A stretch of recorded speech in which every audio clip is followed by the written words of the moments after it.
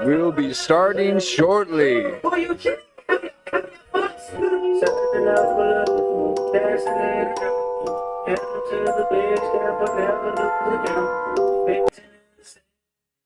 Welcome to the show.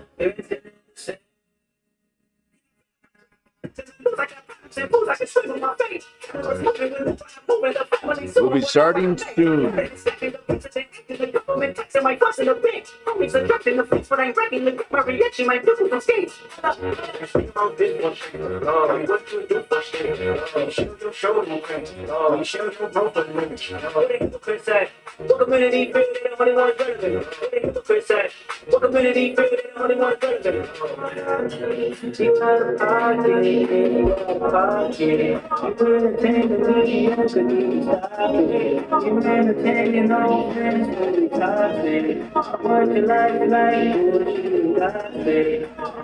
A little distorted background music.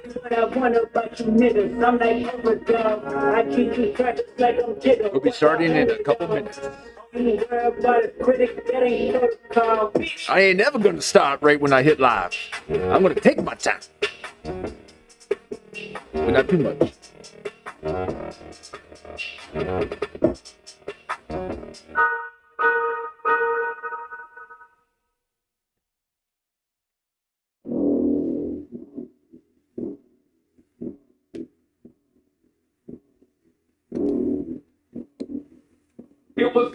What performances I've seen in my life? I couldn't sleep last night because I felt this shit.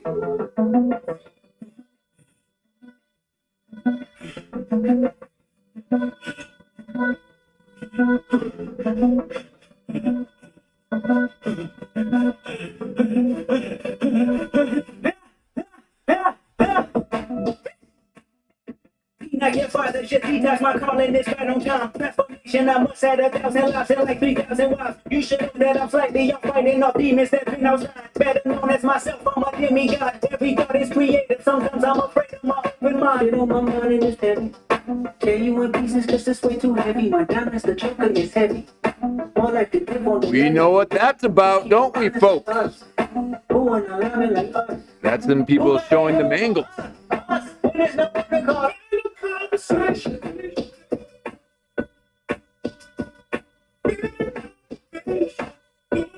I'll be cutting all this.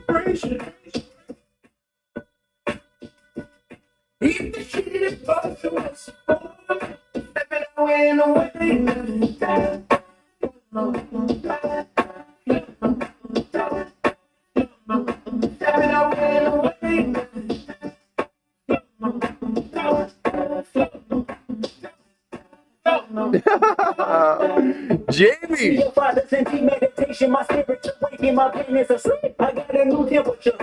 Jumping in multiple forms in the face I believe. I think about Robert Kelly. If he want my last, then I want to hear fight for family. I want to hear from Russia, the way that she moves. I heard that a woman carries. My mother abused young. Like another motherfucker we from. That's every family member. Oh, Joe Rogan gonna start his little dance studio. I'm playing music in the background. It's gonna be real nasty and distorted. Karma for karma, my habits insensitive. Watching my cousin struggle with addiction, then watching her firstborn make $1 million, and both of them off the grid for forgiveness. I'm sacrificing myself. It's a little bit more difficult to add music to a slideshow, apparently. I know a couple of ways of doing it. We are just getting warmed up because we got Jeff down. When there's no one to call us. Hydrate, it's time to heal. Stay, you're frustrated, I can feel. Time back, call the troops, holla back.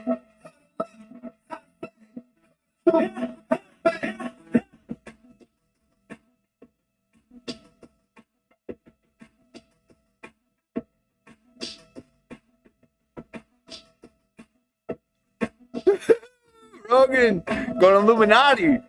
Oh my God. people get taken over by this pain body because this energy field that almost has a life of its own, it needs to periodically feed on more unhappiness. Well, well, well. Man, I hope some of that music got in those speakers.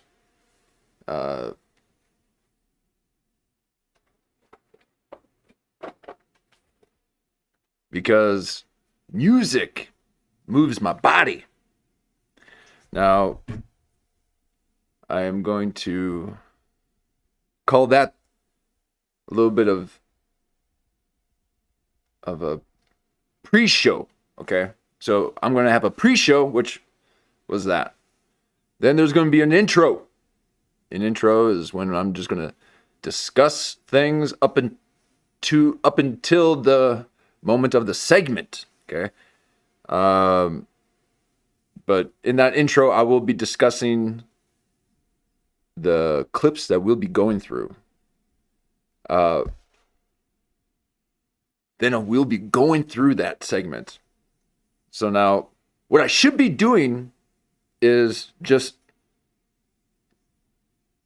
doing it instead of telling you what I'm going to be doing. But this is all information that I'm receiving from AI on how to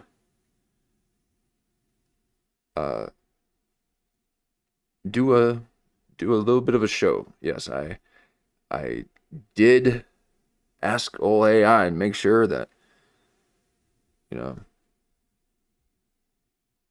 that these numbers were making sense. And it basically just said, shut up and start the show. Okay? Don't be talking through this intro. But you ain't ever spoken before. So how do you know what it is to warm up? I need to resonate. Speak from the soul. But we won't rush it. Okay? But this is just a little slideshow of moments of madness in the making. That is Jeff Dye going full spiritual. He's praising the Lord. Okay? He's converted. A newly convert. So a little bit of slideshow. Let me bring you on over to today's show. Let me make sure I'm in there.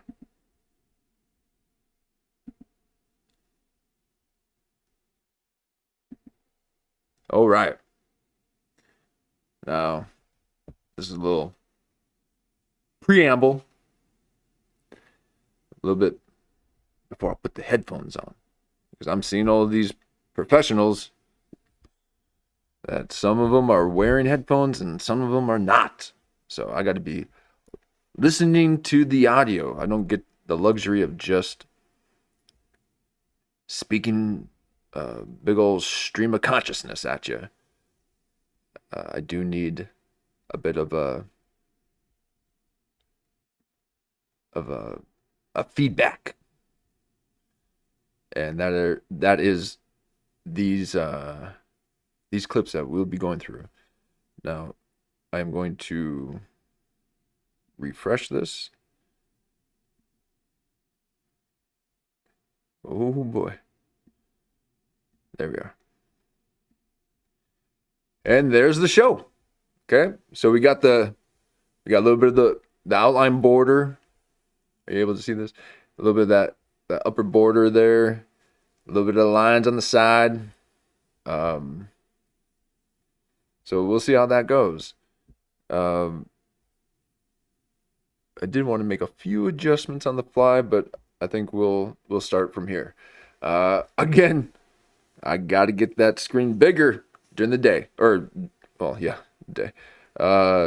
the beginning of the stream.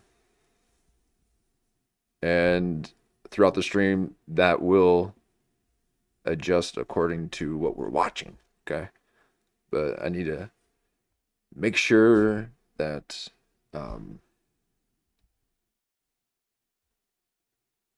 that I don't go too tiny. Okay? I'm only the most intelligent get to go tiny. Okay, that's why Control History is just tiny in the corner, because he is giving you some knowledge. Okay, I've got a little bit of the entertainment part of it. Okay, so you get a little bit of insight, a little bit of knowledge, but not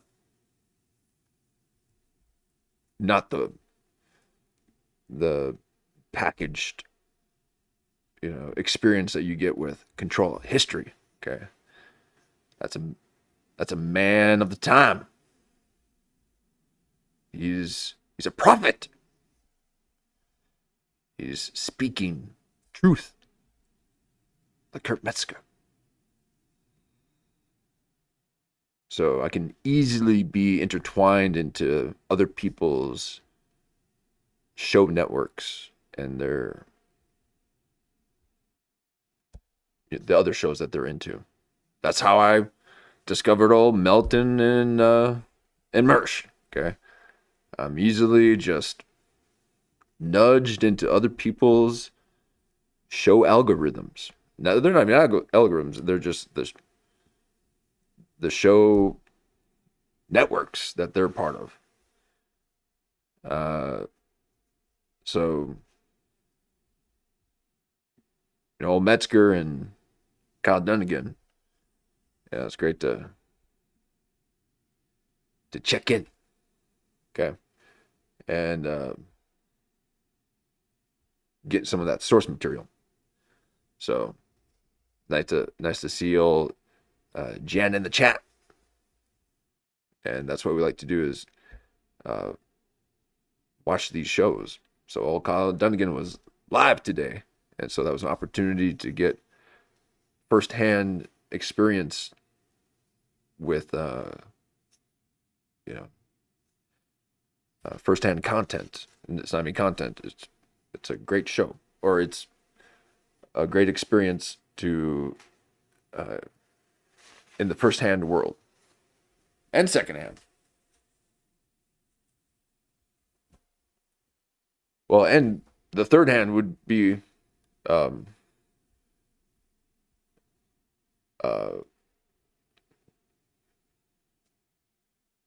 through watching someone else's version, like a redacted. So instead of redacted, I'm doing reacted to. But here we are. Okay. Well, the point was, it was great to have a community. When you get to see these shows go live and participate with them, and kind of get a little bit of a community. So that's great. So I like that Kyle's show feels like that. And a lot of these other ones that seem a little strange at first, and they are very, but they do provide a little bit of a community for people, and it's nice, I guess. But I have no idea who these people are. But it's a wild, wild world out there, okay? But it's quite simple. But we overcomplicate things to posture ourselves, and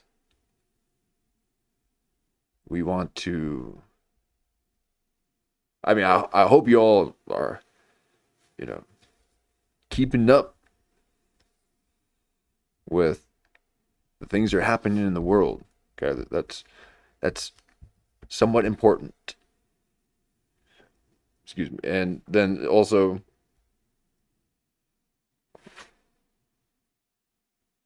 to have a little fun. And there's nothing wrong with having a little fun, even when things are a little crazy out there. So I changed up my whole form, or my whole layout, just to accommodate these people and their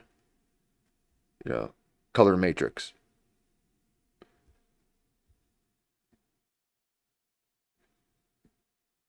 Let me see if I can adjust one thing here. Well, probably more than one thing, that's for sure. But let's see if we can do this.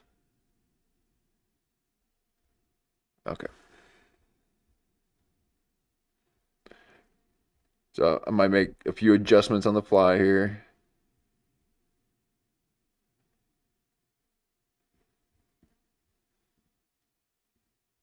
Okay.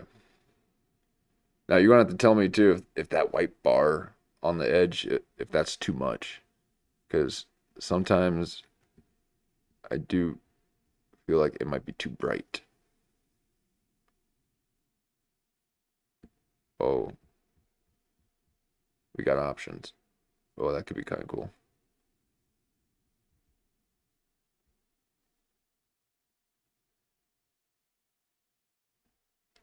And then, all right, so if you want to do that, ooh, I don't know. That might be too bright. What do you think?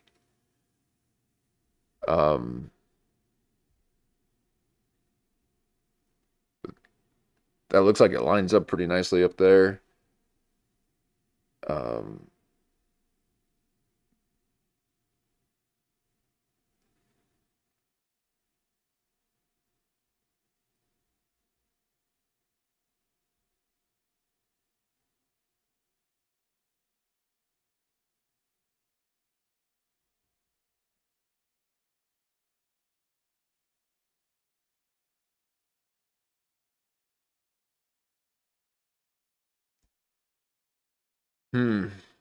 Well, I suppose this is why I'm getting throttled. Okay. How is it?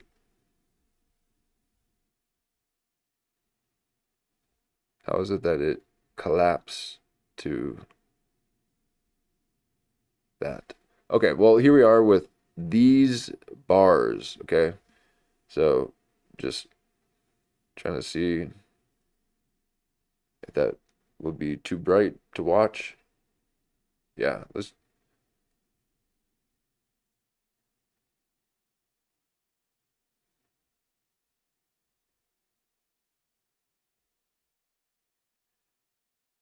Then if you zoom in, it should cancel the white. How about?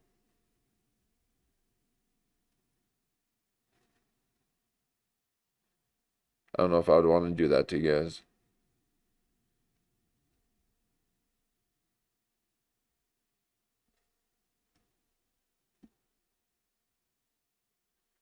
Anyway, these are all things that you have to figure out beforehand.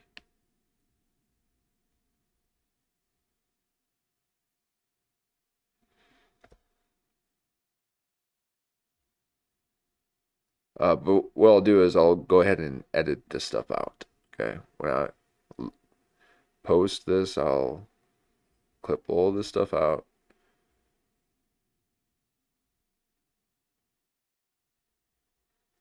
I'm just trying to see if that white is a little too bright, because I kind of think it is.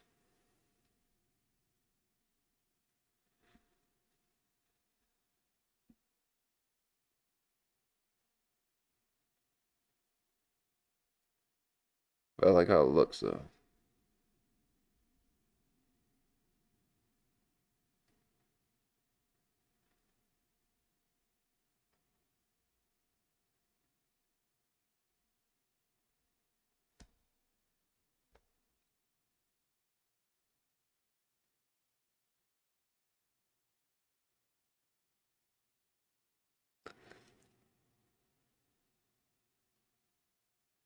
That might be too much. That might be a little too much. Okay. Because does that feel like way better without all that brightness?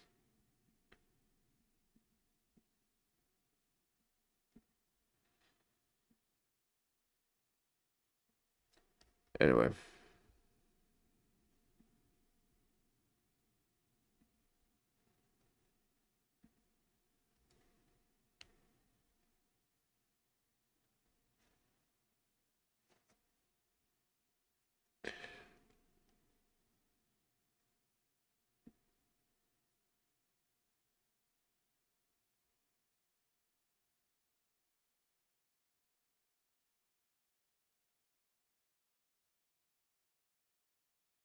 I mean, I think that curve might be a little too much. There you go. Maybe something like this.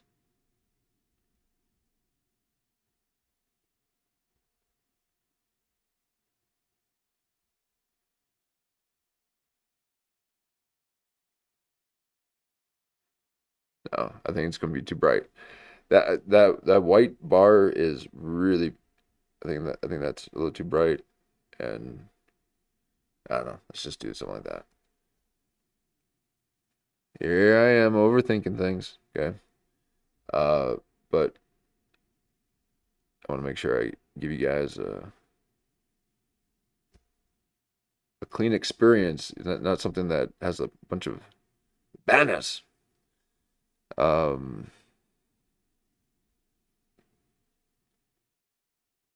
Hey Jan, well, welcome in.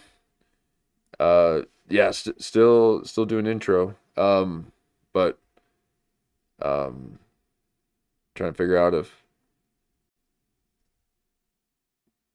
the layout is too bright, if all that's too bright, or if I should just go black like that. We'll see how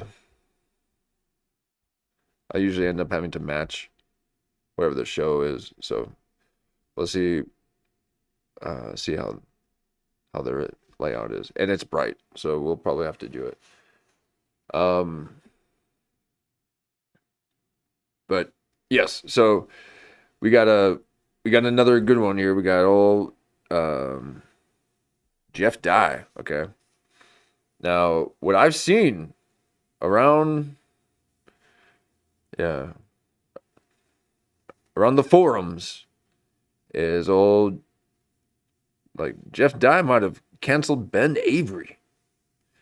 Okay, Ben Avery has been pretty consistent at going at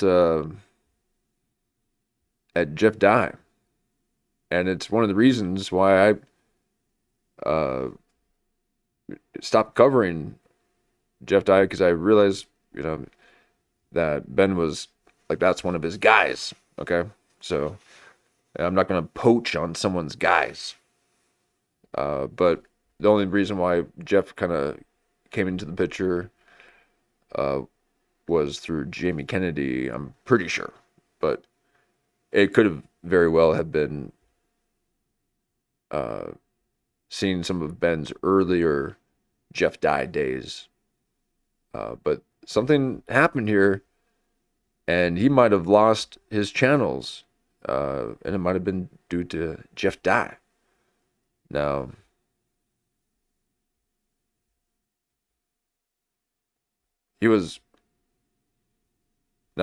his channel is right here, so I don't know which channel went down, but plenty of data going. Oh, okay, so I can double dip. Okay, Jeff Dye needs to be covered. There's far more material here than Bert Kreischer. Good God, stop with the Bert Kreischer stuff. It's enough. Okay. And you're basically punching down with Bert Kreischer. But old Jeff Dye, ooh, and we're gonna see here, because with old Pauly Shore, okay, that got personal quick, and then sure enough, we end up finding out that he did have those dark thoughts about unaliving himself, and he wanted to then transmute that into film. So really eerie stuff there, okay? And I didn't know any of that going into it. I could see it all over him, and sure enough, he confirmed it. So that was completely unintended. And I hope that every day is like one of those days, okay? But Jeff Dye's different, okay? Jeff Dye, he, there's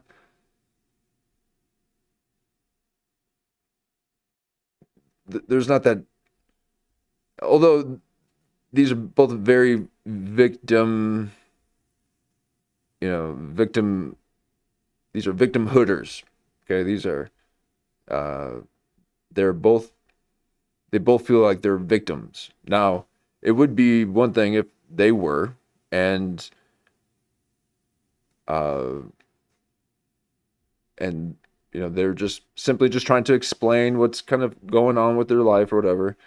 But there is definitely something where they need to be victims.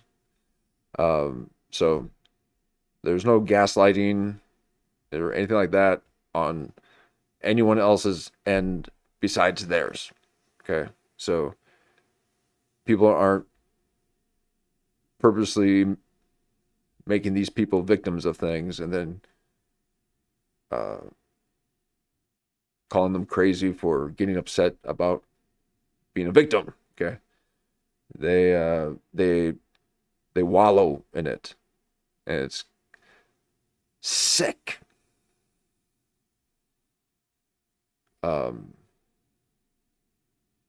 But we did talk about how Pauly Shore might be part of the whole old Hollywood. So who knows what happened to him as a child? Okay, he was in that whole mix. But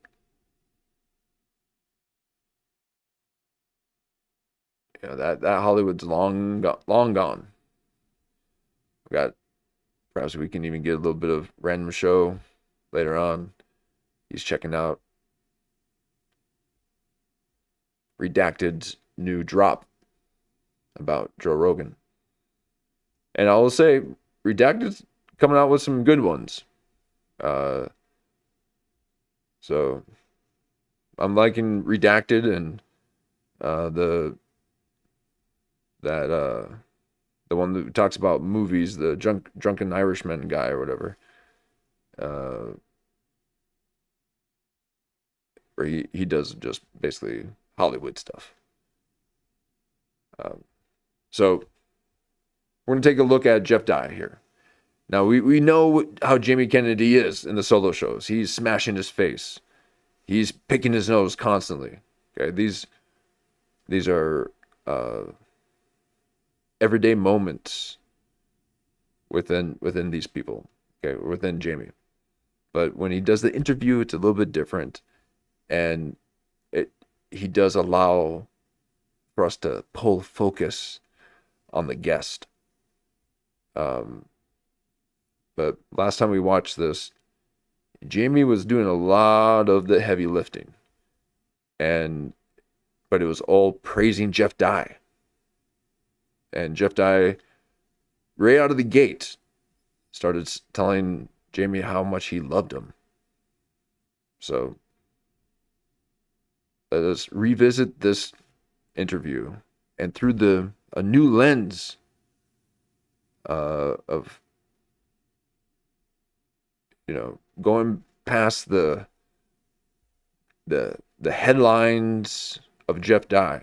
Okay, there's something far deeper at stake here, and I bet we can find it.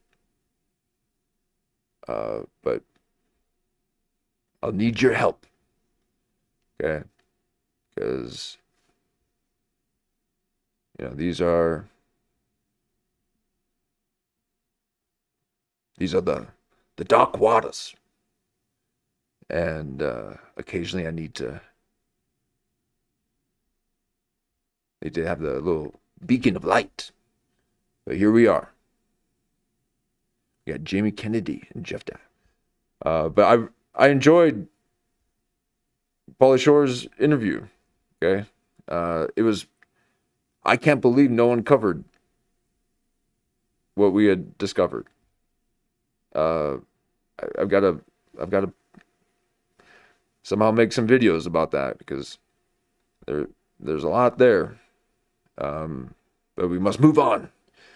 But I'm glad that we finally finished up that episode. So we will be on a watch, on a lookout for Jimmy Kennedy's interviews, and also the solo ones. But I think he's putting them behind the paywall because we were making fun of him. So he wants us to look in his eyes and tell him that he's a good guy or something. I couldn't imagine requesting people to do something after they're looking in my eyes. But here we are, the old Jimmy Kennedy and Jeff Dye. I think I'd only been sober for like a month or something, or maybe like 2 months.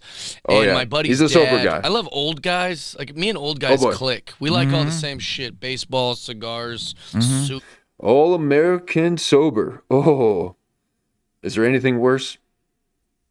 Seriously, is there anything worse than an all-American sober?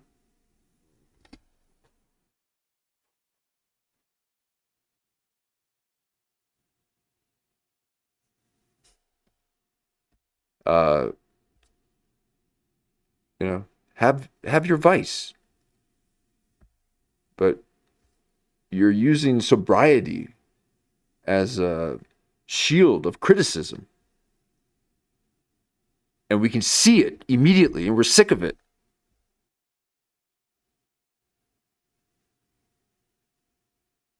You anger us.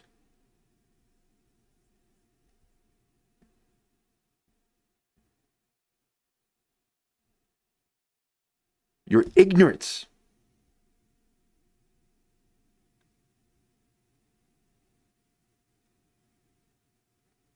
blinds you.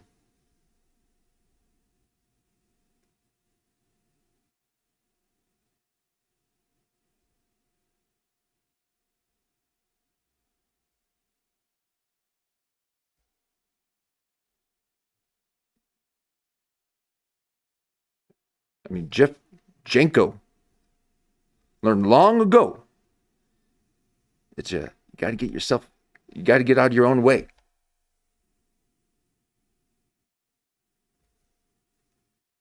But yet you're two-stepping to another episode.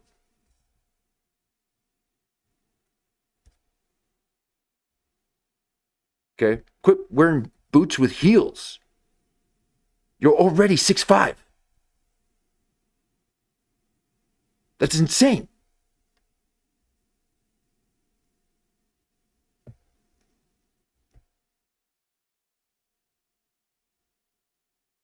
We're tired of you wanting to dominate us.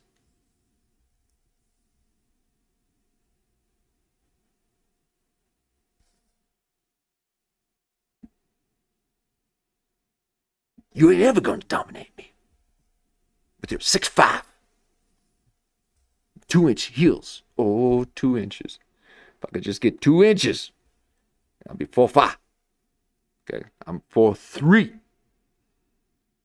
That means I'm 4 foot 3 inches. Okay, see, in old AAA thought I'd call him 6 inches. Okay, I was 6 foot. He doesn't know the difference between inches and feet. Okay, I do. And I know what 4'5" is. And that's my logos beacon. Okay, I want to speak that into existence. The power of logos. Okay, but Jeff Dye wears heels, and he's already 6'5".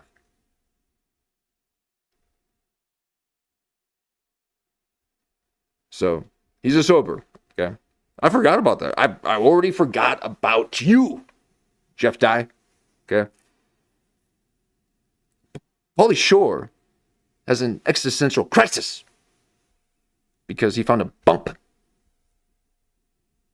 and needs to know whether it was all worth the trouble. And if you made a mark, you didn't.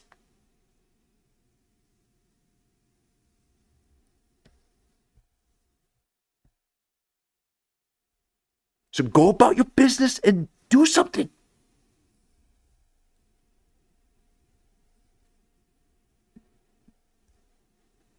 So they need reassurance. Ooh, that's sweet reassurance. To know if someone else thinks that you're going down the right path. That's crazy, Jeff Dye. Okay? But that's what we, it's just scratching the surface, okay? Feeding the birds a walk, Very similar. And so this old guy who's my buddy's dad, one of my best friends, Jeff Wirtz, his dad was like pouring a glass of whiskey, and he's like, "You want one?" And I was like, "Man, I would love to just sit with this old guy and drink a whiskey," and I didn't. But those are like the only 2 times I can think of where it's reared its head. What?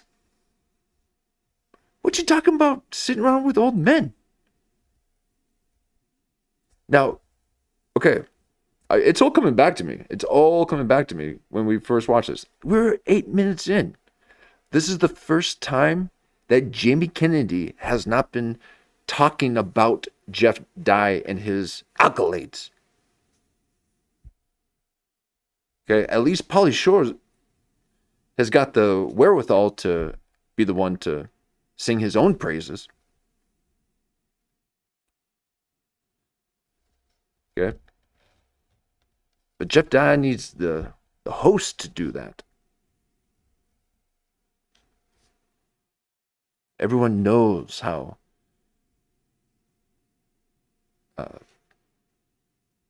uncomfortable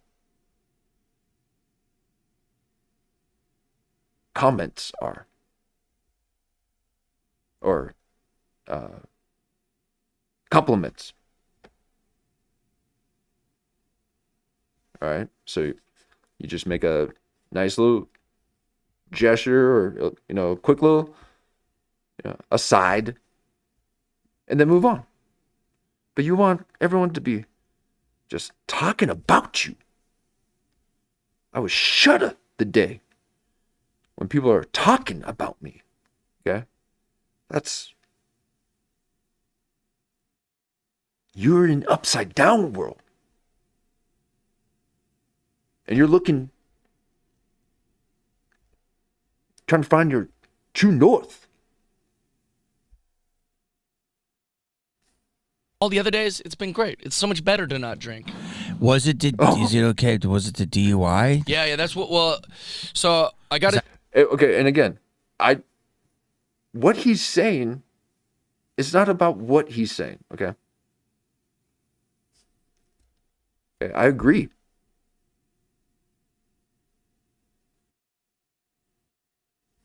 But he doesn't believe it. So he's saying these things to convince himself constantly. Every single time he's in front of a camera, this is what we have to hear.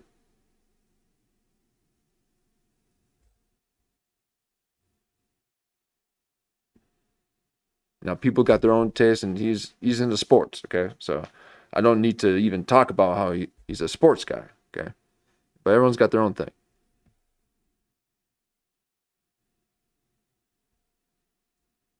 But quit trying to rewrite your narrative. Your history narrative, okay? It's what are you doing? DUI. I texted you during Yeah, that. it's very nice. And you had I don't even know what happened during it. That's what was so dark is I crashed my car meeting a girl that I used to hang out with, and I liked her a lot. So, in Jeff brain, I was like, maybe we're going to rekindle, and maybe we'll hook up, and then maybe we'll start dating again. I got way a cart ahead of the horse. And so I'm trying to get there because I was late. And I was only late because I was drinking the night before so much. So it's in the morning. I'm like, I overslept. And I'm just driving to get there. Lost control of my car, crashed it. Ooh. But then in that moment of crashing it, I was like, oh, fuck. This is like the things I hear where they're like, you can get a DUI in the morning because they'll ask if you've been drinking the night before. Okay.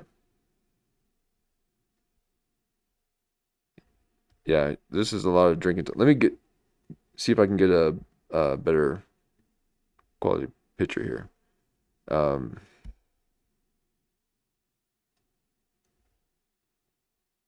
Yeah, what's happening? Oh, geez. Sorry, guys.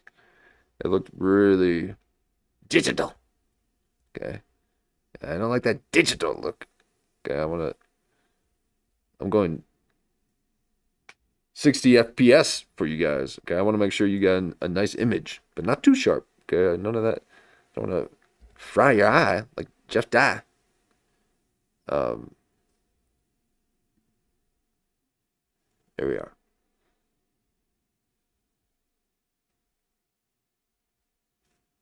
Okay, that's much better. So sorry about that. It was way low. Make sure my internet's okay. That looked a little rough. No, we're doing okay. All right, here we are. So Jeff Dye is, yeah, he's talking sobriety. I mean, I've spoken for 600 hours in the past 28 days. And I've never spoken of alcohol or sobriety. So this is all that he talks about.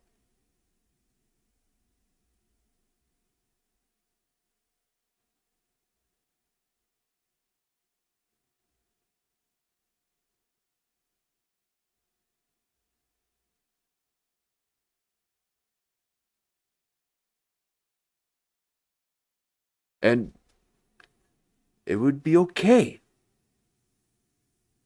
if, again, you weren't using that as a shield.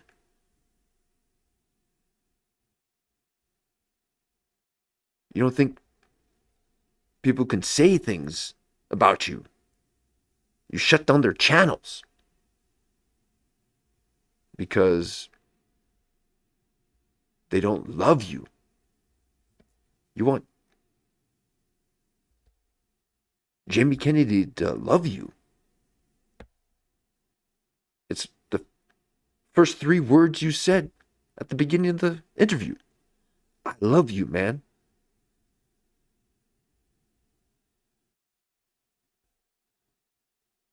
You don't know what love is.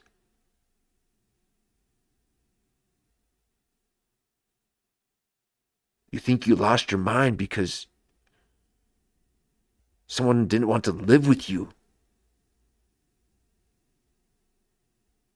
How can she when you can barely live with yourself? I've heard so many stories like that.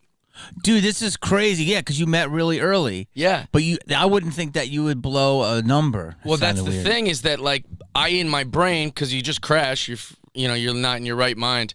In, like, those 5 seconds, I was like, oh, shit.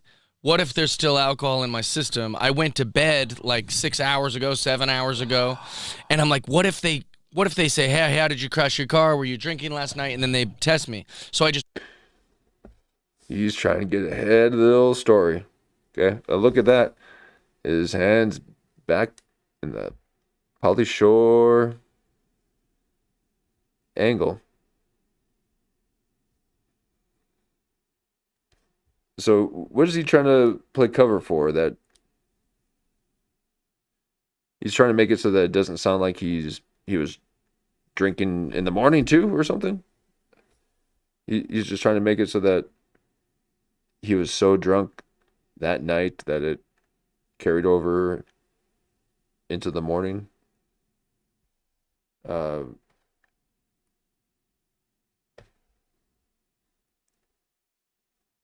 Pauly Shore is easier to follow. Okay, he jumps from this, and then talk about how how things used to be, but then he talks about him still doing it. So he's like, oh yeah, I used to do all this crazy stuff, and I got in this huge accident and stuff, and so I've been sober for 2 years, but I go out to the bars 7 days a week, and I'm at the karaoke, because I'm doing my sets, and then I go to the karaoke bar with my friend, and it gets a little bit tempting, so I leave when it gets a little too crazy, but no, I'm good, yeah. No, you ain't.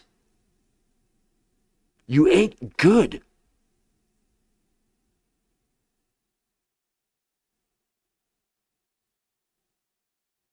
You're tiptoeing in the lion's den as if he can't hear you.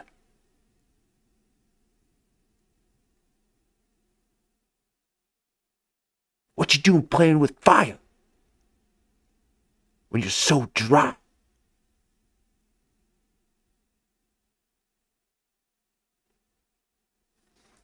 Ran. Because my whole life I crashed a car into a tree and then ran. Where? What? Burbank? In Burbank. What street? Right by Milton Edie's. You know that I street? love that. I go there all the time. I have clothes there now. I go there to go to Coffee Commissary, and I look. Wow. So he's doing this, and so his own neighborhood, but who knows how long he's even lived there, because he's already moved to Austin. So there's no sense of history or rootedness within a neighborhood where you would be so embarrassed to conduct yourself in such a manner, because you know every single person, because you've lived there for a while. But not these city poppers. They'll just pop into another city and kind of check it out, and it's their sandbox, okay? And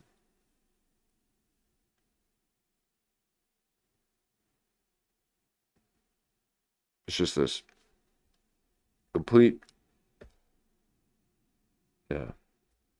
ignorant abandonment. And it's very ego driven, okay? So here he is crashing that tree all the time.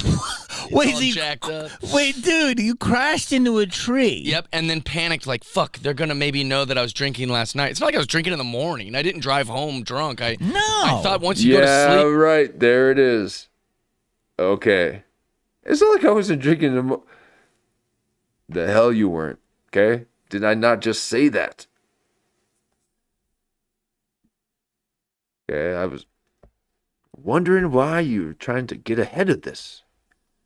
See, he's trying to tell us what to think about it before he even tells the story. And it doesn't give you an opportunity to come to your own conclusions.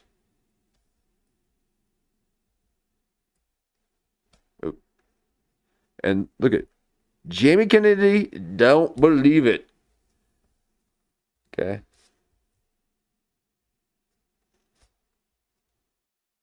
You know, having you on the old big screen with your eyes closed is basically like with your pants down. Okay. Looking a little Asian. Looking a little Asian. Not even gonna. Oh man. I can't get canceled in my first month, folks. Okay, I gotta think the long game here. Okay, I'm just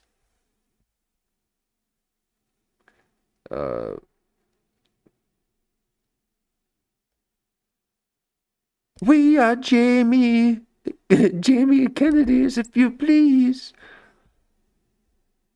You're looking like a Siamese cat, Jamie Kennedy. How you do that, you little shapeshifter? I'm glad he he reserves the nose picking for his solo streams. I have no idea why a man picks his nose so much, except for the phantom feels of a bad shave where you went in a little too deep in a couple areas, and when you talk you're slightly reminded of it because your lips don't curl up like they used to. Okay, you ruined your face, Jamie. For what? An opportunity to be on NCIS Miami? This again is another front-facing actor, okay? He's only doing those shows that do front-face views. You're not gonna get a profile, like a presidential profile out of Jamie Kennedy. All right. So these are, it's slightly above background work. They won't even call it a day player. It's just your flat face. No, he's got a bit of a dimension there, but old Jeff Dye sees that he's a drinker. Okay, and that's what makes your face all puffy. So again, if you're gonna drink, make sure there's not a whole lot of calories in it.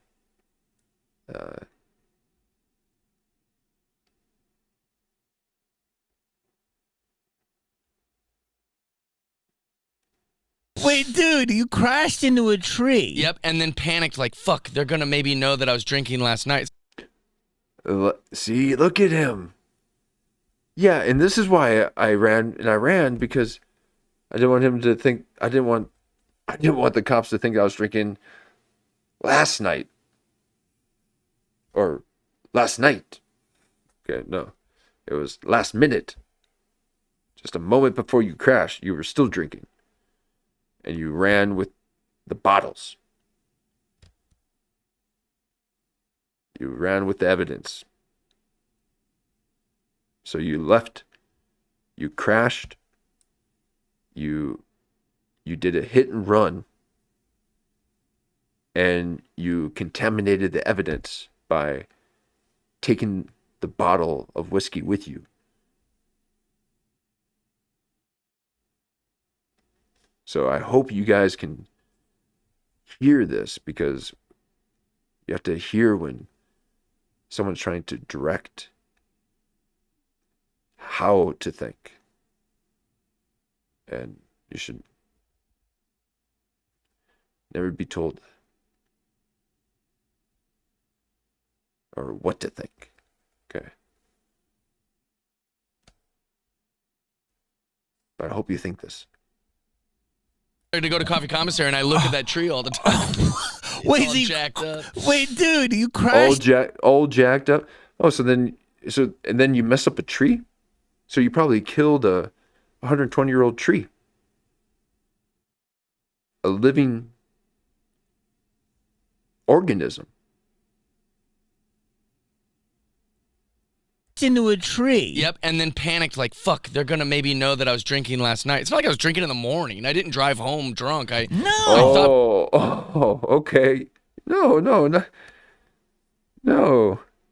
He's like, I do that occasionally, so no. Yeah, that is definitely a recognition grimace. He's like, no, but yeah, you do it too sometimes. Yeah, he's got his reminder to never drink in the morning again. So let's see if Jeff Dye has a couple reminders of never doing that one thing that almost collapsed your whole life. once you go to sleep, it resets, you know? Like I didn't think I do about it. too. So then I do too. Sorry, there's a lot. Okay, because again, Jeff Dye throws a lot at you. Okay, so I gotta kind of slow him down a bit and pause and go back because this is what shysters do.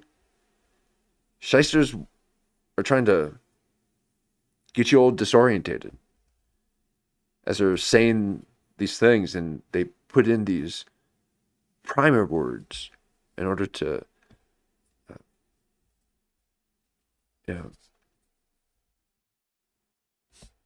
mad lib the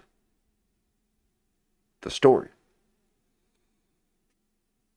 But you ain't fooling us, Jeff Dye. Okay? Not even you can fool yourself.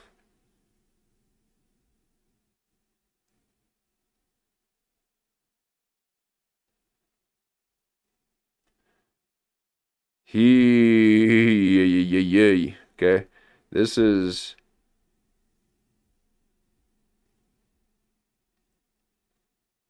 okay, that is him remembering. Okay? He is remembering that moment. But what moment is it that you are actually remembering? Okay? And that is what this look is. It's the part that he's not saying, is what he is seeing. And with the raised eyebrows, he is self-affirming that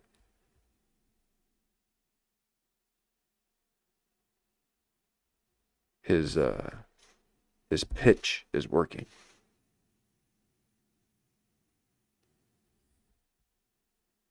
But it ain't. And I guarantee you, you drank the night you drank the night before this interview. With a poofy face like that, there's no way you didn't drink.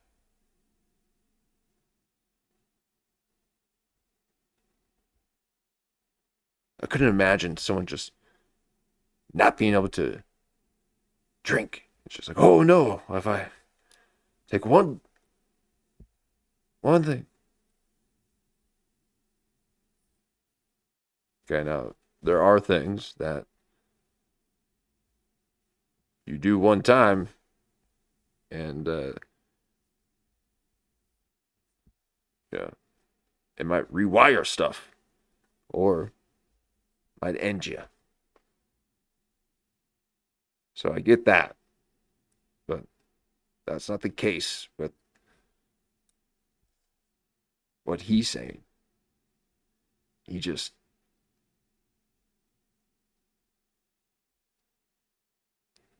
fled the scene of a crime. He's admitted it.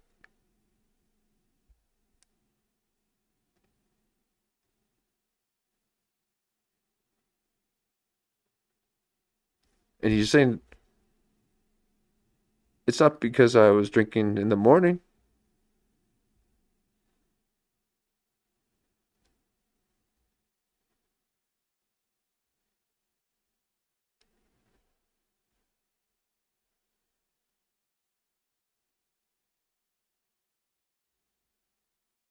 Okay, and he could do Hollywood. He's 6'5". He can be with those other Icelandic people. The old Viking guy, who looks strange, by the way. Okay, he doesn't look like. Yeah, that's Swedish Viking. Okay, that's not a true Nordic. And neither is Jeff Dye by any regards. But I'm just saying, at 6'5", he could be with that old Swedish guy or whatever. The one who's got a dad and a brother in the all weird names. They're not weird. They're just fine. It's just a different language. Okay, don't get all sensitive, you Swedes. But yeah, again, he's not. This is not anywhere even close to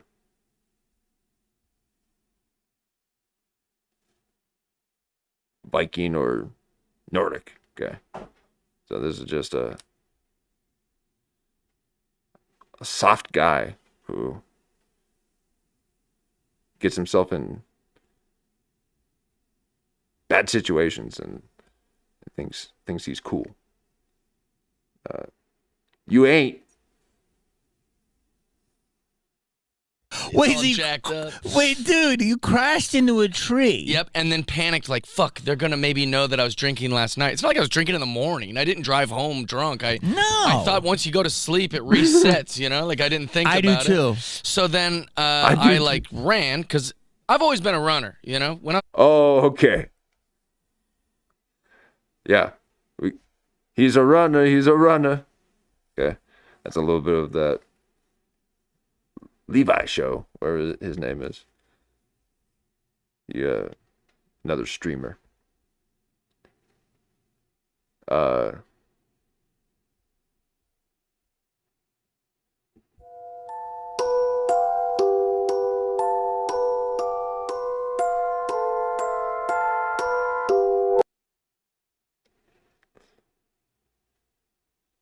He's just like, I mean, I'm a runner, right? Did you believe that? Okay,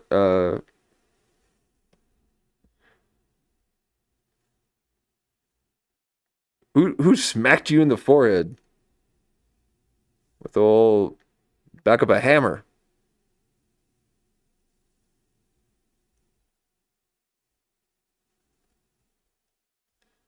Anyway.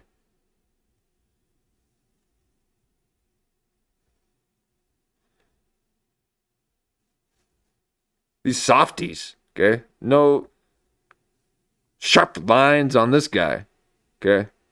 If you look at me, I've got sharp features.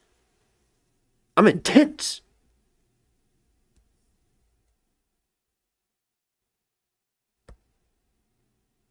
Okay? I wear glasses so I don't scare you.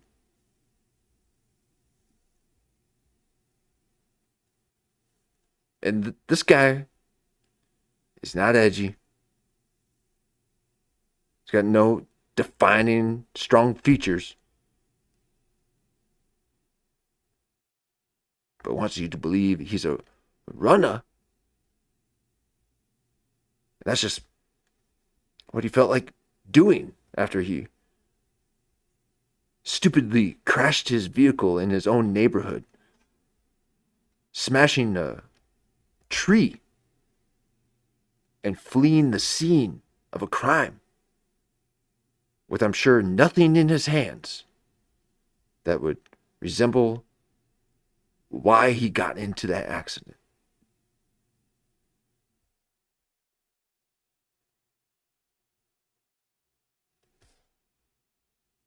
As a kid, you play baseball, you break a window, you run, you know? Yeah. Someone yells cops, I run, you know? Like, Yeah. every relationship I've ever had, it gets bad, I'm like, I'm out. You know, like, I'm a with you. runner. Yeah. So that's Jamie's little inside I ain't buying it kind of look. Okay, he's like, okay. And the fact that he still has energy after spending the first 8 minutes nonstop talking about his praises, Jeff Dye's accomplishments. Okay, he's got a lot of energy. I know it doesn't look it, okay, but that's a lot of energy for Jamie in the back of the eyes right there. Okay.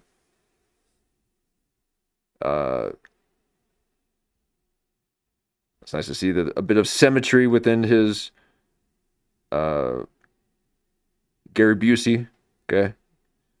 The one going out was a bit unhinged. Okay, I need at least both. I need some symmetry and your Gary Busey. So thank you. But we all are kind of wondering when you're gonna stop dying it. It's very sad when you see men trying to look young. It's gross, actually. This need to resemble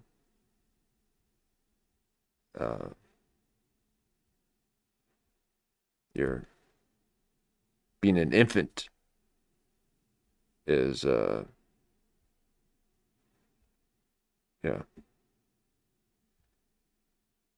it's a lack of individuation, my friend. Okay, and you need to know what it is to be human.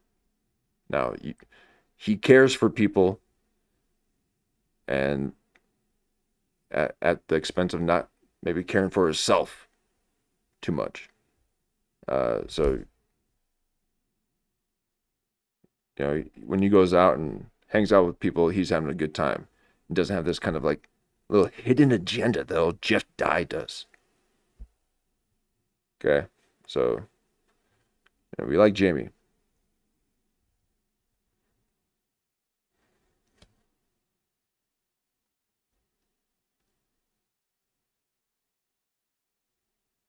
No shield maiden. So, yeah.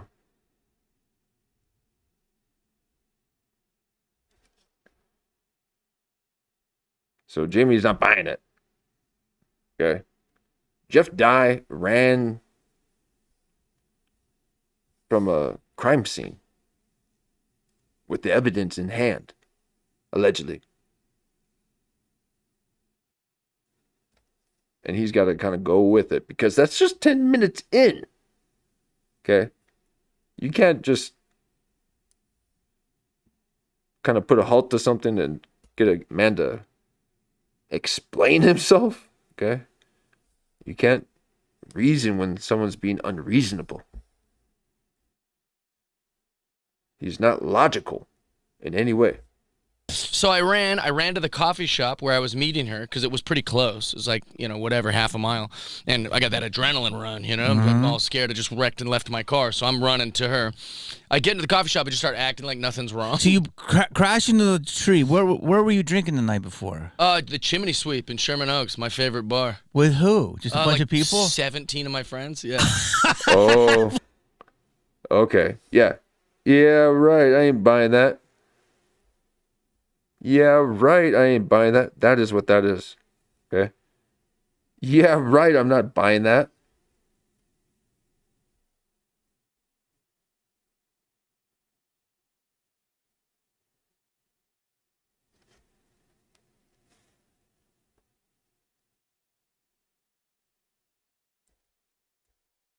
And he's like, are you buying it? No. Crash into the tree. Where were you drinking the night before? The Chimney Sweep in Sherman Oaks, my favorite bar. With who? Just a bunch like of people? 17 of my friends, yeah. I even told the Uber driver like that night, I was like, tomorrow I'm meeting with this girl I used to like. It's going to be the best day. I had no idea it would be the worst day of my life. So you're drinking the brown shit. Oh, yeah. Hardcore hard, brown. Hard, all night, you know. You go to bed at 5. Yeah. You sleep or whatever. You get up. You meet this chick at 8. Yep. And the cops come into the coffee shop. Wait, so you crash your car? Yep. I heard this story, but never these details. Yeah. And then you run. So you run the Priscilla's? I ran to Coffee Commissary. You go to Commissary. I know half a mile exactly where away. that is, across from NBC. Yep. Old NBC. You just leave your car like, yes. And then, but I'm is like, it making noise? I'm buzzing, dude. No, the car was like on fire. Like I crushed this thing into a tree. But that's what, so then I leave it. And then when I'm at the coffee shop, I'm doing my best acting of trying to act like I didn't just abandon a car and like whatever. And I told her, I said, you won't believe what you. Was that the only thing you were trying to do your best acting in? And he's about to say, you won't believe what just okay. When you're using that kind of vernacular, you won't believe. It's because You're telling lies.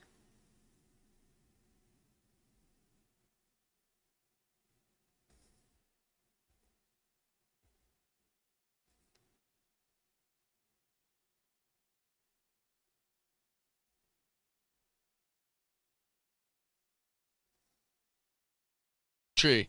But that's what, so then I leave it, and then when I'm at the coffee shop, I'm doing my best acting of trying to act like I didn't just abandon a car and like whatever. And I told her, I said, you won't believe what just happened to me, because I'm like debating on telling her. But I also don't want her to judge me like, you left a car? And then in my mind, I'm like, I'm in love with you, bitch. Like, that's why I did it. I left it because I didn't want to ruin this, but like, you know. Medium women key don't see it romantic. like that. That was romantic. I know, I should get credit for it. That's just so insane. How is he telling this story? And how is... I mean, is Ben Avery covering this? I know he's covering a lot of stuff, but... We don't believe you, Jeff Dye. Okay? It's Jeff lie.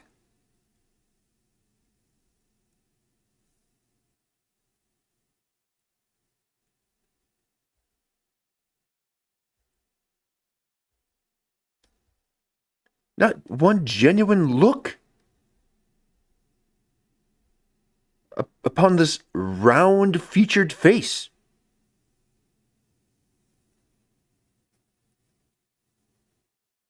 Now again, the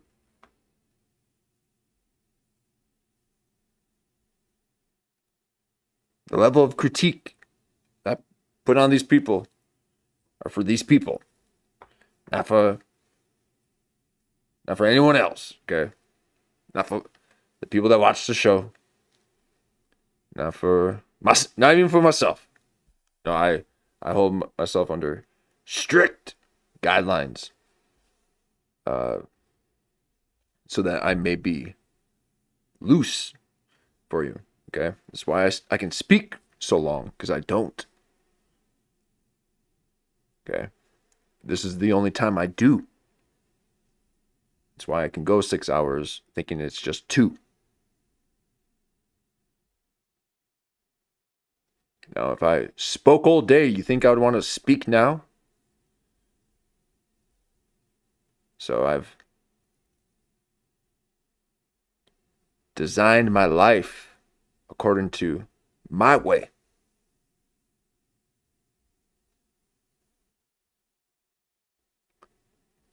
And I am still in service to people.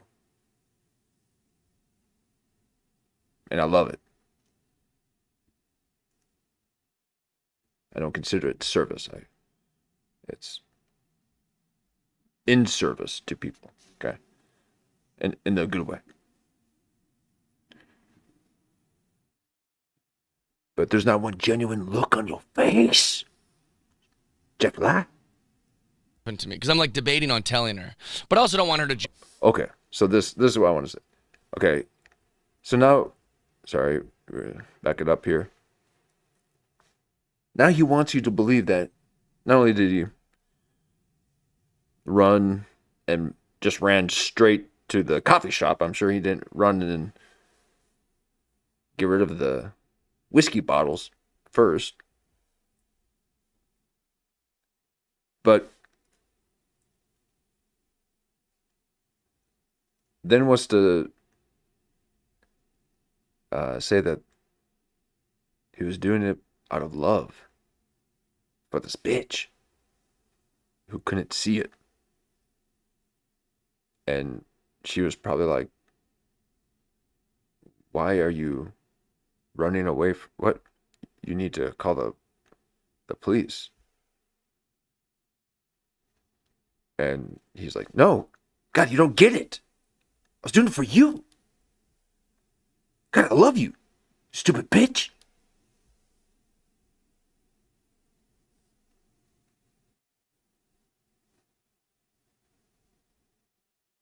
Does Jeff know what love is? Okay.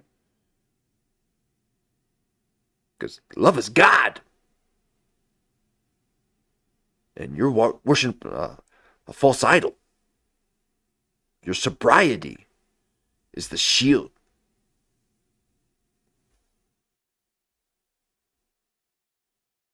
Shield made him.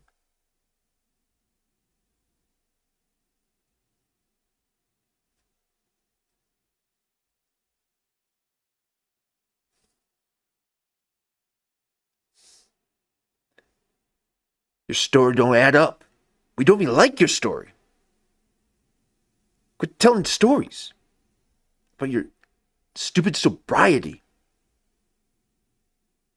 Why? Because Red Bar covered it once, and now you gotta say it in every single interview?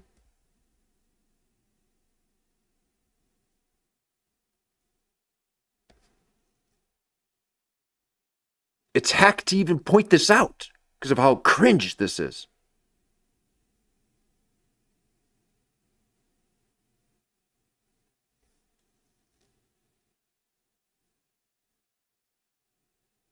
But you ain't gonna do your little kung fu mental gymnastics on me.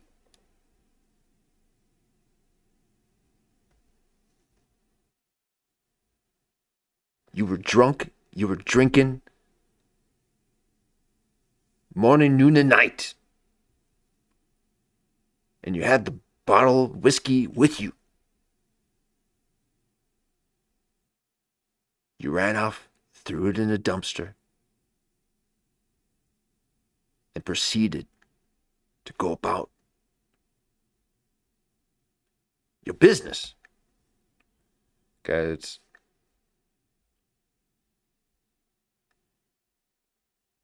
no one would do that unless they were drunk.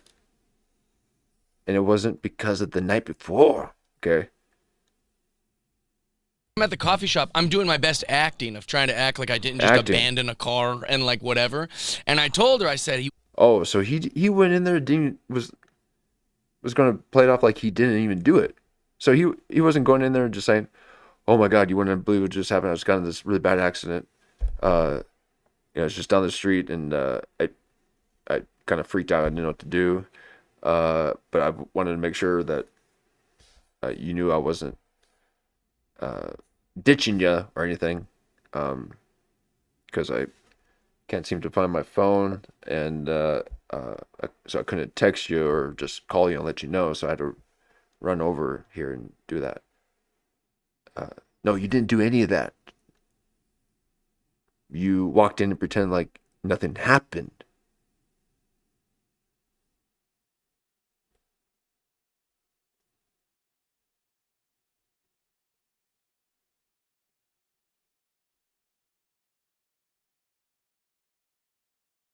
I mean, this is like going back and seeing the moon landing footage. It don't add up.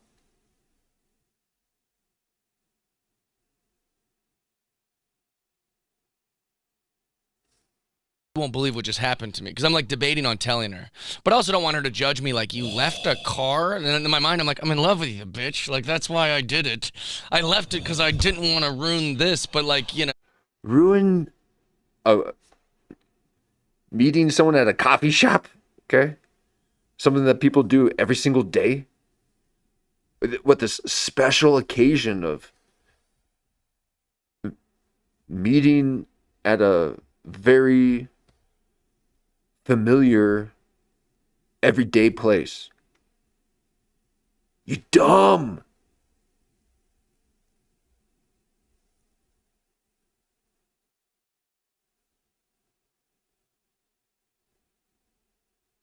What's worse about this is that he thinks that we are as dumb as him.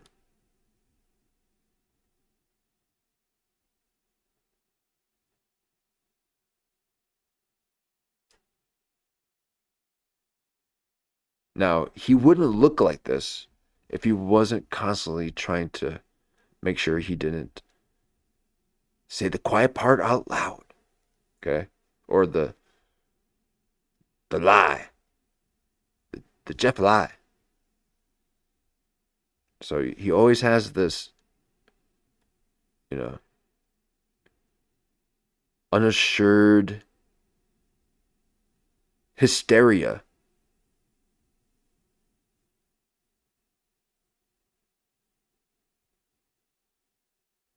You don't see that in Jamie at all.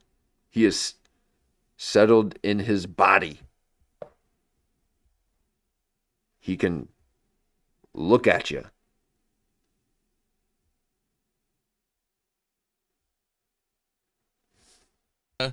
Medium women key don't see it romantic. like that. That was romantic. I know, I should get credit for being romantic. That was Instead, romantic. It's like, what kind of psycho leaves a car? I'm like, To this see is her. shit you'd see in movies, is what I thought. That was romantic. Yeah, I thought. Oh, his best acting. Yeah, it's in movies. So I was going full Meisner. We got another. Yeah, another Meisner here.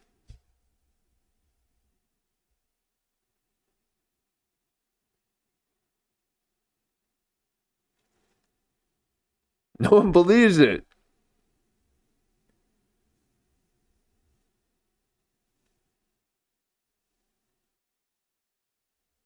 What are you, Mexican? I can almost see it, but you're not cool enough to even be Mexican. No, not even You're not cool enough to be Mexican. Okay. Some cool people. You ain't one. I could be. I'm 4'3". Okay. There's only that one place with the giant Mexicans. Only Mark Norman knows about it, apparently. So he likes looking at giant Mexicans. It really was. But wait. So, the cops found me in, like, I don't know, 5 minutes. It took them no time because while I'm standing Why? there waiting for our coffees, I thought I was keeping it together pretty good, being like, yeah, good to see you, whatever. And then the cops come in and like, hey, were you driving today? And I'm like, they're just trying to, like, turn my back to them. They're like, hey, man, did you drive here? And I was like, yes. What? And then he's Oh like, my did you God. drive together?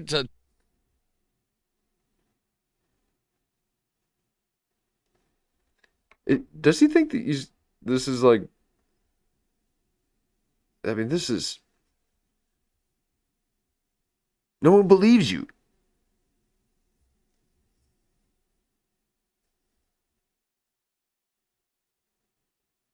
And then try and play dumb with the cops? That's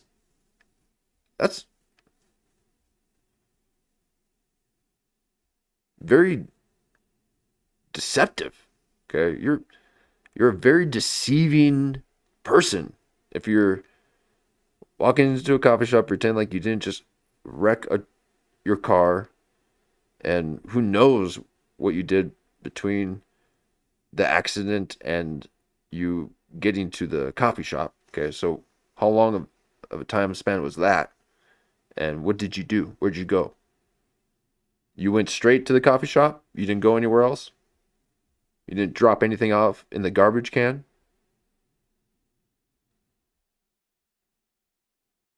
Because you want us to make sure that you weren't drinking. Okay, you said it several times that you weren't drinking in the morning. You said it's not like I was drinking. It's not like, guys, come on. I mean, only a crazy person would do that. You're not even cool enough to be crazy.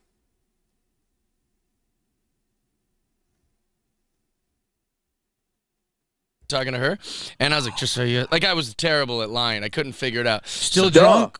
I didn't feel drunk, Okay. but evidently it was still, it's still over the legal limit of driving. But I will say that with a Oh, straight yeah. face, like, I felt fine. With I've this- driven like that a billion times. And you're a big dude, so. Yeah, so I go to the Yeah. cops and go, hey, let's talk about this outside. Oh, the psycho. Okay, so he's trying to cowboy the cops. Really? Hey, we need to take this outside. You're gonna tell the cops to take it outside? Who do you think you are?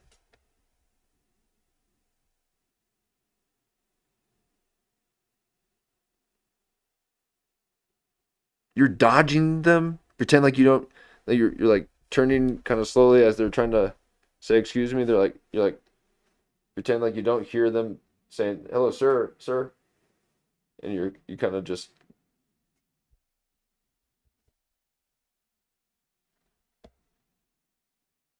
"Huh,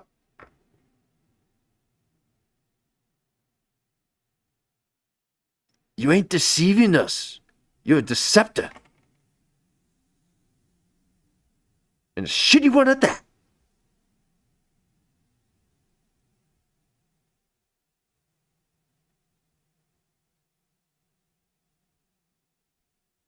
You're a chipmunk.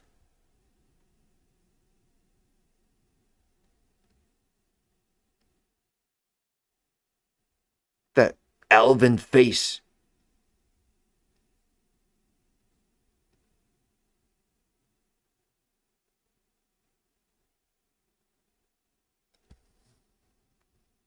So the cops take me outside, but the problem is that they're in front of the windows. Oh, that's the problem. That's the problem. So he's a man who doesn't want to be on display. Okay? Are you kidding? I want to make sure everyone watches if a cop is talking to me. Are you kidding me? You think I want to be talking to a cop alone? I wanted it to be the most public thing ever. Okay? That's how you know you're going to be safe. Or at least shows that you're not hiding something. Because you would just turn and you'd be like, "Oh, hi, I'm sorry. Can I help you? Oh yeah, is that your vehicle out there? Did you crash your vehicle? No. Oh, why? What happened? Oh, there was just a vehicle that wrapped around a tree. This old 120-year-old oak. That's part of the historic preservation of our city. Completely destroyed. No, he didn't say any of that. Okay, so he was guilty, so he was acting like that. And now he's acting like that constantly in every single interview. Like he's guilty. Okay?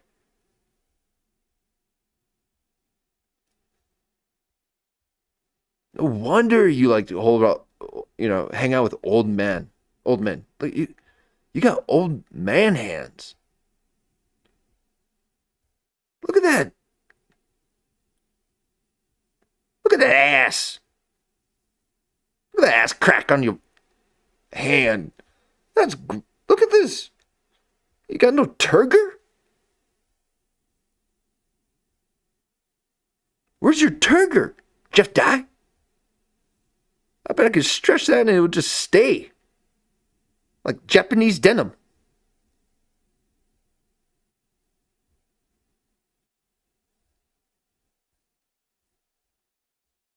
You gotta start telling you gotta take your iron?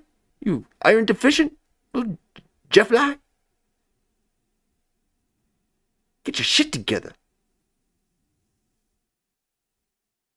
And quit insulting our intelligence. Thinking that we actually buy Jeff Die. We don't buy this shit. We don't buy your lies. Just die. But that is old man ass crack. In your palm of your hand, you got an old man ass. Match your chin.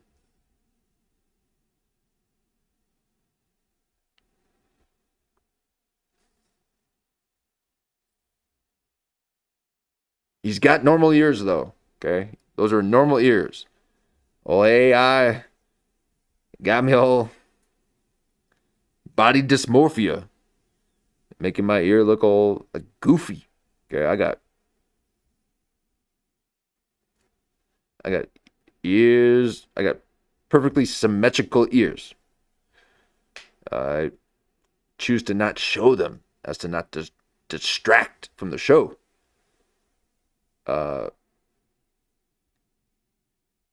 but your face looking like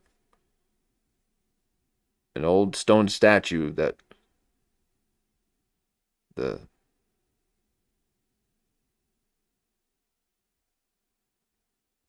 the people that took over the land at that time then cracked the nose right off. Okay, you look like a broken nose stone statue. Okay, no definition.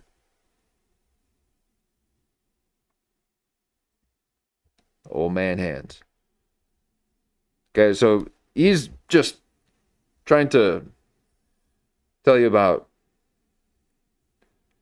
that he's gonna tell the cops that you have to go out. No, they pulled you out because you walked away from a crime scene. That's a hit and run. Now, correct me if I'm wrong. Okay, correct me if I'm wrong. If that maybe it's only a hit and run if it's another vehicle. Again, I could understand if you're running to then get assistance, okay? But you try to play it off like you didn't. Like it didn't happen. That's really... Yeah. And then gaslight her when she's questioning you. You then make her feel like she's crazy. And then telling her, oh, I'm doing it for you. How come you don't see it like this? What are you, dumb?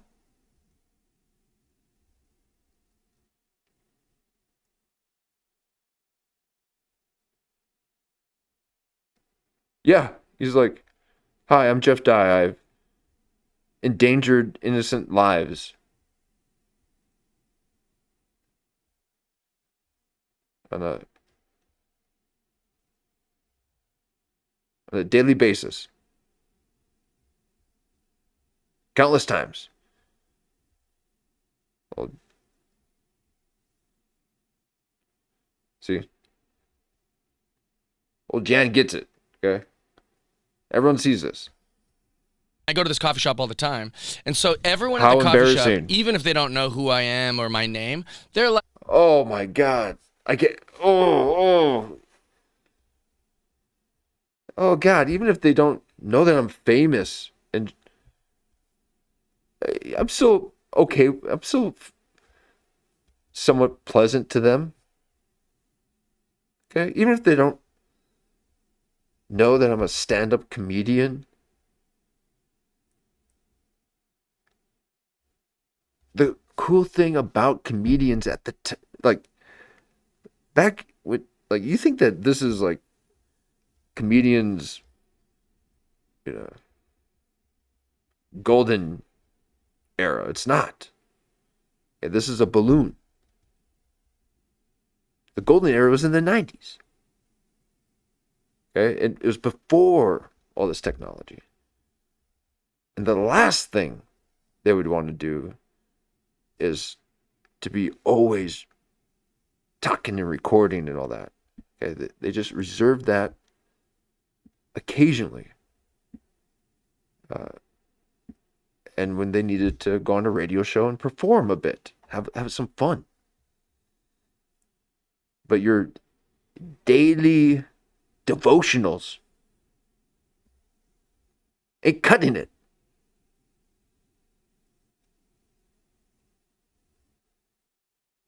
I don't see you in a...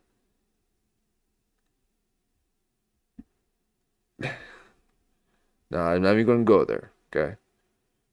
I'm going there. I'm sick of your sweaters, Jeff Dye. Okay, man up. Never seen so many sweaters in my life. And they're cream.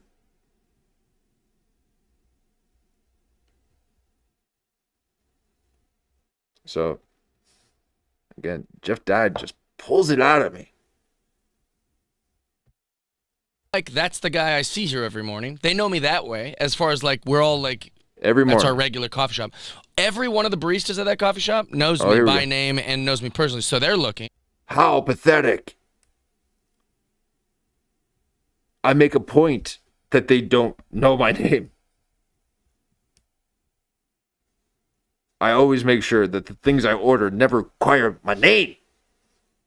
No, I give them my name all the time. It's ClipVirgin. But they, imagine just wanting people to say your name.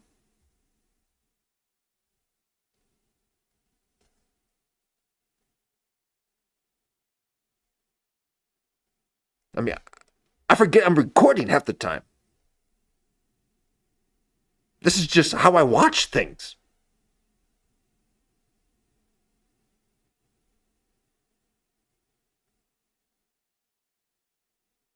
I mean, I can't think about people watching me, Jeff Dye.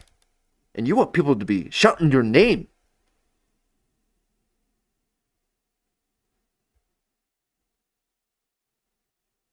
Standing on stage 7 days a week. In a place that apparently you have a troubled past. And maybe a criminal past from it. And you still step into the den every night, playing with that holy fire. See if you can just hold it in your hands. You just want to hold that drink in your hand. Just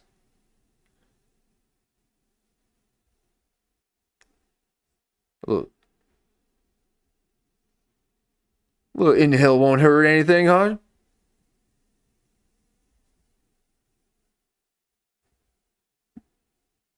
So Jeff Dye will lie to cops, lie to his girlfriend, break the law, and think of it as acting.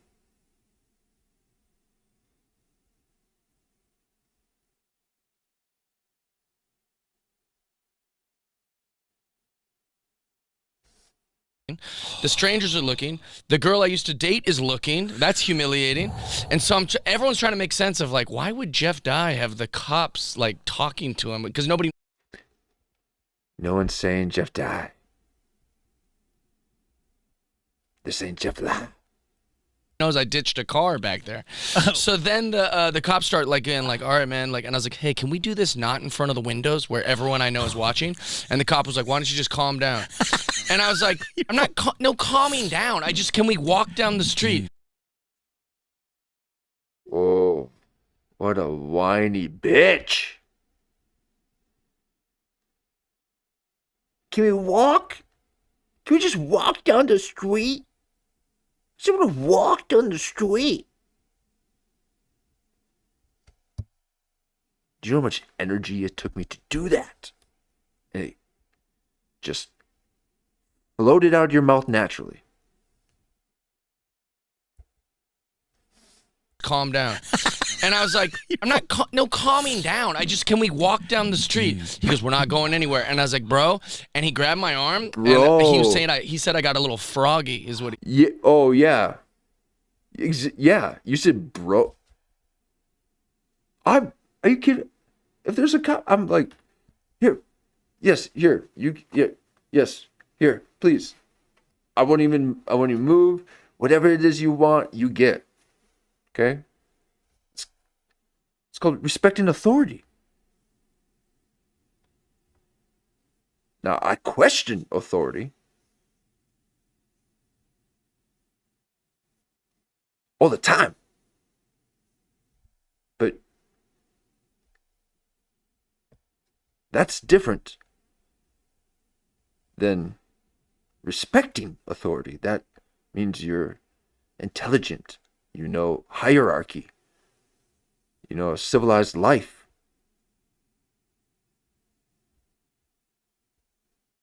You know, decorum.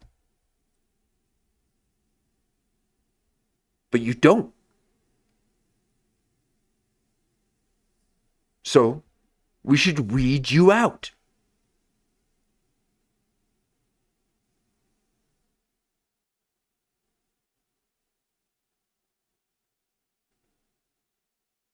Okay, that doesn't help anybody. It doesn't even help you. We would leave this alone if you were just doing your thing. The surfers in Hawaii, they're just doing their own thing, and they look healthy for their bliss. Okay, their bliss life. They're following their bliss.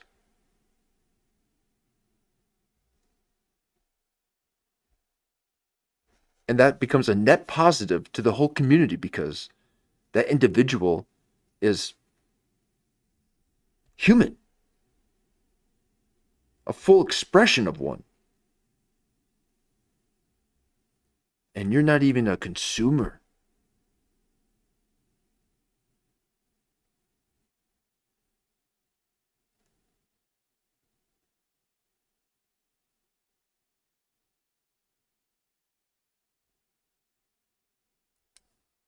I've never heard that term. And so then we just fucking started scraping. And No! 3 cops and me wrestling around. This is like a Ben Oh my God. Stiller scene. It was terrible. Dude, wait a minute. So it was like, hey, no, I'm just, no, Yeah. I'm just fine. No, you're not. Whoop. And then it's just a Exactly. complete misunderstanding. Totally just me trying to not be in front of the windows. You were wrestling cops? Actually Yeah, wrestling it was them? not good. Yeah. Yeah, they do suck though. Jesus Weedman is correct. Okay, they do suck. Okay, I'm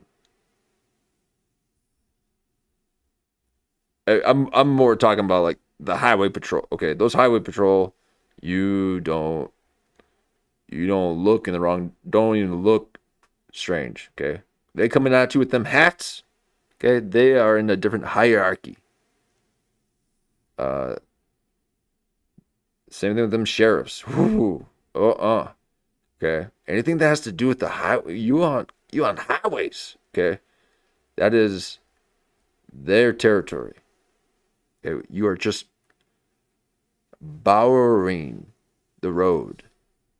Okay. That is their prairie, and they have, yeah, those cars are them horses. Okay. But yeah, the city cops and all, yeah.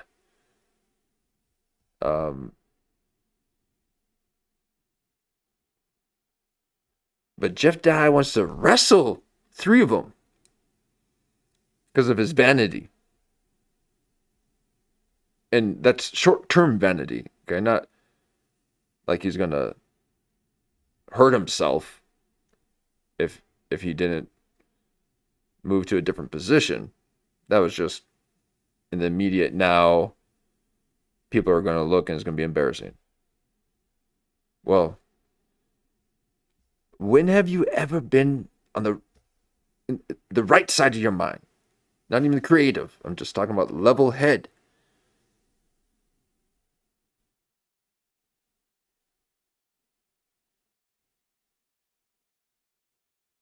So apparently he just moved to Austin right after he made the announcement on his Rogan appearance. And you could see Joe Rogan just kind of sickened by it. He's like, oh my God, Elephant Graveheart's right. God, I'm destroying this place. So that's what happens.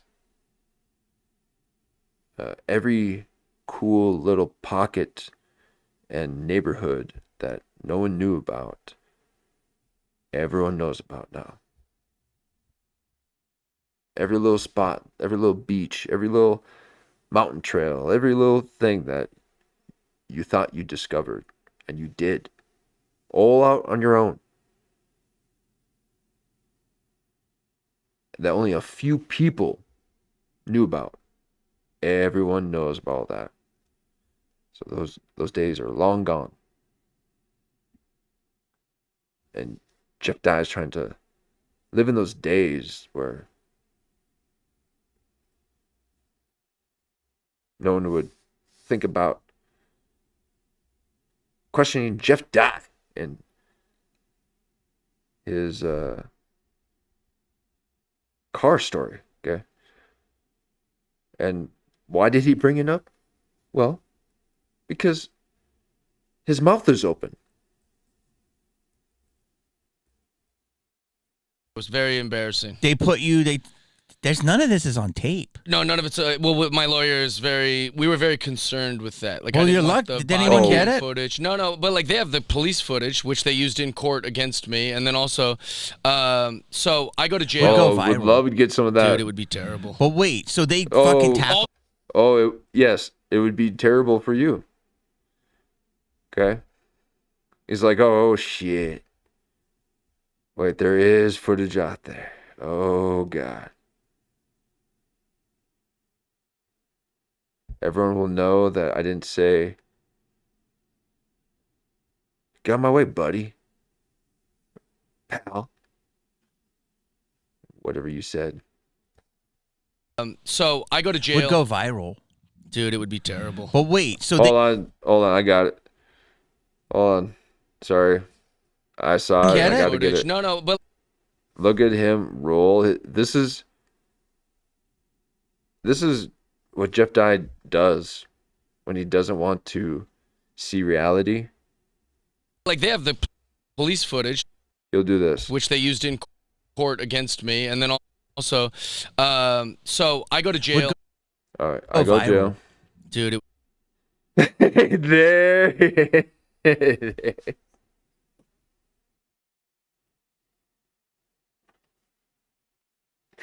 Jeff Dye's going viral. Whoa. You don't know my name?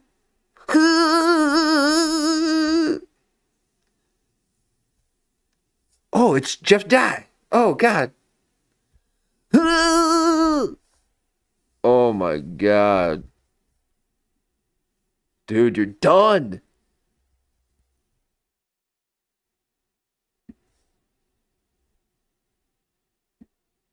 Jeff Dye is done. I'm saving that one. Okay, you're going right in the old slideshow.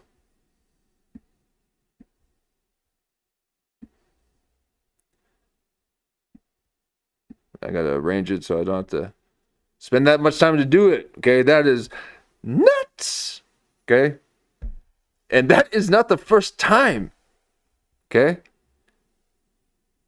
I have him in my slideshow doing this another time. His eyes.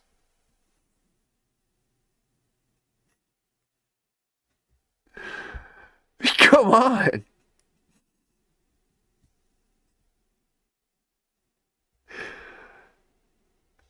I mean, I've been meditating for 10 years. I still can't get my eyes to do that.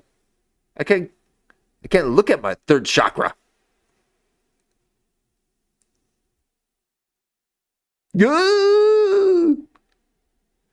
Dude.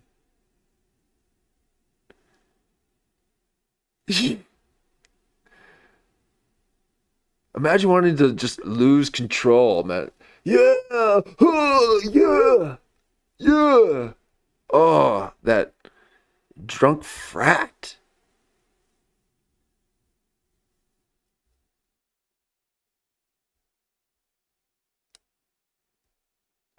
Because it's not even jock.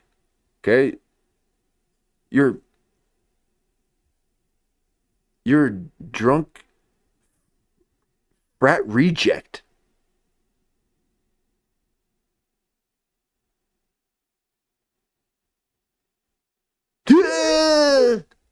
Sorry, I don't mean to shout in the microphone.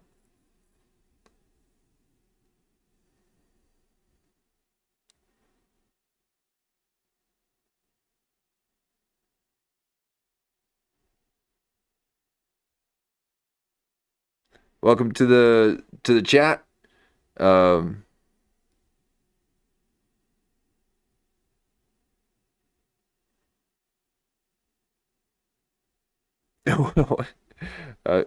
Sorry, I'm not following the.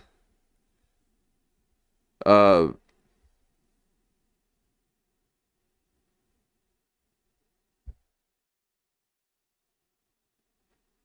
so old Jeff died. Okay. Anyway, got a little distracted. Uh, so again, not too many other people are doing this, folks. Okay. This is not the first time I've seen him do this. I've captured the first time he's done it. So are you okay, man?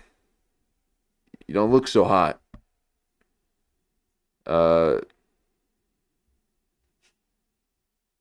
Yeah. Maybe alcohol is good for some people, okay? For me, it's not. Okay? I don't it's not a fun buzz for me. So it's not even a buzz. I get the spins immediately. Okay, that's not something I enjoy. So it affects people differently. And for my bloodline, it's not meant for that. It's meant for other things. Yeah, so I don't dilute my mind. I expand it. I resonate like Kurt Metzger.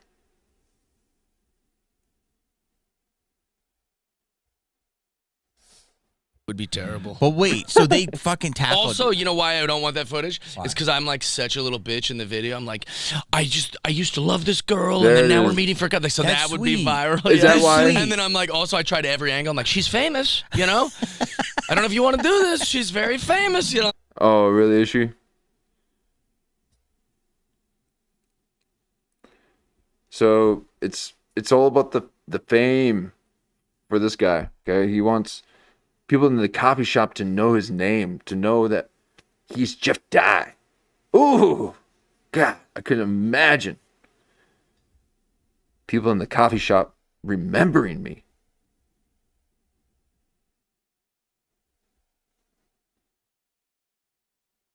And he wants a first and last name.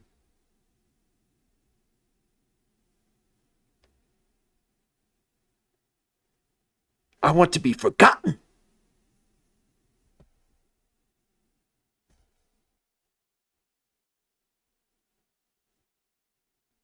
I am no man.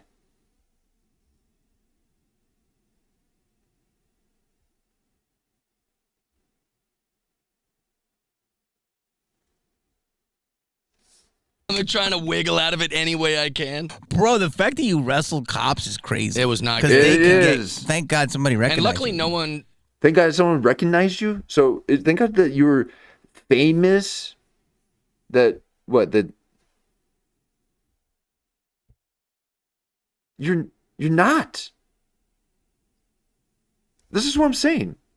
Comics before, like in the 90s, they don't want that kind of recognition. Okay? It's peer recognition. It's not street. Well, in the mainstream sort of sense, okay? They don't want that kind of attention on them. Okay? These are street artists. But no longer, okay? The thing's been franchised out. And now people can be a stand-up in 5 years or less. Well, it's just the same thing that everyone's got a camera now, okay? And all of a sudden, people are wondering why no one's going to the theater.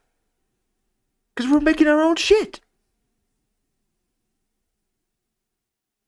And most of it's real life.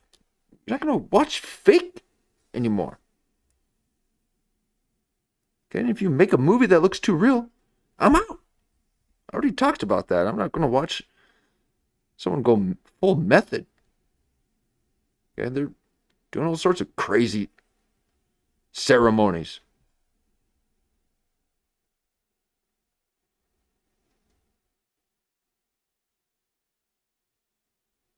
But where's the funny?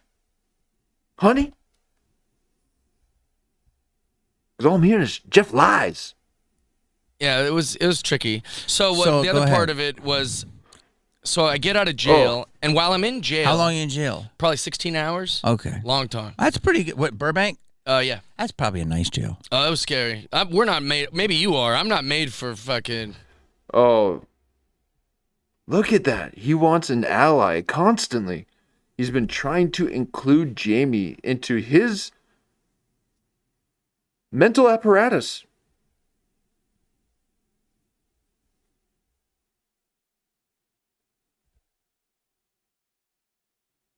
I mean, you know how it is. We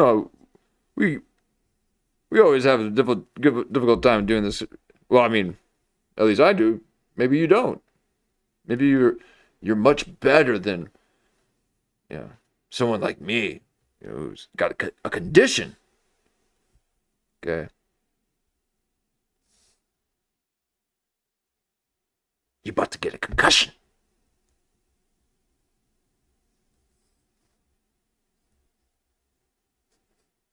If you get into an accident again, okay? Nothing to do with me. I'm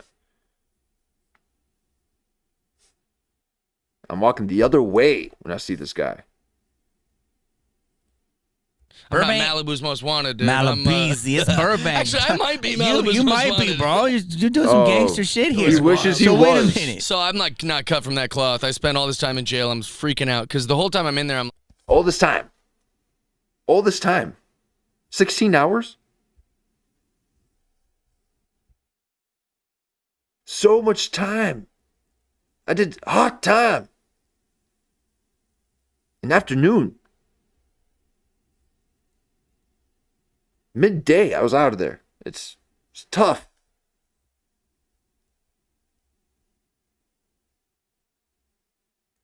I left right before break. Right before recess. I left right before they had the midday recess. Hot time. And the brink.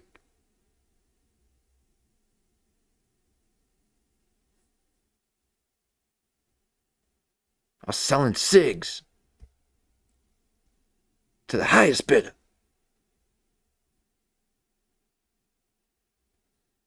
And he paid with people's souls. Okay, no, none of that happened, Jeff Dye, because you weren't even fully processed. And you got out. Another Jeff lie.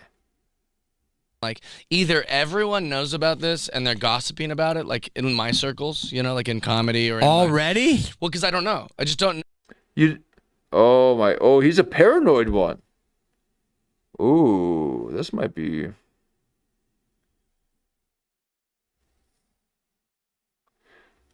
Well, that would explain why old Ben Avery's channel must have got hit.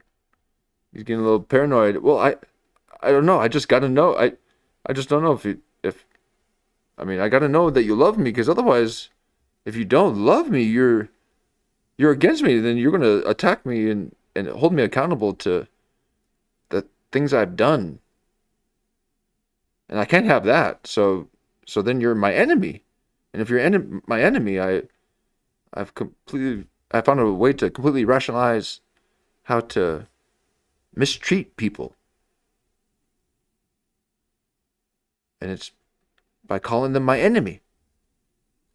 You're my enemy, Jeff Dye.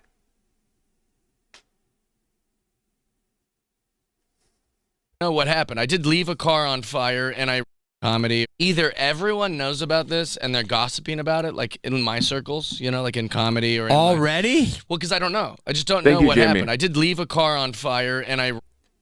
You just don't know what happened? What do you... No, you don't know what people are saying behind your back, and it's driving you crazy. And everybody's talking about it. We've been talking about it since it happened. Since before it happened, we knew this was going to happen. You're our little puppet. Cope man.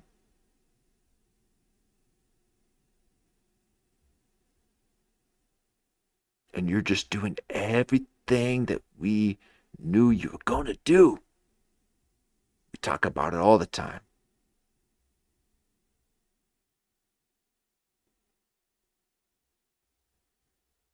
And you ain't never going to know when we're going to strike.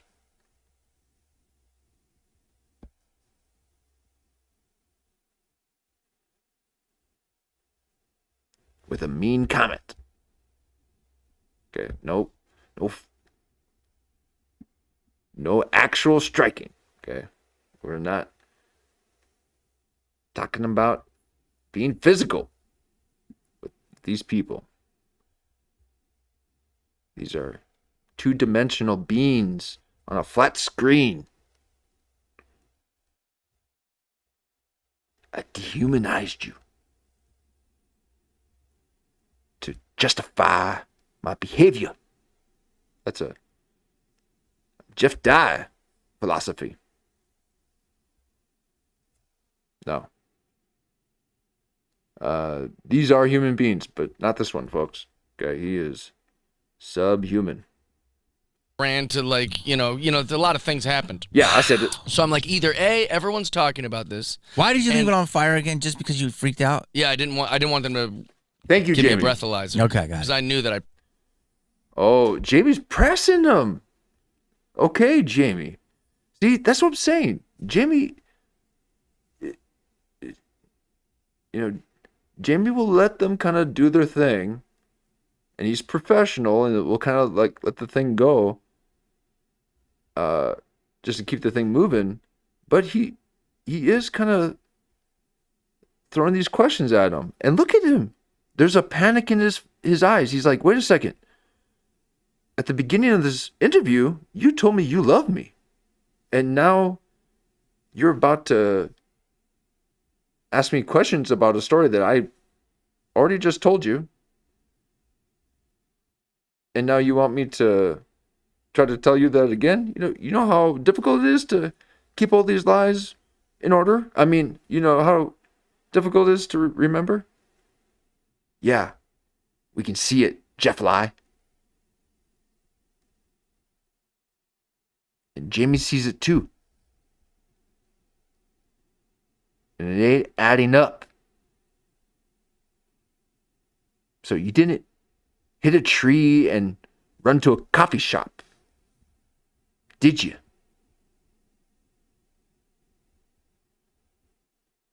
You ran away because you wanted to make sure there wasn't something there. Okay. What did you have in your hand as you ran away from that car wreck? Did you throw something away? Did you have a bottle of whiskey?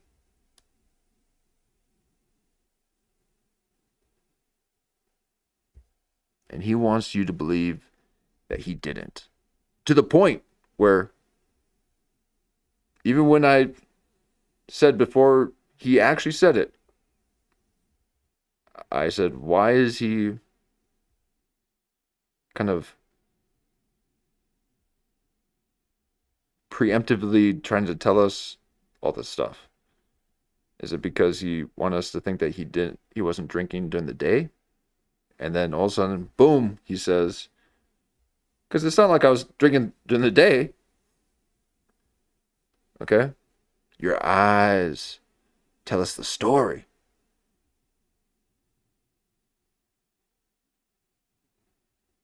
That's why I wear sunglasses. Okay? It's not my story. It's these people's stories. I'm just the soundboard.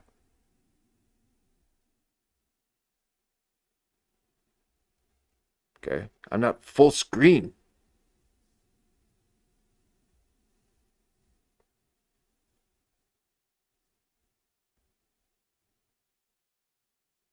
I'm not quite as tiny as Control History. good God, he's just so tiny. It's because he's got so much knowledge. You don't need to be seen, to be heard.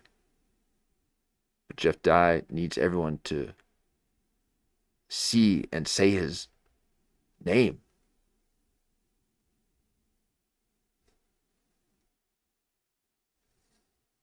Probably was over the limit. Because you're such a responsible guy. You show up on know. your. I mean, I'm just telling everybody this. Yeah. You show up on your sets on time. Yep.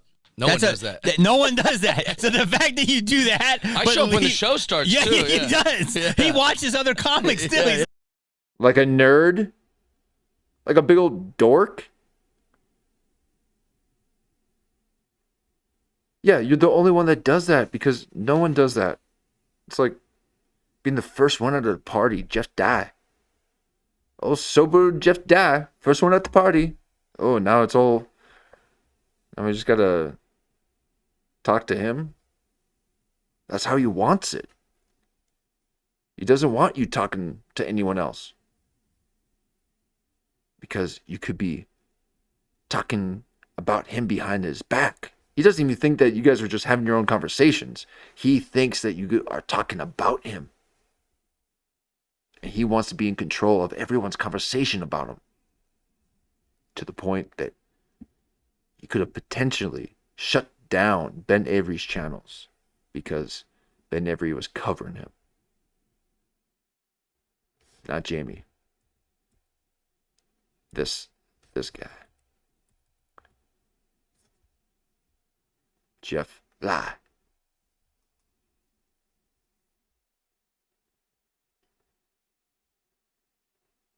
So you're going to, again, use your sobriety as a shield of criticism.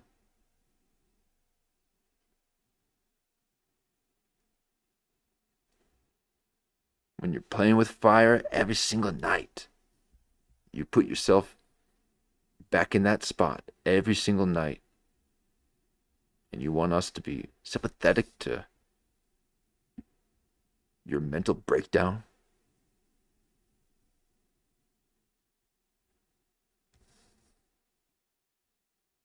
You didn't have a mental breakdown, okay? You were faced with reality.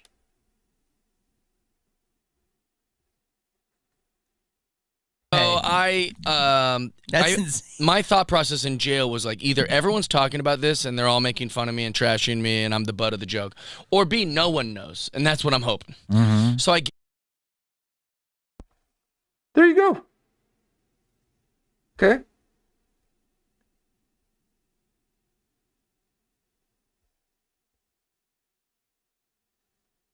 None of your witchcraft is going to work, Jeff Dye.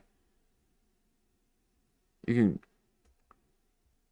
cross your heart and hope to die.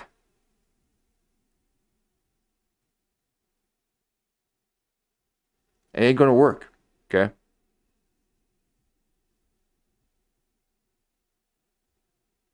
So again, he's wanting to control the narrative about him. He doesn't want other people to be talking about him. He thinks that if someone is just talking in the corner to someone else, it's about him. That's some deep narcissistic shit right there.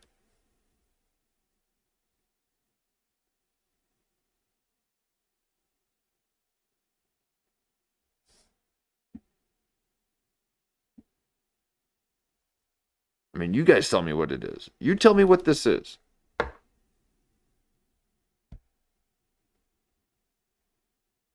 And I'm a little, sorry, I'm a little on edge, okay?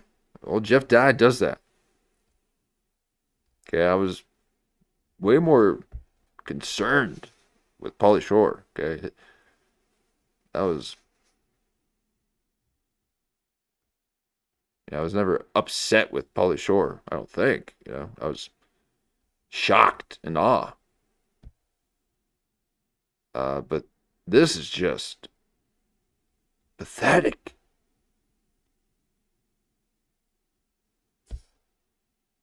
get out, look at my phone, I look at whatever. No one knows. No one's talking about it. People just think that I'm having a nice Sunday watching football or something. Literally no one knew. So I was like, phew, we're out of the woods. Okay. So I'm like, okay. And even that, I was like just kind of like trying to figure out like now I got to buy a new car. I'm definitely going to have to go to court. Need to get an attorney for this DUI thing. It was a big deal. You know, there's probably going to be some extra charges for crushing into a tree or wrestling the cops. There's probably going to be all this extra stuff. So I'm like trying to figure it out. And I just text my manager. So far only me and my manager know. And then I don't know, maybe 48 hours later, the girl I was going to meet is successful and famous, Kristen Cavallari. Yeah. So she talked about Oh God. And then he couldn't help but say it too. Look at that. It's like that's his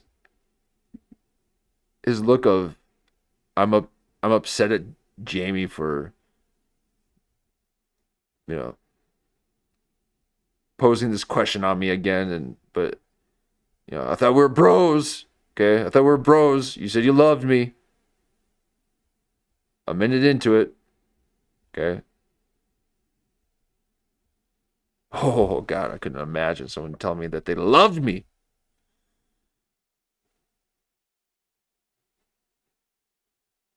That is insane. You don't know what love is.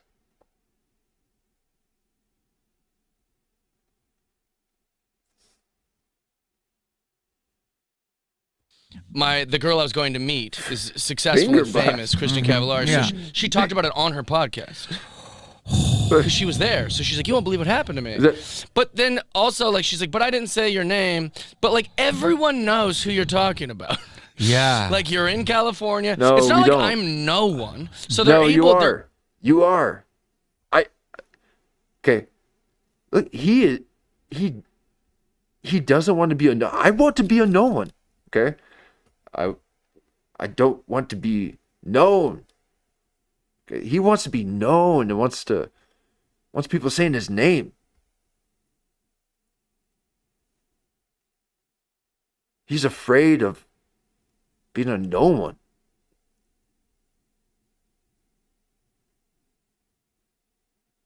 He wants to be stopped on the streets. Are you kidding me?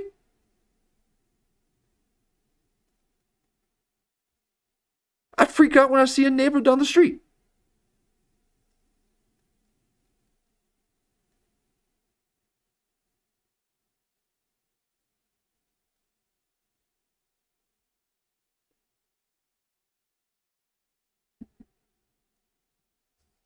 Pauly Shore yesterday, wanting that old Hollywood. He said, with all these milestones that I've accomplished, I don't understand why I'm not working as much as I wish I was. Wish I were. Wish I may. Because you ain't good.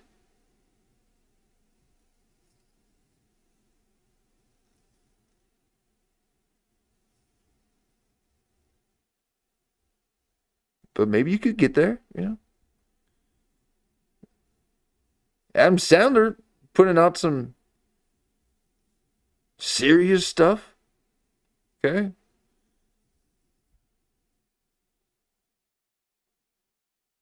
But Jeff Dye wants that city fame.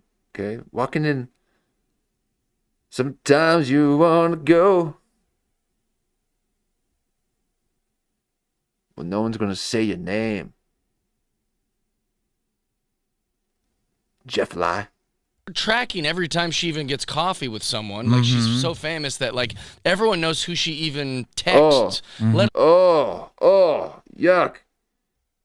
And again, because Jamie's an LA guy, okay? So he knows how sick this is. Like, all this is just sick. Like, dropping names, talking about a famous person you're with. That's disgusting.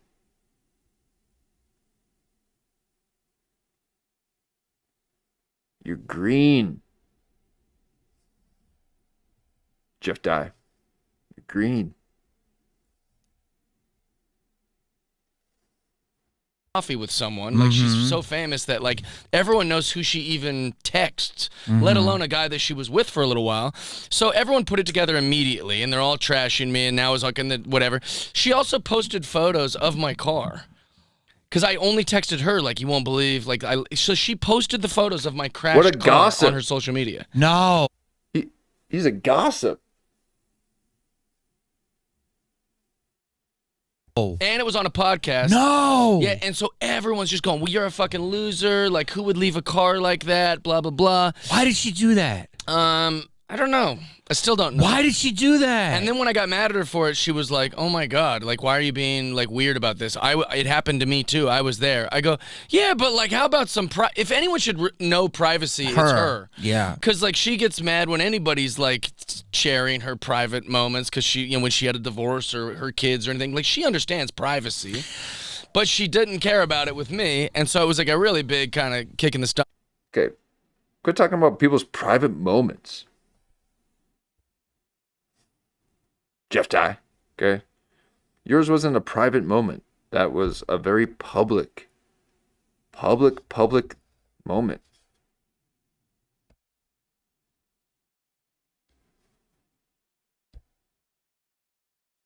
And I hope my microphone isn't too hot, okay? But nothing private about what you're doing, okay? And as a matter of fact, the police wanted you to be by the window because they could tell that you were a bit of a hothead and they were doing it for their own safety.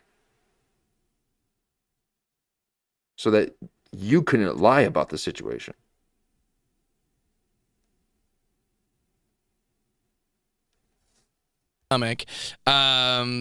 But the thing is, I have to be responsible. That's another thing is whenever I complain about that part, everyone's like, well, you're making it sound like you're the victim when you're the one who... I was like, I know. I take responsibility for all the shit I did, but no one knew about it. That's the thing is, like, it hurts so much more when everyone is gossiping about it. Your social media is full of, they're calling me Jeff DUI. like all these great jokes. Yeah.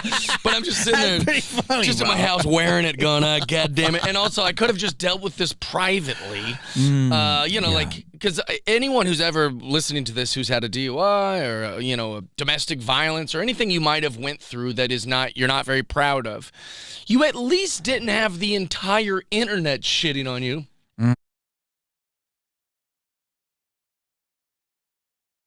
And he's like, there's that victimhood again. And look at Jeff recognizes it. He can see it, and it's proud of. You at least didn't have the entire internet shitting on you. Look at that. Okay, one more time. I'm trying to capture Proud of. Jeff Dyer. You at least didn't have the entire internet shitting on you.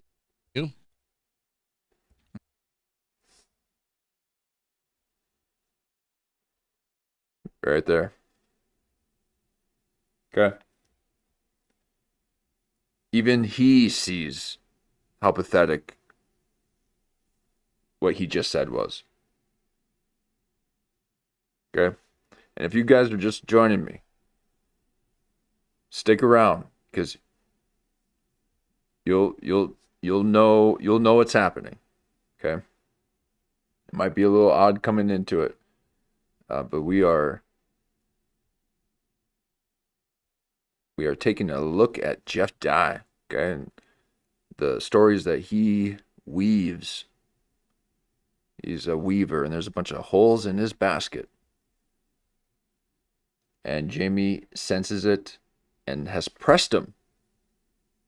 Okay, and I encourage you guys to let me know if you guys see anything that I'm missing. But there's a lot here, okay? And I will respect the fact that you like to hear some of what he's saying, but we have to take in some of these moments so that you can also see what he is not saying.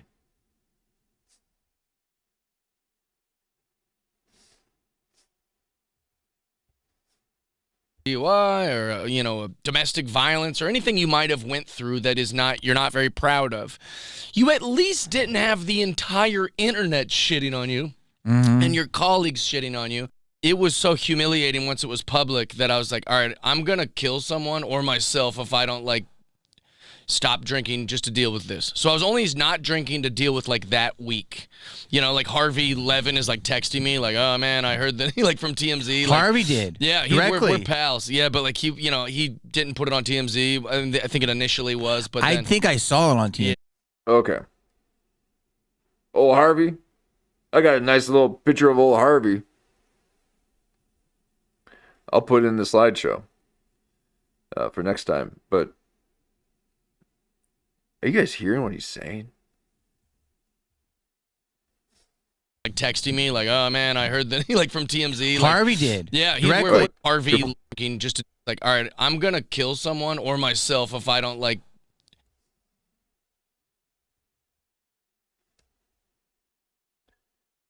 And Jim was like, what?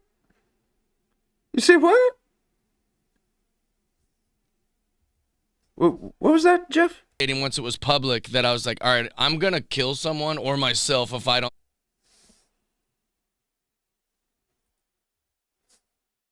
It was so humiliating once it was public that I was like, all right, I'm gonna kill someone or myself if I.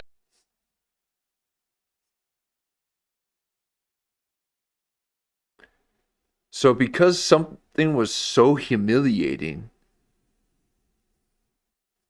you're going to do what? It was so humiliating once it was public that I was like, all right, I'm gonna kill someone or.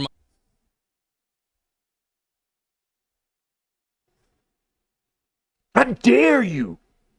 I dare you. Die.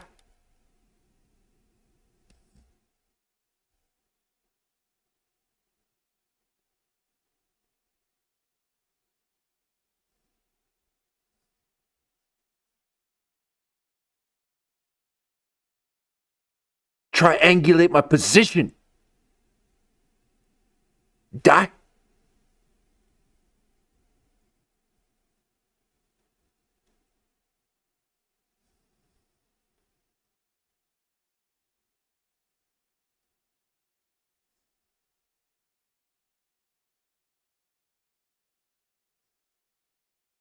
You're threatening people?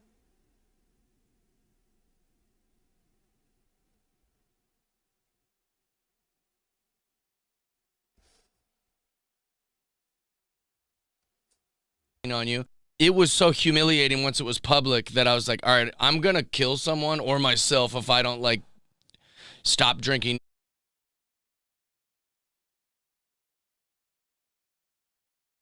just to deal with this. So I was only not drinking to deal with that week. Harvey Levin is texting me oh man, I heard that from TMZ. Harvey did. Yeah, directly. We're pals. Yeah, but he didn't put it on TMZ. I think it initially. We're pals. Okay? I'm pals with the famous people. I'm dating them. They're checking up on me. Trying to get the dish.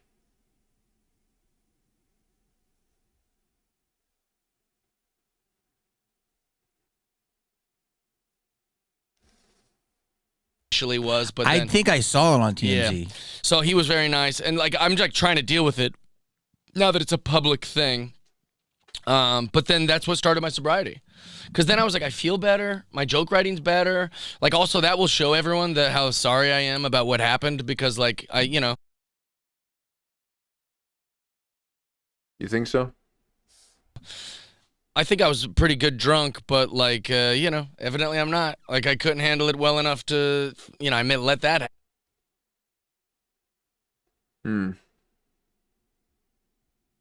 happen. That wouldn't have happened in the morning if I was sober.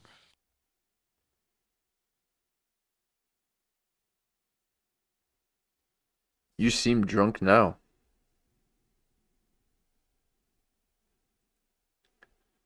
I mean, that's alcohol cheeks right there. For the record, I've only seen you kill, and Oh, thanks. And you drink I've seen you drink like 3 times during the pandemic. You'd have killer sets, and it would be like at the Virgil when Jay would put these monster shows on. yeah. And then Okay, so you just told the world that Jeff Dye drinks. But right, so that was probably 4 years ago, right?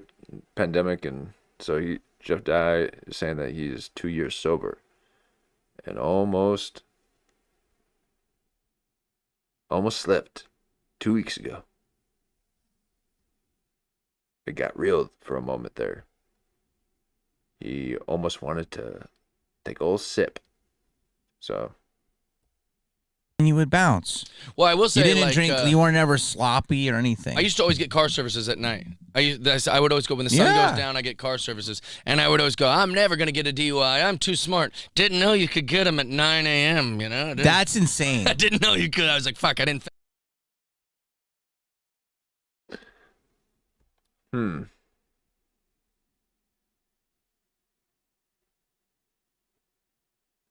Okay, so he's saying that he took a service home and then drove that morning after he had slept.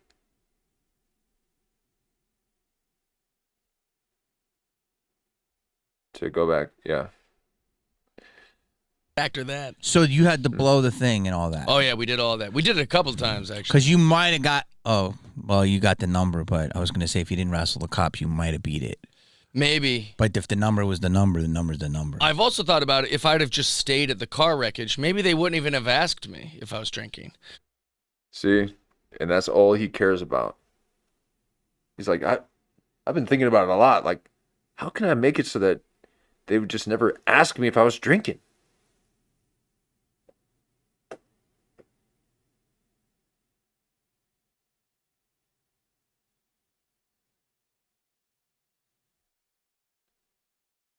Okay, Jeff Dye doesn't want people talking about him.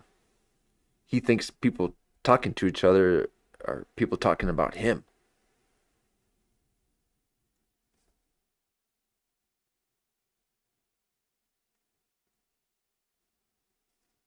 Running really suggests you done something wrong. Yeah. So there was zero getting out of it the second I ran. But if I'd have just stayed by my car and been like, I lost control, I hit the tree, you know, maintained my composure, maybe. Lost control. So you didn't crash your vehicle because you're drinking? And then you ran away and disposed of it? You didn't do that? I'm asking.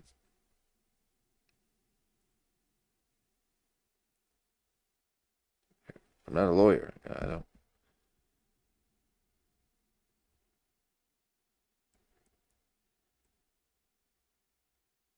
They wouldn't even have asked if I was drinking the night before. 100%. How did you hit the tree? So Right, but again, I'm sorry for all the stops, but he'll say a story and then end it with how you should make the conclusion with what he just said. And so I have to stop every time he says something because it's like, no, quit telling me to think it like that.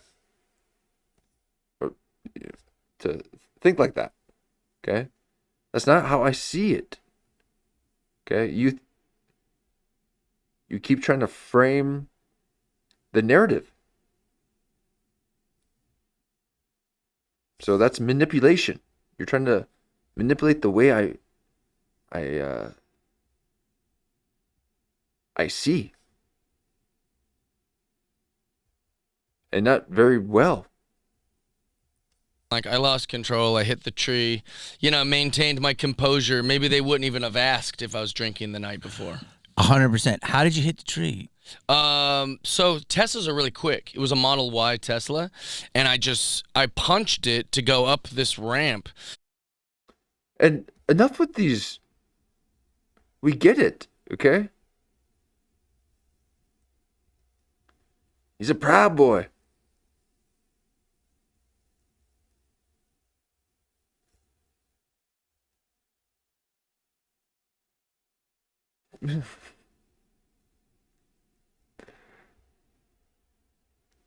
Okay, this is someone that, yeah, Jan's right. This is some dark arts. Okay, but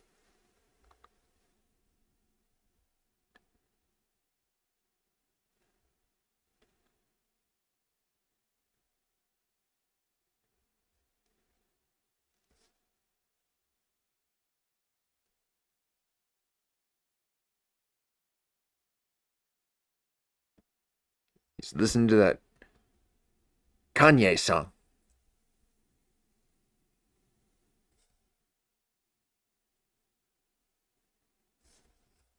And I must have just, they go so fast. I can't even make sense of it really, because it just flew up over the thing, which is a huge curb. It's not like one of these regular curbs. It's like a big one because it's. Oh, maybe they were trying to. Maybe somebody was controlling the vehicle and trying to get rid of him.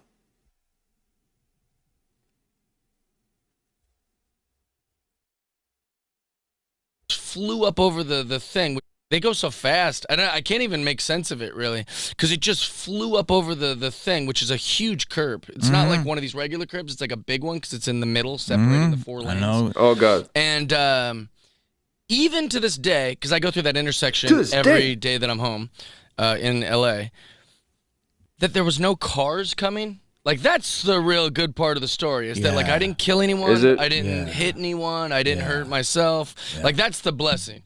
Like, I got sober, which is. Wow.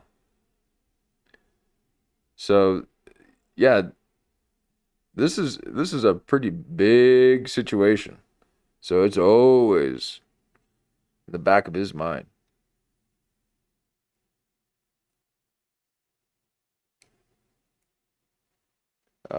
As it should be. Okay. That's guilt that has not even surfaced yet. Okay, you don't know what's about to hit you. So you're not self-aware enough to know what regret is yet. But that guilt's going to hit you, and when it does, you be wishing you had that old mental breakdown just a year ago.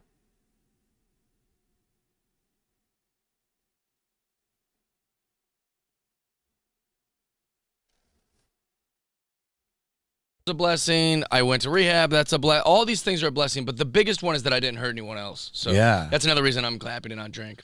No. Yeah. It's true. I dodged one bullet, you know? You're very lucky. Yeah. Oh, But what's one crazy?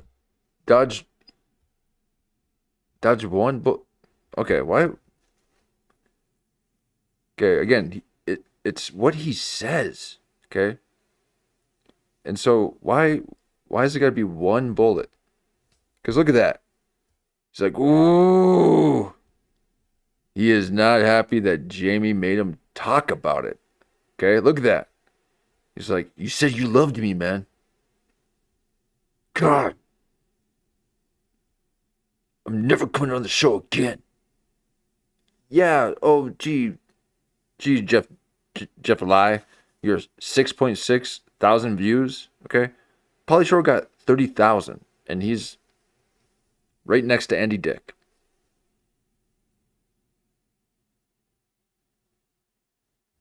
No, Pauly Shore is very connected.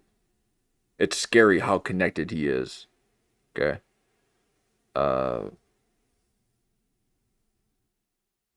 And when you're that connected, you can be very disassociated of light of reality. Okay.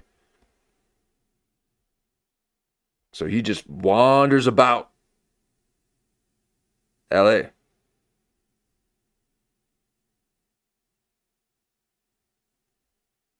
But old Jeff Dye here is not happy with Jamie Kennedy because he pressed him a bit on this Jeff lie that we were hearing.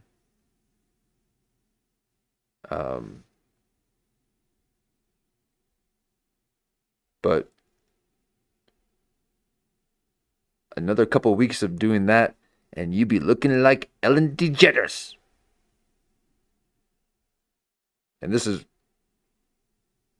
her now, like when she no longer has her adrenochrome because she moved from the States.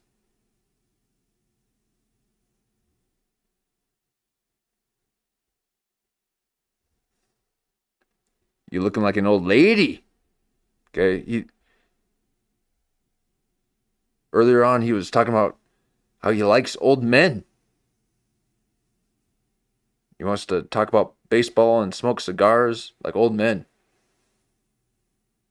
But what you're trying to say, what you're referring to, okay, what you're referring to, this idea of a old man having a cigar and talking politics, is called accomplished. Okay, that's someone who's distinguished and accomplished, is what you're referring to when you say old man. You don't know what to call it.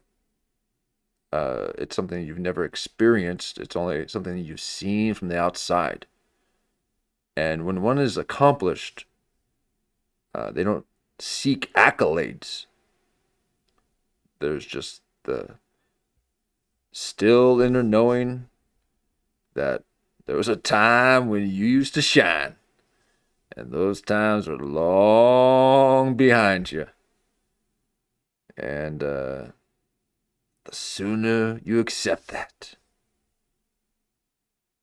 the sooner we can not like you for 100 other reasons. Because that's just the tip. The old Jeff Dye iceberg. And we're going to cover every moment of it. And we need to let people know about this Ben Every situation. Now, I have to confirm if this is true because you go to his channel and it's there.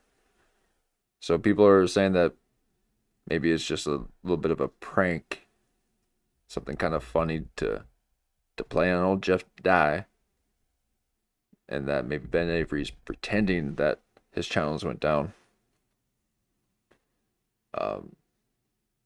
But it's out there.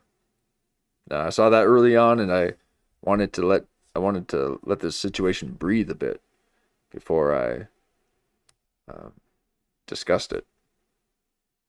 But I believe I put it on the watch list maybe a week ago or so. But now it's popping up again. So I would like to explore whether it's true or not.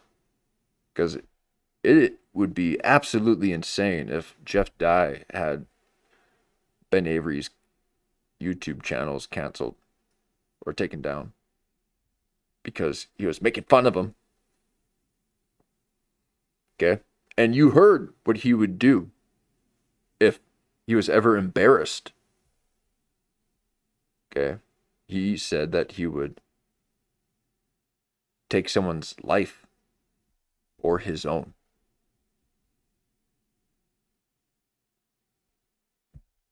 I don't know a time when I'm not continually embarrassed. I'm in the state of perpetual embarrassment. I'm inside out.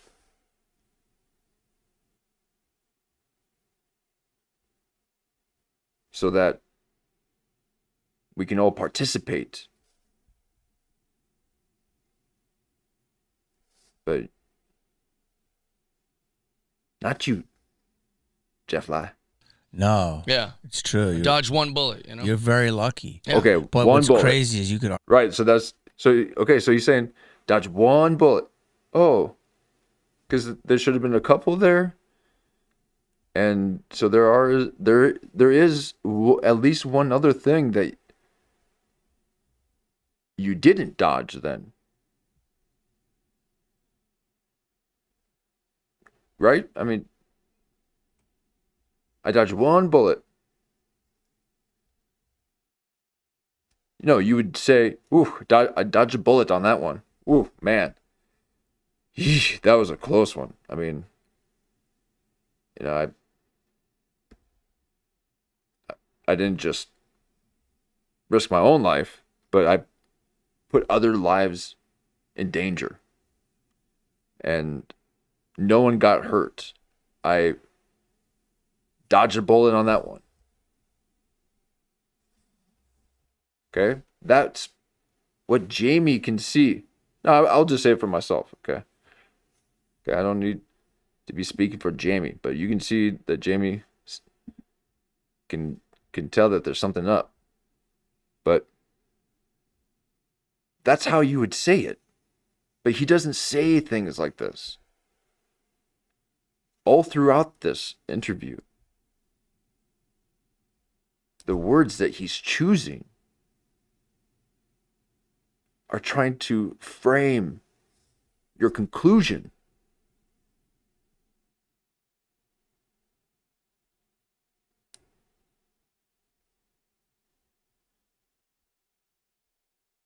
Okay? I don't think Jamie's buying it. And I don't buy any of Jeff's lies. Okay, that's that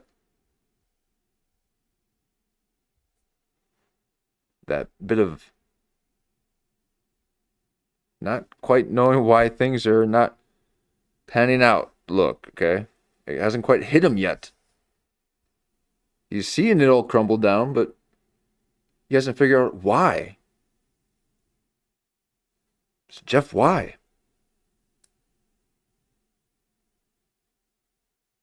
So that's going to hit him soon.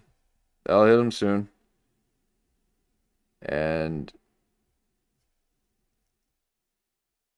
there is more than just one bullet that... No, there is only one bullet that he dodged. There must be another one that he did not. It would seem that that's what that... That's the blessing. Like, I got sober, which is a blessing. I went to rehab. That's a blessing. All these things are a blessing, but the biggest one is that I didn't hurt anyone else. So Yeah. that's another reason I'm happy to not drink. No. Yeah. It's true. Dodge one bullet, you know? You're very lucky. I dodged one bullet.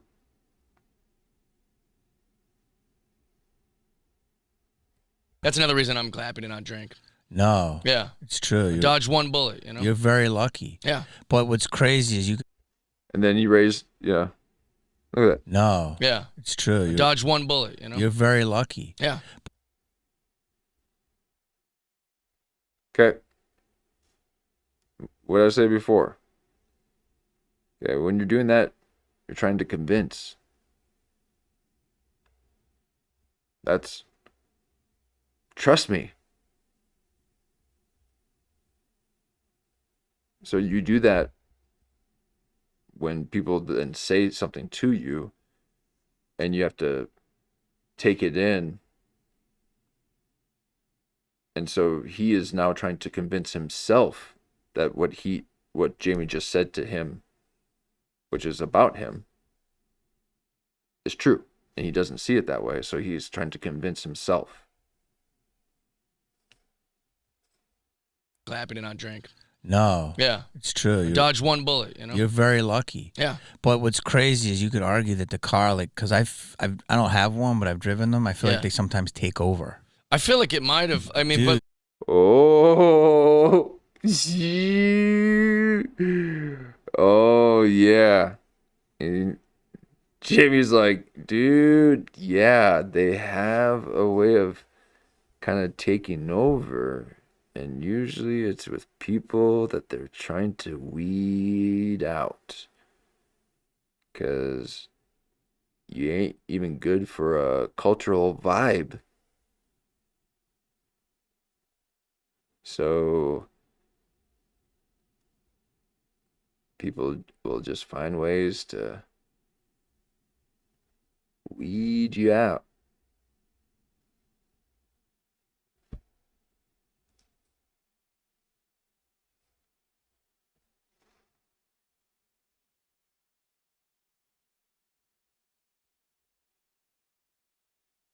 with Jamie.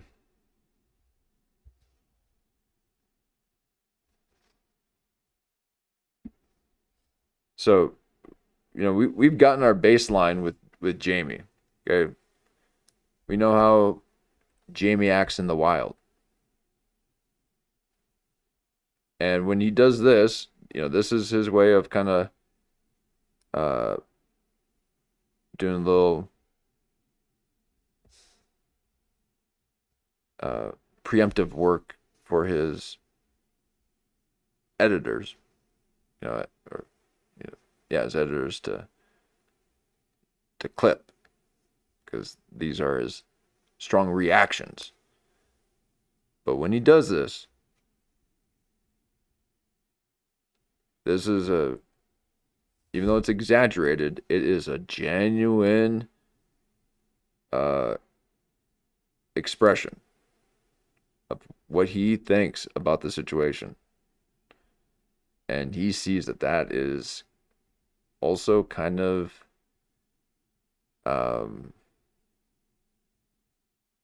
crazy that, well, he's saying that he could consider that someone did hack, that his car could have very well been hacked. That's not beyond the realm of possibility. Okay. And Jamie likes to think like that. He likes those little conspiratorial kind of things. He's like, dude, they could hack into your car, man.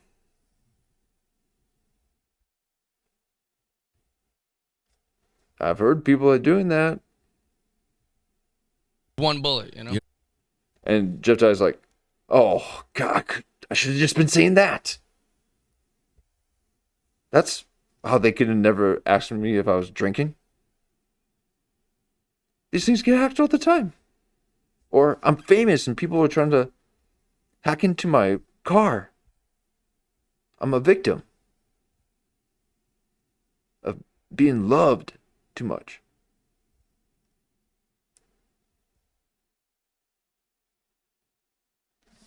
You're very lucky. Yeah. But what's crazy is you could argue that the car, like, because I don't have one, but I've driven them. I feel like they sometimes take over. I feel like it might have. I mean, Dude. but like, I just don't have a leg to stand on that argument. But it would make sense because it flew up over the thing. I'm like, I saw the video. I'm like, I'm not braking. Like what the hell? Yeah. Yeah, it made no sense. It all happened.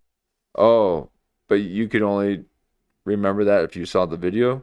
It's because you're flat out drunk. Okay, you couldn't remember it with you in the moment. Otherwise, you'd be describing you in the vehicle, saying that, you know, when I was driving, I couldn't believe that I wasn't braking, or it wasn't braking when I was applying the brake. He only retrieves his memory of the moment from seeing it playing back to him, or played back to him.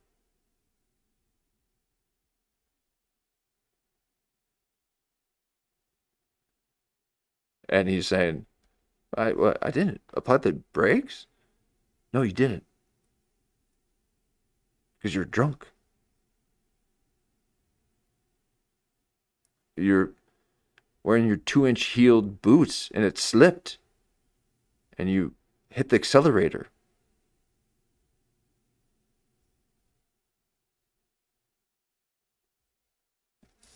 I'm like, I saw the video. I'm like, I'm not braking. Like what the hell? Yeah. Yeah, it made no sense. It all happened really quick. So Here's the difference between my generation and Kristen. yeah. Kristen came up in total reality. Yeah, everything is something to monetize or video. And I think Kristen, I don't know if she's ever done acting and stuff, but like, so, and everything's completely changed now. But the fact that, like, in my generation, Which is what we talked about before with Pauly, okay? That Hollywood doesn't exist any longer, and Pauly Shore wants it back so bad. And Jamie can, oh.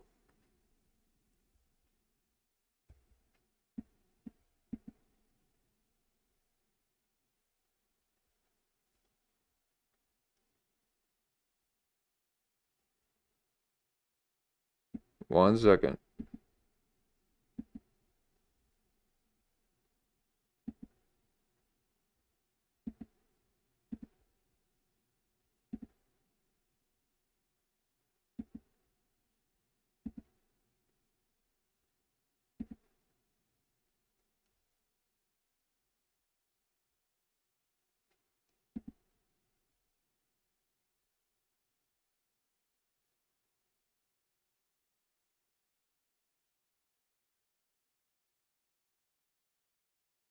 Sorry about that.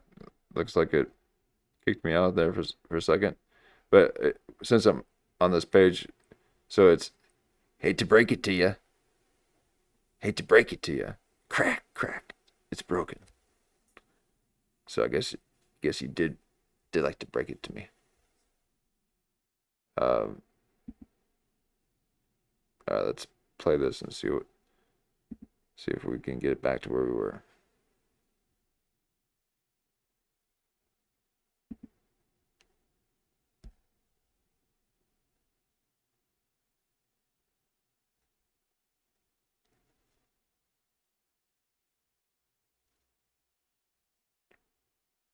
Jimmy better not take this episode down like he did Corey Feldman.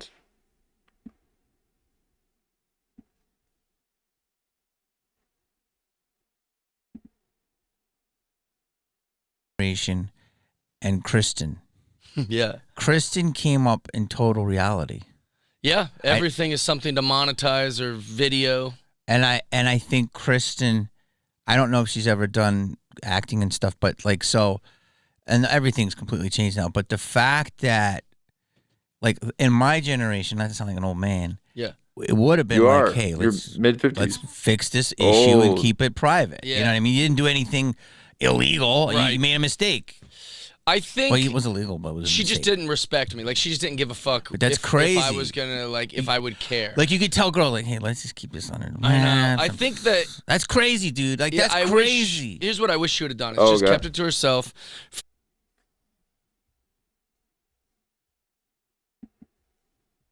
So, is it crazy?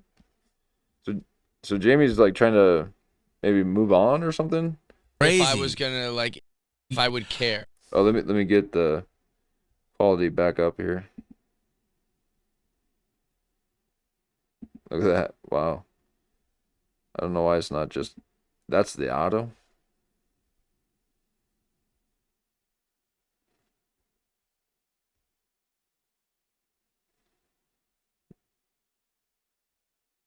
Should auto the top level. Anyway.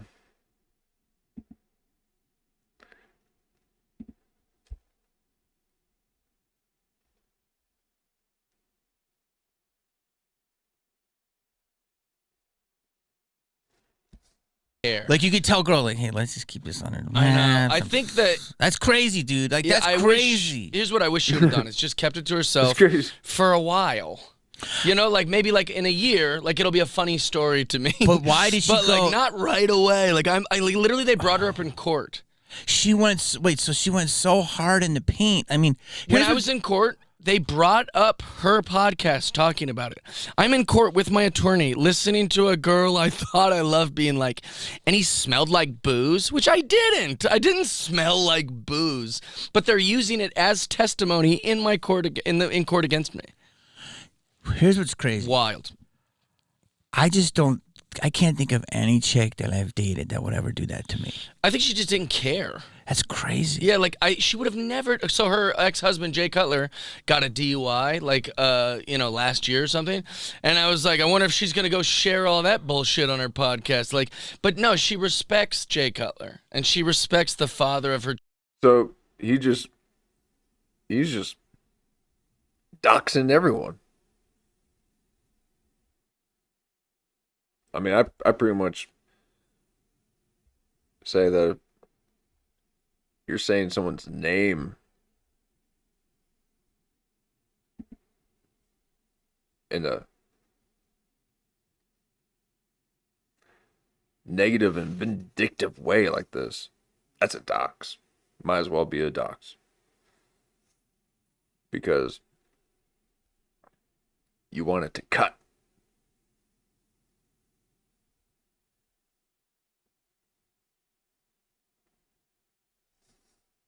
children. So she just acted like it didn't happen. I was just this thing to her, so she didn't give a shit.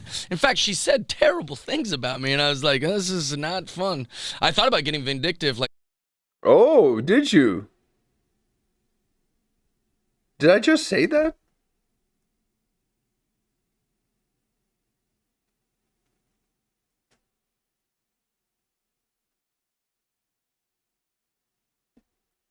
Did I just say that?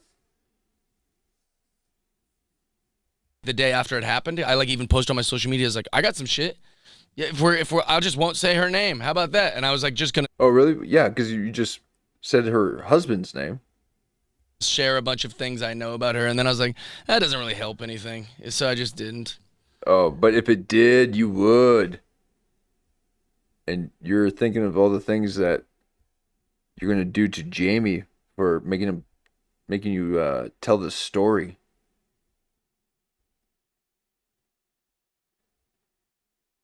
So he's saying that as a bit of a flex to Jamie, like, yeah, and I'm gonna do it to you now.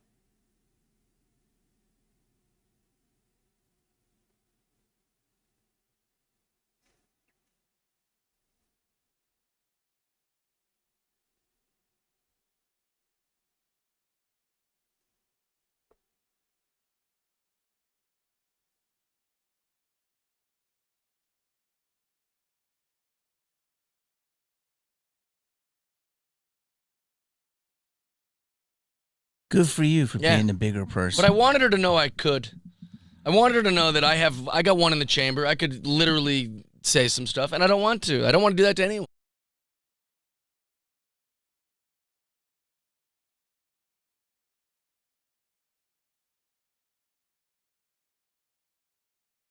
Well,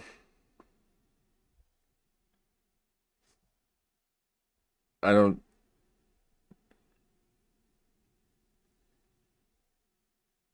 I haven't laughed. Okay, he's a comedian, and again, do they need to be funny all the time? No. But you're on a show, so you know it is something that you need to be a bit performative. But there isn't. It's all defense.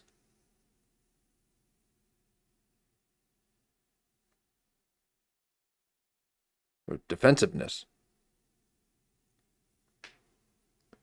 And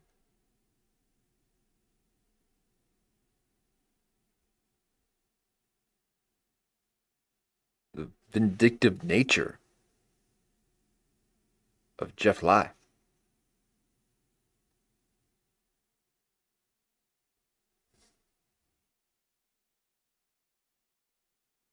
Fun, you know? No, you know what, dude? It's not fun. Negative, Yeah. and it just keeps it going. Yeah.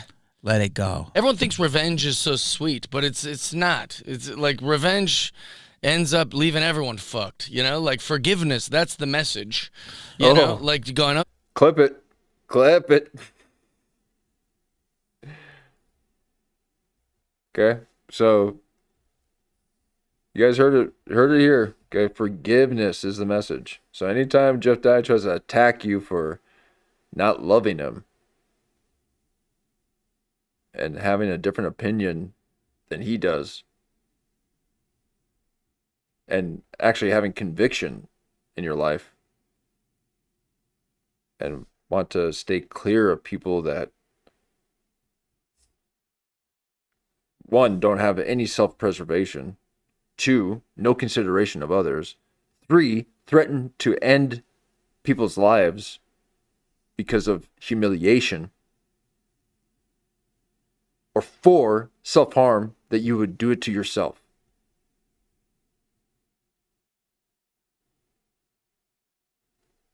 And you wonder why people look at you like this.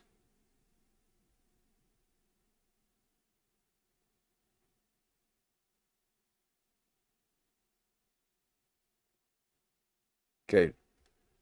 People stay clear of Jeff Dye. That's what they do.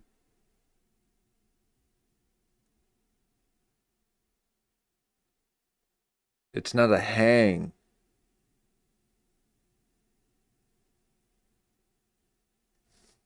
Everyone thinks revenge is so sweet, but it's not. It's like revenge ends up leaving everyone fucked, you know? Like forgiveness, that's the message. You know, like going, okay, I was wronged here in some ways, and I'm gonna be cool about it. Oh, he was wronged. He was wronged. Okay. Another time where you can be the old victim. But look at that. He was wronged. So he's saying that Jamie wronged him. Okay. He's saying that I was wronged. So he feels that within this own situation, in this own moment, and he needs to say it and express it. So he then says it passive aggressively through another story, but then gives Jamie these looks to let him know, I know exactly what you did to me, Jamie, making me tell this story. Okay? Yeah, Jeff, because it's a shit story. It's full of holes in your little weaving narrative basket.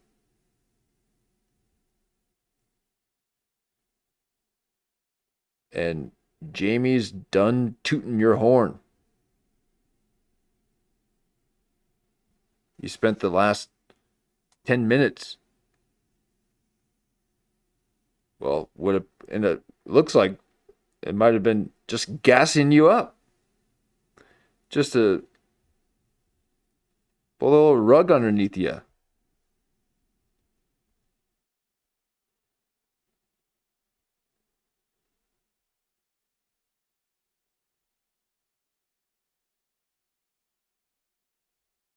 It's like Jeff Dye has never been catfished before.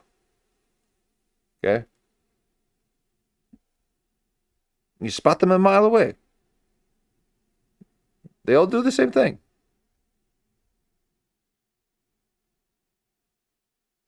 But there you are.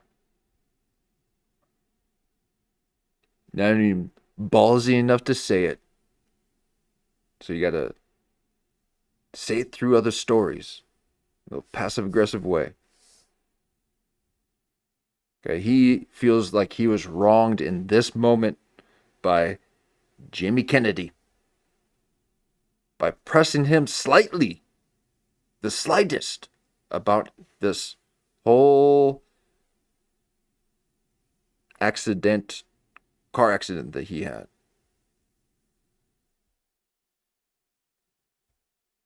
And he feels betrayed by Kennedy because, and again, did I not say why at the very beginning, why was he trying to say that he loved Jamie so quickly? And to try to get Jamie to say that he loved him back so quickly, if it's not to make sure that he wouldn't criticize him later down the road. Or, not critical. Well, that's my job. I want to criticize everything. No, just to have a slightly different opinion. Okay, his own opinion. So Jeff Dye doesn't want people to have their own opinions. Okay, that's someone who wants to control you, wants to control what you think, control the narrative, because he's got it nice and tucked in a way that only he knows the other bullet that he hasn't quite dodged yet.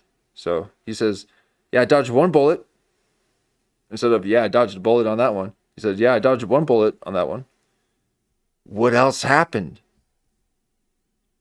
that you're not telling us?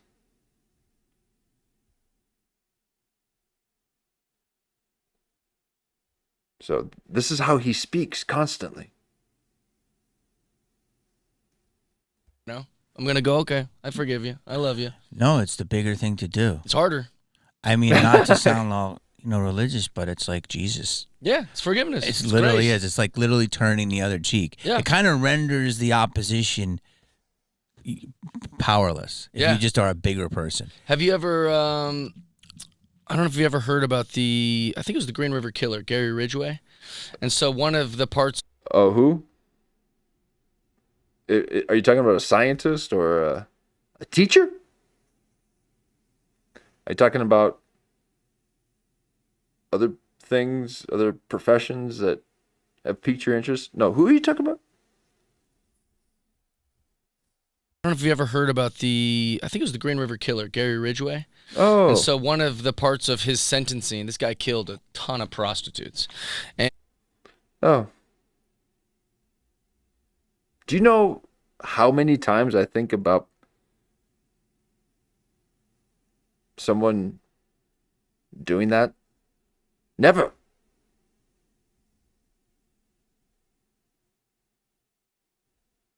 But that's just something that's on, just something that I've been thinking about. You know, oh, you know that. No one knows that reference. That's a very, yeah, very unique reference.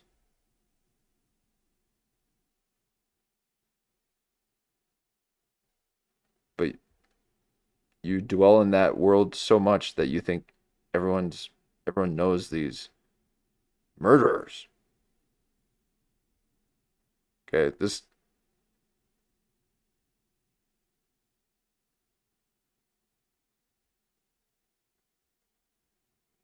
apparently he's known. Okay, so the people know this one, but yeah, the old obsession with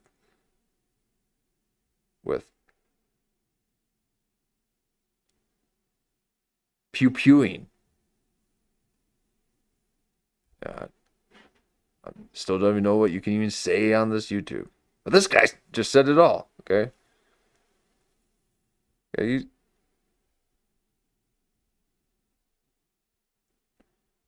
how many times have I mentioned this kind of stuff?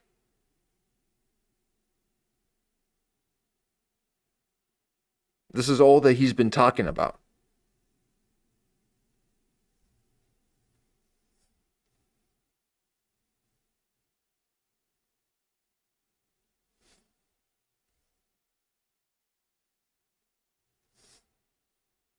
And that's why he got away with it so long. Is like sometimes if you have if your daughter or sister, or someone in your family is a prostitute, they probably do a lot of, around that time period, a lot of prostitutes would just kind of go rogue from their family for a few years before smartphones. And so if they hadn't heard. Oh, shucks, huh? Oh, back in the sweet days when, they couldn't report you real quick right before you unalived them.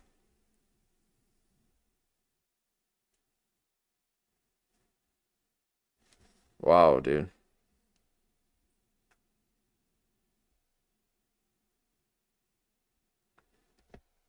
I mean, I'm willing to even look past some character flaws for creative expression. Like, by a lot, actually. Okay? There's only a couple things. I don't even discuss it. There's a couple things that, yeah, that if you're doing that kind of stuff, then I don't care how creative you are. But I'm willing to look past a lot of stuff if you're producing some good stuff. Okay? So it's these underperforming, non-producing, barely a consumer weeds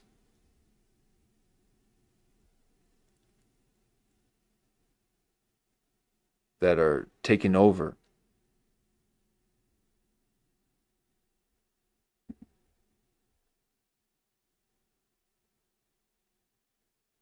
So he wants you to feel sorry for him. He will end your life or his if he's humiliated enough. Not even wronged. Just, and really, it would probably be a situation where he did something wrong, and because it was then brought up and he was then humiliated, then he is going to proceed to do these things. Okay? So it's just, yeah, I mean, I guess that would be considered just humiliation. I don't know where I was going with that, but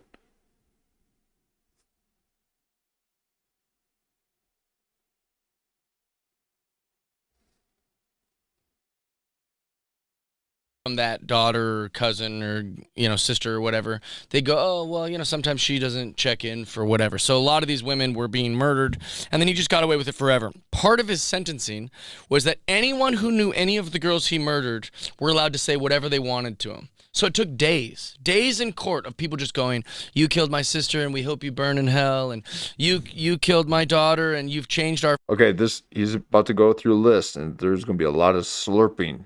Okay, a lot of. Now, this is something that he has addressed in his show, that people are commenting a lot about it. Okay, me included. I'm all up in those comments.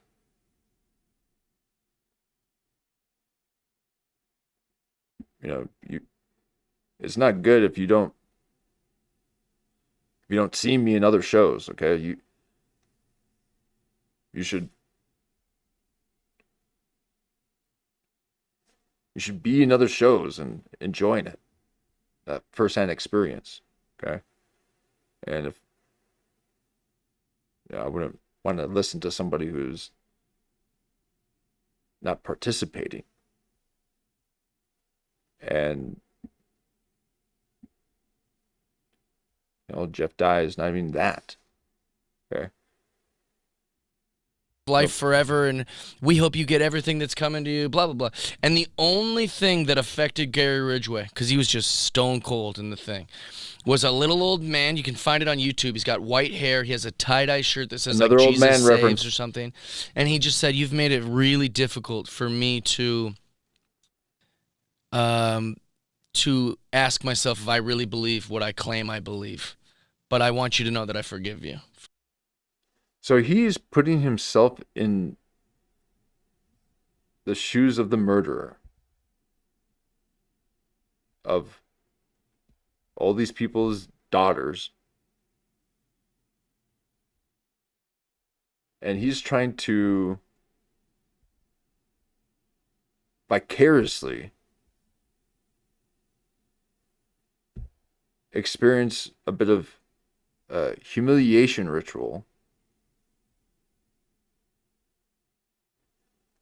in the off chance that someone discovers what really happened that day or several other days or nights prior to this that we don't know about. Because this whole time he was saying, man, if no one saw it, then it would be a different story. So, if a tree falls in the forest, no one hears it.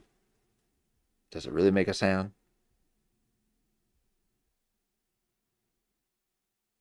So this is some Jeff Dye logic. Okay, that's not someone who is logical.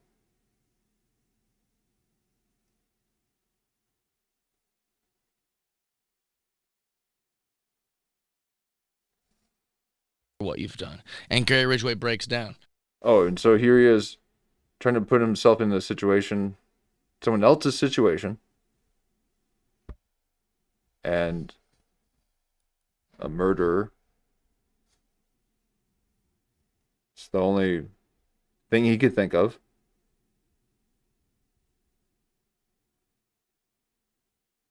And somebody forgave him.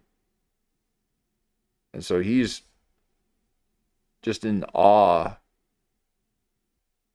He's wanting to be living within that reverence of the Erica Kirk forgiveness of the person who did me wrong. I forgive him.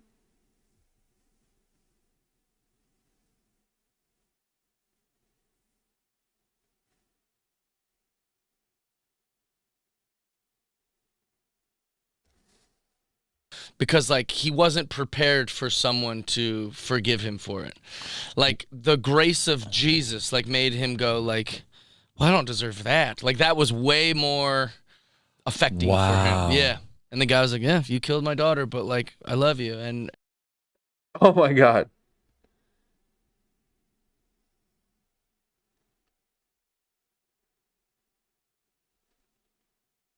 Did you, Jeff Dye? I mean, that's a look of worry.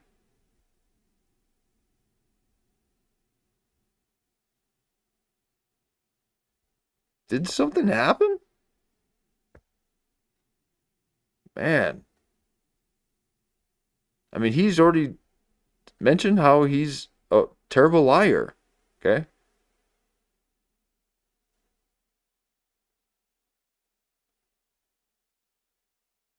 But this is a look of like, yeah, something happened. Okay? And, I dodged that one bullet, but not, we're still working out this one. Okay? So it seems like in these eyes, someone did get injured.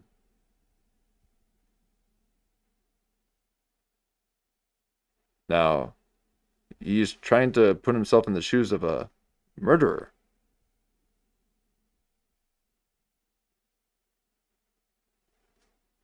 And someone who specifically is murdering women. And then the thing that tugs at his heartstrings is a story about how someone who looked like Jesus forgave him for murdering his daughter. And he can relate to that story. I couldn't imagine relating to anywhere close to a story like that.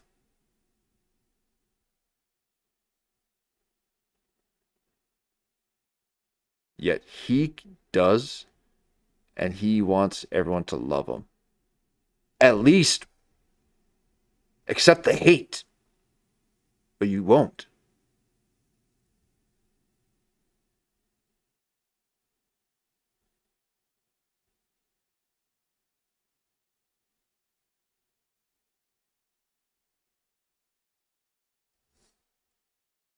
So you ain't convincing no one. Again, all convincing eyes, raised eyebrows like that, making those lines in your forehead. That's not a genuine expression. Okay, that's not someone who's just telling a story and expressing themselves. That is,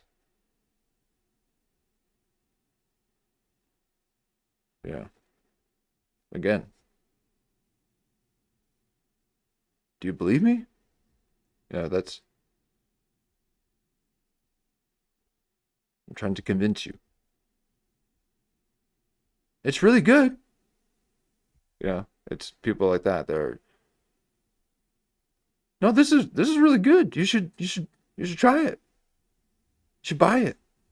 No, it's fine. Yeah, it's good. Or, no, yeah, I was there. Yeah. Oh yeah. Okay, that's what you make on your face.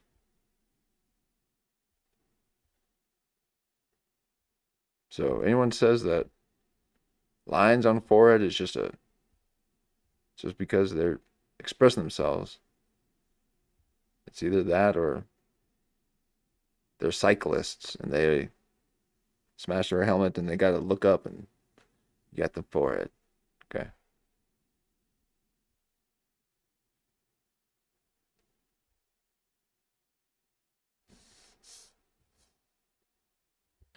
affecting Wow. for him. Yeah. And the guy was like, yeah, you killed my daughter, but like, I love you and I forgive you. Wow. Yeah. And it was way more powerful. Wow. Oh, really? Was it? But like, I love you and I forgive you. Wow. Yeah. And it was way more powerful.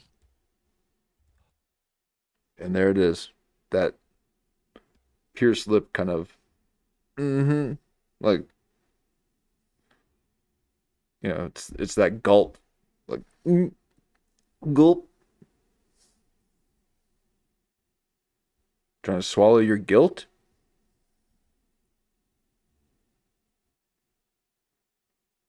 He's relating to a story about someone who had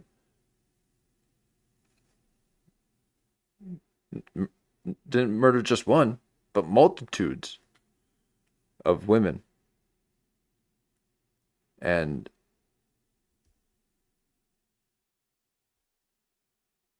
because he got a little bit of, because Jeff Dye got a little bit of online hate, he can now relate to what this serial killer was going through when someone forgave them, even though it wasn't deserved of him, but forgave for murdering his daughter. So did something happen, Jeff Dye, that you're not telling us? Okay. What's the other bullet that you didn't dodge? Or maybe you did dodge a couple bullets, but maybe you dodged a few bullets and you're only saying one because that's the only one you can talk about. Okay? Because otherwise, you say, I dodged a bullet. Whew, I dodged a bullet on that one. That's how you say that phrase. But he said, I dodged one bullet on that one. Fingers crossed. Okay, he had both of his fingers crossed. I dodged one bullet on that one. One bullet on... That should really throw you off when you hear these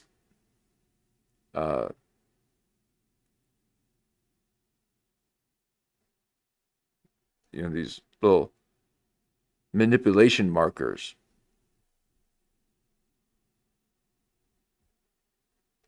So he's trying to get you to think that it's just the one.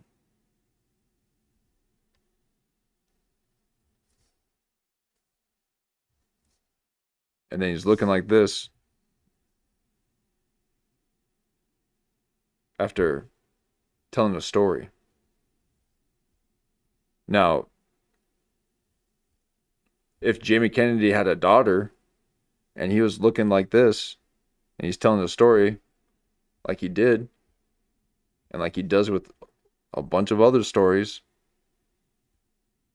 it might seem that he's actually trying to check Jamie Kennedy for pressing him a bit on the story and saying that you might do something to your daughter if you're not careful.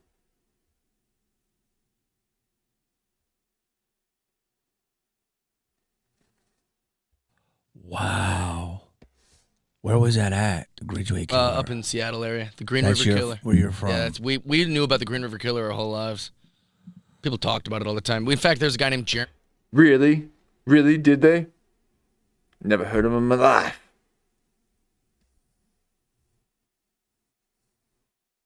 The only people that do are from there.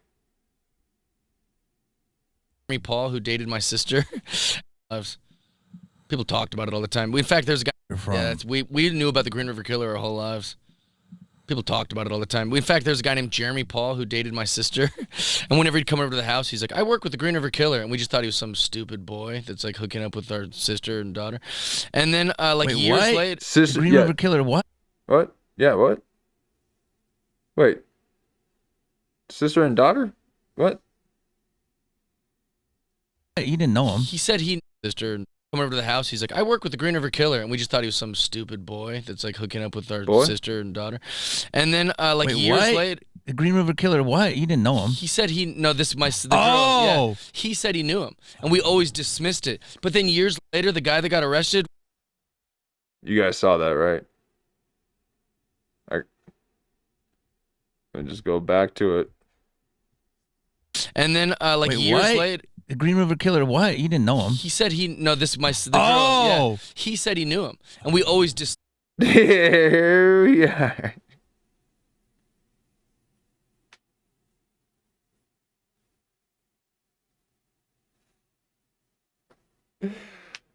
Oh man.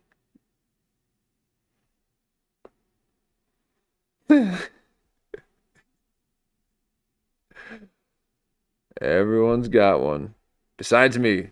Okay? But everyone's got something that they always do. And why is it that you are always doing this? Okay. Your third eye is calcified, man. You ain't seen nothing up there.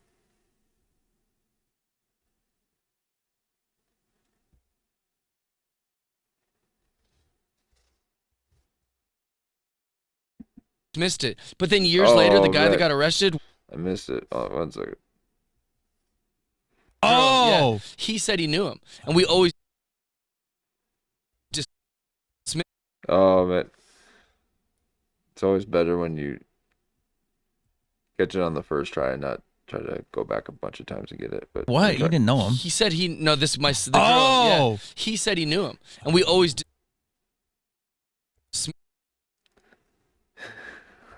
Oh, my God.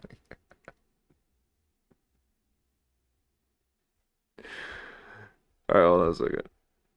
Hold on.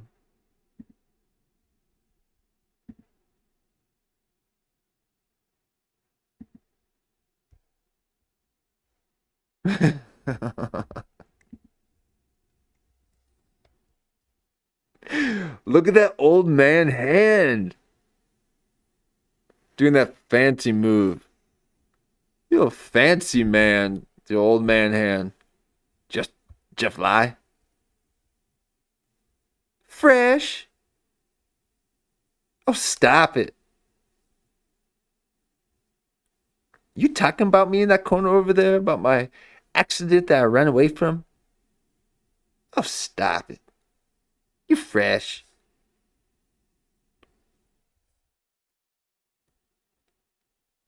That's insane hands, okay? I remember this being brought up the last time we covered them. I forgot about those hands.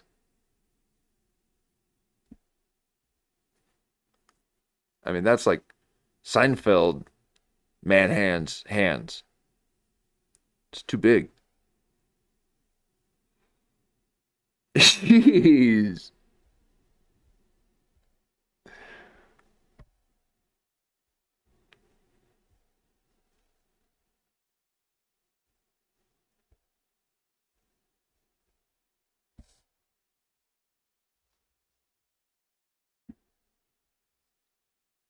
Imagine me doing a show and looking like that.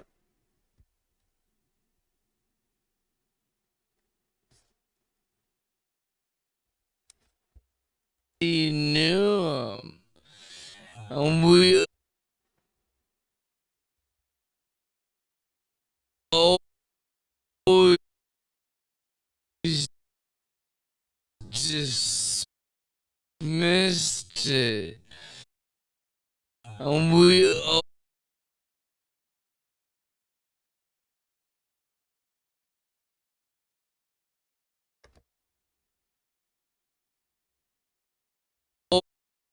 always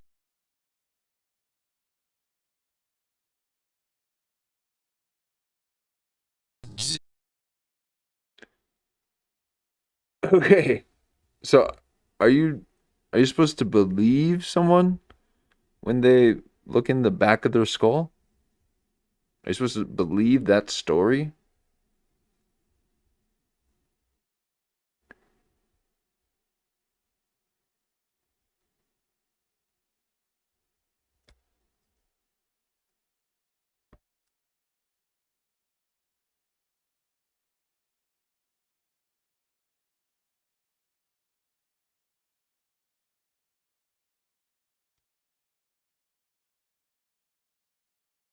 Already knew him. And we always dismissed it. But we always dismissed it. We always dismissed him. And we always dismissed it. And we always dismissed it. And we always dismissed it. And we always dismissed it. Okay. So this is I'm just repeating what he's doing.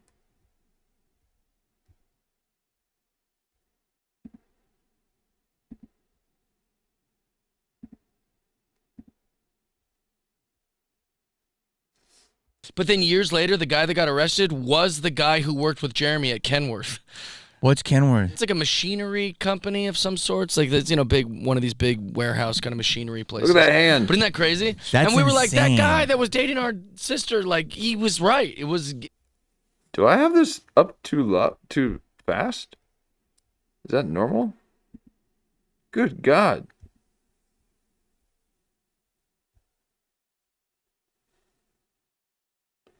That's fast. He needs to slow down his cadence. That's what the old alcohol did. He just slowed it down, man. And we don't talk so fast. It was Gary Ridgway. That's insane. Insane. Do you have a lot of sisters? Insane. I have Everything's insane. Oh, here we go. Do you have any sisters? Yeah, you got two. Oh, okay. sisters, but I often say What? That's what I can't go. Sorry, I can't go 2 seconds without stopping this.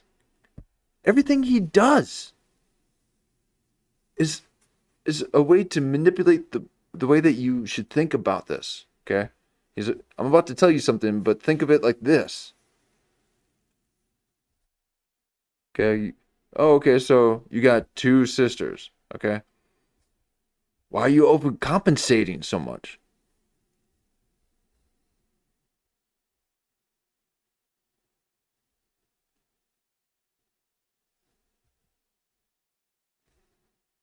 Look at that, and that's him. Ooh, ooh, ooh, ooh, I gotta, you know.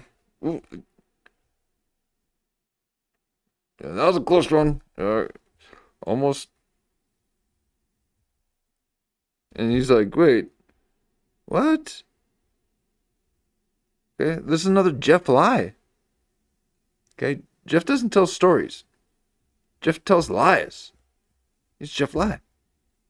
we were like that Insane. guy that was dating our sister. Like he was right. It was Gary Ridgway. That's insane. Insane. Do you have a lot of sisters? I have two sisters, but I often say the wrong number. Okay. Does that make sense? No, it doesn't make sense. You often say you have a lot? No, I have two. But I often say the wrong number. Okay, so then this must be Jamie Kennedy checking in on something that might have happened. And so he's wanting to say, do you have a lot of sisters? Because Jamie Kennedy probably had heard something or had heard him say something that didn't seem to make sense, like the whole interview. And so now here is Jeff Dye now playing cover, okay? He's like, no, I have two. Okay. I have two. But sometimes I say the wrong number. Okay, what? And before you even said that, I questioned why you were saying to and showing us to. But then before I can come up with my own instinctual conclusion, you tried to tell me what it is that allows for this little bit of a gap between reason and the weave that you're trying to do. You're trying to fill in those gaps for me, and I'm not going to let you. So you might think it's because sometimes you say the wrong number. No, and Jamie knows.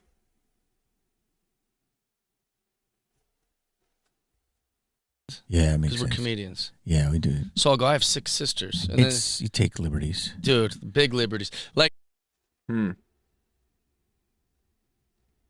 Is this because when people ask, who are you with?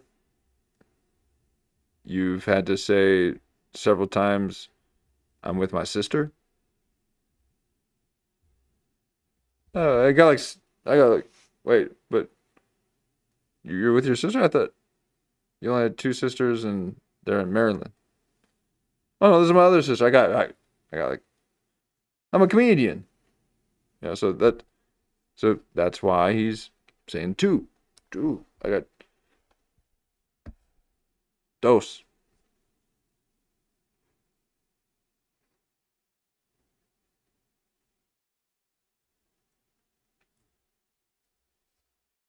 but it's because my sisters had all these friends growing up who were like sisters to me. Like Yeah. Tabitha Hess and Bobby Joe Small and like all their friends. And then they have daughters, so I call those my nieces, even though they're not my nieces. And then Yikes. Oh, yikes. Man, imagine just having a stranger call your daughter niece. So he's trying to have the uncle and niece symbiosis. Okay.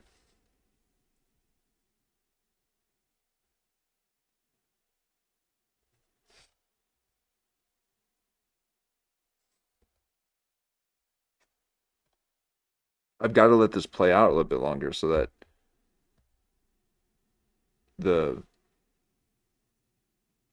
his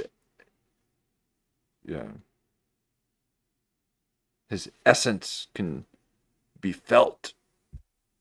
But I've got to kind of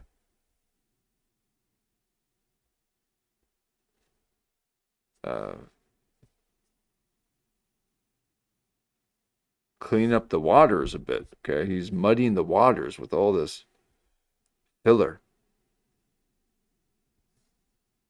so whenever I date a girl, I go, hey, you're going to hear me say I have a lot of sisters. But I really only have 2 biological sisters, and then there's like 6 women in my life who are like sisters. Yes. Jessica Ainley.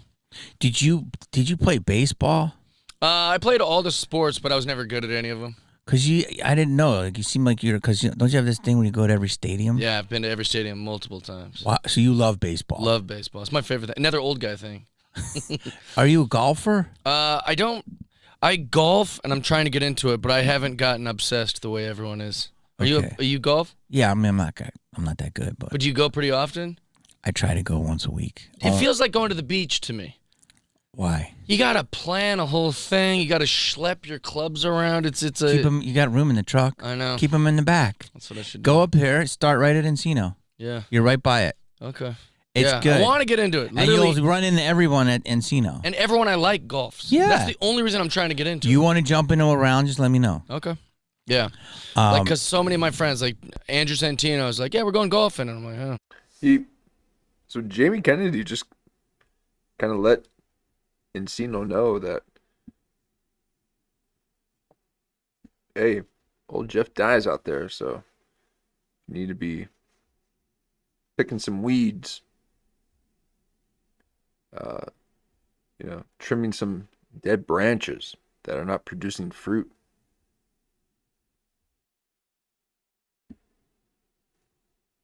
He's out that way.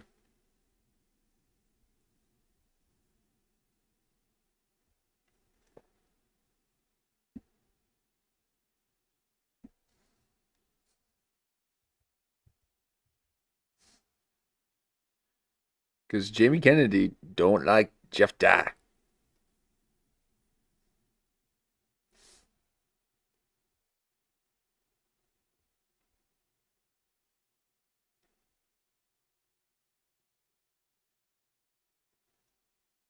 Ooh, that's a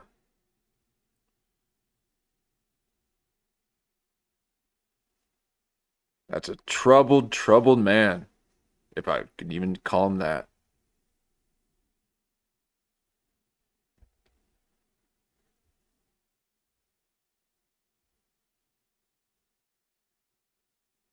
Got a lot of unbridled rage in you.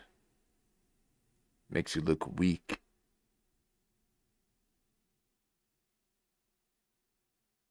You got no control, no focus.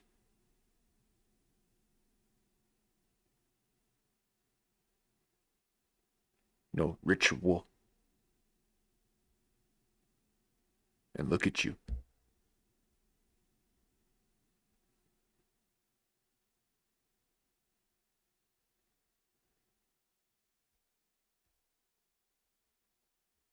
Now, I never get in another man's beef. Okay?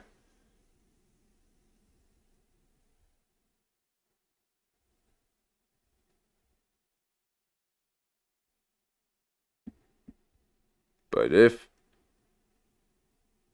Ben Avery's channel has been taken down right when it started popping, okay? He's celebrating that he's got 1,000 subs and then got 2,000 subs. So he's popping. And a lot of it had to do with the Jeff Dye content. Now, if it's true that he's taken down Ben Avery,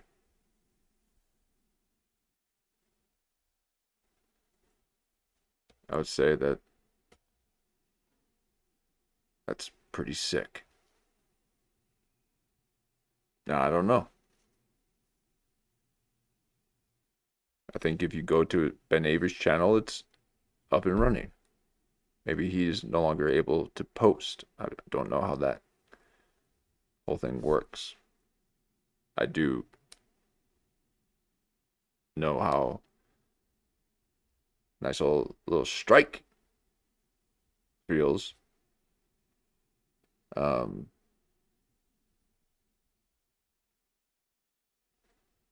But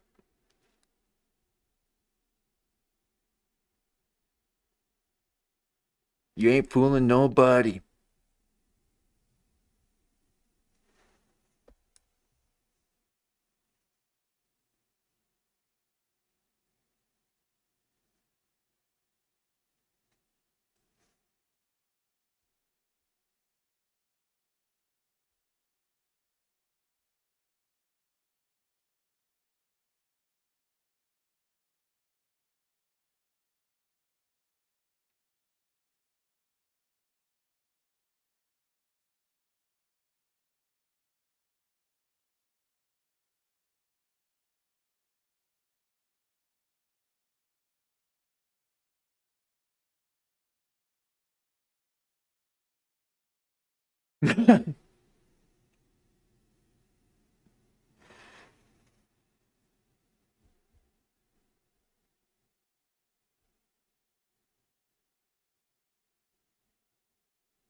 Get this man an agent.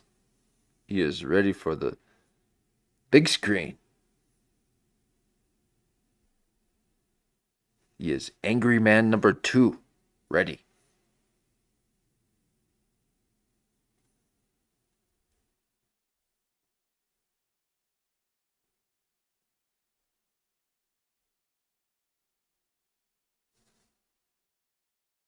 You're right by it. Okay.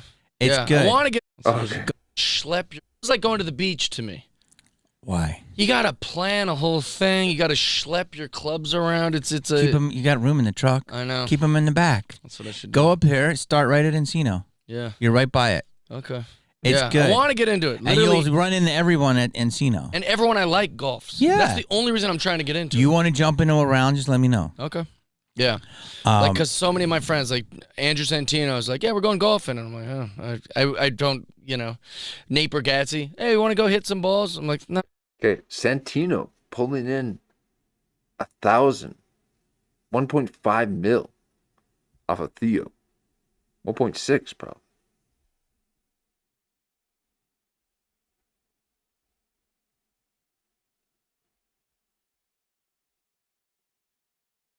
And you're 6.6 thousand.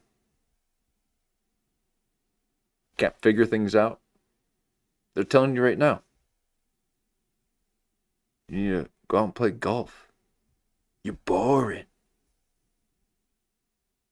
Get yourself a personality.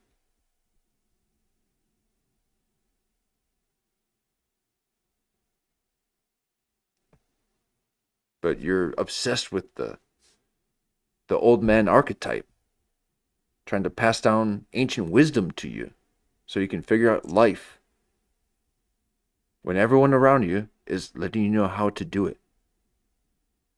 You got to have a thing. But you think your victimhood is your thing. They're just saying, shut up and go golfing.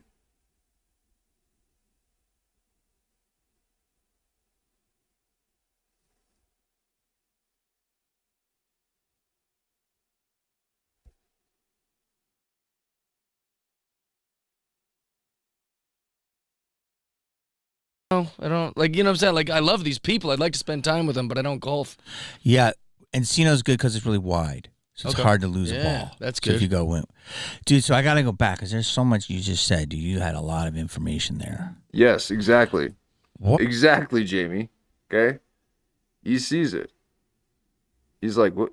You're throwing a lot at me." And at one point, I thought my playback speed was sped up because of all the stuff he was throwing at us. I was stopping every 2 seconds. So thank you for going on the rapids there for a moment. But it was felt by Jamie as well. We were in the rapids of Jeff Lies. And Jamie's trying to recalibrate here. And let's see where this goes. I'm glad he's able to pick this up. Okay? I feel seen.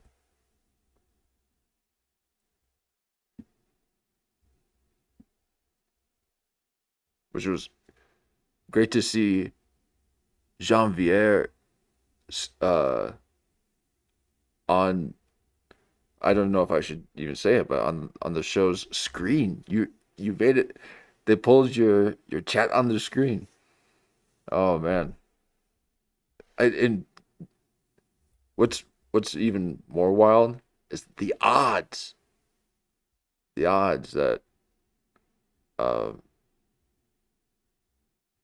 that all that happened, and I got to see it.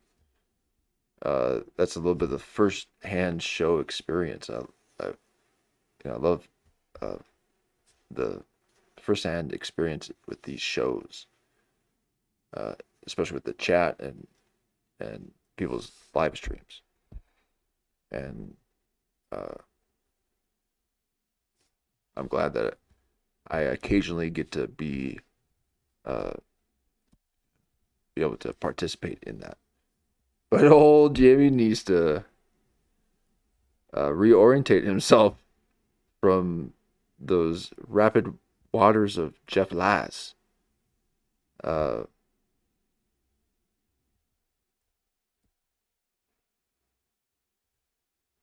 look at that.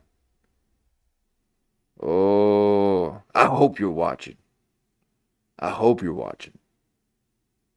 And if Jeff, let me tell you, if you are watching out there, you gotta be watching some other stuff. Okay, this is the bottom of the barrel. So you be punching down, and that is, if you're a man of the people and respect your peers, it's all about punching up. Only the weakest of people punch down. And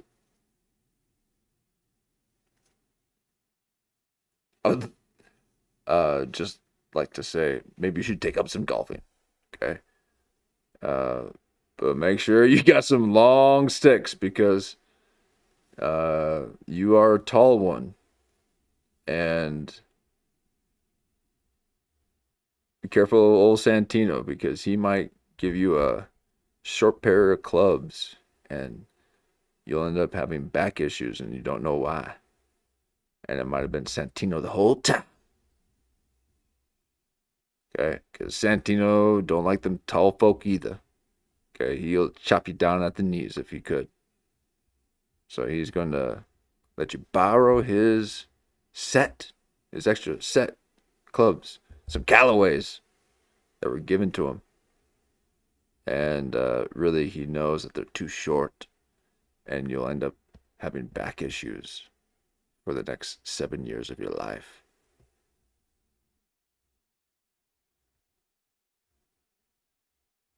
I don't like, you know what I'm saying? Like, I love these people. I'd like to spend time with them, but I don't golf. Yeah, Encino's good because it's really wide, so it's hard to lose a ball. That's So good. if you go, dude. So I got to go back because there's so much you just said. Dude, you had a lot of information there. What? So I'm in New York 2 weeks ago. No, I'm in D.C. I went from New York to D.C. And I'm in the big hotel that Trump took over. It was a post office. It used to be a Trump National, and they made him sell it.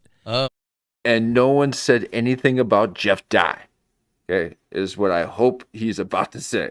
Okay, I was in the middle of nowhere, and no one said anything about you, or I was smack dab in the center of culture herself, and no one even batted an eye for Jeff Dye. For Jeff I. Jeff I. Oh, Jeff I. You looking up like that? That's your Jeff I.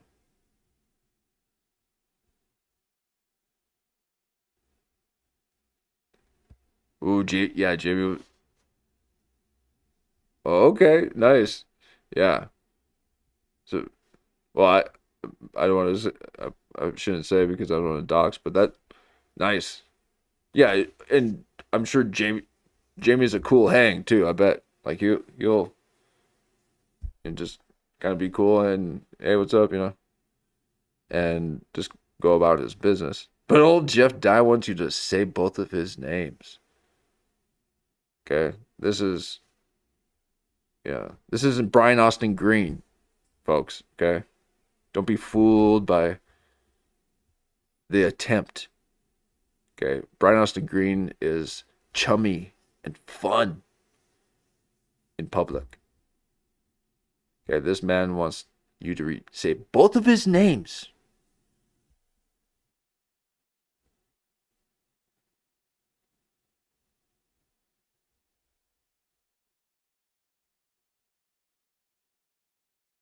But I will say 3 for Brian Austin Green any day.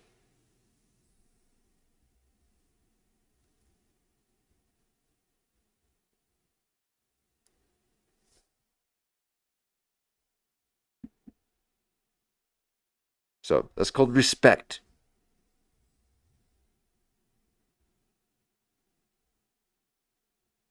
Jeff.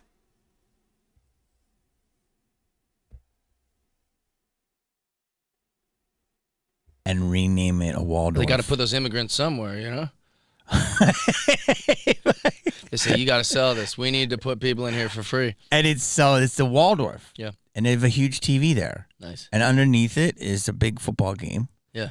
And above that is you.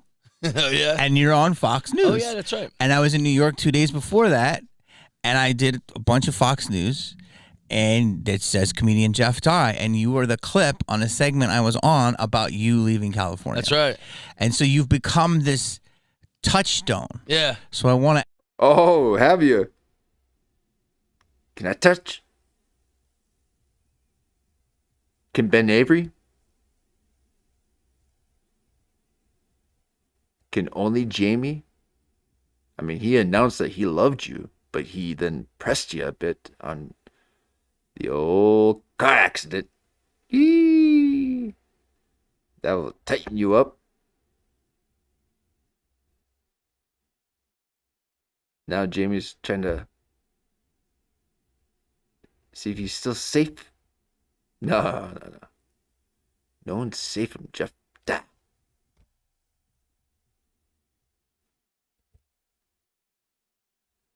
He grinds his teeth in his sleep. Okay, that's why the women leave. They can't handle the noise at night.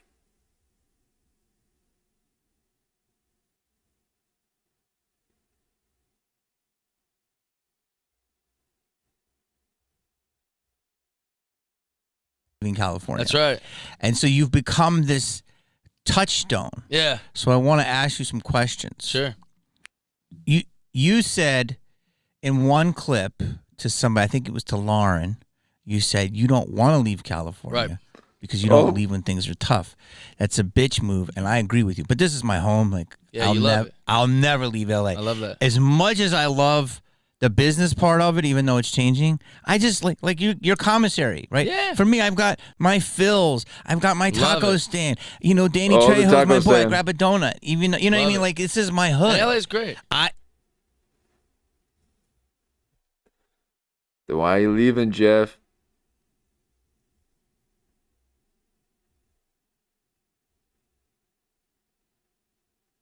$6.6. I mean, you got to be pulling a minimum of 30 if you want to stay in LA. But you saw how stressed Pauly was, okay? Old Pauly Shore was unsure. He is trying to find his way back to the old LA. And even the pre-COVID times, okay? He wants it in those roaring 90s. And Jamie can already see, like, bro, you need to move on, okay? Yeah, you did some cool stuff, but you gotta, just improve. If you want to continue to do this stuff, you have to,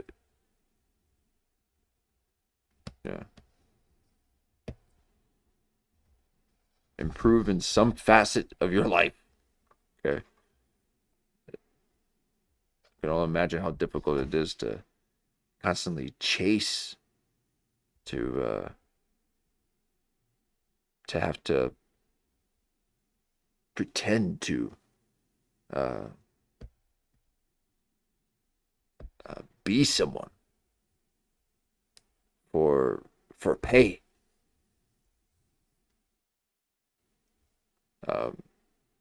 These are actors, Meisners.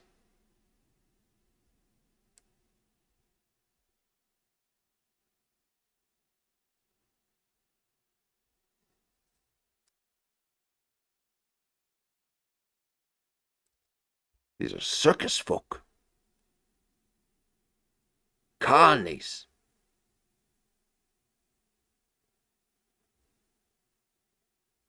I feel at home here. Yeah. As crazy as that sounds for some people. I've been here I since I love was a it. teenager. Yeah, I'm not going anywhere. Okay. So, you Wait, but he did say don't leave, and then there was Correct. this whole debacle. Yep. So what's the truth? The truth is, the one bullet that I dodged, the one truth.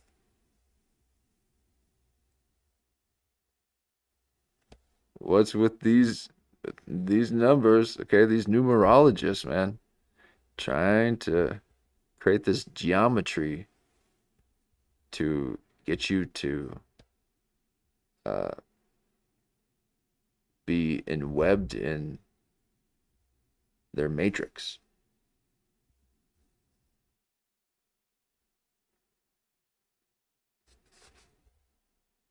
Okay. God is within stillness.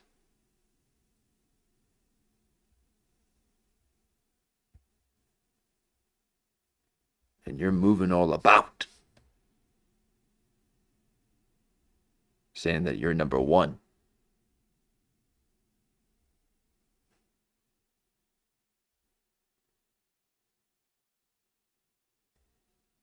Never said this on a podcast. Here we go. I'm buying a second home in Texas. Bolden. It's a second.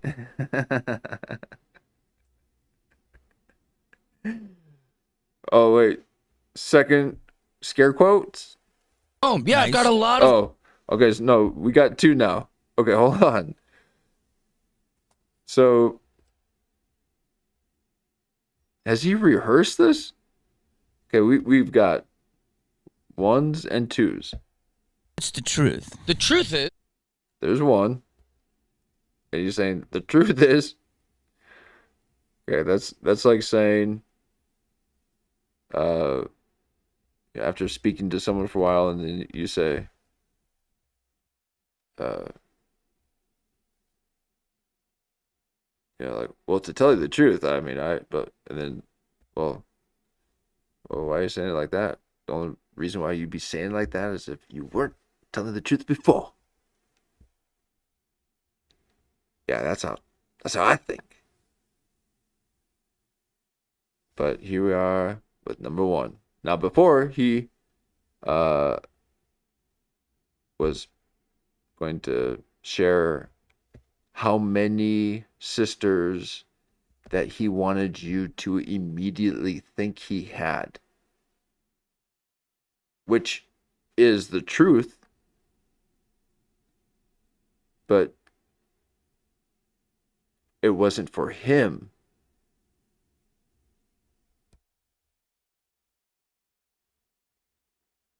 So the truth of the matter, he has two sisters. But he has to then point out and say two. And it's like, whoa, wait, why are you saying two like that and showing two? And then he went into how a lot of times he says he has more than two sisters. Oh, okay, here we go. And then here's the okay. So now here's another situation where he is one, okay? And we're just rolling down the stream of Jeff Latt, okay? And we're just seeing what we can kind of pick up along the way.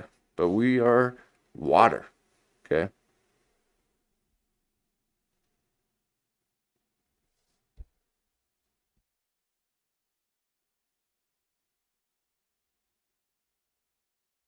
I have never said this on a podcast. Here we go. I'm buying a second home in Texas. Bolden. It's a second home. But that was great, Jamie. Bullet. Okay, so he can kind of go with him and kind of. But now, why are you telling us two? Because all the other times you be, giving us your sacred geometry. You're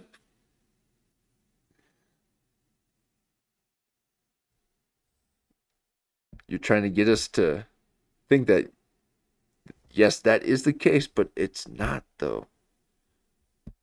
Okay? So you didn't just dodge that one bullet. You did, but there was something else.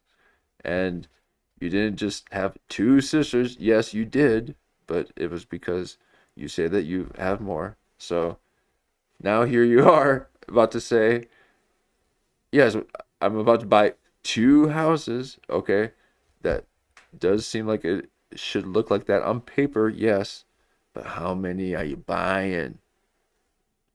Just the 2?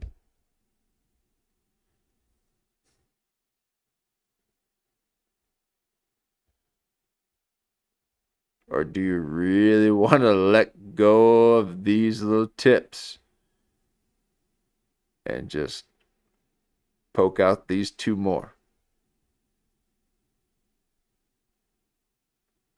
I mean, he's barely holding on to that one. And that one's already wanting to leave that sweaty cracked palm. Okay?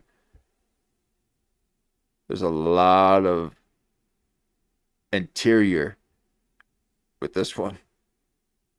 Okay? That is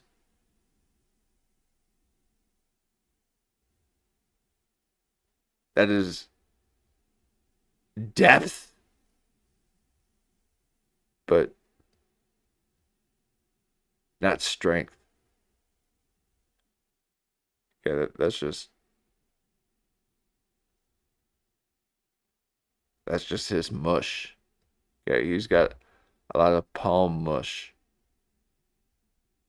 So that's not a strong palm. That's just soft mush.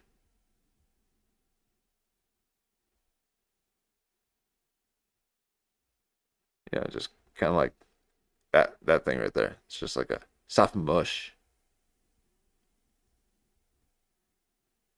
Okay, so you're just buying 2 houses. Okay, here we go. So and again, thank you for going along with this whole journey with us. Okay.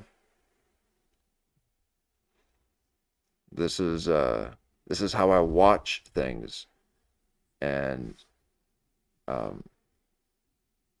enjoy watching it with other people. I will say, it's a bit experimental, but you realize a lot of people do it. So it's not an original idea by any stretch of the imagination, but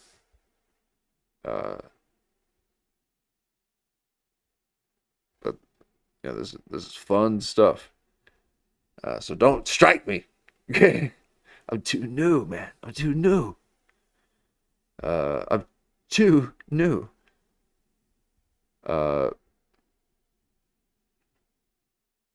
again, I wasn't even trying to do Jeff Dye content. Okay, I got a big old boost from Jeff Dye unintentionally. Okay, and I'm not ready for those numbers.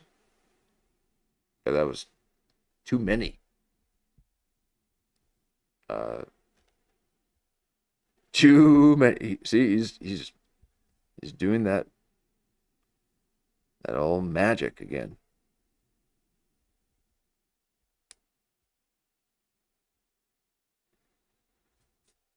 So we are in the experimental days, or years. So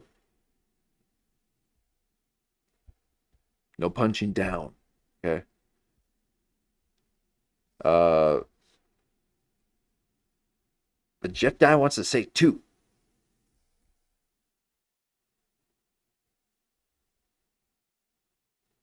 But you know he's thinking 4. Yeah, Nice. I've got a lot of money. No Wow. wife, no kids, no girlfriend. Good for That's you. why the GoFundMe was supposed to be funny. What don't you get? It's lit, Jamie. Rich guy starts GoFundMe. That's hilarious. It's I think so. You it's only like- asked for $26K. It's a heel move. Yeah. It's like like we literally You did turn heel. You were a baby face. Yes. And you've turned heel. We were laughing about it. Everyone in my camp was laughing. My real estate agent, like the place I'm looking at is like a $3 million home, and that's a second home. Mm-hmm. And she was like, Oh, really? Really? Is it your second one? Jeff La? Oh, man.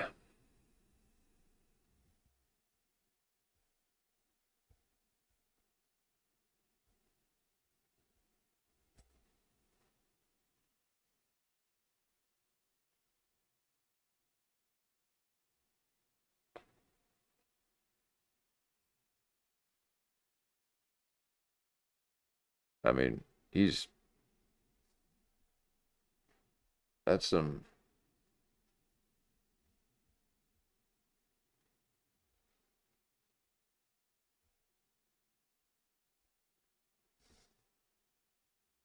Waving signs. Can you believe Fox News is like running a thing about how like you have to get out of LA because Gavin Newsom's so scary? So we tried to capitalize on it. Like, wouldn't this be great? Start a GoFundMe. We made it a random amount. 26,000 is hilarious because you don't need 26,000 to leave LA. Funny, check, right? And then also 26. Why 26? Also funny. It was weird. It was all supposed to be funny, but then like everyone's like, "What the fuck? You don't need." I was like, "Dude, what is wrong with everyone? They don't get the joke." Also, another. Yeah. Really? The joke? Just like you're just kidding that you didn't smash your car and you're just pretending like nothing happened? Joke.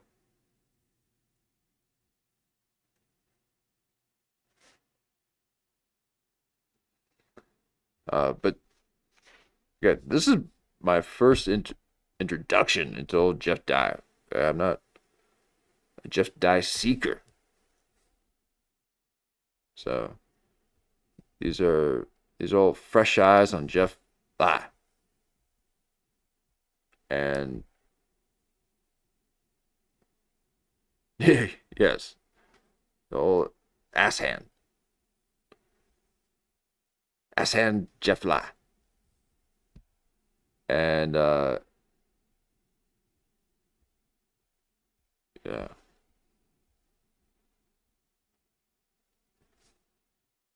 I don't want you to be on my radar. Okay? I was having fun with Jamie Kennedy. And now you're trying to get me to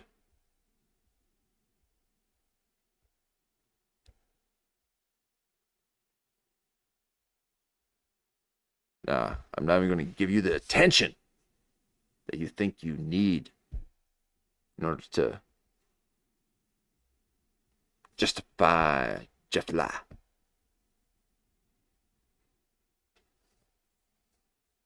Part of it that is I was hoping like a guy like Mark Maron or maybe any of these people who have had these little spats with me, that they would like playfully be like, I gave $500 to get Jeff Dye out of LA. Yes. Because wouldn't that be like, that'd be the more baller move is to be like, I fucking hate that kid. I don't want to see him. Okay, so it's him as a victim. It'd be funny because he's a victim. And then same thing with Pauly Shore. You know, like he's going to film his self-deletion. It'd be funny. I don't know anything about that movie, and I'm sure he really put himself out there. Okay. People really want to push the bounds when it comes to the entertainment industry. They want to live in that liminal space where they can capture magic accidentally, but very calculated. And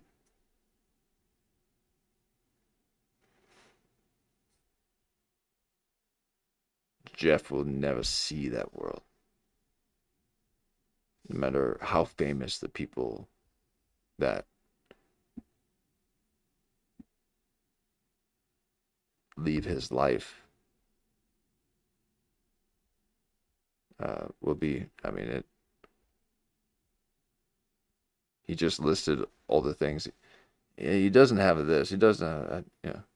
So I'm able to live like this. Okay, so you are at best being a good old consumer, but you're not even good at that. So you're too new even to be a consumer. And the people who have kind of figured it out are trying to tell you, hey, just go play some golf, okay? You play your cards right and do a little parlaying here and there. Okay, these are parlayers of their pops. You got to know how to parlay your pops. And if you do it right, you can have that old nice perpetual day.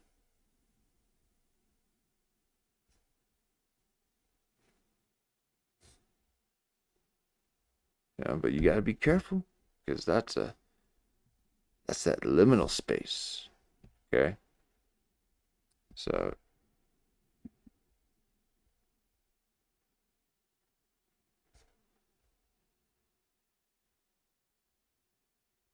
the Comedy Store with his right-wing bullshit. I donated $5,000 to get Jeff out of LA. Yeah. I thought everyone would play along in this wrestling heel move. I also thought some like redneck guys. heel. He's saying heel. You're saying heel a bit. Is it because I've been talking about your heels? Okay? I'm always in his comments talking about his big old heels on his boots. Oh, man. Imagine being 6'5" and wearing heels on boots. I'll be walking on my knees if I was ever 6'5", just to make everyone else comfortable. But he wants to be taller, so he wears heeled boots, 2-inch heels.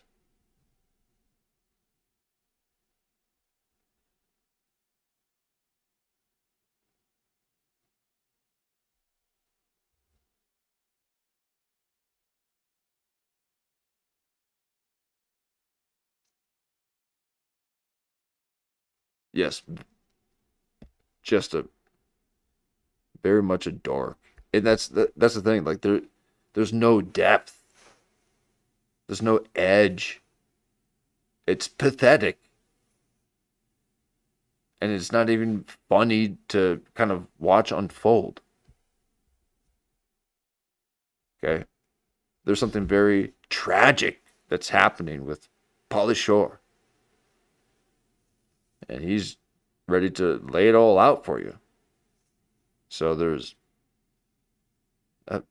something commendable about the tragic life of Pauly Shore,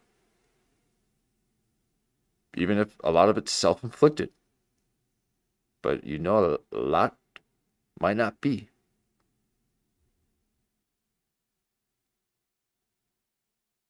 But you ain't Pauly Shore. So quit acting like it.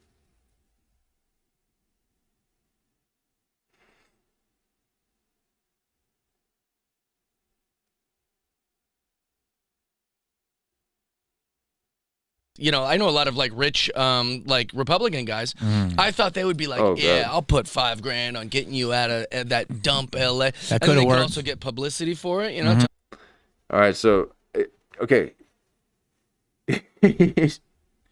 He's not buying it. Okay, he will just start. This is him just giving his filler. Just here's what you need to believe about this. Da, da, da, da, da. And he has to literally close him out for a moment to have his own process, his own thought, without being pitched. He's like, you're a baseball player fan, right? I mean, I feel like you're constantly pitching me things.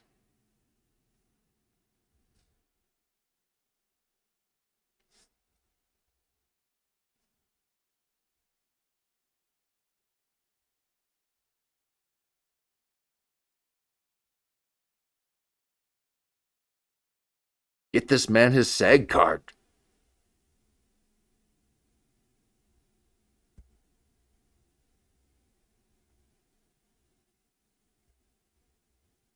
He is ready.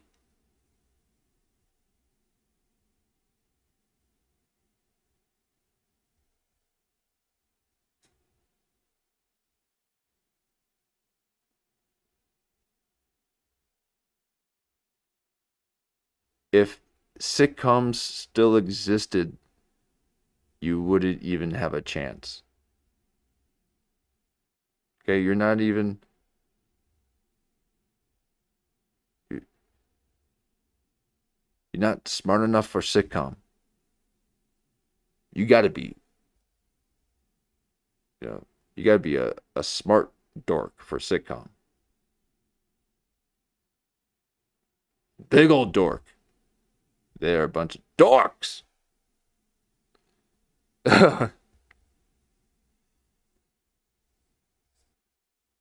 Theater kids thinking that they could televise theater. You can't televise theater. Okay, that's what makes sitcoms. They're trying to televise theatrical production. So I feel like right now what I'm doing with this interplay of technology is a little bit of,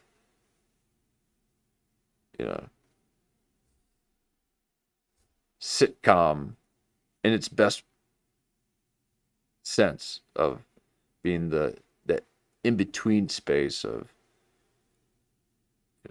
the transitional space of art mediums and performative mechanisms for each one. Okay.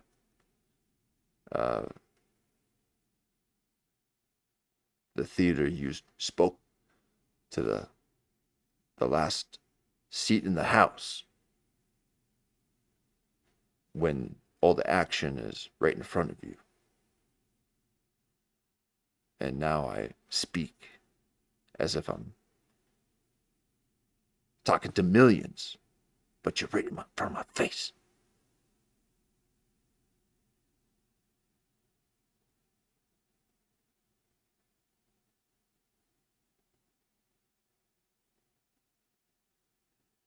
So Jeff's trying to find his way through the chaos of the creative industry. $5,000 on getting you out of that dump LA. That and could then they have could worked. also get publicity for it. A ton of people would be like, I gave $10,000 to Jeff Dye to get him into Texas. And so that's all it was supposed to be. So as you're doing this, didn't people know understand. it wasn't this, for everyone who knows wrestling, it was a work. Yes, it was a work. Okay. And it was supposed to, I thought it was such an obvious work that everyone would get it. They really don't but know. They didn't They get don't it. get the works. Also, another part of it that I think is interesting is like people like, you're broke ass, you're not even a good comedian if you got to start a GoFundMe. And I'm like, well, if you think I'm broke, then I should have a GoFundMe. Especially if If you're I'm inclusive. broke, then you should give to the GoFundMe because you think I'm broke. But if I'm rich and shouldn't have started a GoFundMe, then you should have got the joke. You don't get both. So imagine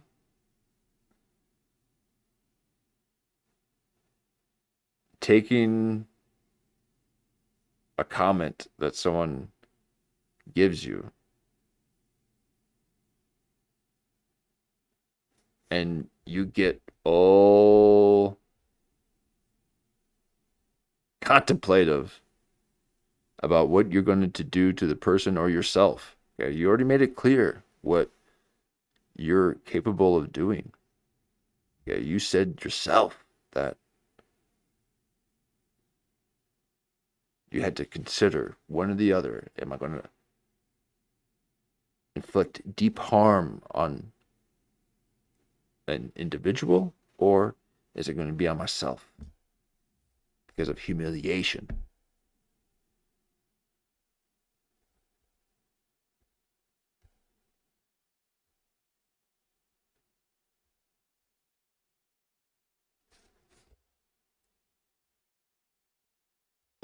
Yes. You're like, you're not successful. You're a broke ass comedian on a GoFundMe begging for money. And I'm like, okay, well then give money because I'm broke and I'm begging for money. Give to the GoFundMe. Yes. But if you think that I'm rich and I, that I'm not broke and that like that I started a GoFundMe, it's like, yeah, then that's what makes it funny is that I started a GoFundMe when I don't need one. Dude, so wait a minute. Yeah. Wait. What?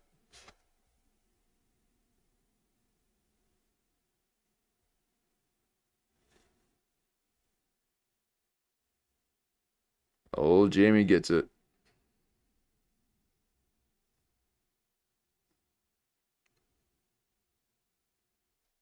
And he doesn't have these deep, shameful palms.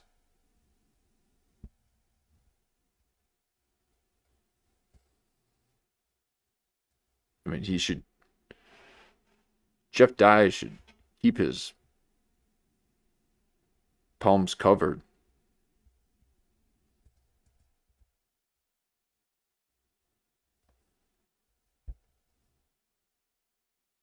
Those are indecent hands.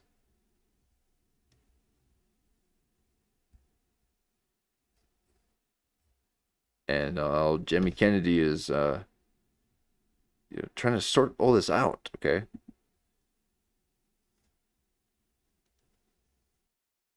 We all are. Collectively. Okay, I feel like I'm a bit of in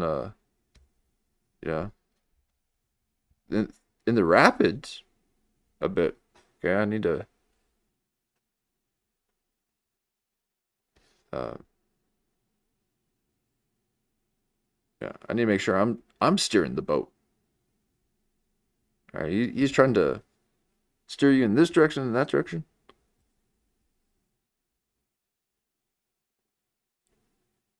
But apparently he's had haters in the past. Okay, so I'm not one of those haters in the past.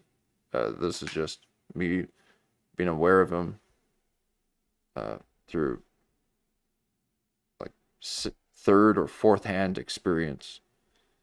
And then it was through Jamie on this one.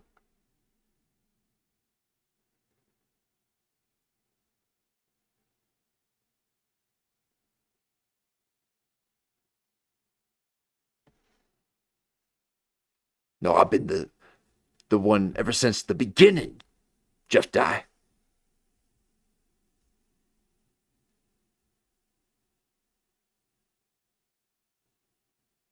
I've been following ever since you started your journey.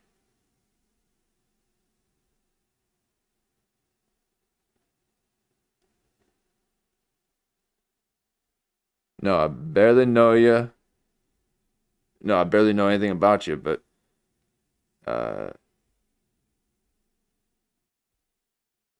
it's all quite evident.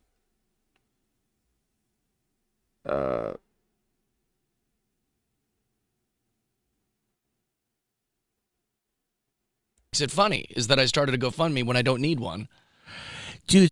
Yeah, how many people do that? And the people who do that, what does everyone think about them? It's like, oh, okay. It's, yeah, I suppose you could do that. It's like clout chasing on Instagram. Yeah, you could technically send a message to James Gunn about your thoughts on Superman. But there's a term that developed called clout chasing that you just don't start messaging outside of your tax bracket.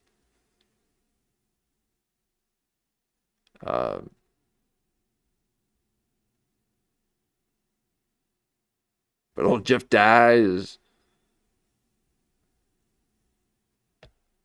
reading all my messages.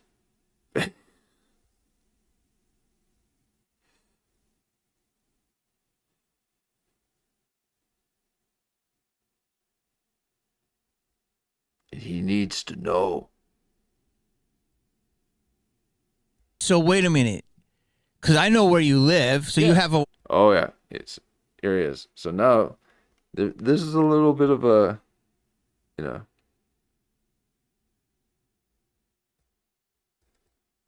he's kind of putting, Jamie here is basically putting Jeff Dye on standby. And he's letting his neighborhood know,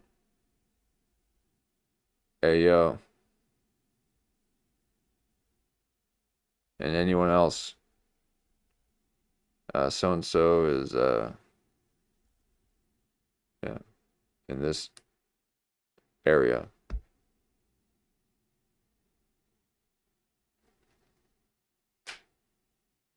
One place here. Yep, Sherman And, Oaks. and you're looking at a big place. Yeah, so I'm buying a big house because You're the buying a house goes big farther house. in Texas and stuff like that. So that's going to be your bigger property. And it'll be my business because what I was tired of, which I've also never shared this, is the taxes here are insane. Yeah. And also, like, Hollywood used to have Gavin Newsom. I hope you're.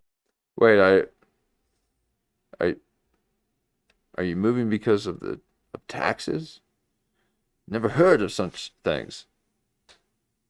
And now you got a message to Gavin Newsom. Now are you clout chasing? Are you messaging within your own tax bracket? Because you can't just start calling people out that are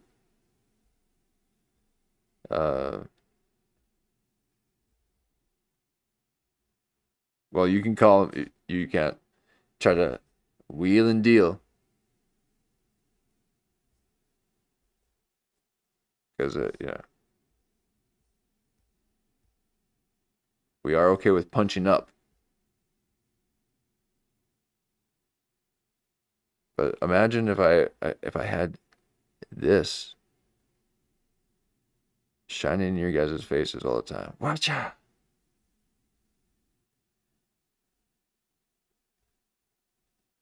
They're not okay with just black.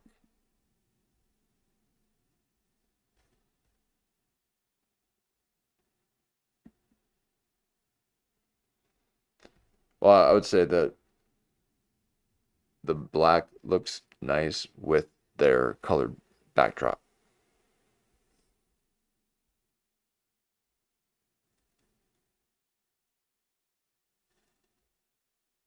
But I can't have a overlay it all day. Yeah, I need to reset my eyes.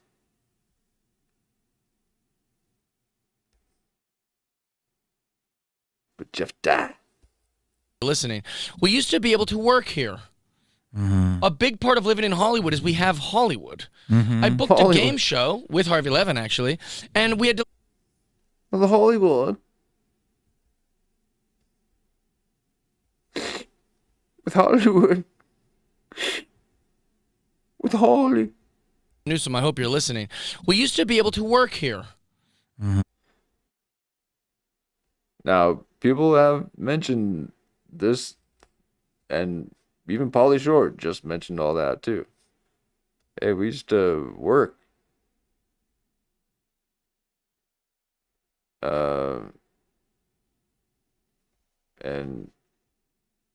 And we want to. This isn't people just trying to avoid work, but you're making it difficult. So it seems deliberate, and people are moving away out of the state because why would you think that you need to be in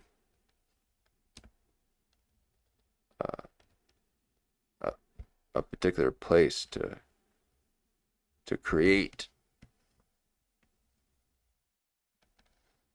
It's the energy. Whose energy? The rhythm of the city.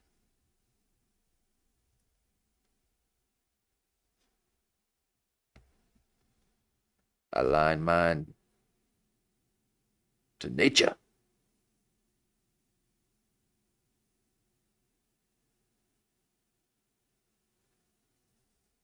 28 days in a month. 13 months. That's nature.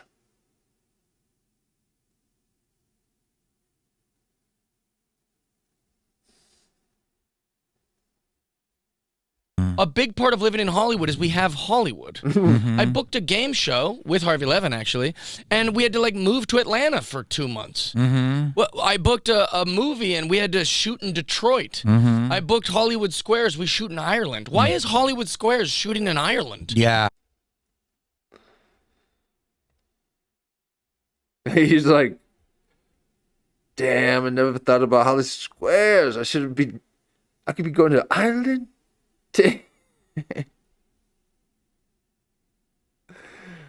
So Jeff Dye is booking some stuff, and Jimmy has expressed his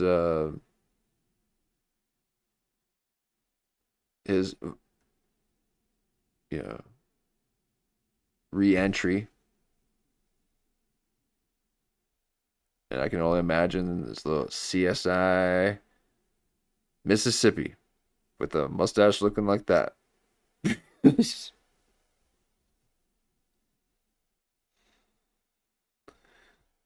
You're never gonna get me to break character like that again. That's a one and done for you, Jamie.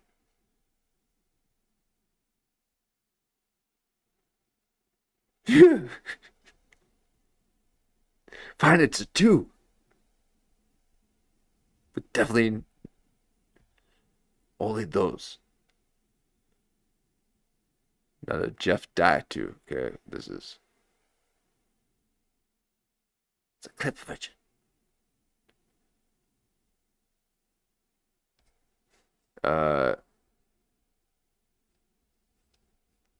We ain't buying it. So it's Hollywood isn't even in Hollywood anymore, and then also prices are very expensive here, and so I'm going to move my corporation, which is. Okay, why does he have to downspeak everything? Corporation. You know, you're doing your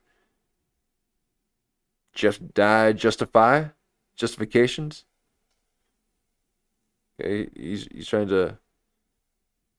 Yeah, everyone's freaking out about all this. Okay, I'm just doing this. Okay, so that's how he talks constantly.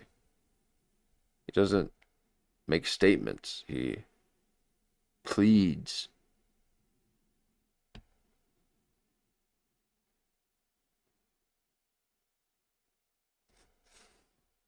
It's called Fruit Fly Inc. I'm going to move that to Texas. And so the taxes are better. There's no property tax. And so that's why it's a second place. I'll never. Oh, there's that old sacred 2. Texas. And so the taxes are better. There's no property tax. Yeah, and so yeah. that's why it's a second.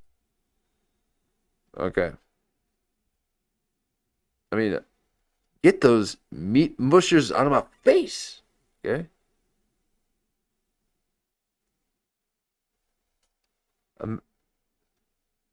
Imagine that hand just coming at you. And he's fantasizing about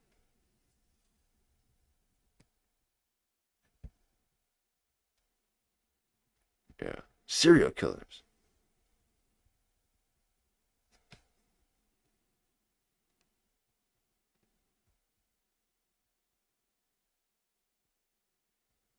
Why are you doing this?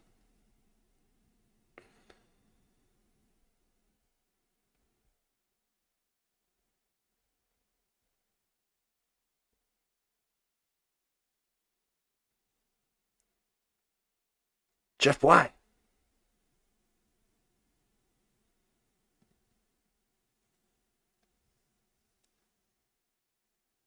That's like a Baphomet devil horn.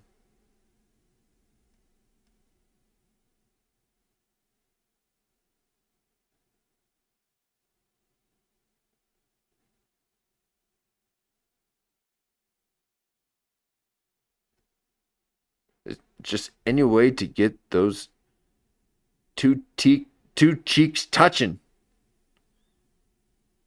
You just find out any way you can to just get those two slabs together, don't you? So you're gonna do a lot of hand demonstrations that allow for the nuzzling within. It's your two pressure points, creating the 8th chakra.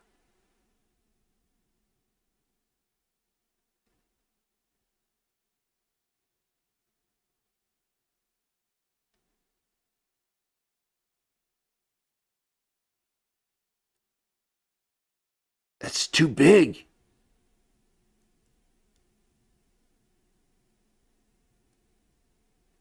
For such a tiny head.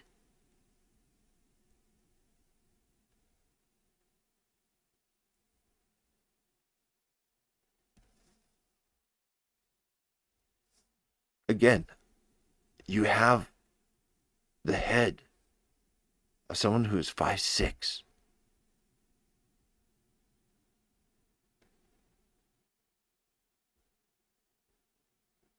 Okay, I am 4'3", but I have the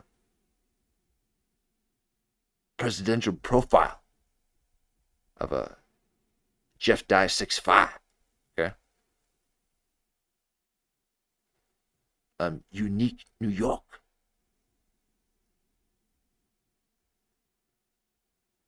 You're playing Jane.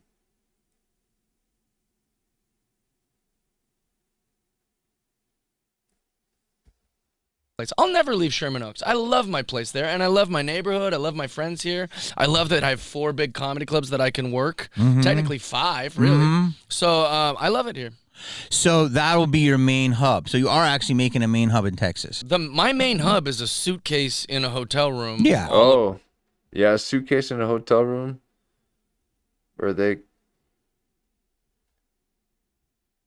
can't find the evidence.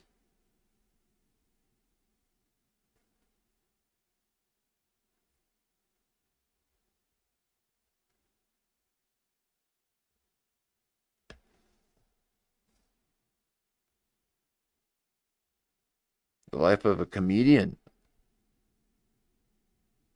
a road warrior, just living out of a suitcase.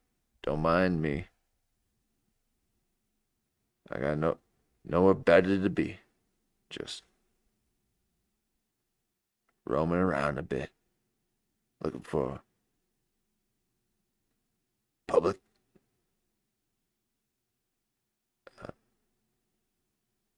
bathrooms.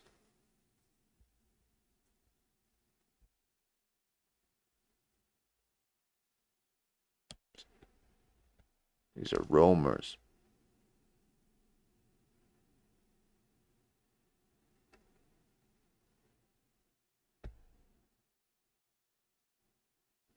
Yes, like he's trying to convince himself. Yes.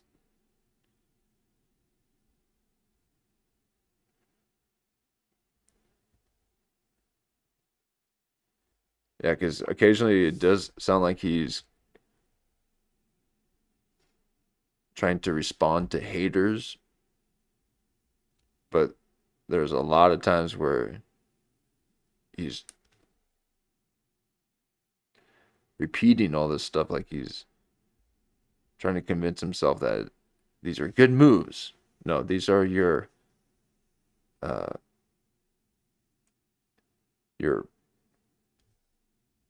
poor life decisions that require a lot of attention because you spend a lot of money when you go in these cycles. So you bought a truck, you got a second home.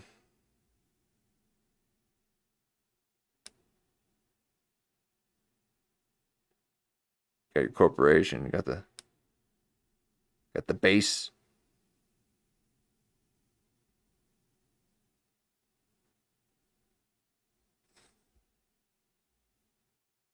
I can see why there's a whole whole team, a whole ecosystem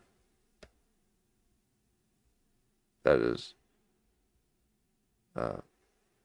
created from this one man.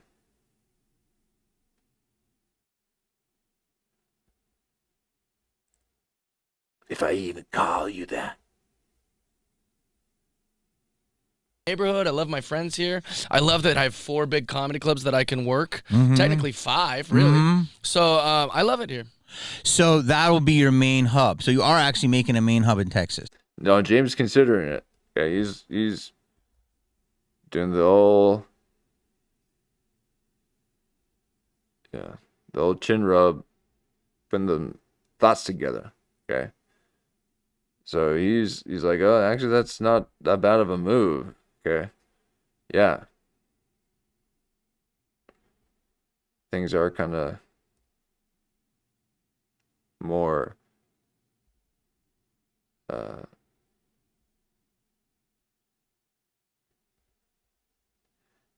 not restricted to LA.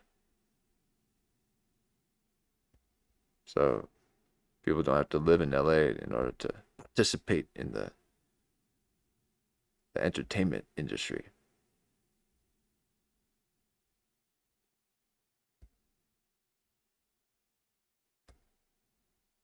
And then you move out to the sticks. And then you realize that you got to live in LA to be part of the industry. You ain't living anywhere else. So quit trying to be mobile.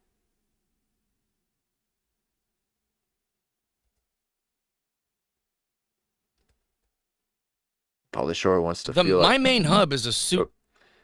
Pauly Shore wants to feel like it's old Hollywood. These people want to feel like it's LA when they're in New York.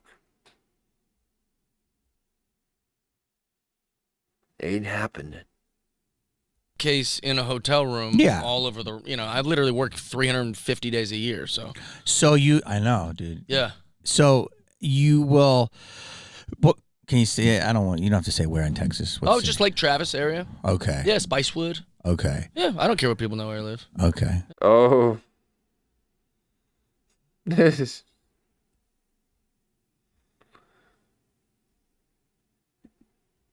I gotta slow this one down. This one.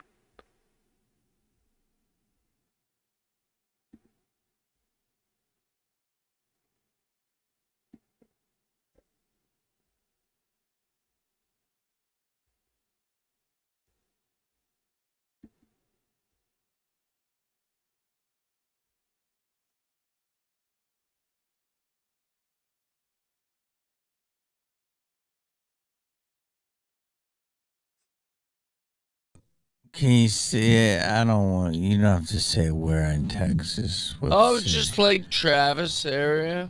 Okay. Yeah, Spicewood. Okay. Yeah. I don't care what people know where I live. Okay. Yeah.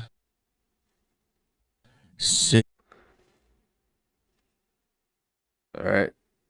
See? You don't want to cross Jamie. So now he just let everyone know where you can find old Jeff Dye in Texas. And just a moment before,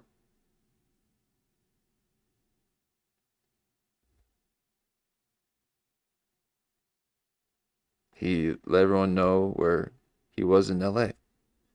So it's because Jamie Kennedy doesn't like Jeff Dye.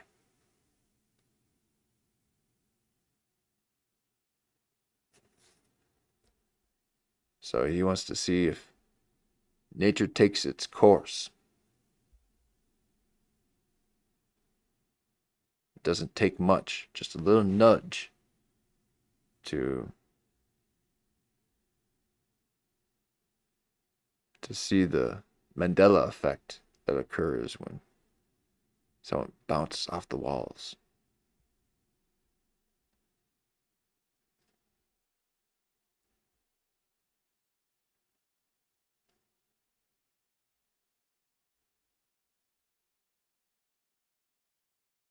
He is so scared. That is absolute terror on a man's face. And no one to turn to talk to. No one to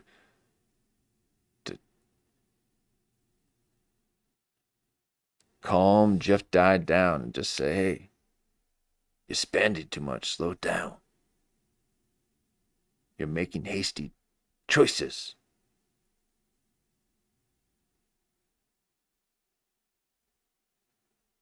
He's got no one to actually speak to him. Okay, just a bunch of yes men around him.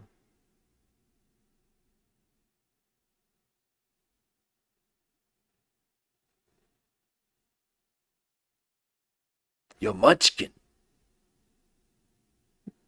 Look like a little rat.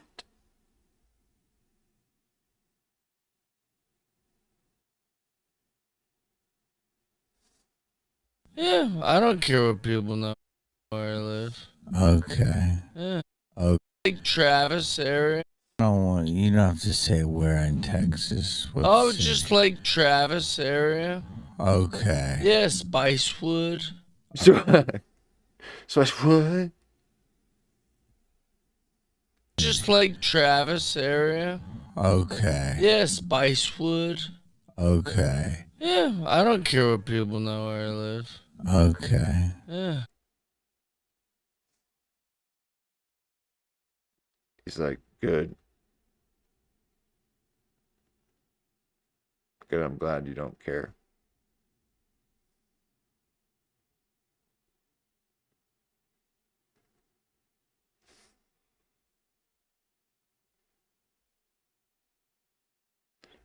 Little Jamie with the interviews, huh?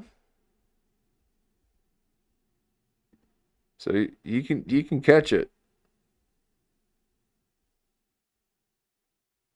And especially when it's about LA, okay? So he's LA through and through.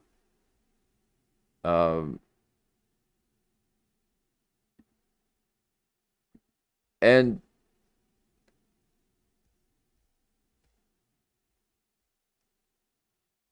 I would say on the good side of the back end of LA.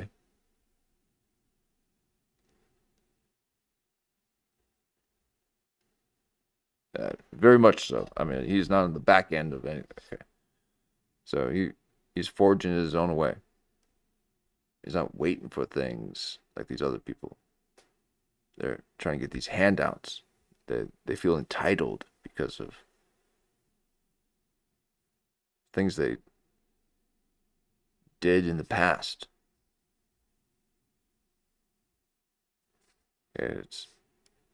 But now.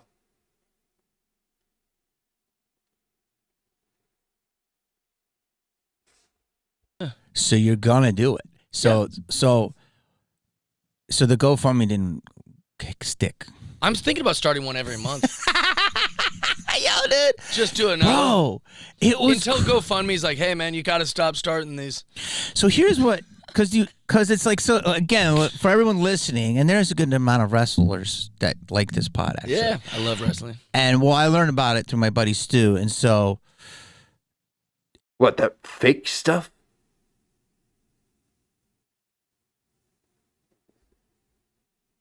The only thing that's worse than wrestling is the people that watch it.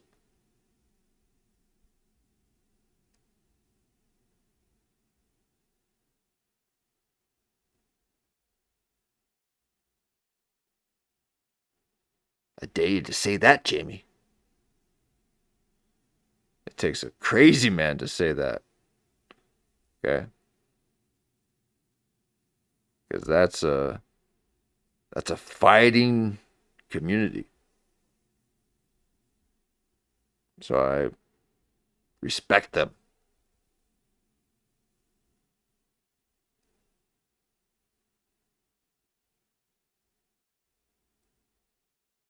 I never even liked wrestling when I was a kid. I was living in the prime time. And I couldn't even watch one thing of it. And the great Patrice O'Neill was, a writer for it. The best. So this, you know what that means. Yep. I'm not bullshitting. So Jeff would be considered a baby face. Okay. He was a true baby face. Hogan. That's a good guy.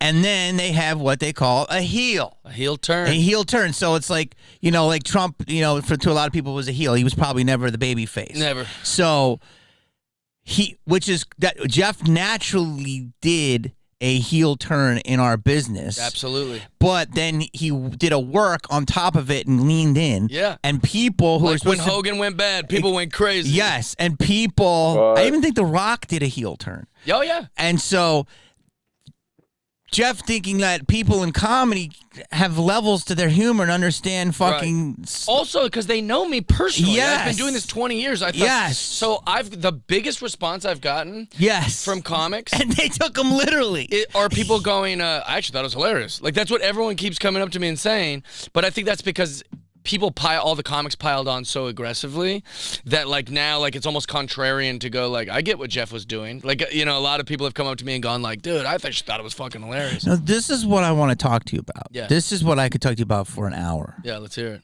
Okay. It better be about me, otherwise I got another thing to go to. You're such a lovable guy. Thanks. You're a nice guy. Honestly. Thank you. Hardworking. Okay. Yeah. Oh yeah, that thing too, whatever you just said. I'm not even remotely familiar with because I don't know what work is.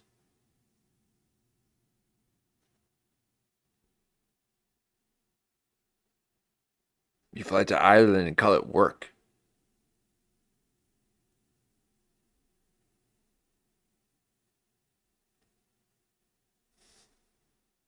Come out of Seattle. And yet you do this stuff Oh, and not just hold on. Sorry. yet you do this stuff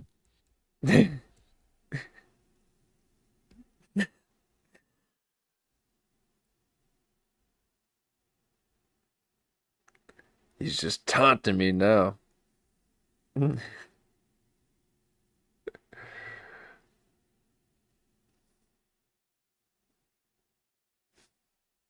I might let this one go. Oh, there was...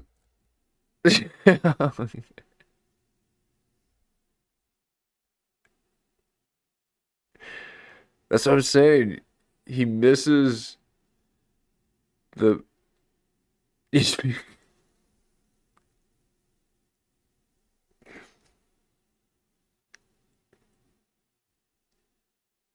He's like pointing to the thing that is wrong in his life. It's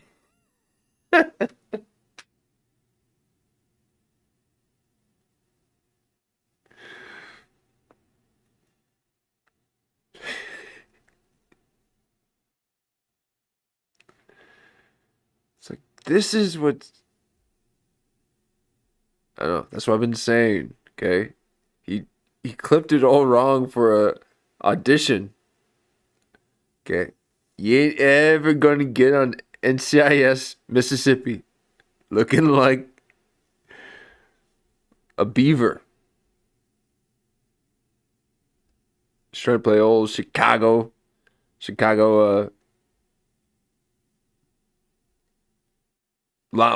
cop. And oh man. Alright, just having a little fun here. Now, and not just comics, but dare I say like beginner comics? Yeah. Can I say that? Is that I a don't know what diss? you're about to say about him. Well, it's just like inner comics. yeah. Well, But- oh boy. And not just comics, but dare I say like What is he talking about? beginner comics? Yeah. Can I say that? Is that I a don't know what you're diss? about to say about him. Well, it's just like they literally have their name in their bio, what they are, and they're like saying the most crazy shit about you. And they've never met me. That's a the crazy part. professional comic that is known, respected in our business, in every club, names on walls. Yeah. Like, you've done it. You're doing it. Well, the weird part is, And when I'm like, dude, but I'm finished. I don't Let me, yes. Will you, please? So now Jamie feels that he can kind of stand his ground, even on his own show, to the bullying of Jeff Dye. I mean, this is a man who was a bully to 3 cops. And Jamie has felt uncomfortable the whole interview to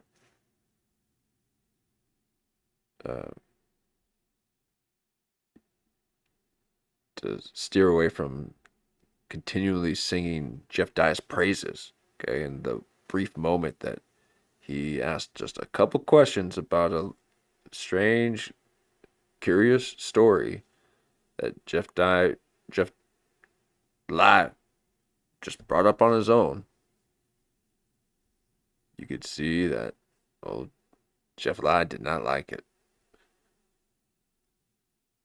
So now in this moment where he is going to take back some self-dignity, it's only because he's going to sing Jeff Dye's praises. So understand. I would never shit on Dustin Diamond stand-in's ghost.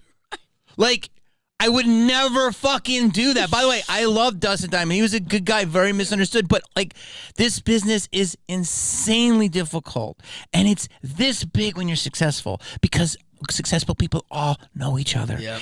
And the way that people come at you with knives, they do it to me, but they were coming at you for something so innocuous. Why is this happening? Do you understand that this is a new phenomenon? Yeah. It started in 2006 when the talk boards feedback.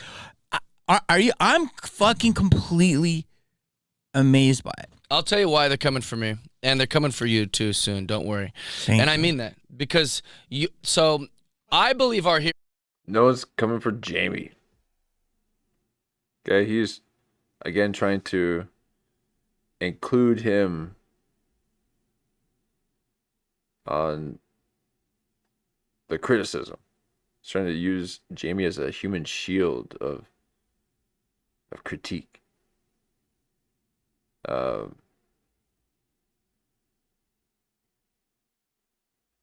Or shield against criticism. Yeah. I'll let it go a little bit. But it's just he says so much stuff here. It's our business. I know, but our heroes, it's very cannibalistic, but our heroes would literally, they would talk about the things in society and life, whether it was controversial or not.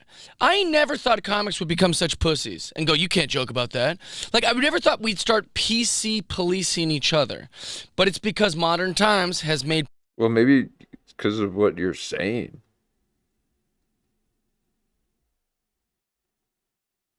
Politics like religion.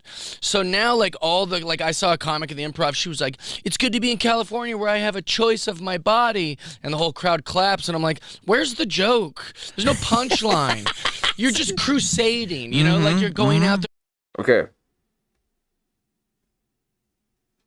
Now, I agree with him. I just don't like the delivery, okay? So, but that's because he is now attaching himself to a universal concept. So it has nothing to do with him, but he is taking that as his identity, while at the same time,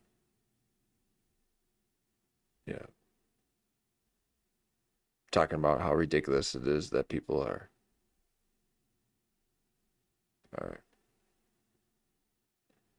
participating in identity politics.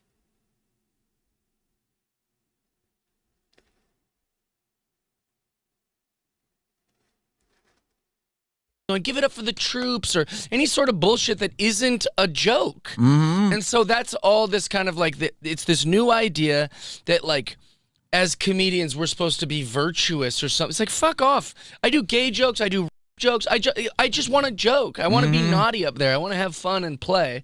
And But so you just want to joke. A joke about scary and horrendous event for someone.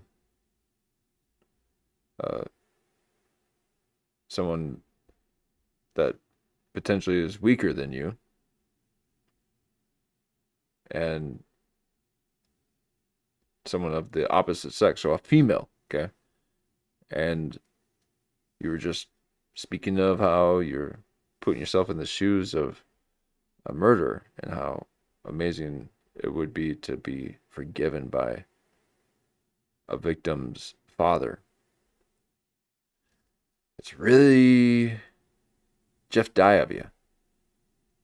that's all being like poo-pooed on because this analogy will make sense in a second. Will it? They all think I'm some right-wing psychopath. No, You're we don't. not. And I'm not. No. But what happened? Because you're not. We don't think that. No one thinks that.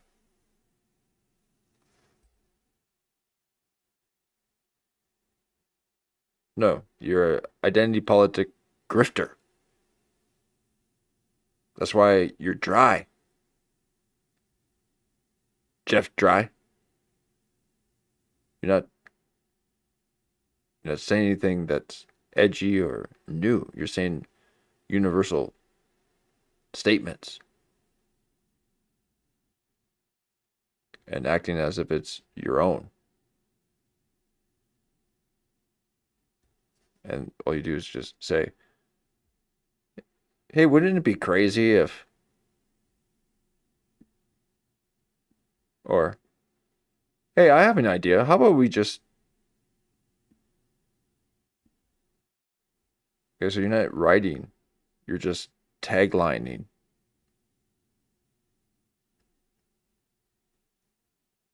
You're taglining talking points.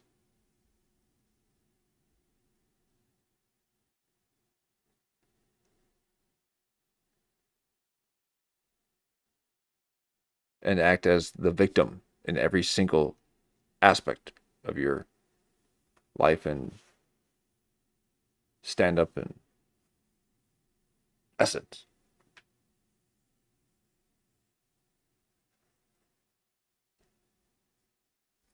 And not in the emotionally distressed Pauly Shore way.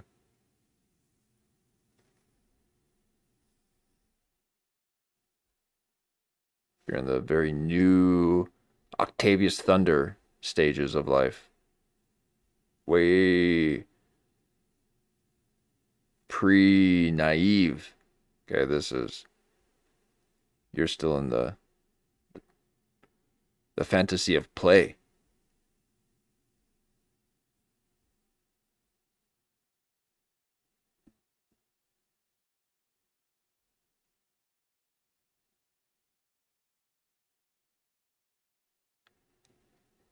It was 5 lifetimes ago that I played. I craft.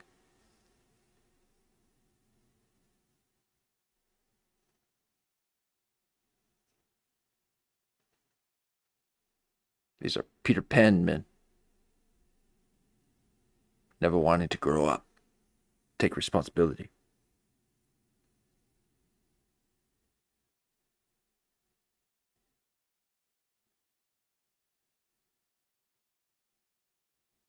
Incapable of love. They don't know what it is.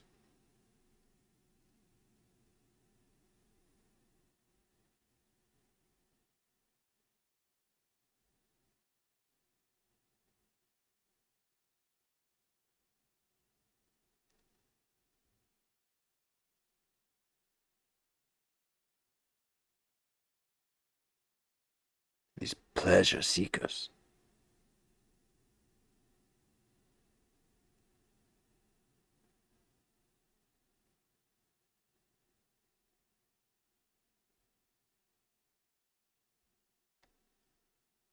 Living out of your suitcase.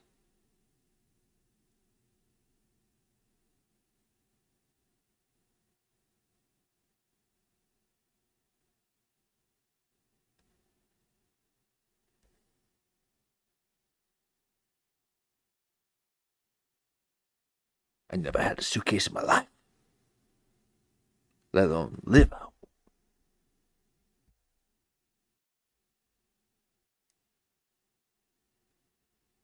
Is I remember like when I first got into comedy, everyone's like, "You're so good looking, man. You look like a model. You look like a model." And then I got a modeling agent, and she sent me to like one of these auditions for models. I was a mutant in this room. In this room, in this world, you are a mutant. You're a munchkin mutant. You got munchkin face. Yeah, you do look kind of mutanish in a munchkin rat face little way. You got a little rat face, and it's gross.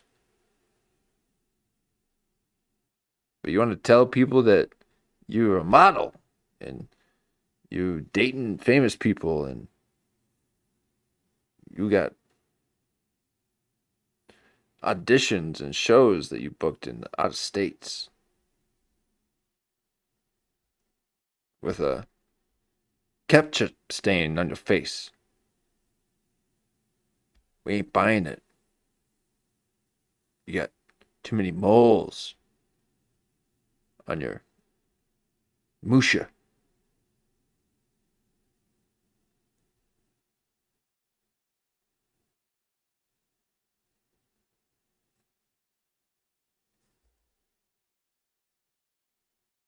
She sent me to like one of these auditions for models. I was a mutant in this room. These guys were so hot and like abs, and they're like all from Spain and shit. They Abs? You mean they were healthy? Like normal people?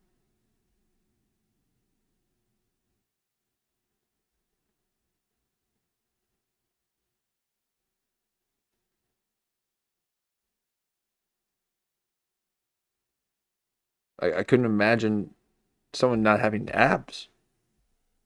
What do you mean? I can't remember the last time I've seen someone not have an ab.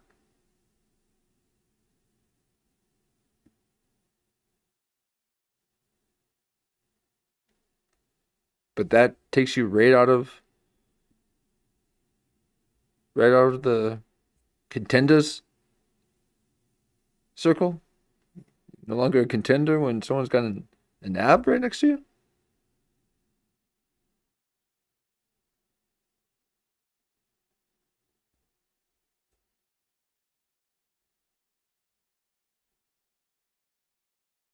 You got little chunky alcohol cheeks, like Jamie.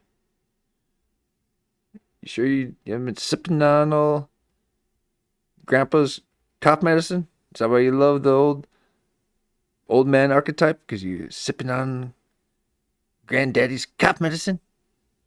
All that hard whiskey? Put you to sleep. looked so good, and I realized, oh, I'm just good looking for comedy. Great. Yeah, I'm not like a model, you know. You're like, a model of comedy. I'm all hung over in there. I'm pale and shit. I don't have abs, and so Okay. Confirm. And he's like, I don't have abs. Dang it. I gotta get abs. I can imagine walking without abs. That's a strange experience. You're living a whole nother world if you don't walk with abs.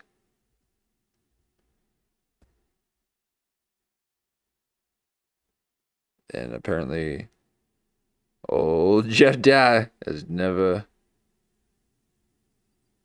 stepped in a normal body. There's nothing extraordinary about the human figure. Okay, that is at its neutral. It's homeostasis. So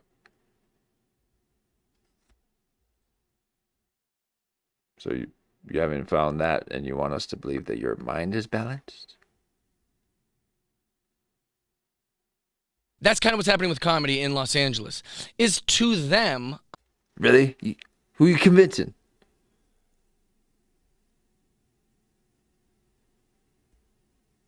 Us or yourself?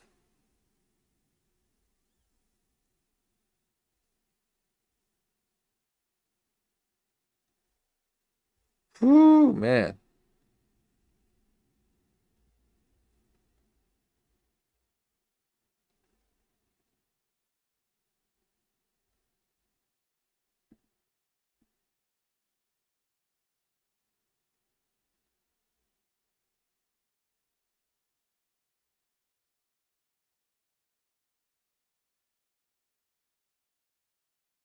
There.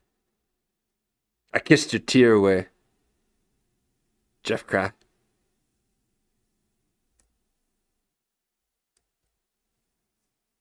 I'm the most Republican right-wing thing they've ever seen in their life. But realistically, I'm pretty moderate. I lean conservative because I'm a Christian who's a straight white guy. But I have gay friends. I think trans people should be able to do whatever the fuck they want as long as they're over the age of 18. Same. And I don't want to pay for their surgeries, but I think that they can live their life and do whatever they want, and I'll be Right. So he's just saying the party slogans. So this is, oh yeah, Jan might have gotten it from earlier. Said very politician lately. Oh yeah, got a little bit of a politician side. So yeah.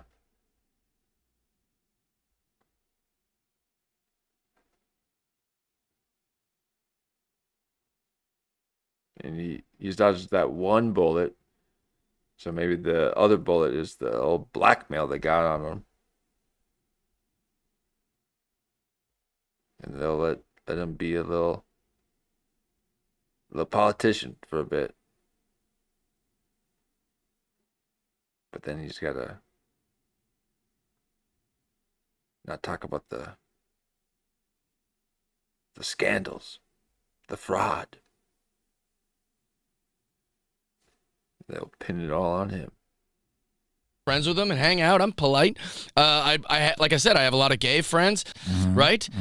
But to the LA comedy scene, they're like, that Jeff Dye. What a...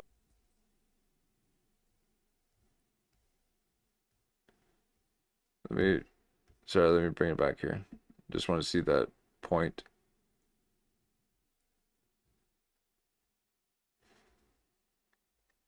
Okay, because Jamie, again, he's not buying it. He's not buying it. But to the...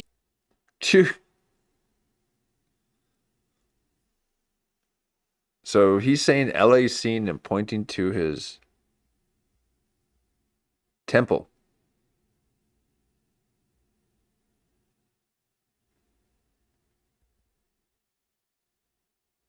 So does that mean it's not really the LA scene, it's just what he believes the LA scene is? Or the way that he wants us to believe the LA scene is? Like I said, I have a lot of gay friends, right? But to the LA comedy scene, they're... He's like, right? And then to the LA comedy scene. like that Jeff Dye, what a right-wing Nazi. And it's like, yeah, maybe compared to you, you're like they've never met anyone like me. And so that's why they're going after me. And that's why I said, like, when you start talking on Fox News, when you start going to these things and saying like, oh, hey, I think that this COVID, thing was blah, blah, blah, like, they'll come for you. And like, I've noticed it, like our business basically in the last like. So that's the only reason why they came for you? You got a little COVID bots coming at you? You never handled a little hazing?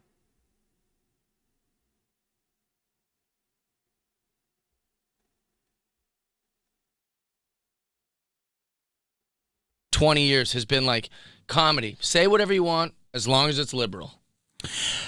Well, Melissa McQueen, she's a hilarious comedian, and she said, I think in 2016, comedy, there was comedians, and some of them became activists. Mm-hmm. And like you just said, like, where's the joke, right? Yeah.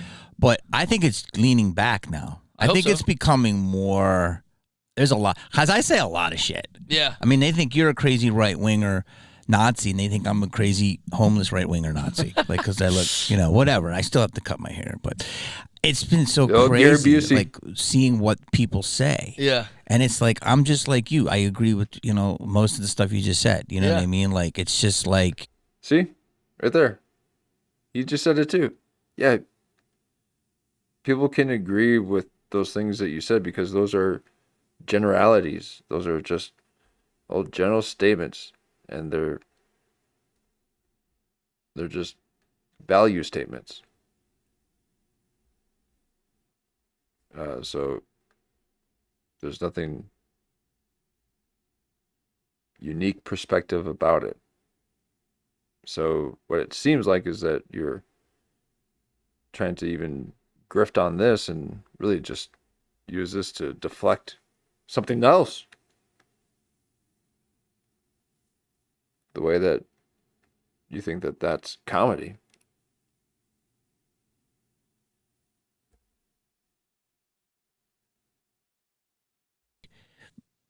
It's, what is it? Fiscally conservative, socially liberal. But that's not allowed around here. Around here, like, you better be liberal. But it is, dude. Everybody has money. The people of money are lying to you. Yeah. The people of money want to protect their money. Yeah. So they're not really being honest. He really wants to know the people that are lying to him. He's like, yeah. It's because you have to be somewhat conservative to keep $20 million in LA. 100%. Well, and also, like, the other caveat is I'm a straight white guy doing it. So, like, nobody says you can't make racial jokes, but when a straight white guy makes the racial jokes, they go, hey, like, that's the difference. It's all kind of like identity politics. So it's like. There it is. Okay. That's exactly what I was saying. That's all you're doing right now. That's all you're doing, but then you're going to start telling people that that's all that they're doing, but it's what you're doing.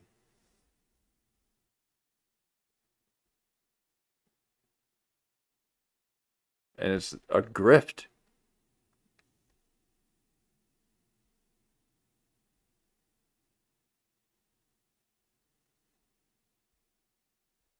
You're not comedy attractive by any stretch with that underbite and you're slurping.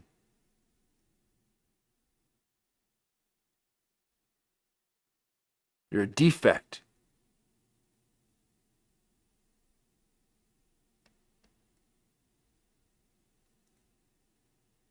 Got nothing but resentment.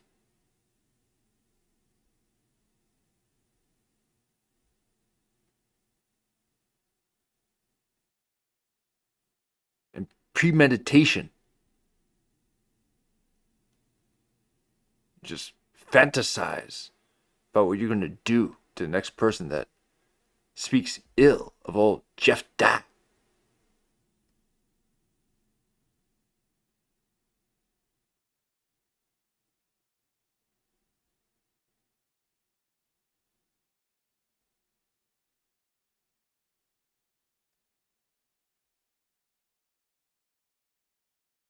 Look very comfortable in that position of about to strangle.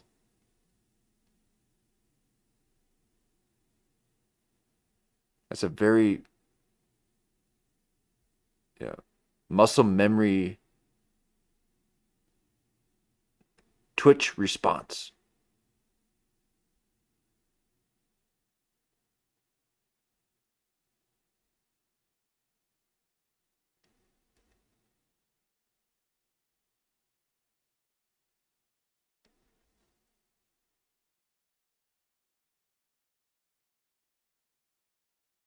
Were you driving home another woman in a car accident?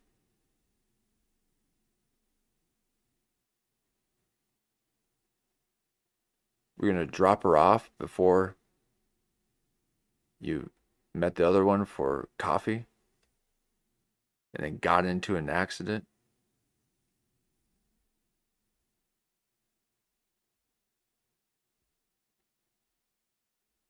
And then finished the job?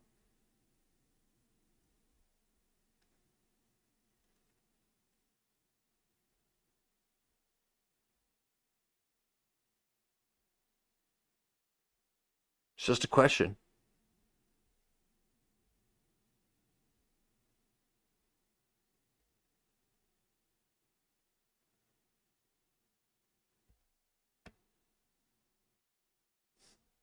Imagine being this big and wanting to be on stage, to be even taller. These are the types that would be a police officer just to be dominant over someone. Because his daddy neglected him.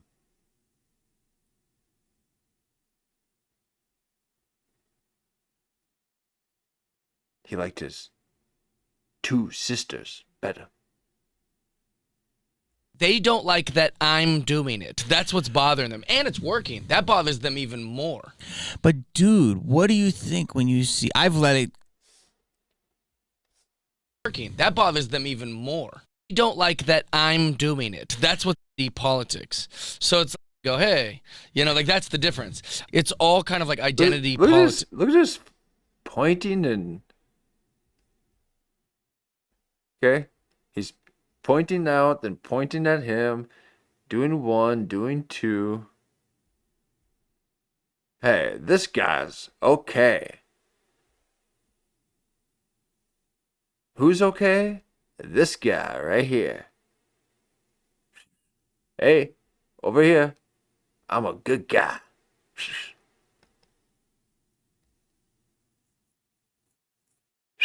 Good guy over here.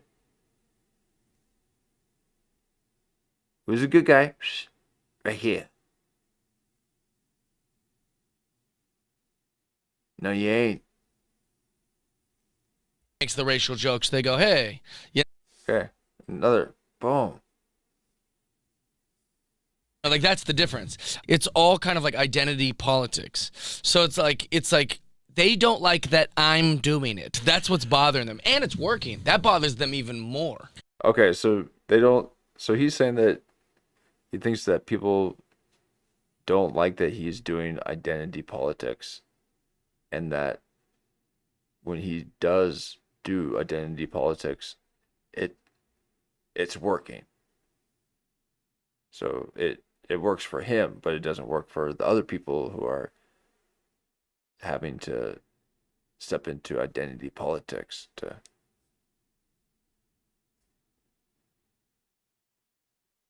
have a voice. For the voiceless, there's a reason why you shouldn't speak. But dude, what do you think when you see? I've let it go because I've dealt with this years ago in terms of this, like. Yeah, it's old hat. That's why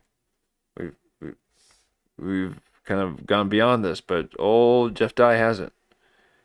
He likes to hold on to those mercy points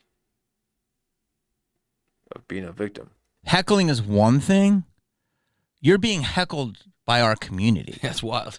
That's just insane. Yeah. Yeah, imagine people not loving you.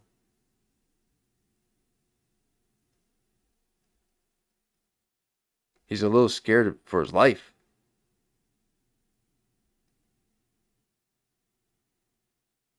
He's like, I gotta make sure that we just need to make sure that Jeff Dye is cool, and then he just leaves because he is in my house. So we're just you're the coolest. You're the coolest. Okay. Yes. Oh God. Oh yeah. You're pointing at me. Okay. Yes, Jeff Dye. Whatever you say. That's just like, because you're going to run into these people. That's the part they don't think about. And yes, and you're going to be cool, but you're going to hold them accountable. No, you're like, yeah, that's the thing you don't think about, that we're gonna run into each other, okay? You don't know where these hands have been. Okay? Your little ass hand.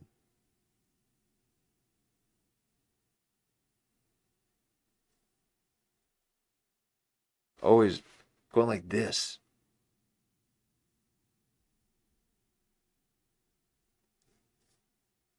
It's like, do you realize what the fuck? And they want to be where you are. They want to be behind your fucking Hummer trying to sign up to get a spot. Like, a lot of these people are not in the mix. I don't know why they're doing it. Why do they do it? It's not a good Because of you. look. It's not a good look. It's not a good look. Embarrassing me by showing me what I say. That's not a good look. It's not a good look. You not loving me. That's not a good look. It's not a good look. I'm a Texas boy. Not a good look.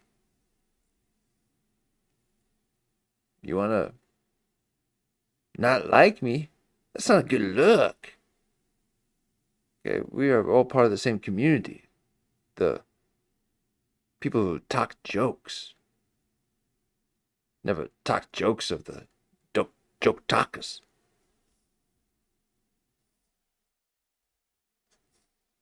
Like, a lot of these people are not in the mix. Find your fucking Hummer. What the fuck? And they want to be where you are. They want to be behind your fucking Hummer. Oh, if I could be just die for just a day.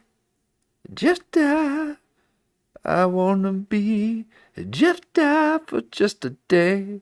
Jeff Dye for just a day. If I could be Jeff Dye for just a day, all I wanna be is Jeff Dye for just a day. It's crazy if you don't wanna be Jeff Dye. That's just like, because you're gonna run into these people. That's the part they don't think about. Oh, they don't think about that I could be running into you. So Jeff Dye likes to run into people. He likes to run into his critics. Huh? You don't think about that, do you guys? You know, if you don't love me, well, I could run into you. You know, you don't think about that, do you? You don't think about that I could be on your channel, watching you. I welcome it.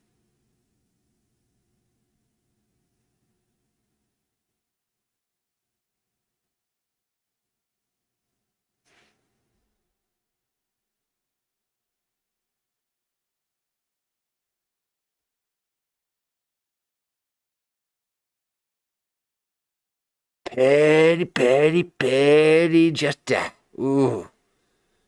Ben Avery was right about you. And I don't even know what he said about you, but everything he said was right.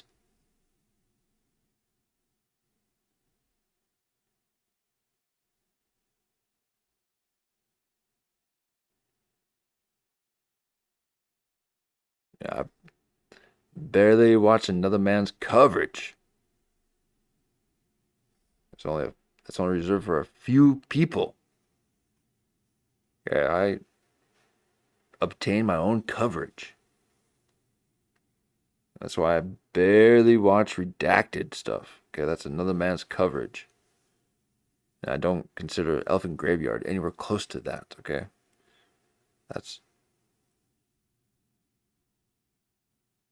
He's not doing coverage. I'm doing coverage. Okay, I'm keeping most of these clips current. Nothing too far back. Occasionally we will, but I'm trying to keep a fresh rotation because a little bit of the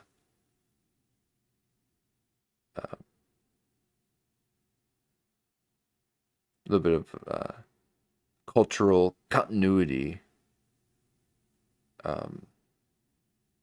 should go a long ways with some of this stuff. And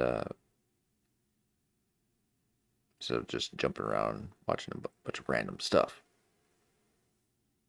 Because things are moving fast, folks.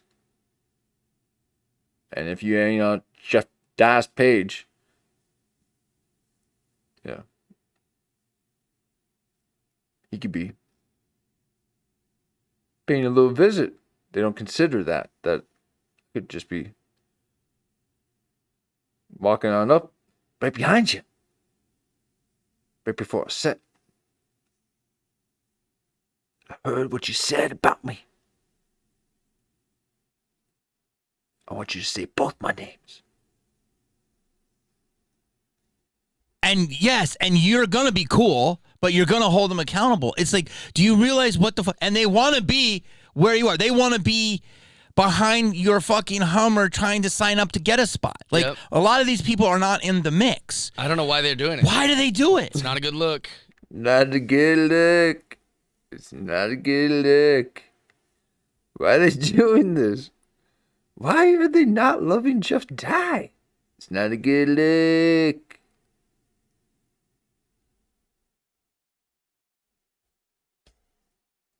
Like, Yep. a lot of these people are not in the mix. I don't know why they're doing it. Why do they do it? It's not a good look. Not a good look.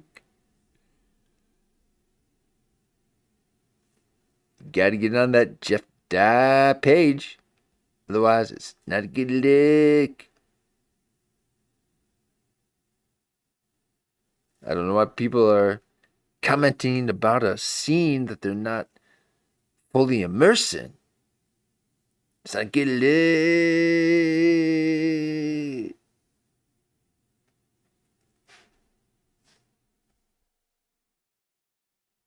Not a good look.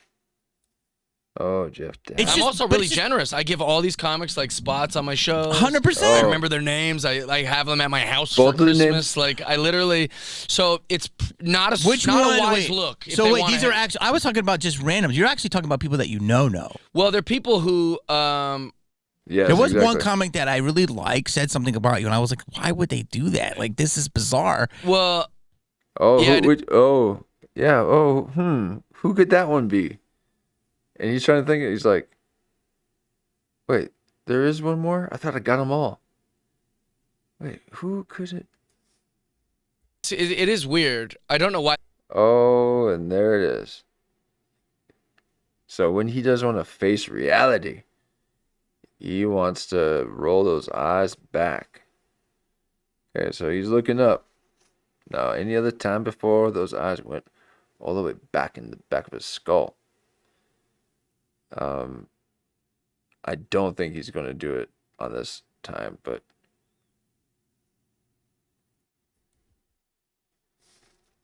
Do that. Like, this is bizarre. Well, yeah, it is weird. I don't know why they'd want to do it. I guess I kind of get it.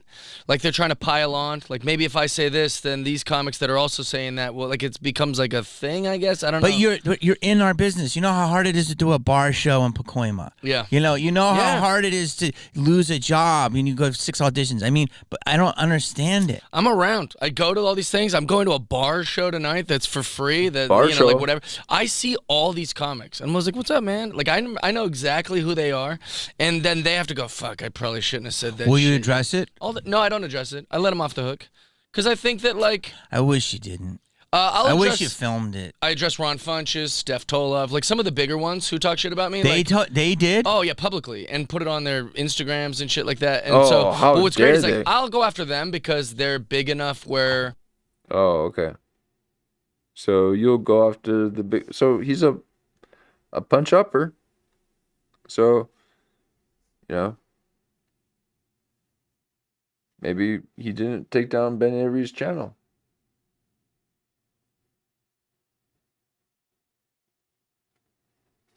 Because that's a Ben Shapiro move. If you're trying to take down Ben Avery just because he's starting to pop a little bit.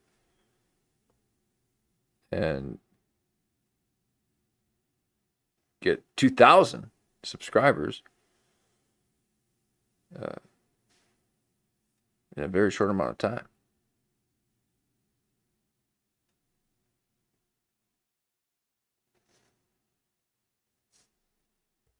I'm just defending myself to their fans and to the people, whatever. But these other guys, I've never even heard of these guys. And so, like, I'll just let them have it. But I still am very aware of what they said, you know? Did you address Ron and... So you can let Ben Avery have it? I've never even heard of these guys. And so, like, I'll just let them have it. But He'll let you have it, folks, okay? He'll let you have it. It's a bad look. It's a bad look. So he's a punch upper. He doesn't punch down and kick the small guys. Okay, we're just the small guys.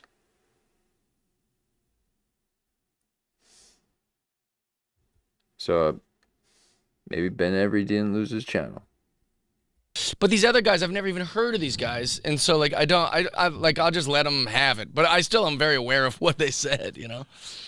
Did you address Ron and Stephanie in person? I haven't seen. I didn't know either they of them in did person. something. Yeah, they're both like Steph. Well, so the Steph Tolev thing's fascinating because I really like her. Well, I love her comedy, and I thought we were pals, and like she just has trashed me, like whenever I'm not around, and then on the internet. Yeah.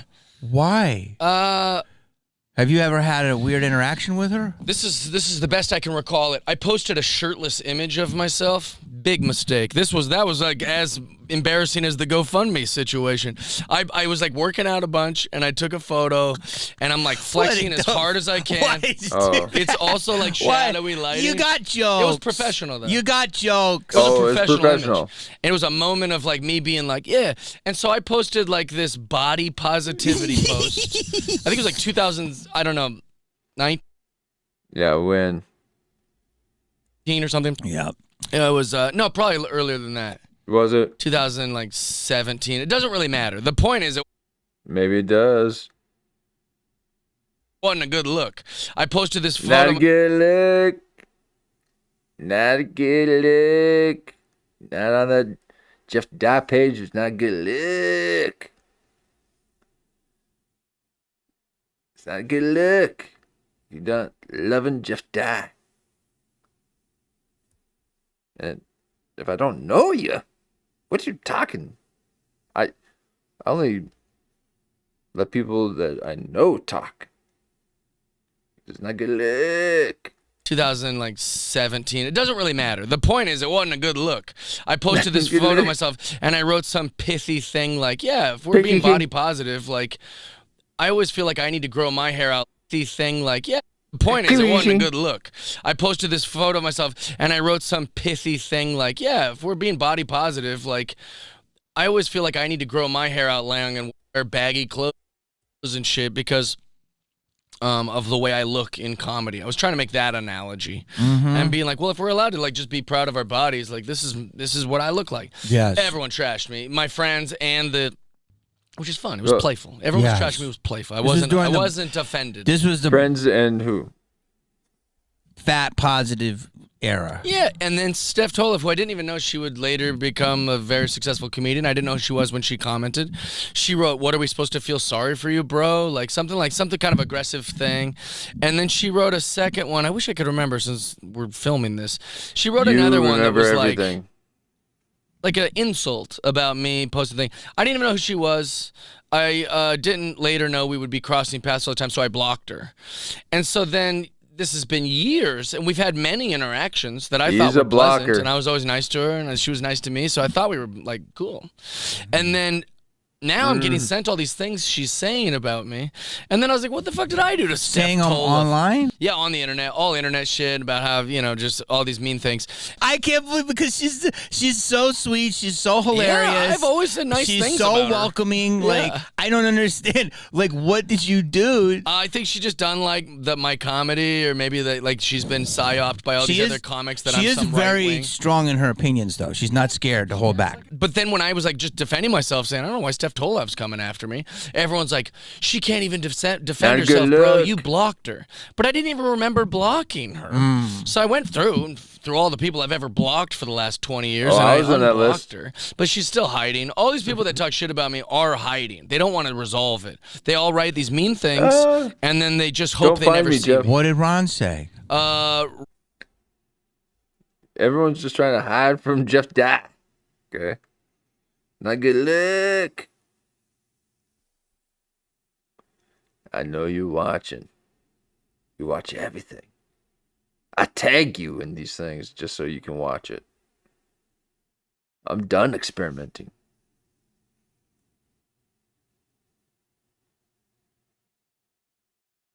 I want you to see this in raw form.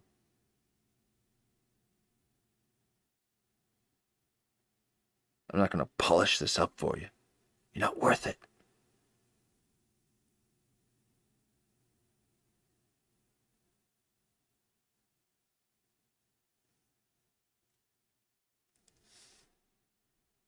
Not a good look.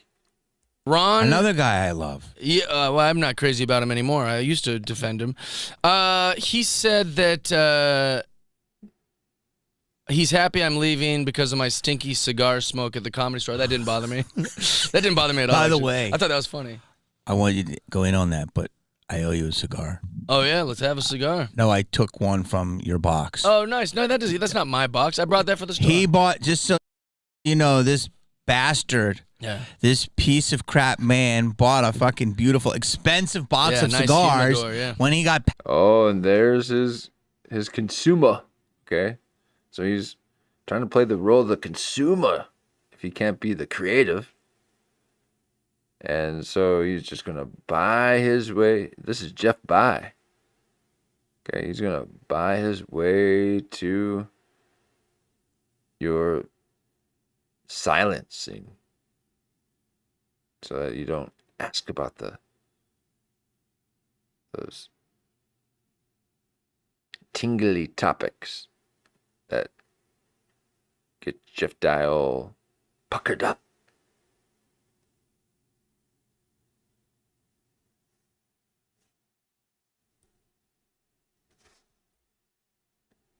Asked as like a celebration for himself. Yeah. And he also said any comic that wants a cigar, have at it's it. for the store. It's like And- a nice cigar box. And the store was so nice. They go, it's Jeff Box, and I said, I don't think he'll mind. But they were it's like for protective of your cigars. That's interesting. No, they were sweet about it. Yeah, But because I didn't want to for take everyone. I didn't want to take your cigar. I also bought it for Mark Maron because Mark loves cigars, and when and they're good cigars. When we broke bread, I was like, hey, do you want to?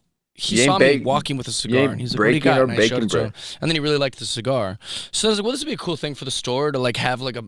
Right, so he's trying to use consumerism to manipulate your emotions. Because if you think that this thing is cool, then you're going to automatically think that I'm cool. All right, so if you think cigars are cool, then you're going to think I'm cool. If you think these right-wing talking points are cool, then you're going to think that I'm cool. Because I'm, identifying myself with it.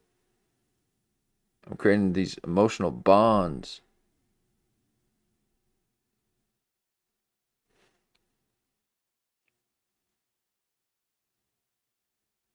Bondi. A humidor for all the comics if they want to smoke a cigar. So if you're a comedy store regular and you're listening to this, Ooh, go put into regular the in there. office and because I don't think you can walk in the office if you're not No. like a paid regular. But if you are paid regular, go in there. If you like cigars, the box is there for everybody. Wow. See that, dude? He wants everyone to know that he is generous. Okay? Yeah.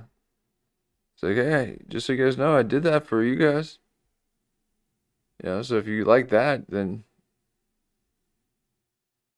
you're gonna like Jeff Dye. It's a good look.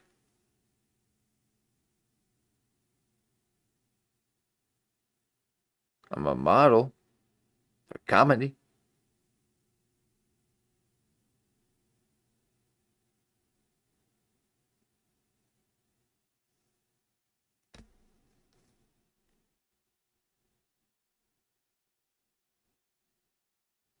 So wait, so Ron said you don't like stinky cigar smoke. That's it. That's not fine. bad. That That's wasn't bad at all. No. No, but then he he's got some sort of vendetta against me, and I don't know why. I don't know why. Oh, yeah, because you've studied that for a while too, and you just don't know why.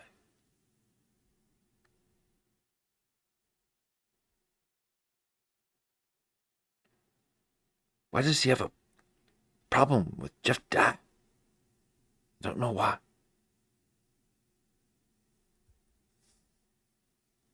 He's got some sort of vendetta against me, and I don't know why. I don't know why. And you and Marin, I wasn't gonna bring it up, but you did. But you and Marin are cool now. Well, I hope we're cool. Yeah. Like we did Oh. bury it, and it was good. And then all these clips started coming up. Huge. Yeah, but like those clips were coming up not in real time. So then Mark sent me a message Oh, and was like, clip I it. thought we were cool. I guess the thing didn't last. And I was like, Mark, that clip is from, a week before we talked. And so like hopefully he understands that and we're good. See, I like all these people. I would like to say that publicly. you'd like to be cool with them all. I would. It's like being at school. Like you want people to be your friend. Like Yeah. I want to be able to Not do me. comedy and not worry about running into Ron Funches and I stuff. wanna Totally. Like, feel I the don't fear. have a problem with them. Their problems with me. I don't have a problem with them. Well, the thing is that I want to run into them all. Okay. I want to feel like I can run into them every single time. I need that edge.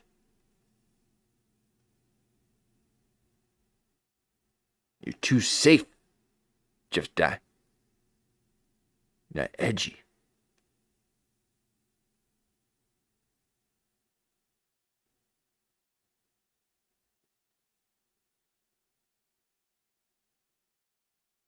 it's totally different when I was coming up. Not that you're coming up, Yeah, but like the internet and social media changed everything. for sure. Because what I do love is like Horribly Funny. I don't know that show. It's Horribly Funny. It's an amazing show. Shindig, Brian Monarch. These guys all put all different types of people together, which I love. Like, if Mark will be on a show and I'll be on it, or Oh, here he is trying to. Don't be getting Jeff Dye to telecast onto your show. Oh my God. Could there be anything more? Yeah.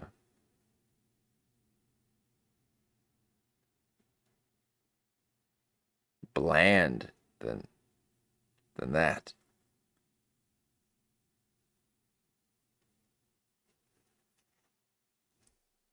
you'll be on it and it will be a mix. And that's new in the last 10 years. And I think that's really good. So I do think comedy is the great inclusivity, even though people don't realize it. It really is, because I share stages with people that probably don't think a lot of the same things I do. Sure, I think that's great. I think it's It's awesome. so important. Also, even the shit that I'm gonna be called about crying about, like when these clips come out, they'll be like, "He's crying about Jeff Dye's such a drama queen." I kissed his all the tear. things that we're talking about, like in this thing, I kind of like it because it's like pro wrestling. Yeah. Like I kind of enjoy that the internet has. Oh, do you? You've threatened to unalive him. And he's referring to his crying thing. That's what Ben Avery is throwing at him, is crying. So now, I never heard that before I came up with the Jeff Dry. Okay. So, and then I saw that Ben Avery was calling him Jeff Cry. Okay. Equally and probably way more funny than me and my stance on his mediocre identity politic driven comedy. As he's dry, he's not edgy. But he does play the victim card way more than trying to pretend to be edgy. So him crying is way funnier. So Ben Avery has that, okay? And again, that's why I didn't want to cover Jeff Dye. I was just going to kind of concede to let Ben Avery cover him. But there's just so much that not one man, even Ben Avery in this team, could cover all of Jeff Dye's follies.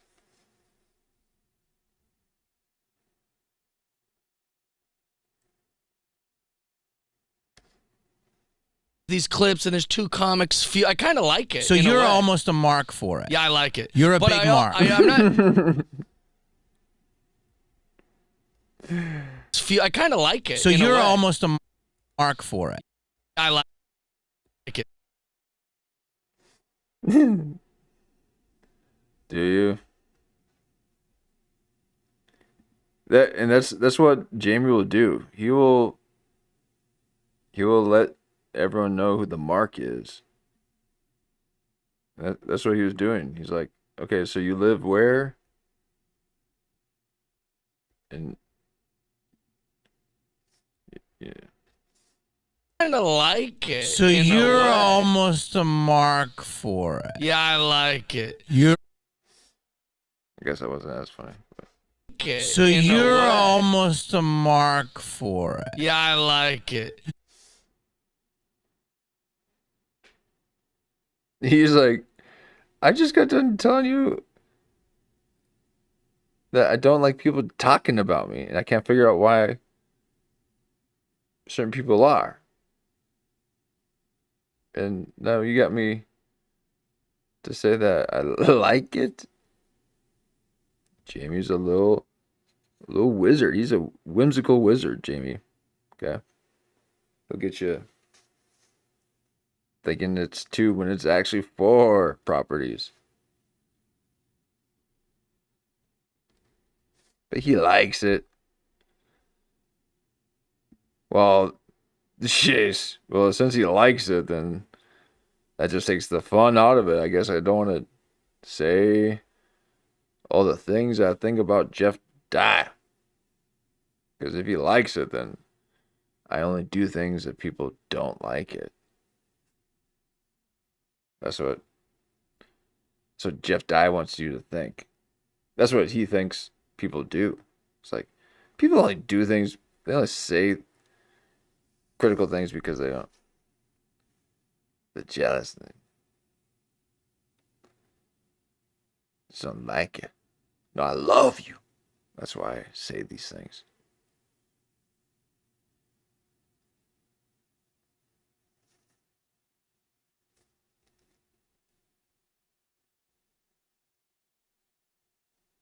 My capacity for love will heal you. You're a But big mark. I'm not. I would prefer to just be liked by everyone. There it is. And he said it. He says it. He's like, well, no, I would prefer to be liked by, because back here he's like, he was forced to say, I like it, yeah. But it looked like he was actually thinking, I mean, not really. I mean, I'd rather be liked by everyone. And then he said it. Because it's like pro wrestling. Yeah. Like that's kind of, Yeah. I kind of enjoy that the internet has these clips and there's two comics. I kind of like it. So you're. I'm just one. It's not 2 comics, okay? I'm just one. I'm not a comic. I'm a comet.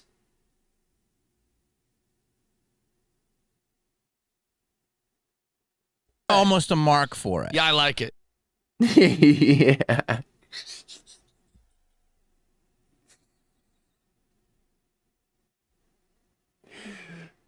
Yeah. Yeah, right. So says Kurt Metzger. Barely anymore.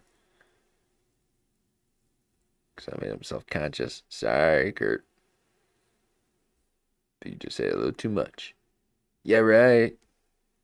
But he doesn't do it as much anymore. Thank God. I was seriously just not going to watch him anymore. Because of how much he used to say that. But yeah, I like it. It's a good look. It's a good look to like the haters. It's a good look. This ain't a good look. Jeff Dye, this is not a good look, model man. You're a big mark. I'm not. Big, exactly. So Jamie knows, okay? I kind of like it. So in a you're way. almost a mark for it. Yeah, I like it. You're a But big mark. I like. It's like, oh wait, no, you're a big mark. No, there's people who know what it is to be a mark, and then are never a mark because they know what it is to be one. But you're just a big mark. You're just a big old mark. I like it. I like it. Do it. No, that's fine. And they don't think I can. They don't consider the fact that I might confront them.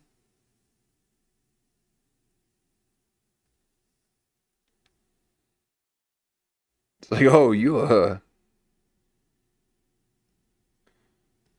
a big mark. You don't know it. Those are the scary ones. Because they get other people injured. Okay, they don't just injure themselves.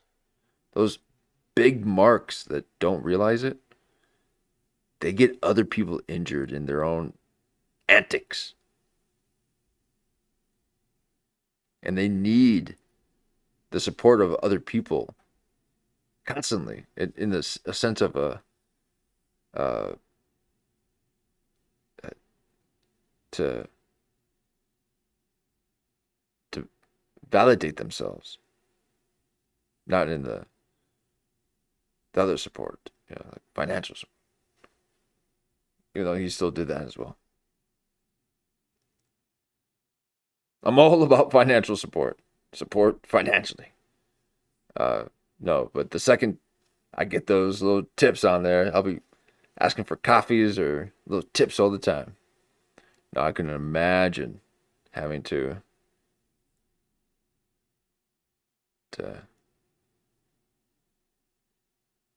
take all that money.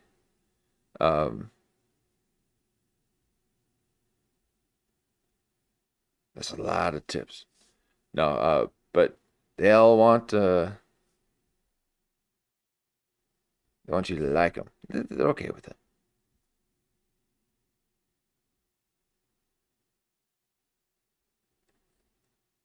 Yeah. Like that's kind of I kind Well, of welcome to the enjoy chat. that the internet has these clips and there's two comics. I kind of like it. So in a you're way. almost a mark for it. Yeah, I like it. You're a but big mark. I'm not. I would prefer to just be liked by everyone. Yeah. That's He's like, yeah, we know that. Okay, cigar man. We get it. It's obvious. You want everyone to love you and no one to criticize you. And you announce on people's podcasts that you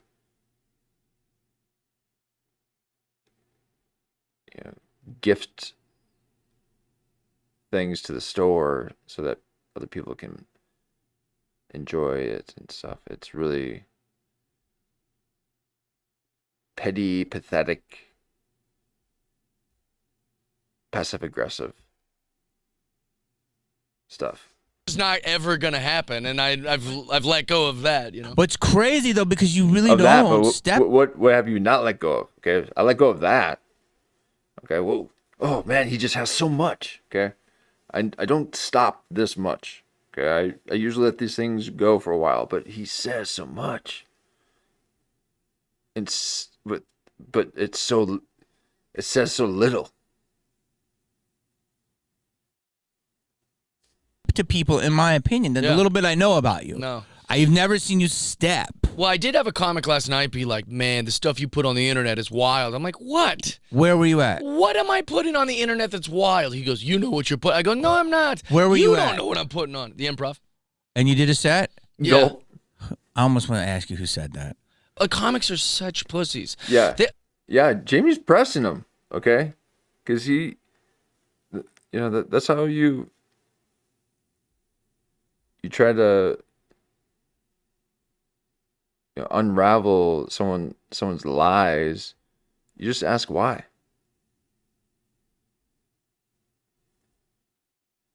Or you ask a few details, like, oh, really, who was there? Oh, crazy. When was this? And why were you there? And what happened?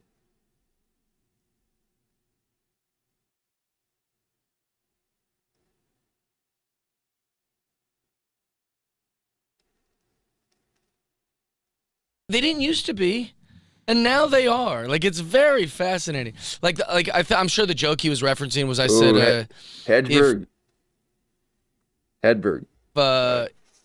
If black people can do anything, why can't they be racist? And that was a funny thing. That's funny. And I put in the caption keep reaching for your goals. Someday you'll be able to do it, black people. Okay. So his humor, his only sense of humor is,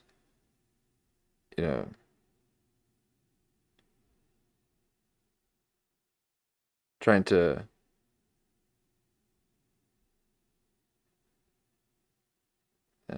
belittle someone else or something. It's not.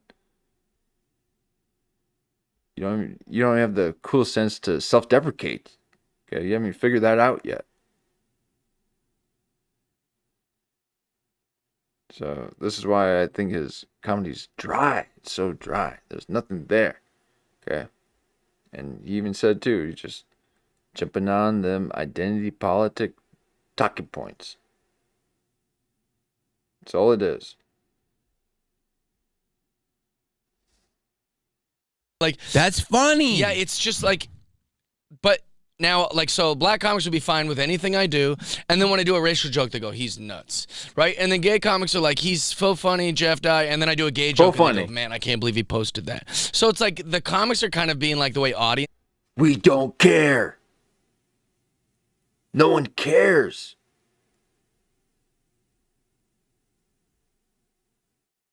That's your little cope of that deep, dark void that you can't quite figure out how to fill with all your consumption, all your truck buying and home buying and state moving. It's nothing gonna fill that void inside of you.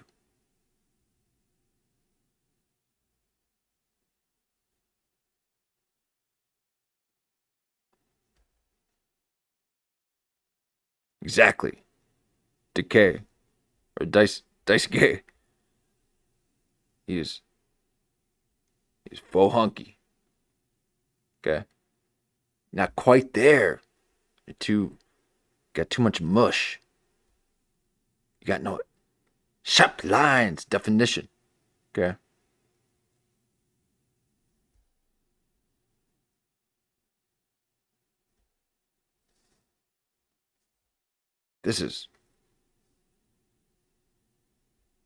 You got a rat face. You a rat face. Faux hunk.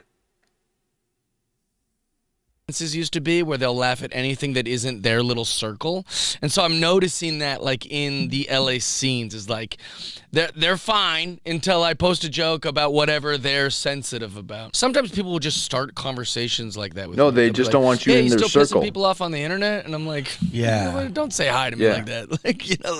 Just give me a hug, say what's up, Oh no. Just give old Pops a hug. Those strangle hands.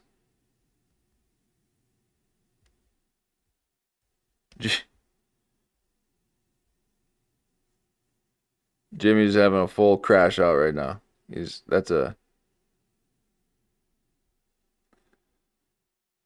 Okay, again, these are the. I mean, we don't need to get into the just how you're taking care of your health and why we should be listening to you. If you're looking like this, how are we going to expect that your mind is anywhere remotely close to being as sharp as the soft palate of your face? It's a china plate with no topography, just flat, like old Downsy Gillis. But yet, we got to respect your mind, and we will for a bit, okay? Because Jimmy Kennedy kind of gets it, but he is just a little bit exhausted, okay? He needs to get sharpened up a bit. But Jeff Dye has never seen an ab in his life. It takes him out of the running to be a model. He's not even fit for the comedian circuit of being that old hunk. So he's moving to Austin, where they're far uglier. He's going to see if he can compete with the Austin Uglies.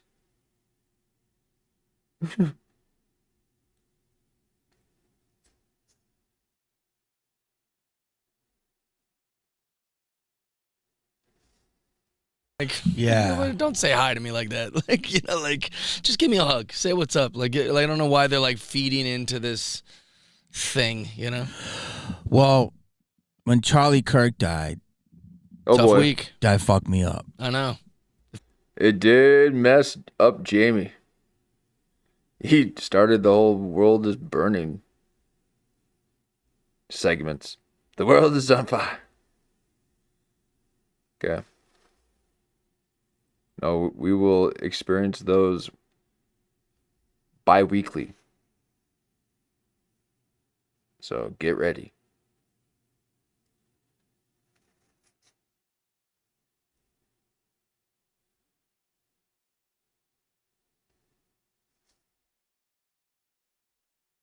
Yeah.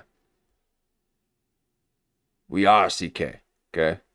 And Jeff Dye does not believe in it at all. Okay? You can't even begin to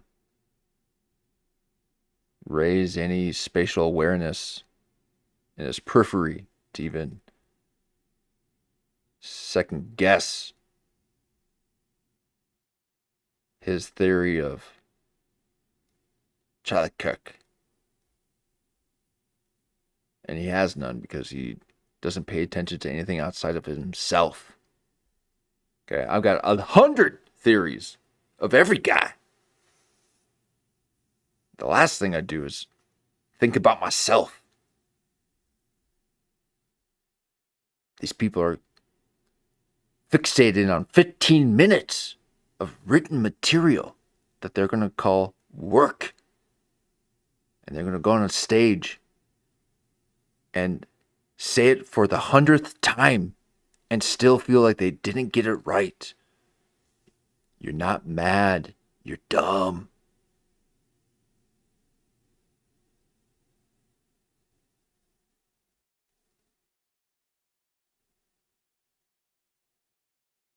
I speak 4 to 6 hours a night without a script.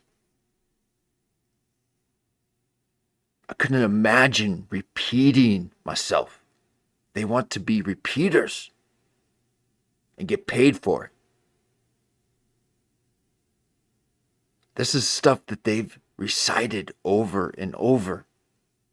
And then they talk to you in a tone that they think is going to fool you to make it sound like it's the first time they've ever said it. These are sick, sick people.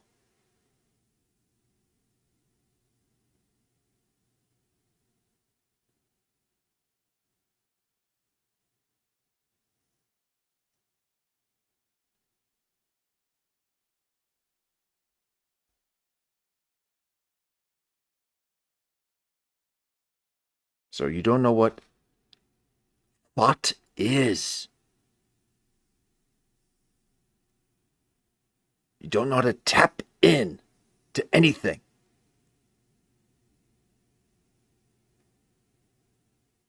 Well, I got an archive, old dice. I don't know how long I can keep it up though. Okay. This is a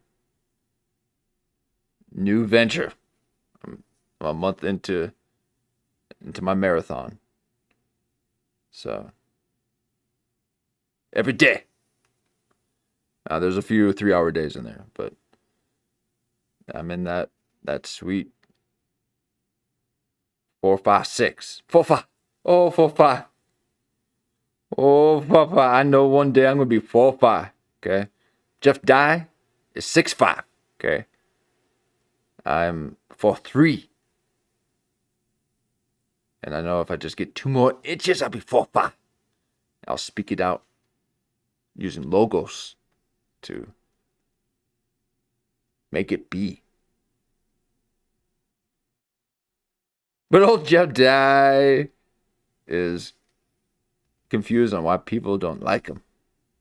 Fucked all of us up. Well, it didn't. Well, it should have. Yeah. And you and I were texting, and I haven't been to the Improv since. Really? Yeah, there was a lot of comics really showing their true colors on that. I lost some friends over that one. True colors, yeah. Oh, if you don't like, it's a bad look if you don't like Jeff Dye. Okay, that's what he's saying back then, or earlier today, or earlier this evening. It's a bad look. Bad look. If you don't like Jeff Dye, it's a bad look. Oh man, Done. it's a bad look if you like Jeff Dye. That's a bad look. Shows, but I haven't been there, and I love the Improv. It's not. I just haven't gotten down there yet. But What makes you not want to go down there? Initially. Yeah. Initially, not the thing that you make up and rationalize to be your own truth, and not even just a subjective reality, just this faux truth. It's this faux reality on top of his subjective experience. So why do you not like it initially? Why is the reason why? Not the made up thing that you tell everyone. But wait, you don't do that? Oh, wait. I mean, yeah, whatever it is that you do when something pops in your mind. Oh, Jeff. down there yet. But What makes you not want to go down there? Initially. Look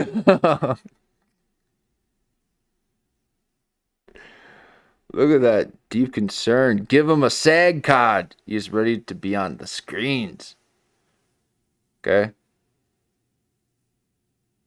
He needs to know why you don't like that place.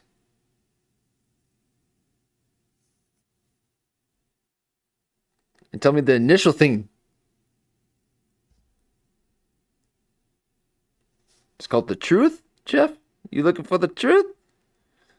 You just call that the initial thing that pops up in your mind that you have to throw away deep back? Oh, that old thought maker back there? You stuff that truth way back there and start weaving that old web of yours. Okay? Jamie's poking holes in it. And we're seeing the contents inside. And you ain't gone full monarch. Okay? It's not even a cocoon. It's just a web of lies. because I would have went crazy. I know, but you saw comics. Well, no, for the first thing is Oh, let me take it back here. I just Why? haven't Your initial? gotten down there yet, but What makes you not want to go down there? Initially. because I would have. Oh, he's probably talking about how It's all the homeless. It's all the homeless out there. Went crazy. I know, but you saw comics. Well, no, for the first thing is because I was so shook, like Chappelle said in his new special. I was also like, just talking for a living freaked me out. Just talking for a living. Yeah. Oh my God. Can you believe it? You mean to be human?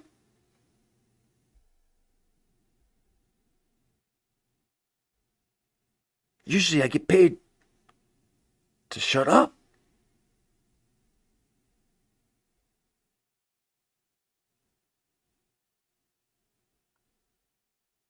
Imagine not being able to use your mind.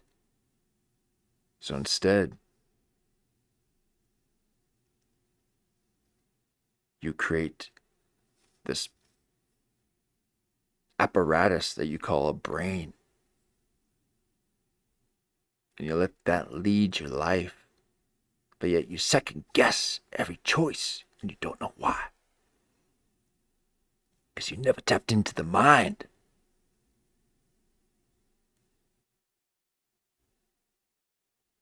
It's a real thing. Saying things that we don't deem as that controversial, being that hated, is crazy. So that shook me. And then the absolute, not just lack of empathy, the actual evil incarnate. Celebrate. It was insane. But then What? someone like you and multiple people were telling me, I was getting them from that club, and I love the improv, that comics were doing the most reaching, desperate, fucking. Yeah, man. They were hating on me. Man, they're just reaching. Can you believe that? What you hating on me for? I give cigars out and... Let me just check the... It says HD. Okay. I give cigars out in the green room. You guys, that came from me. Okay? So if you want one, you can have one. That's what he said.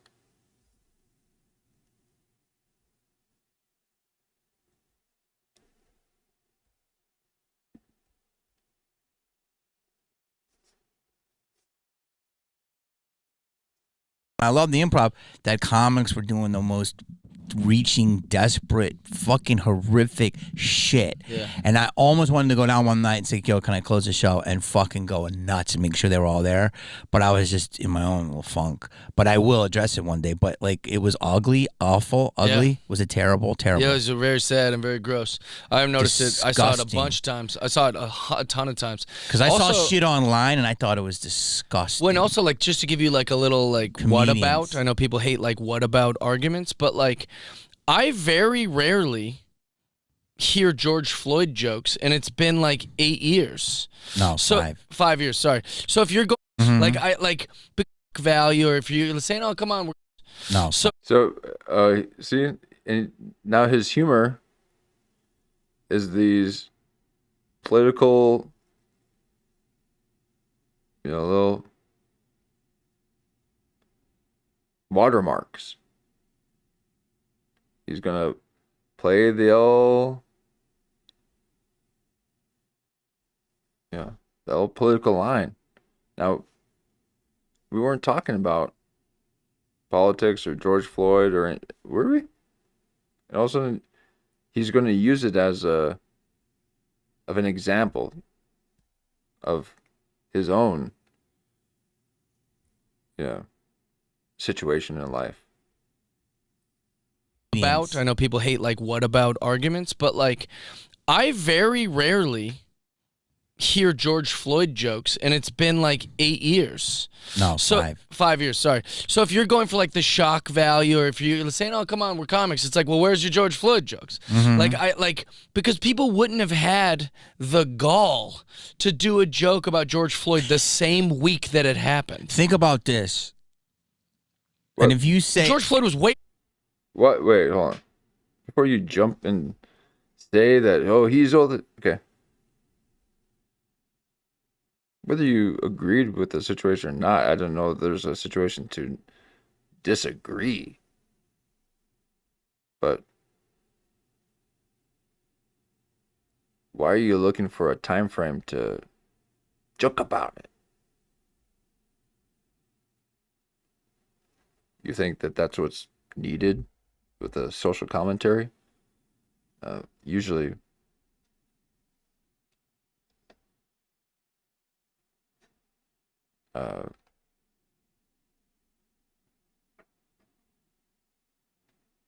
yeah, people are really trying to joke about that kind of stuff.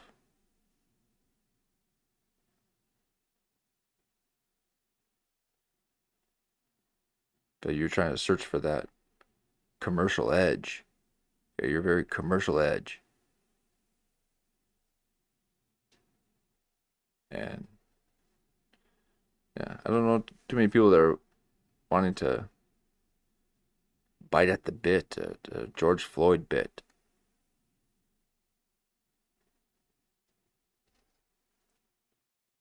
Right away, okay? As in,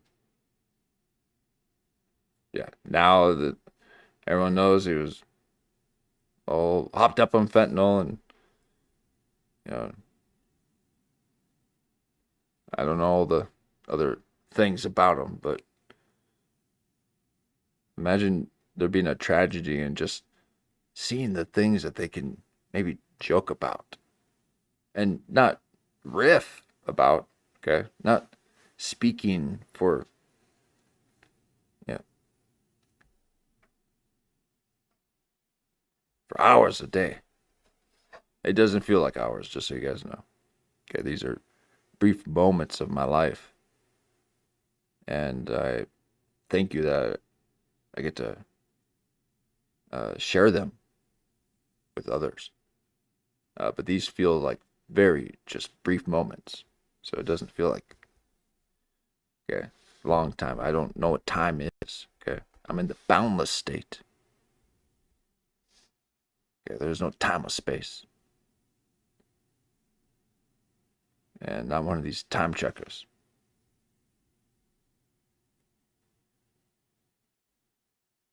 But they want to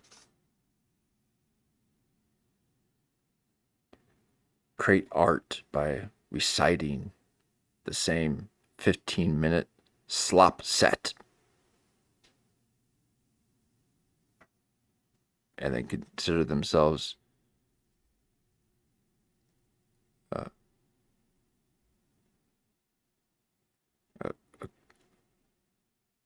modern philosopher.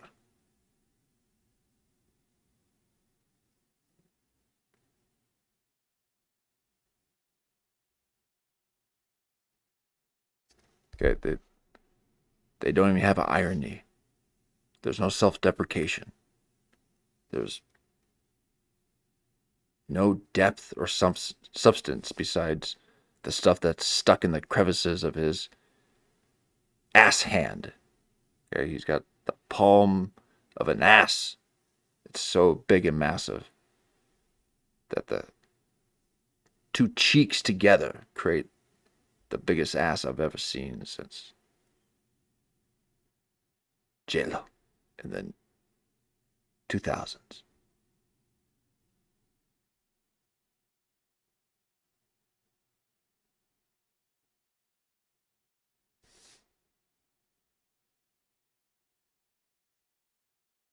Worse of a guy than Charlie Kirk. Yeah, and we had to put a black square. I know. Think about this. Think about the lives of George Floyd and the life of Charlie Kirk. Yeah. And then think about the black square. Yeah. And then think about the reaction to Charlie Kirk. Bro, I know. it's truly the upside down. Yeah. So comics were up there doing just... Tons of jokes about it, yeah. And what did you do? I was just kept quiet. I don't, because here's the thing is like... Like comics you like? Yeah, well, one guy, he posted on his Facebook, we were good pals, and he said, I don't want to misquote him, but it was something like, I have nothing but joyful glee that Charlie Kirk is dead. Who fucking said that? I don't want to say his name. Oh, But here's the thing.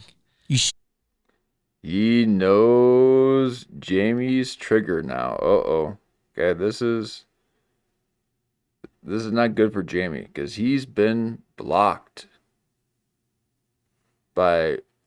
Jamie's been blocking Jeff Dye's advances, his his whole lie advances. He's been able to see through that because he's an LA guy, and he's got a little bit of, tenacity for his city, and he sees that a lot of people in LA don't like Jeff Dye. So he had a little bit of a city buffer between the Jeff Dye lensing. But now he just found his trigger.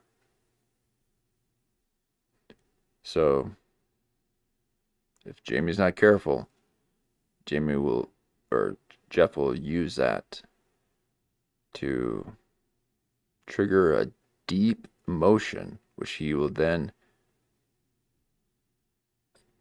basically hijack to then attach it to himself.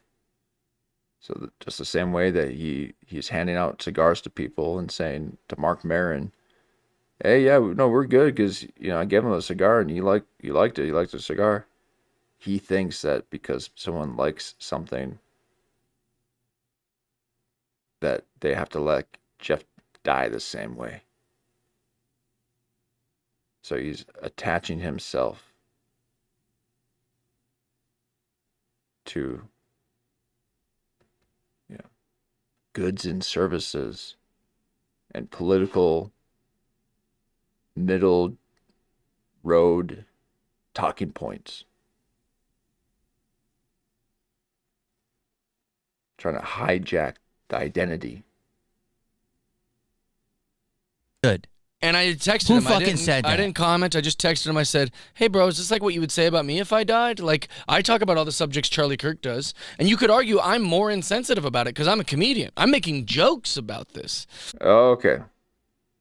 So I'm even edgier than Charlie Kirk. He just loves to spin it.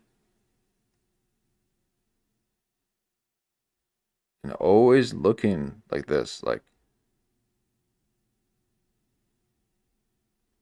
he's checking to see if you're buying it. We ain't.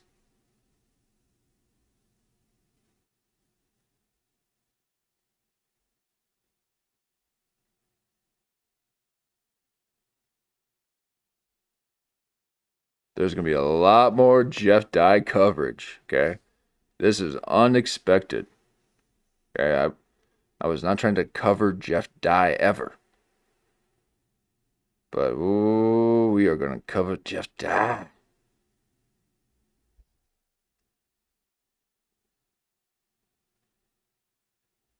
Like I said before, he will. Okay, this is probably close to a week ago, maybe a few nights ago. He will be in a brawl. I said the brawl thing before I even knew about him being, arrested or him fighting 3 cops. Okay? But he will be in a brawl, a public brawl, before the end of the year.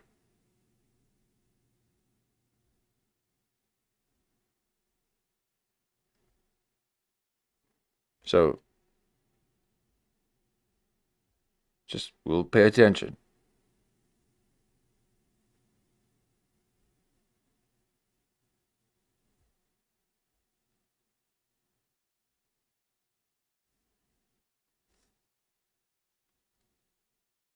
Yeah, and this is Dice. Yeah, this is what we do here. We kind of take a look at the comedy scene and poke a little fun. Um, uh,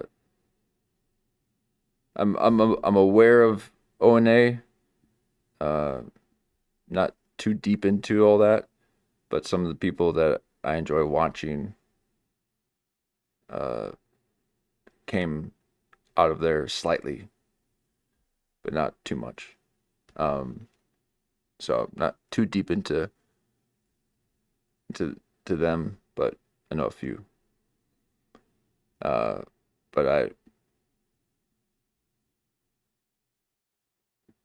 yeah, we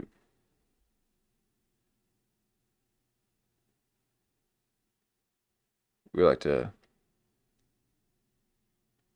yeah, exactly. Old Curb and Red Bar.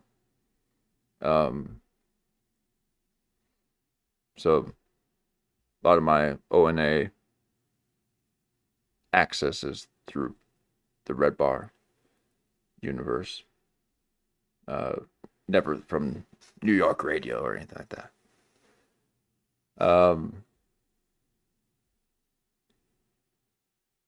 And old Red Bar's covered Jeff. I mean, this is why he's acting like everyone.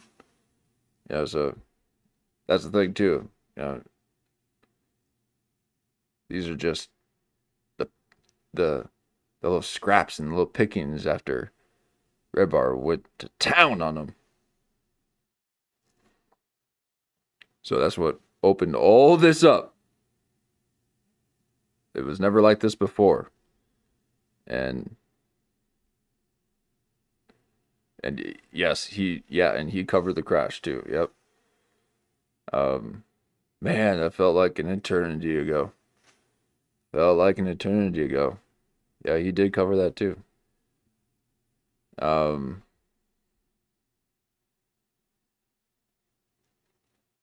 So, Jeff Dye, he's not even, again, yeah,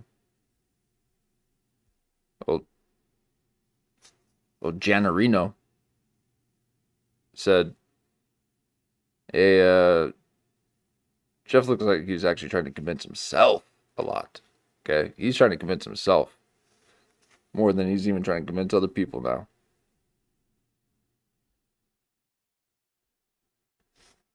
And what did he say when you said that? He was like, dude, I just never really cared for that guy. And like, why would I be sad that he died? And I was like, what? And then we went back and forth.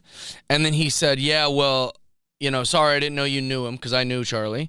And then he goes, this isn't about me knowing him. It's about you posting that you had joyful glee that someone is dead, And so I was very riled up about it. It was a very hard week for me. The same week my dad died. So my dad died unexpectedly. And Charlie Kirk, who I knew, got shot, and my friends were celebrating it. And so, like, all that shit, like... Okay, and here he is again, trying to attach himself to an event, to something else other than just himself, other than just his own thing. He's trying to identify with everything else. He's trying to identify with a serial killer. Not this whole Charlie Kirk thing, but earlier today he was giving examples of a serial killer who murdered a bunch of hookers, and back before there was smartphones, and had one of the victims' fathers forgive this guy, and it was just like, oh, he related to it. Okay, but It was like, I was a mess that whole week. I was like, friends were celebrating it. And so, like, all that shit, like, I was a mess that whole week. I was like, just a terrible mess. Oh, yeah. So now it's like, oh, no. I knew Charlie Kirk. And not only did I know him, I had a tragedy, And so it's like all the hate that Charlie Kirk got is almost like I got that kind of hate. Yeah, that's a weird victimhood sympathy kind of thing.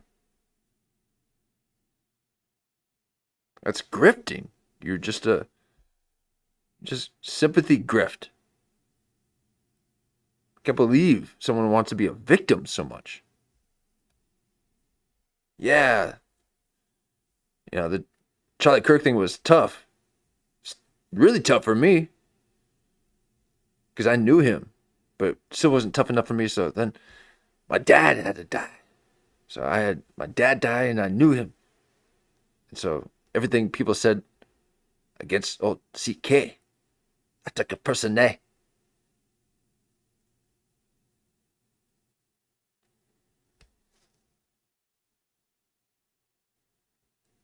I'm so sorry. Yeah, I mean, we all were. I mean, in a lot of ways. No, but also your father. Yeah, that was tough. That was a little. Yeah, it was a two shot. But it was crazy to hear the comics making jokes about it. You know, like you wouldn't have been happy. I would have went crazy. I just kind of like. Yeah, I don't know why I went with that name to be. That's I've talked about it many times before. Yeah, no,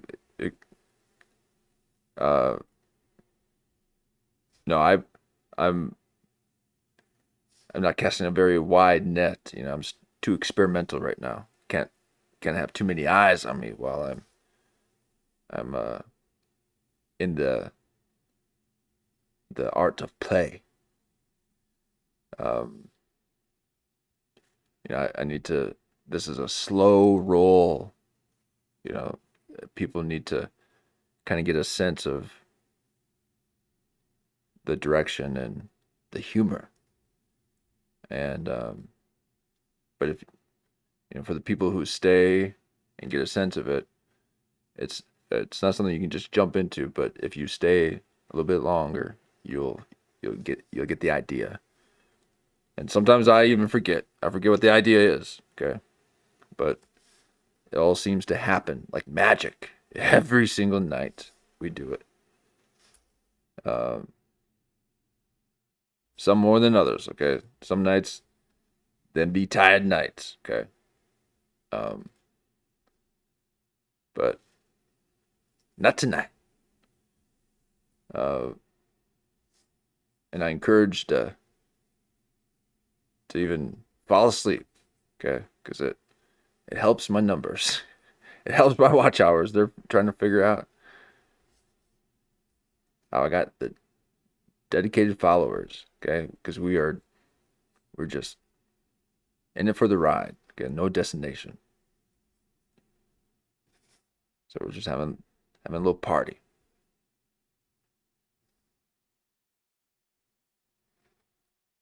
I don't get to make those.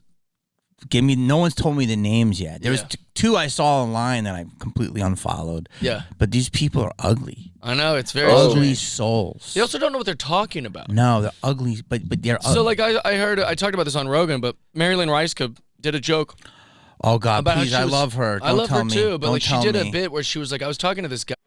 So he's been on Rogan more than Kennedy, right? And he can't even get 7,000 views on Jamie Kennedy, but Pauly Shore can get 30.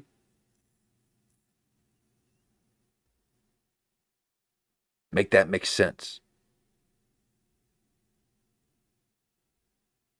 And then while we were texting, this guy said, I'm just really sad about Charlie. And then she said that she had like a visceral reaction to her phone, like, Charlie Kirk? And then he's like, yeah, it's really sad what happened. And then her bit was like, really? Which one of his ideas did you like so much? Like, she was basically implying that this guy's empathy for Charlie Kirk dying gave her the ick, and that she doesn't want to date this guy because he must be a racist. But like, it's such a false premise that Charlie Kirk was some sort of racist or bad guy. Like, that's like a false premise. He's just a pretty average.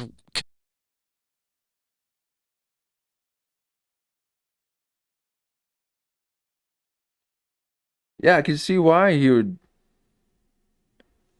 like know that he would be immediately taken out of the contending ring to be able to model against people who have abs.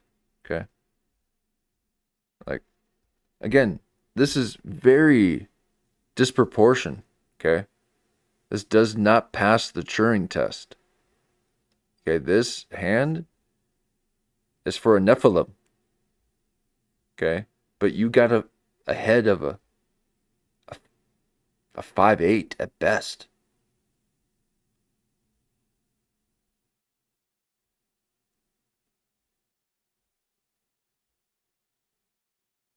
And your nose looks like it's been knocked off in like a ancient ruined statue. Okay, yeah, it looks like you got a nose there, but it looks like it's just all smashed off.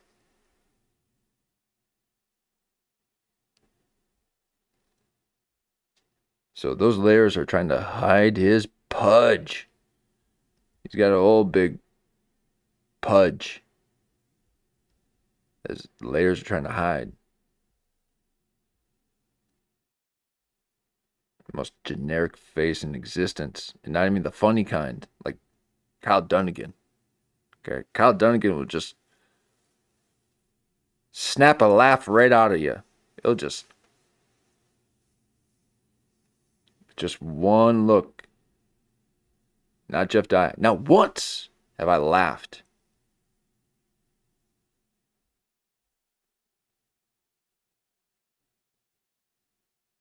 Okay, so Kyle Dunnigan's got a kind of plain guy face, but it'll make you laugh. And this, I just.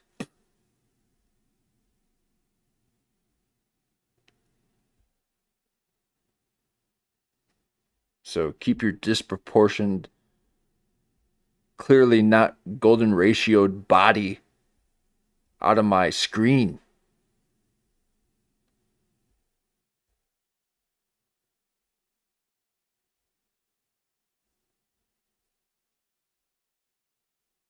He's stretching like McCustard. Think he's hanging out on the couch with Gillis.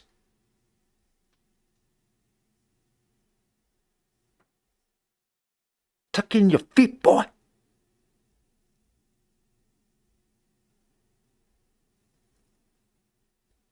Sitting like a mannequin for the big and tall store.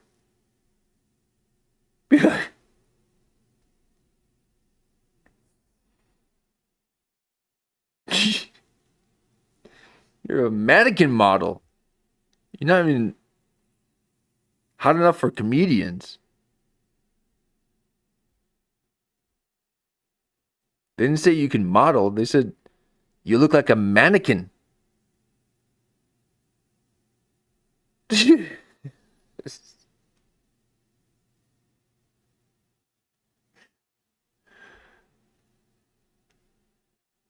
That's a nothing expression.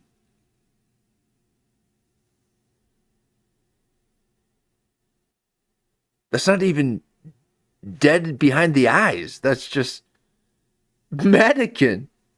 God. Oh my God.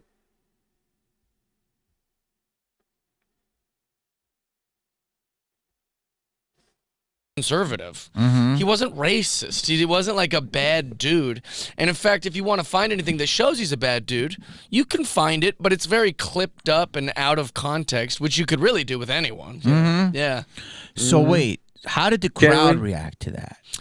It was in the lab, so everyone bombs in there, you know. So it seemed like it was doing okay for the lab. Like when these people did these jokes. Yeah.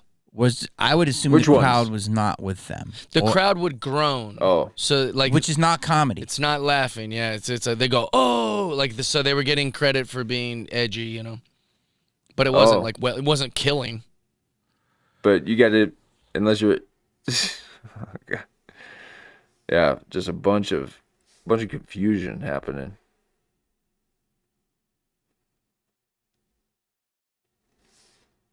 Yeah, it's wild, right? No, it's sick, dude. Like I love the No, it's boring. Credit for being edgy, you know. But it wasn't like, well, it wasn't killing. Yeah, it's wild, right?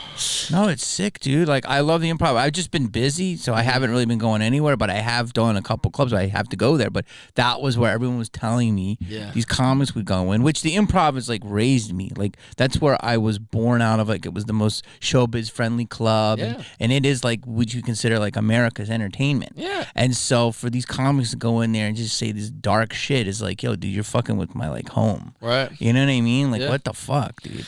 I think that these young comics and the people that were doing it, they really thought, I think they're in a bubble, you know, like in their circles, everything they follow and everything in their algorithm is like, yay, Charlie's dead. Yay, someone shot at Donald Trump. Like in their circles, like that's like heroic.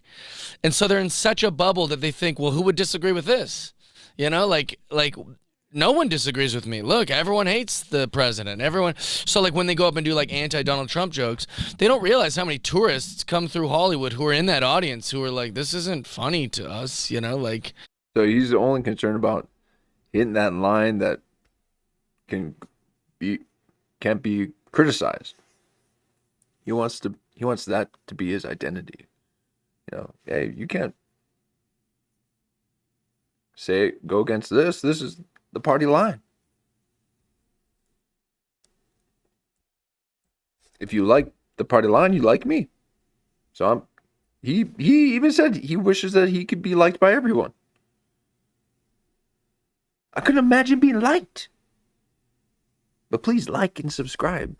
It does help the throttling days of my algorithm, okay?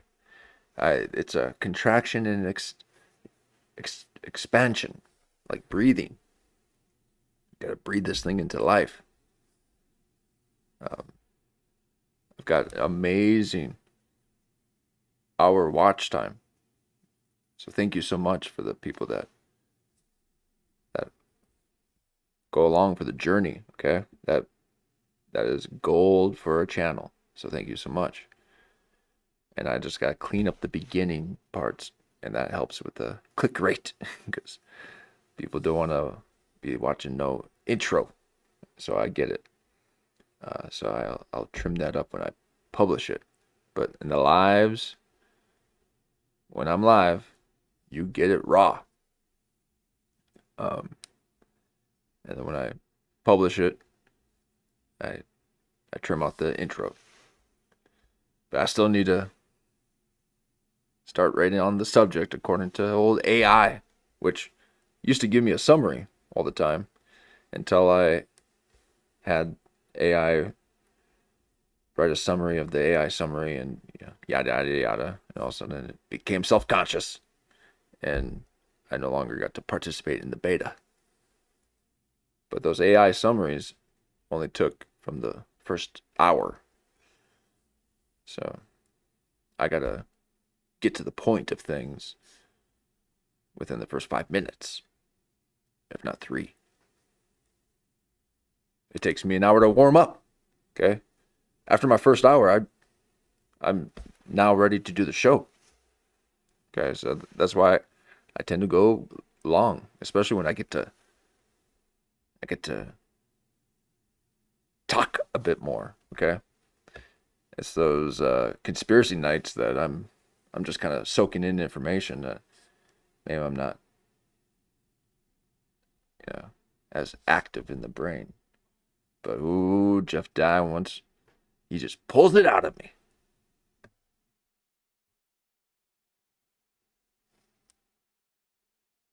It's the president. Everyone. So like when they go up and do like anti-Donald Trump jokes, they don't realize how many tourists come through Hollywood who are in that audience who are like, this isn't funny to us, you know, like it's definitely not edgy. It's definitely not like new. I don't know.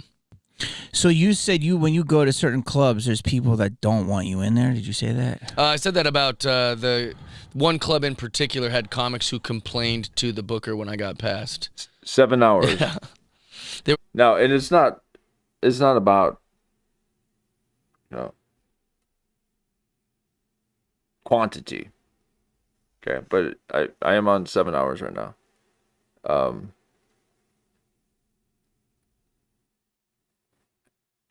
And this is an hour clip that we're doing, and we were like 10 minutes. So about a 50-minute clip. We got 7 hours of content out of 49 minutes worth of. Actually, less than that because we started at about 10 minutes. So about 49 minutes worth of material. Okay. Because there's just so much happening with Jeff Dye. Okay, he's trying to let you know how to think, like how you should see these stories. He won't let you think of it for yourself. Your initial way, as he says, that first inkling of truthdom that you tend to tuck behind so very often that you don't know that it's just called truth. Okay, that first thing that pops up in your mind. So he just calls it the initial thing. You know, the thing that I don't tell anyone. It's the third or fourth rendition.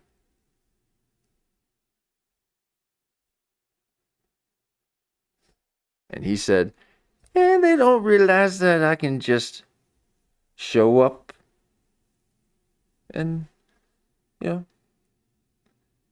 I can just show up on you.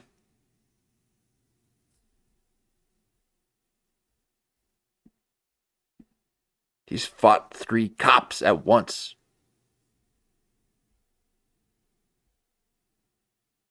But wanted to get out of the way of the window as to not be embarrassed because people knew both of his names at the coffee shop.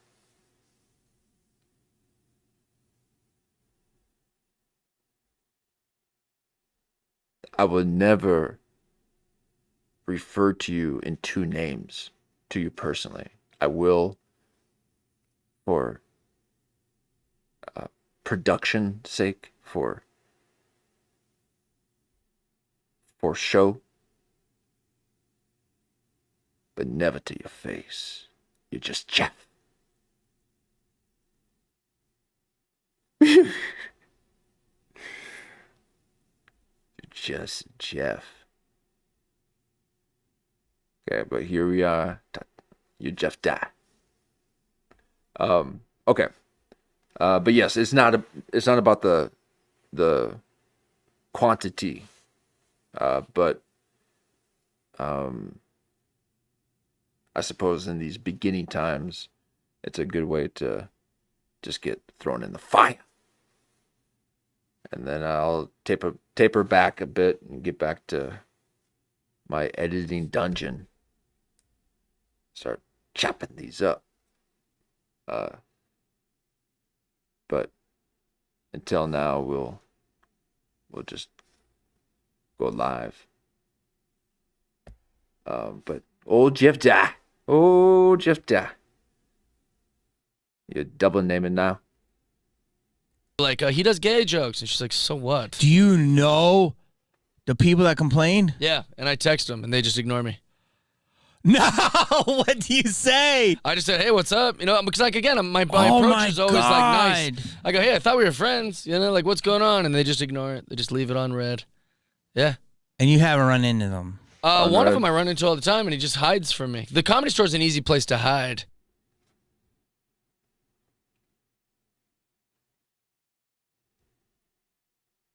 You're supposed to hide. See? Jamie is so suspicious of Jeff Dye. Everyone is. You're shifty.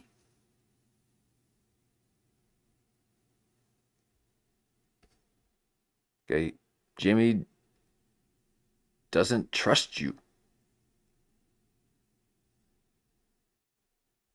He refused to face you.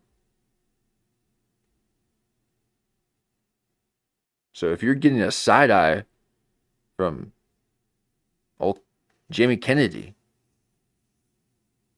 then something's up. Okay? Because he looks straight on to truth.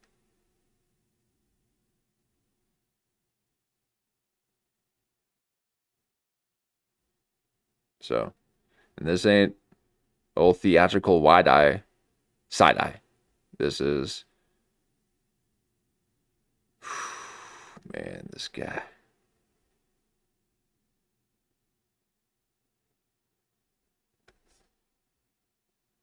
And Jamie pretty much doxed them, both LA and Texas locations. He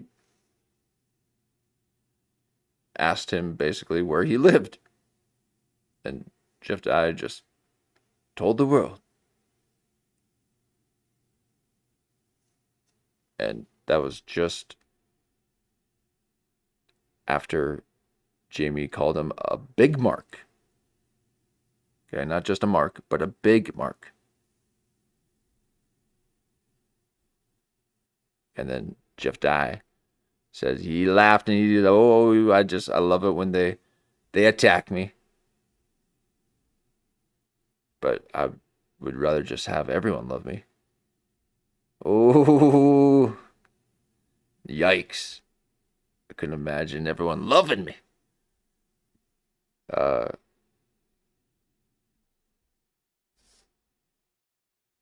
So he sees all this, and he's been, I mean, the first 10 minutes of the show was just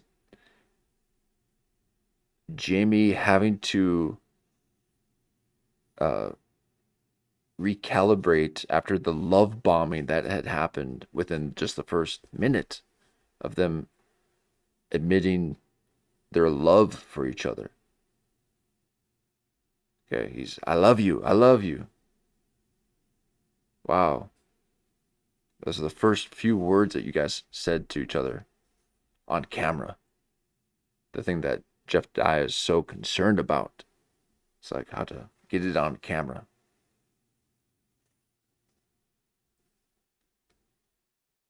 Run into them. One of them I run into all the time, and he just hides from me. The Comedy Store is an easy place to hide.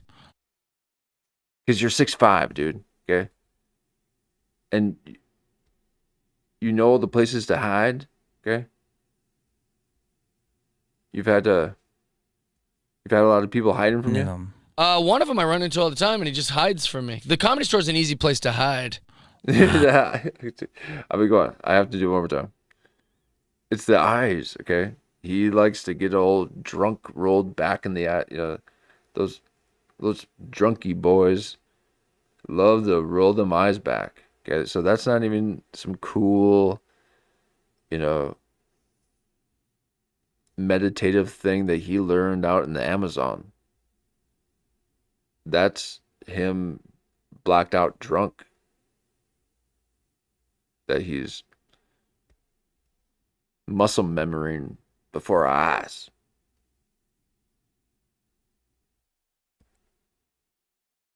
And you use that as a way to exaggerate something. Went on, and they just ignore it. They just leave it on red. Yeah. And you haven't run into them. One of them I run into all the time, and he just hides from me. The Comedy Store is an easy place to hide. Wow. I know. I don't understand. Yeah, it'll fix itself. When I'm there, it's like this stuff isn't real. When I'm there, we're just hanging out. Everyone's having a good time. It's like it lives on the internet. It lives on social media. Lives in my DMs. But if I just didn't look at my phone for a week, you'd never know the world is even that dark. So, will your Oh man. I mean, we're having like a full because I mean he is crashing out, okay? Jamie is just running out of energy. Okay, I've had a couple of those nights. I know exactly what that is. But Jeff Dye can wear you out, okay?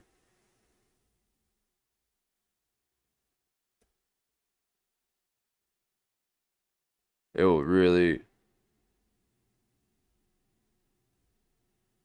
wear on you.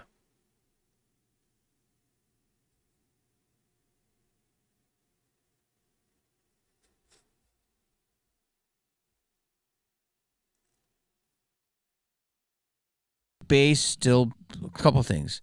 Will your base be Texas, but you'll still be out in LA just as much? Yeah, 50-50. And you'll be on the road all the time? I'll probably also be spending the Texas place, like letting my friends crash there, and like that'll be like a fun, because a lot of people want to go to Austin to see the mothership and do that stuff, and so like that'll be that. You're not far from there. Nope, like 30 minutes, 35, 40 minutes. Okay. Yeah.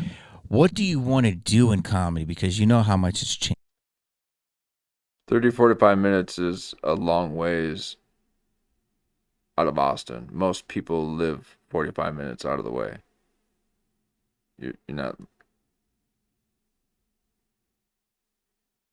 like, no one's moving to Austin. Sorry, did I say LA before? Yeah. Everyone lives 45 minutes away in Austin.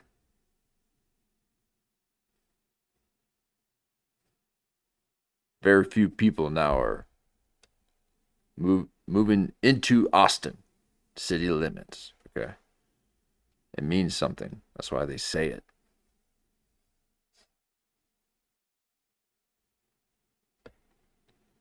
So that's all tourist town.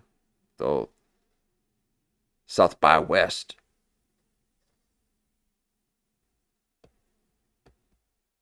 It's an industry. You want to live inside an industry? So he's 45 minutes out. That's very average.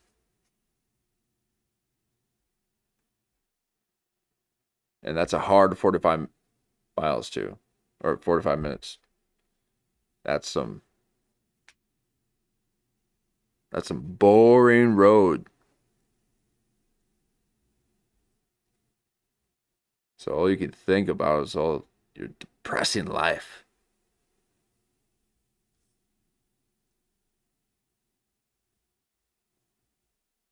Man, sorry, I don't mean to make that kind of noise. It break. Oh man.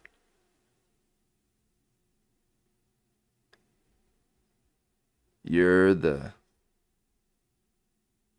comedian for the right.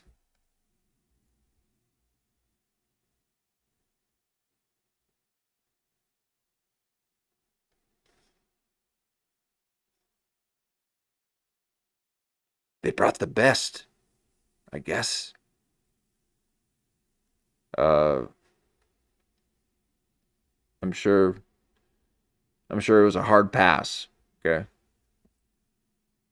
Sure it was a hard pass. Theo Von and Tim Dillon is pretty much the only people that anyone with actual power respects in the comedy scene.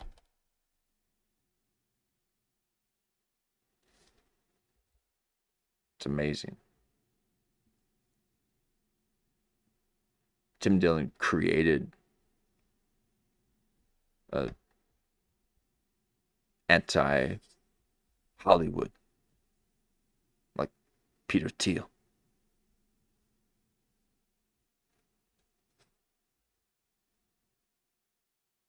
And Jeff Dye wishes he could get in. Okay? You ain't marketable. You're not even. Who's the MySpace guy?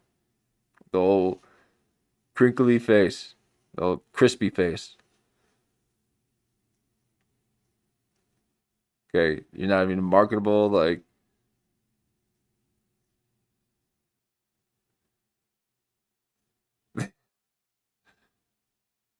The guy with the old fried face. What happened? Someone melted his face or something. Ooh, man.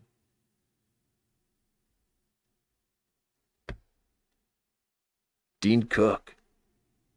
You can't even Dean Cook your way to relevance for a brief pop.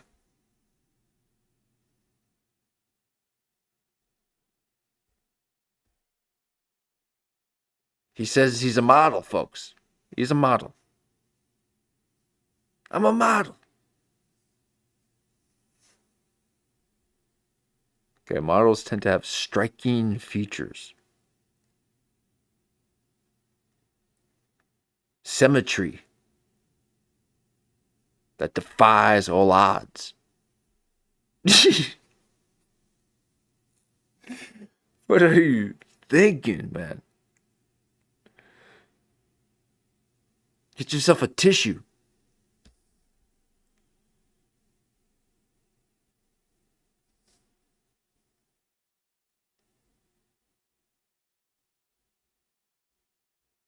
Minutes, 35, 40 minutes. Okay. Yeah. What do you want to do in comedy? Because you know how much it's changed. Mhm. So, like, my thing, it was like comedy, TV, movies, Yeah. you know, the whole deal.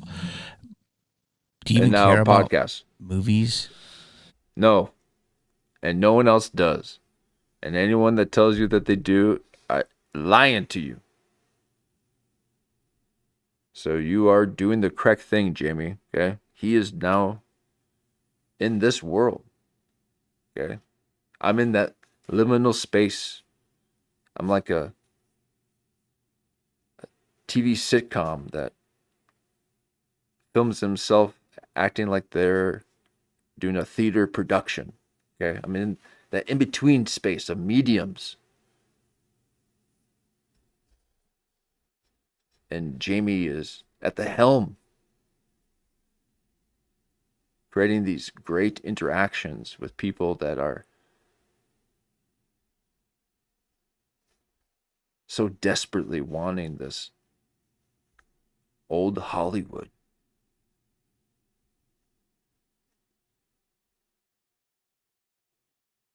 And he's doing a vibe check right now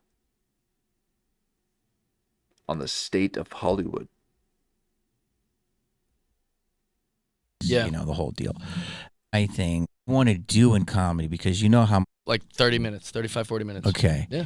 What do you want to do in comedy because you know how much it's changed? Mhm. So, like, in my thing, it was like comedy, TV, movies, Yeah. you know, the whole deal. Do you even care about movies, acting? I've thought about this a lot. So some people go to be Why?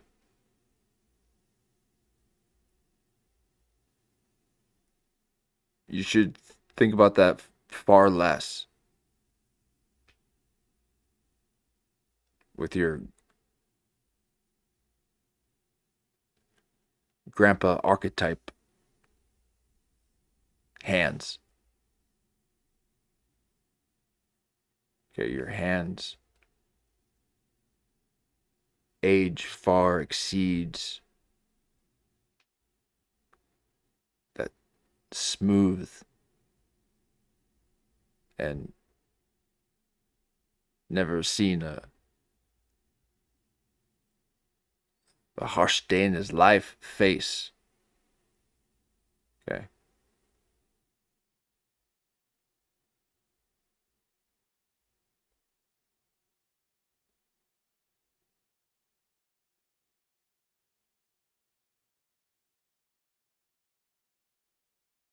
Is this why they call you babyface?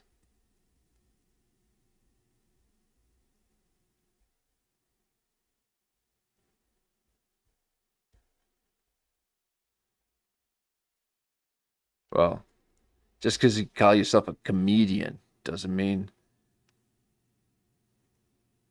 I got to get you to stand next to me. Okay?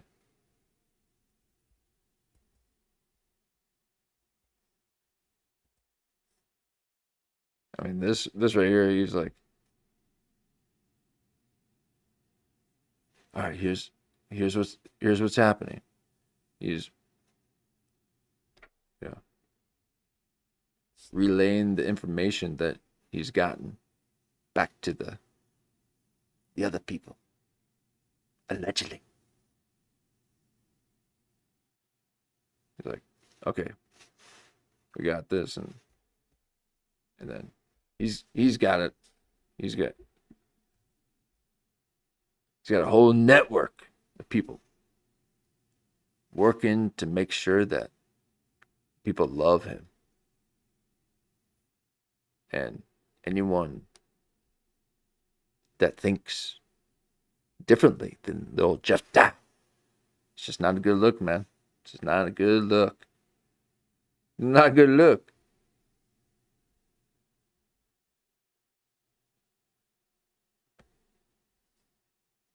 So he's a consumer at best. So he'll trying to buy his way. Okay, he's handing out cigars. Get you a nice spot in his club. Okay, you like opportunities. You like Jeff Dye. You don't like Jeff Dye. Well then,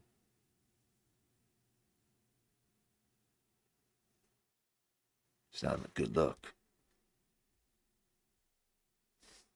We want to be a movie star. Yeah. Or they want to be, you know, a Comedy was a actor. stepping stone. Right. Now it's bigger than rock and roll. And I will say that I'm not that passionate about acting. Mm-hmm. I'm not that passionate about Anything. You're not that passionate about anything. Okay? That's that middle of the line, Jeff Dry.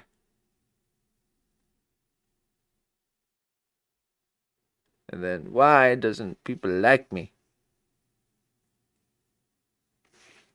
If they like these slogans of political movements, they should like me.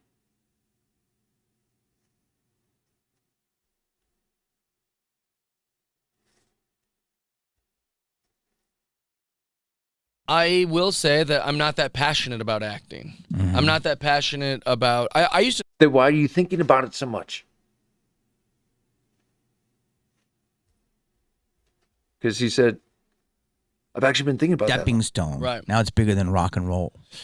you know Do you even care about movies, acting? I've thought about this a lot. So some people go to be they want to be a movie star. Yeah. Or they want to be, you know, a Comedy was a actor. stepping stone. Right. Now it's bigger than rock and roll. And I will say that I'm not that passionate about acting. Mm-hmm. I'm not that passionate about I used to think I wanted to be like famous and a celebrity, but the little taste I've had with it's kind of turned me off to it. So I'm at an age right now where I can Really? like step back and look at it and really evaluate what I do and don't want. And my first love was stand-up comedy. I think I'm very good at it, and my goal is to be the best in the world. Like that's what I Oh my God.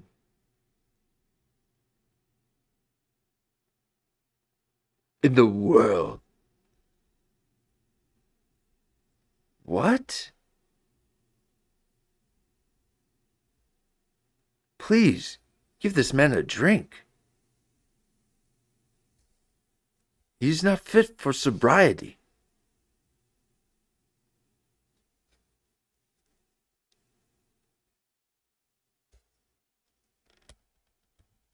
It takes a lot for reality.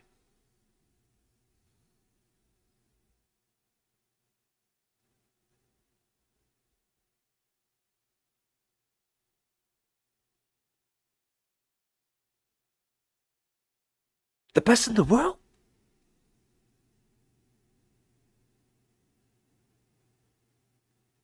Old Santino is getting 1.6 mil off of Theo. That's Santino. And he's telling you to play a little bit of golf to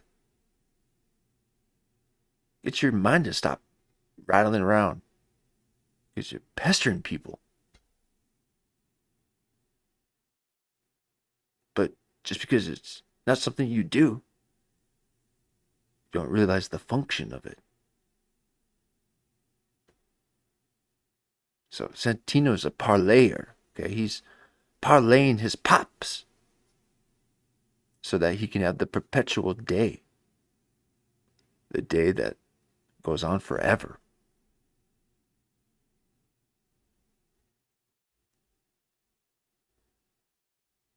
He doesn't get that yet.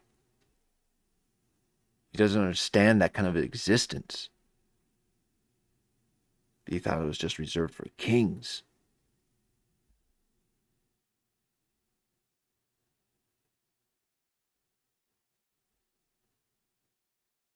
But you ain't pulling 1.6 mil.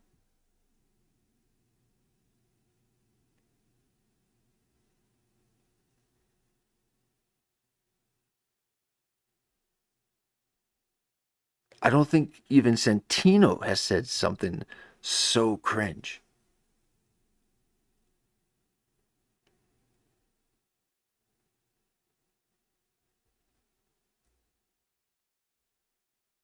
step back and look at it and really evaluate to it. So I'm at an age right now where I can like step back and look at it and really evaluate what I do and don't want. And my first love was stand-up comedy. I think I'm very good at it, and my goal is to be the best in the world. Like,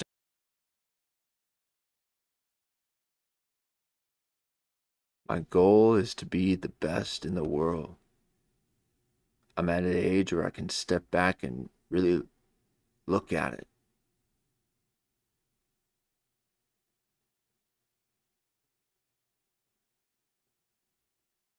Comedy.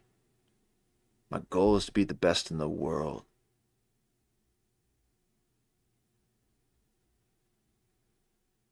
I finally got the big picture view now. The prefrontal cortex is starting to awaken. And I can now see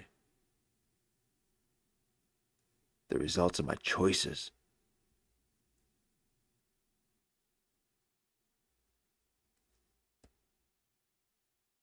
that's what I want to be. Really? I would like to be the best stand-up comic. I want people to go, you know who I think's the best stand-up comic? Jeff Dye. Oh, there's that double name. He wants a double name. Man, you ain't Brian Austin Green. And you'll never be. I give him 3. Just on a Tuesday. Because he's that fly.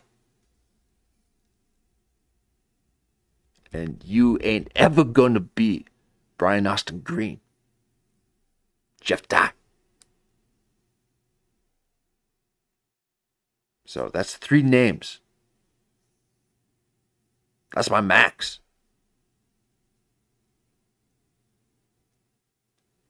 And during the show, I will give you 2. You will never get Jeff Dye out of me in person. You're just barely Jeff.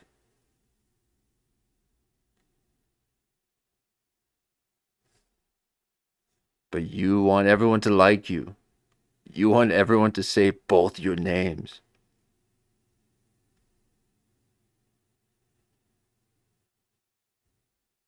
You think it's a bad look if you're not on the Jeff page, the Jeff Dye page. My first love was stand-up comedy. I think I'm very good at it, and my goal is to be the best in the world. Like, that's what I want to be. Really? I would like to be the best stand-up comic. I want people to go, This doesn't mean it's gonna happen. Okay, that's not even some logos. That is some locos. Okay. Just trying to do Hermes Trismegismus locos. Power of the 3.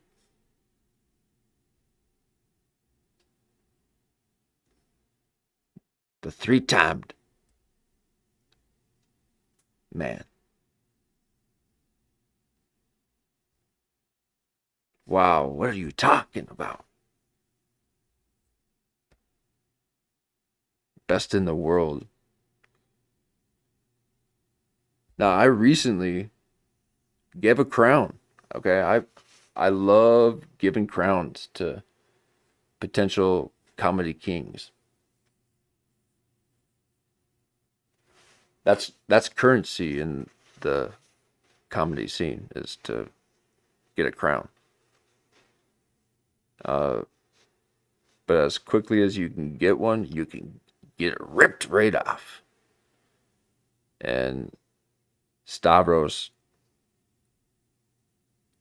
experienced that within less than a week of being thrown. I immediately dethroned him and graced Kyle Dunnigan with it, with his superb performance on his 0 episode and leading up to his first episodes of his live Kyle Dunnigan joke with Kitty.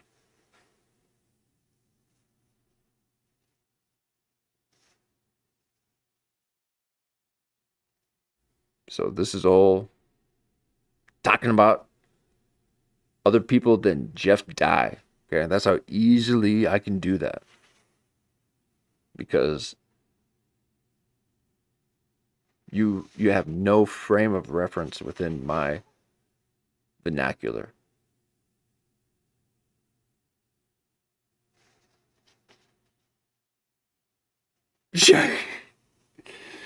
So just understand how no one thinks about you.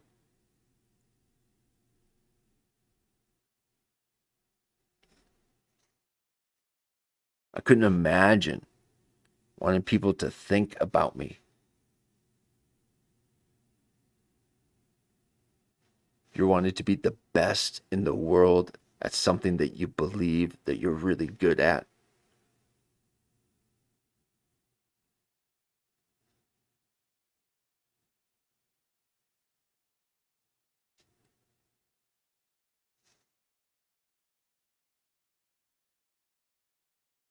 And somehow we are the crazy ones.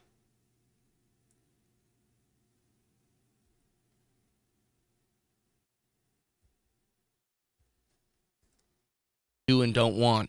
And my first love was stand-up comedy. I think I'm very good at it, and my goal is to be the best in the world. Like, that's what I want to be. Really? I would like to be the best stand-up comic. I want people to go, you know, I think's the best stand-up comic, Jeff Dye. I don't know if that'll ever happen, but that's the goal. That clip won't go viral. But that's my goal. I want to be the greatest stand-up comic that's ever lived. I want people to go, dude, that guy was like the Carlin of that. He needs a drink. Just give him a drink. He's gonna go crazy. He's not fit for sobriety. Very few are. Especially someone as weak as Jeff Dye.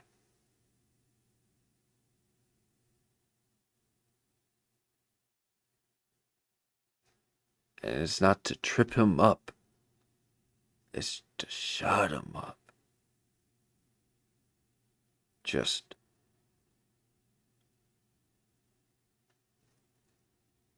what are you talking about? Jimmy Kennedy spent the first 10 minutes gassing you up so that he can do a hard press on the old car incident. And it threw you for a loop because you thought he loved you.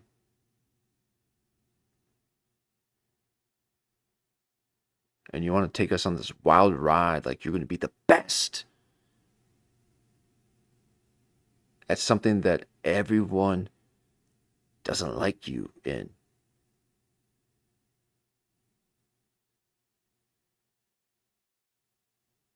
And it's not because you're avant-garde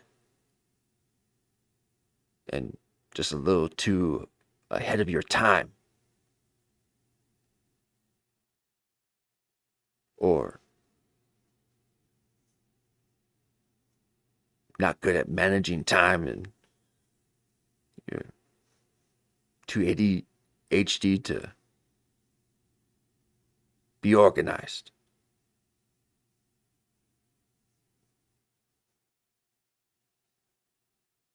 You're just wishing.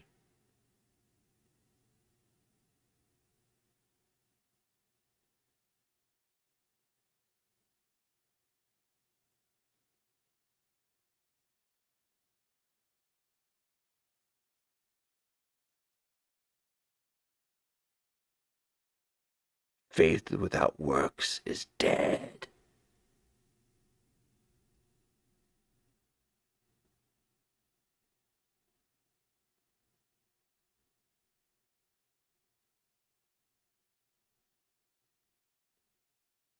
time or whatever. And you know, maybe that'll never happen. Maybe it will happen in 20 years. But all I care about is stand-up comedy. All I think about is stand-up comedy. I was at AA today, and while the guy was giving the talk, I was writing jokes. I kept thinking of funny things, and Good. it's all I think about. It's all I've thought about since Okay.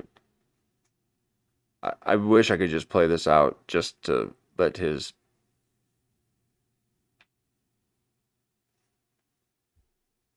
preamble serve it, but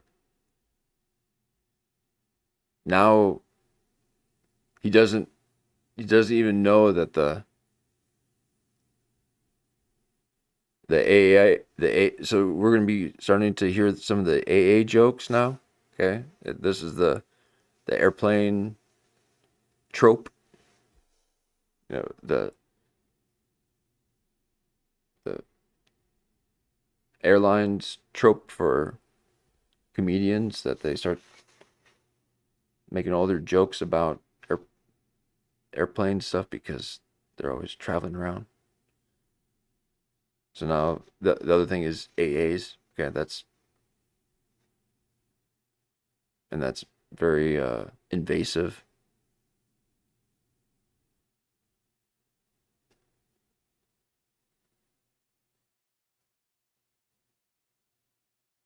And nothing new. Okay, everyone does that.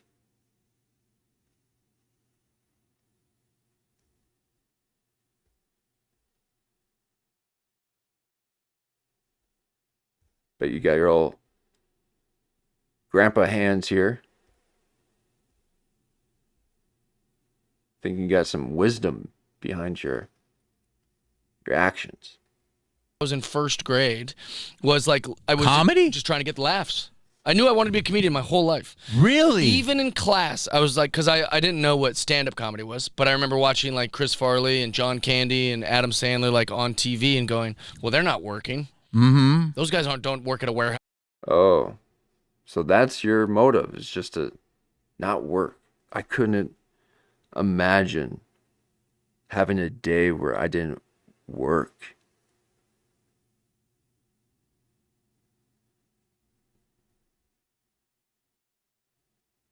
I would never bring myself to such slothfulness than to not work. I work and I function throughout.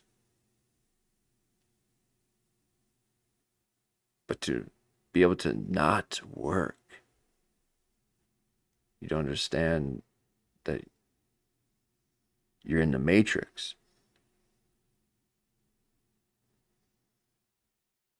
And all this outward seeking just traps you.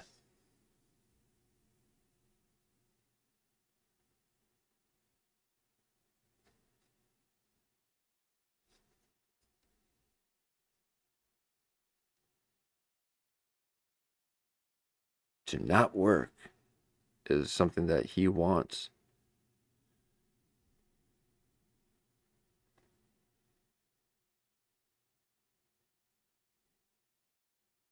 Again,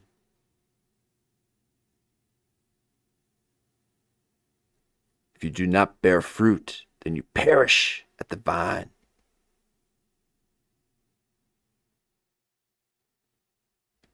Jimmy Kennedy could see this weed.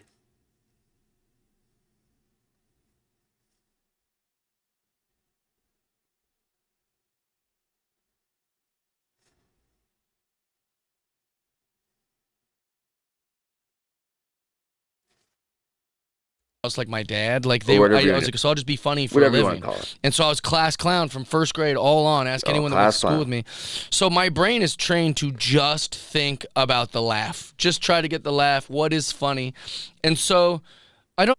But no one gets to be funny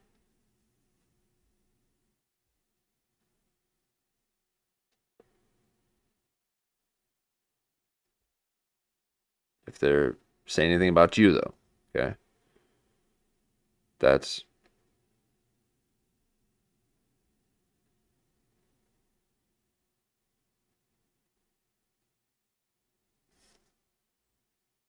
yeah, his political irony type of humor is very Instagram safe. There's nothing. Yeah, there are a lot of things that you cannot type into Instagram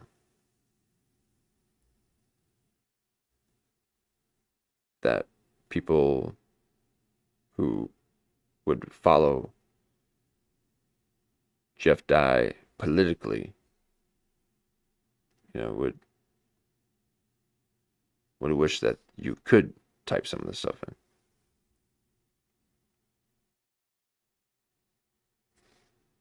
So he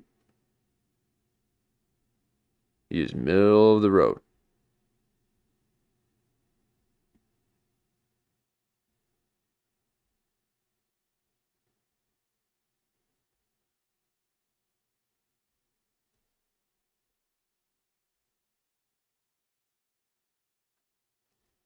And I'm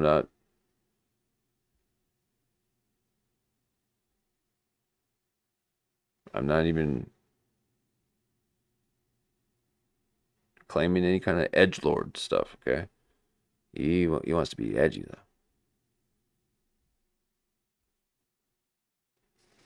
I don't need to ever be in a movie again. I don't need to ever be in a show Again. again. I don't need to ever be a host or a red carpet guy. Because you got to do that one time and now you're fine with that, huh? So the whole thing can just burn. Because you don't care about all the other thousands of people who derive an income, and they've built an economy out of creatives working. People who are creative work every day.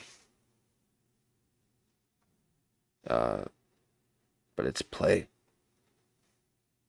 We view it as play. You think it's work. And you try to not work.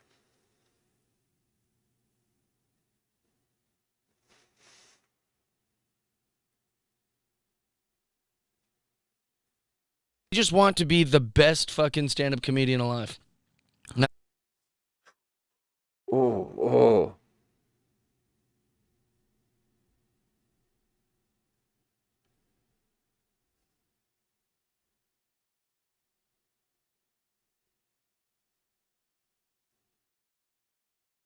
That's my goal. Wow. Yeah. I mean, that's beautiful. Yeah. And that's truthful and noble. Yeah. And also, you're not, I want you to know that you agree with, you're not doing it, it's doing you. What is? Well, Bill Cosby, you can't quote him, but this is what he says in his book, and he's from Philly, so he was like one of the guys that was like, you read about, you will never do comedy. It will do you, which is weird because he did a lot. But you just like you just said right now, you're in like, dude, it's just in you're there. hearing, and you're writing a. See that laugh? He was trying to have comedy do him right there. Okay, that's the first time that he kind of gave a nice little laugh. And granted, it was, oh, I'm having comedy do me right now. Oh, comedy's doing me right now. Yeah, I have that done to me all the time. It's doing me right now. It's nice. Having comedy do me like this. Yeah. Go comedy. Doing me. Like it always does. Feels nice. You never had comedy, do you ever?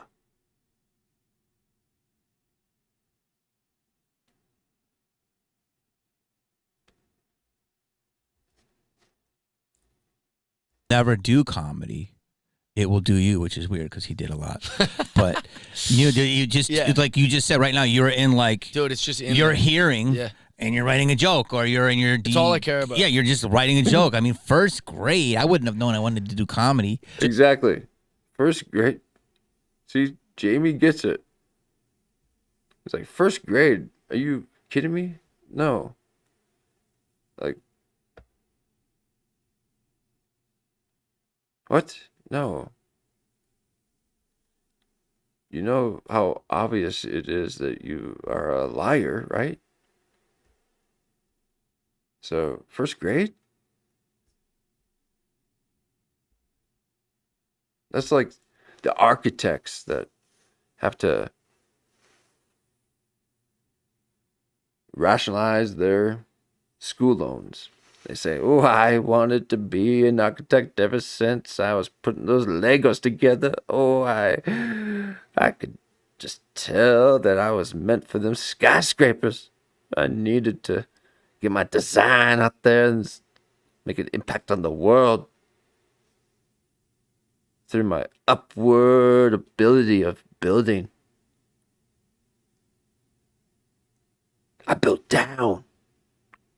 I'm so low, I'm underground. You guys are just a bunch of surface dwellers. I'm deep.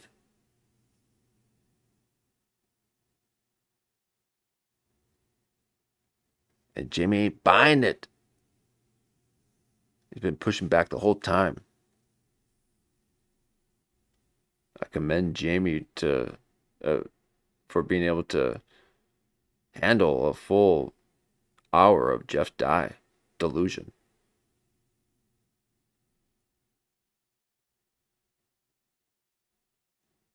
But I knew I wanted to be funny. I want to be the funniest. That's the Joke. I mean, first grade, I wouldn't have known I wanted to do comedy. dude. I knew I wanted to be funny. I want to be the funniest. That's the only way girls would talk to me. It's the only way I get friends. Comedy, being funny. That's all I care Not about. the pride, but do you have some deep trauma? We all do. Okay. Everyone does. Yeah, for So, sure. because to me, in Philly, you either fight or we're funny. Yeah. So I chose the funny. That's what I good. could Yeah, do. yeah. But everybody has their own damage. Mine Former was- fat kids or Yeah, well, that's why I bullied. tell young people that all the time. It's like you being bullied and a victim is not special. You're either fat or you're too skinny or you. No, he's like, no, that's what he says to people when they're talking to him about how they can kind of relate to all the times that he's been a victim. And so it's messing up these kids' minds thinking that, oh, wait, I remember I was a victim of something. Let me hold on to that forever. Like Jeff Dye. And then they run into Jeff Dye. Hey, I had this offense happen to me. Someone offended me and I didn't like it because I wanted to be the best at something. And it's like, yeah, that's something that happens all the time. Okay, yeah, okay, and bye. Okay, there's nothing special about that. He's upset that people are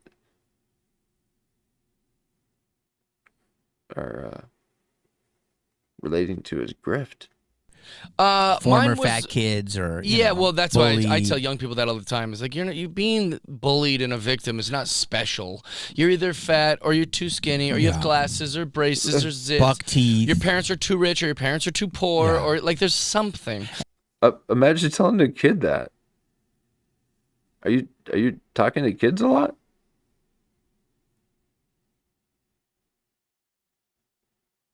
I can't remember the last time I heard a kid's voice, let alone speaking to one. So someone who wrapped a tree around a car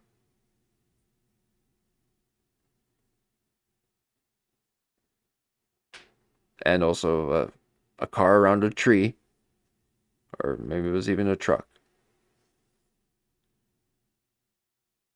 and try to fight off 3 cops for not embarrassing them from the cafe window.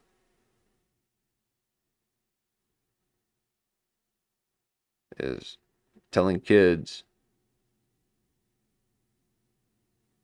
that their victimhood, grifting, ain't anything special. I've been doing that for years. And it could just be because you're kind of fat, your parents are rich, and you got buck teeth. So he's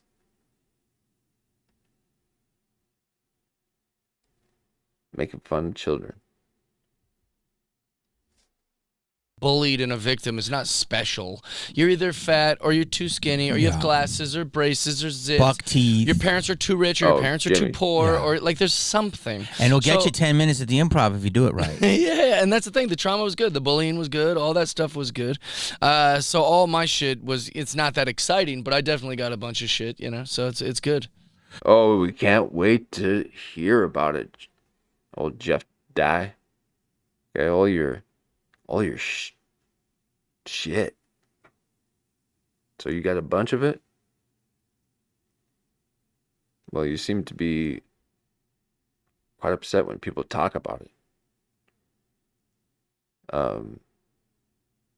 So it seems that old Ben Avery might have got canceled because of speaking about Jeff Dye.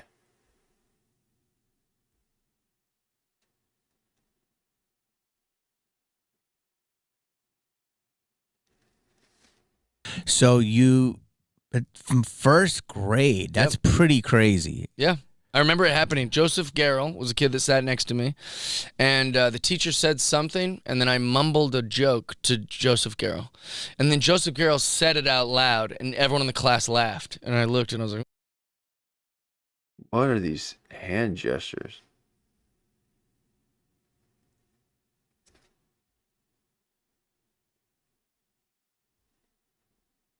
Dude.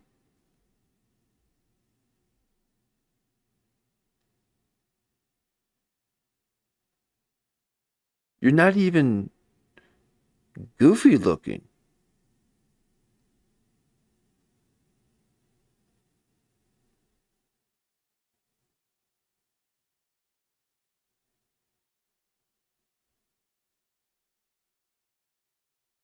But you could get there. But it's just plain Jane. Right down middle of the road. Jeff Dry.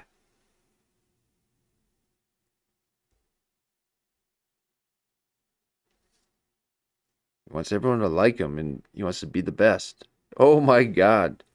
What a dangerous, dangerous man. That sounds psychopathic.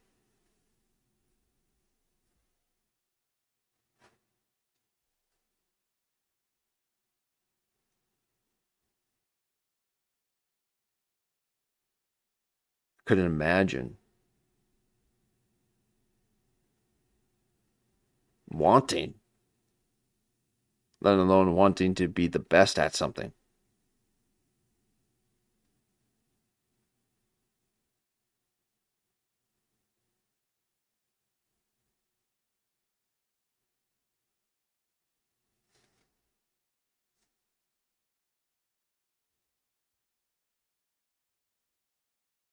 shit, you know, so it's good. So from first grade, that's pretty crazy. Yeah. I remember it happening. Joseph Garrell was a kid that sat next to me, and the teacher said something, and then I mumbled a joke to Joseph Garrell. And then Joseph Garrell said it out loud, and everyone in the class mumbled a joke to Joseph Garrell. And then Joseph Garrell said... That's him trying to like spit a loogie out of his nose or something. He said it out loud. Man, this is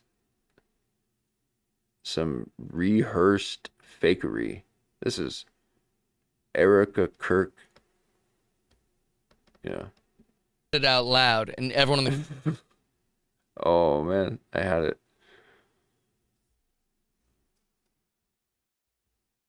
There it is. Oh no. That's just some weird movements from this man. Class laughed, and I looked. Look at it. Oh my God. Sat next to me, and the teacher said something, and then I mumbled a joke to Joseph Garrell. And then Joseph Garrell said it out loud.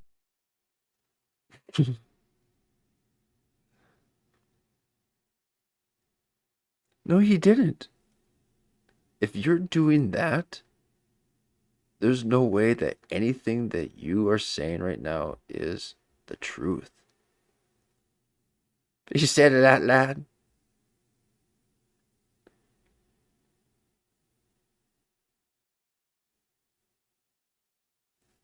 What is it that you're trying to do to me?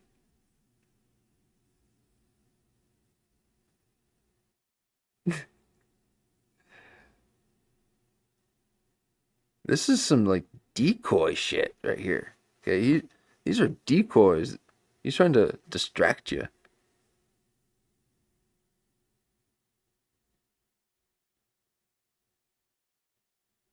He's talking about acting.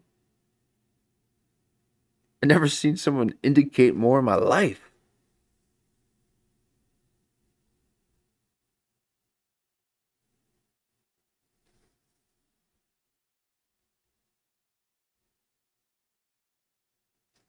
Loud, and everyone in the class laughed. And I looked.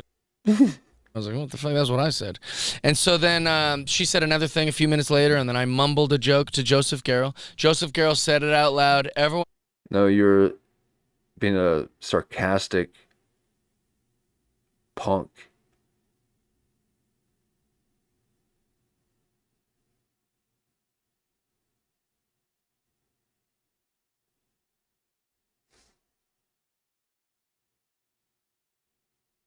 But you gotta tip it down to the first grade so that no one can say, "Oh, you're just kind of being a punk kid."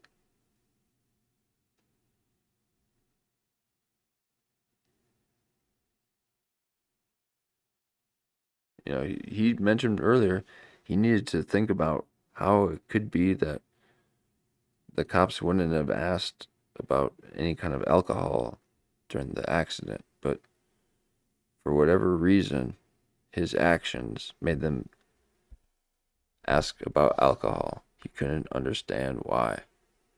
He was only just fleeing a scene of a crime.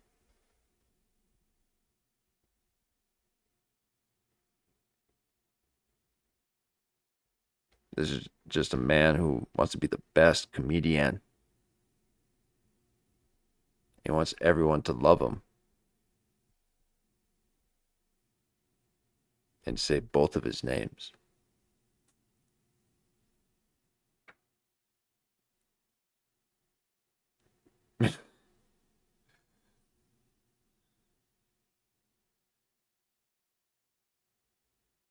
Laughed, and I was like, he's stealing the things I'm saying. So on the third one, I just said it myself, and the whole class laughed at me, and I was like, I'm gonna do that as much as possible.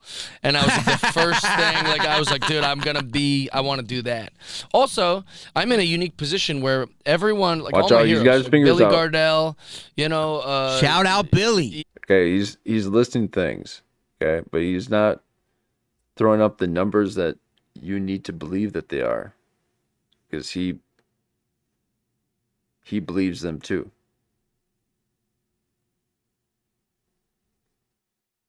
But the second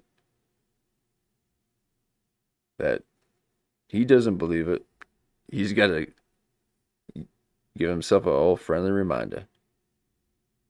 Yeah, George Carlin, Of course. Chappelle, Robin Williams, they all had these little distractions called family. Oh, called your hands everywhere.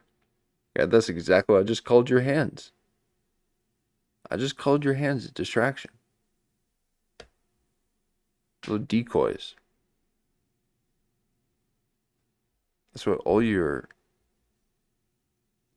conversation is.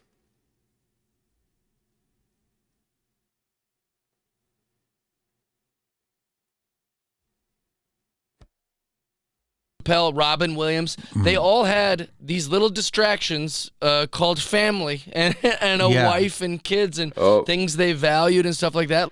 And that you wish you had. Oh, that sweet turn to regret look right there. Ooh, it stings you. But you keep on persevering through consumerism. And one day that void will be filled. That's what you'll keep telling yourself. While the rest of humanity goes about living like humans. You weird creature, you. You must be stopped, okay? This is complete nonsense to think that you should be the best at something when you don't even want to work at it. You want to find the things that require you to not work, but you want people to think you're the best. It is a sickness.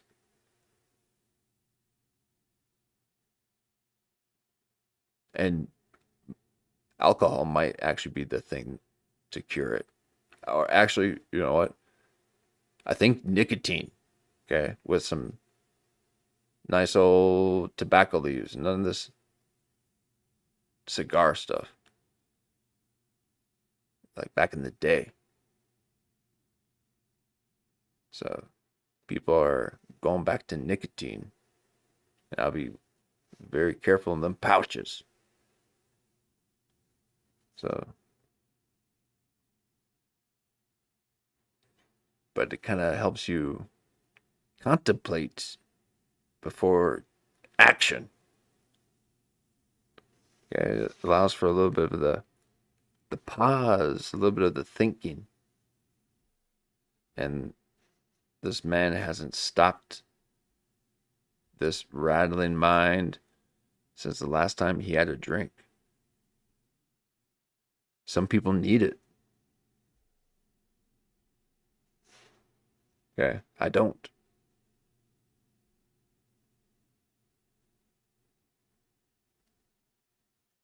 Like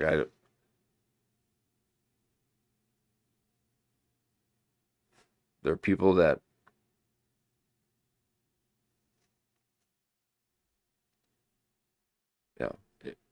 he could probably benefit from it.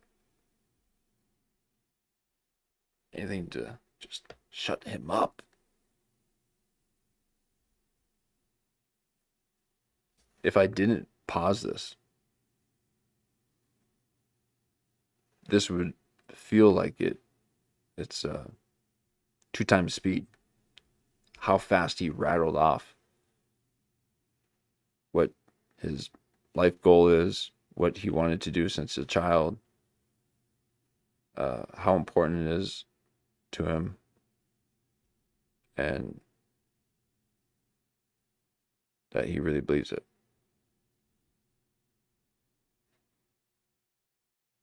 Why?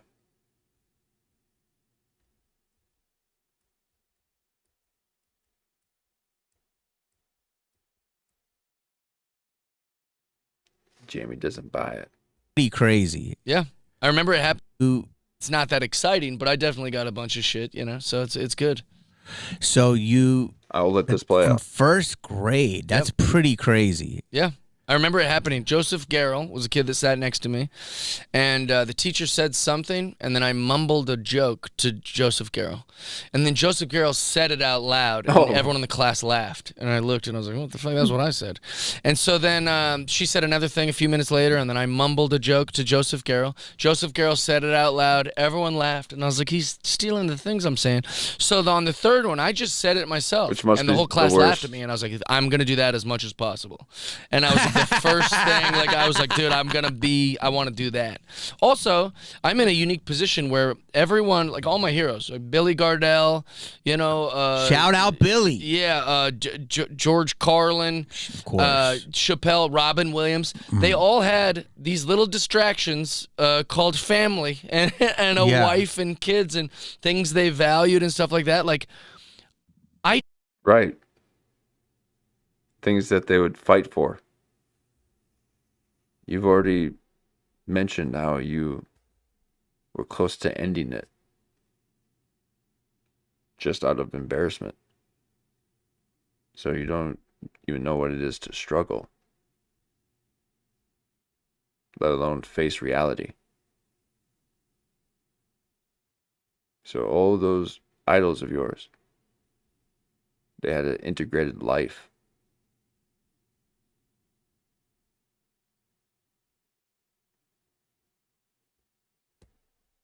And you're not even spacey enough to be a satellite floating around. You're just dirt.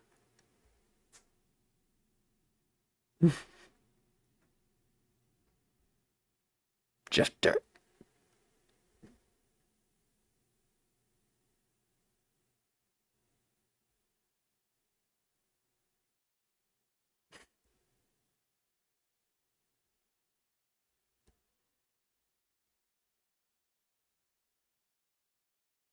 Don't think about my kids all day because I don't have kids. I'm not thinking about my partner. I don't. Oh.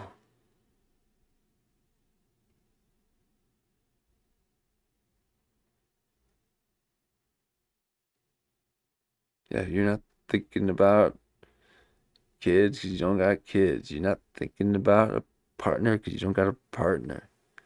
You ain't thinking about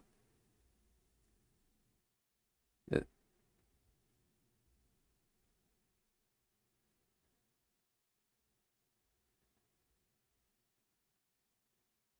Caring and loving for people.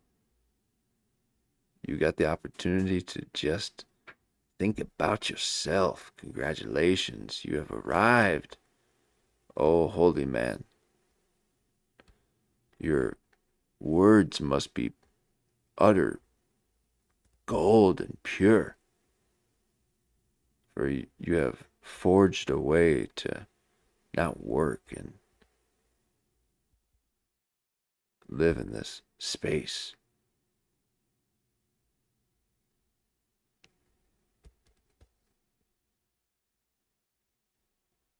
Have a girlfriend or wife. Like, I'm like weirdly obsessed with this job of stand-up comedy. That's good. So even if you think I suck at it and I'm a hack or whatever, this is all I care about is comedy. So please tread lightly because it's the only thing that you care about.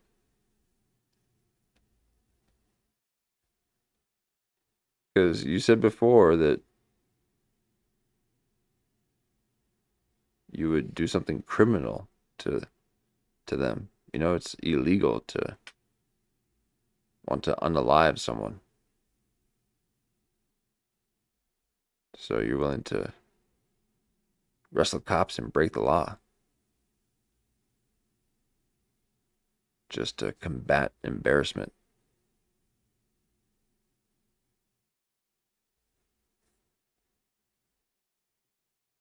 You good, bruh? You good?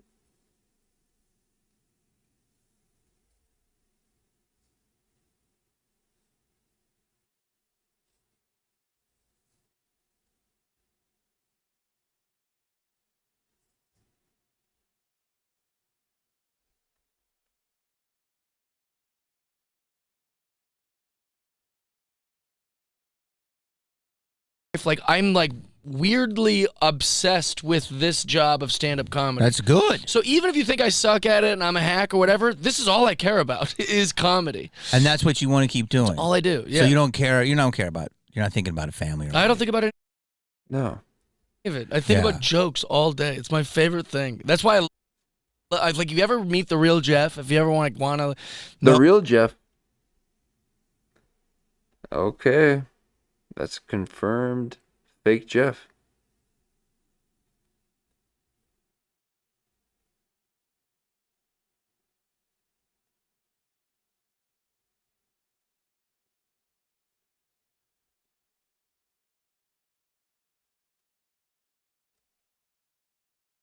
all day. It's my favorite thing. That's why I like. If you ever meet the real Jeff, if you ever want to know me, I'm in a constant state of play. Like, I like being silly and having a good time. I like doing. Don't try to take my play away from me, okay?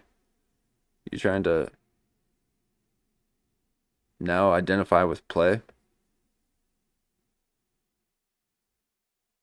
So if you don't like Jeff Dye, you don't like play. I'm afraid. No. Play is ours. It's our word.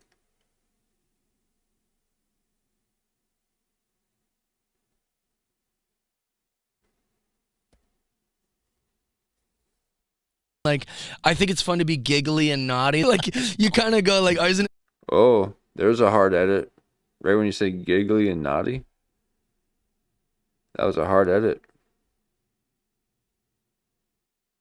They edit something out there. Let's take it back. Maybe I'm hearing things.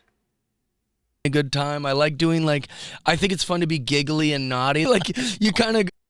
That's a hard edit.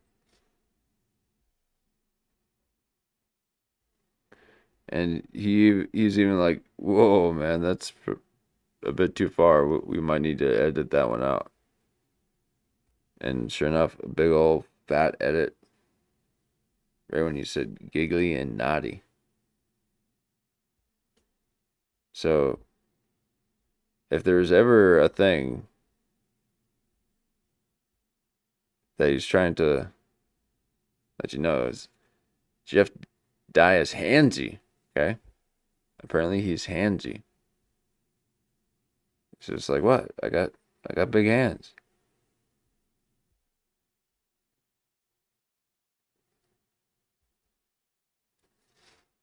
And having a good time. I like doing like, I think it's fun to be giggly and naughty. Like you kind of go like, oh, isn't it fun we're being naughty? You know, like look what we're getting away with. Isn't there a plethora of good-looking? Wow. He wants to get away with so much stuff. Oh. The second bullet that you dodged. Okay. That's one bullet, a dodge. That's what he said. So I dodged a bullet. Dodge one bullet. One. Like when I was coming up, again, it sounded like an old man yells at cloud. There was like two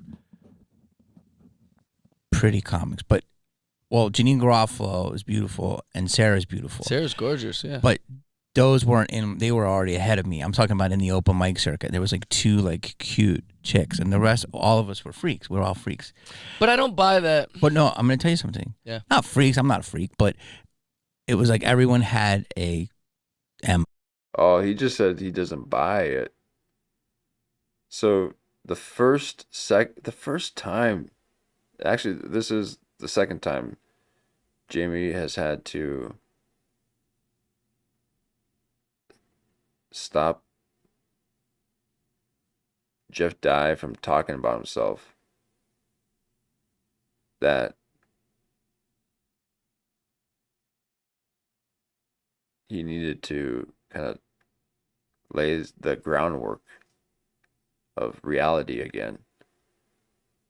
And this is the second time that this is Jeff Dye.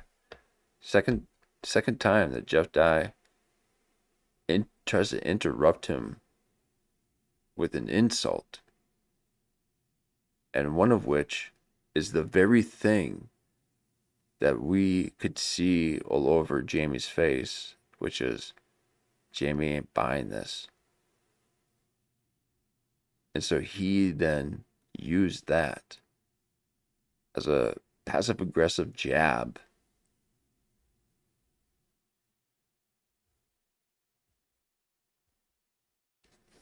Those weren't in. They were already ahead of me. I'm talking about in the open mic circuit. There was like two like cute chicks, and the rest, all of us were freaks. We were all freaks. But I don't buy that. But no, I'm gonna tell you something. Yeah. Not freaks. I'm not a freak, but it was like everyone had a MO. You know what I mean? The ghetto black guy, the fat Mexican, whatever. Yeah. And I dated Maybe a I was couple reaching female on that one. comedians, and then I said I will never ever date a female comedian again after like 1994. Only a male. Okay. So these are the operatives. So why are you having these emphasis on the syllabus? Okay. No, you're doing your operatives. This is, I said I wouldn't date any male comics or female comics. Or ever date a female comedian again after like 1994. And then I dated a singer, and I said, I'm never going to date a woman who touches a microphone. Yeah, smart. So Yes, quit then touching around yours. 2016, I started seeing a plethora, I guess, through the internet, Instagramming and influencing of very attractive women doing comedy, which was never part Very of new, it. yeah. Yeah. And nothing this socialite thinks he's going to get.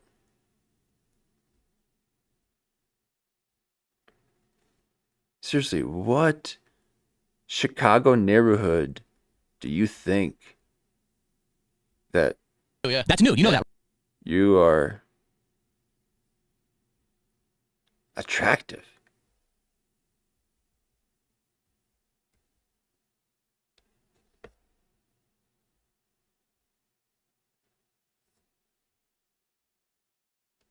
I haven't found a still yet that Jamie's not suspicious of you and you're not looking like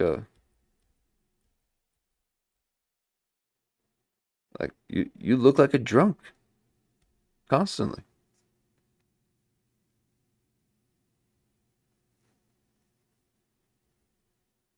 Aren't No, I'm not saying but that. they would use it to like gatekeep, like you're too good looking to be here. I'm like, you're all not bad looking. There's some mutants and monsters in our business, but I'm talking about women. yeah, I know. It's a new development for women. That's in what I mean. I'm not general, talking just about to be in these dudes. circles. Yeah, You could be a handsome dude and do it, but like you said, if you're handsome in comedy, it's extra. If you're extra handsome in comedy. But I'm saying, Is Jeff Dye extra handsome in comedy? Is he? Is he extra? With a little sugar on top?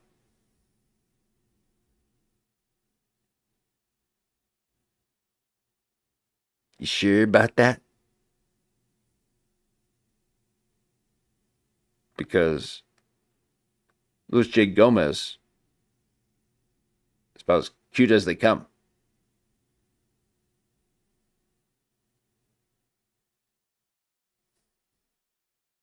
You can't get any more cute than that shapeshifter.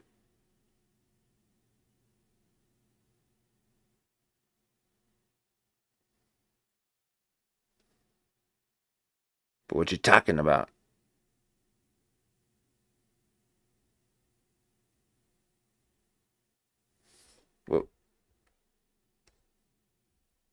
What's attractive?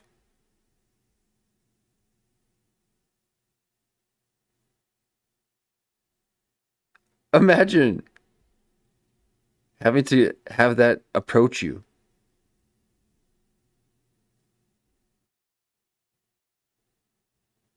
And being a female, and you're like, oh God, no. It's like, oh.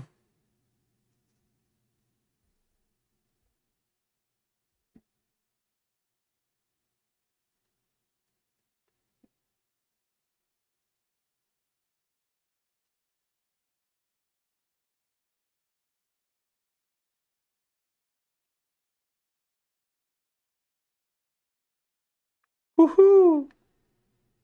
Woohoo!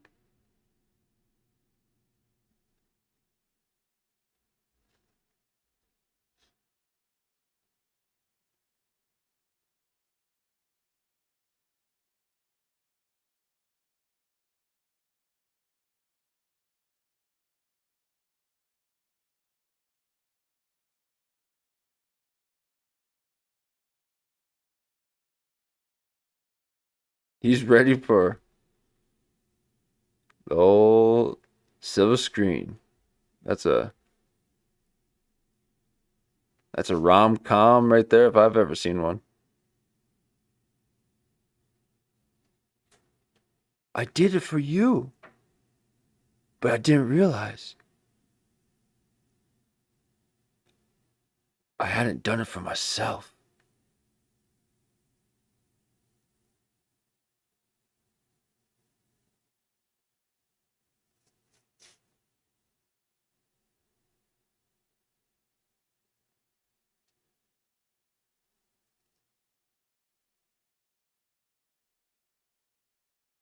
Yes, what's your answer, Janvier? Janvier.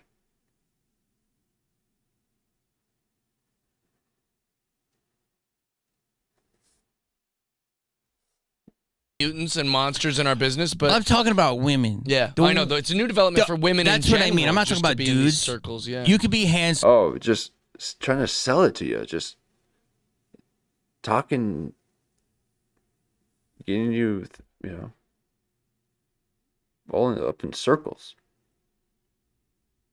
Dude, and do it. But like, and like you said, if you're handsome in comedy, it's extra. If you're extra handsome in comedy. But I'm saying, how it can work. But with women, there's like absolutely gorgeous women doing it, and I think it's fascinating. And I was just wondering your take on that. I think that there's tons of good-looking women, and they're blazing a trail.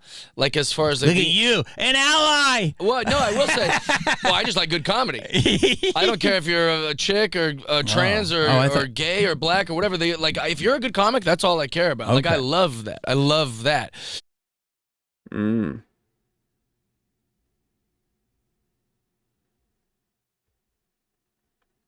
That's what he loves. And why don't you rewind?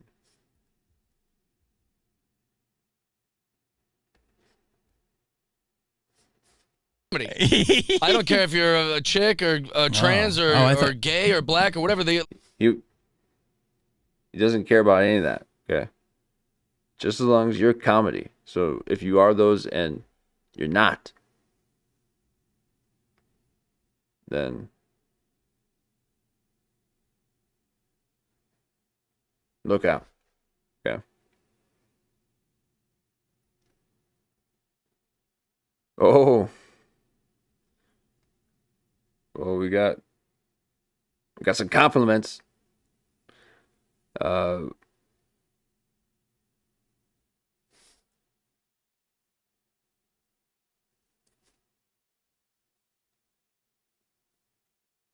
But old Jeff Jack.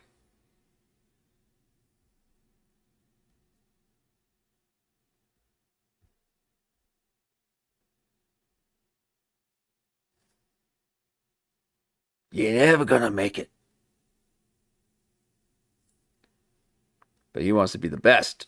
Okay.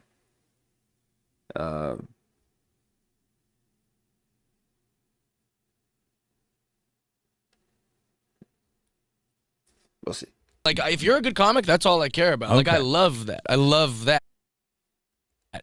And I think that it is a challenge for a beautiful woman to figure out how to be funny up there. Yeah. Because as a guy, I can just look at my heroes and go like, all right, I'm a little bit of Daniel Tosh mixed with Patrice, mixed with Norm, mixed with The Simpsons, mixed with... I have all... Oh, my God.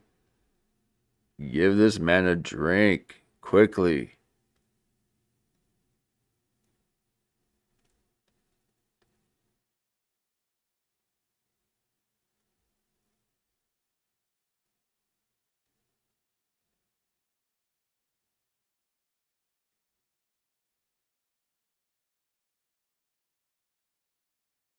Someone tell a tell.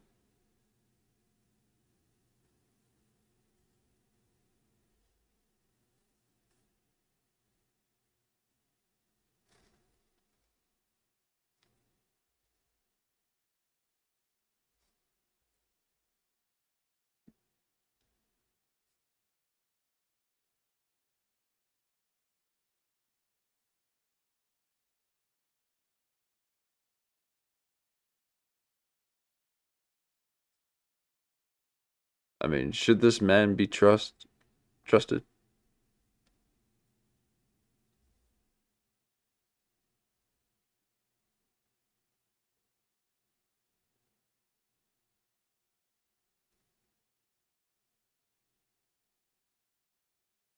all these things that I've always seen, whereas like a lot of these, like Janine Garofalo was kind of like doing like this like a lot of these, like Janine Garofalo was kind of like doing scene, whereas like a lot of these, like Janine Garofalo was kind of like doing like this grumpy, sarcastic Daria meets kind of like Bill Hicks. So but like so pretty. No woman has really cracked the code on how to be like a pretty woman who just talks about chick things, right? Like, you don't think so? What chick things? Okay.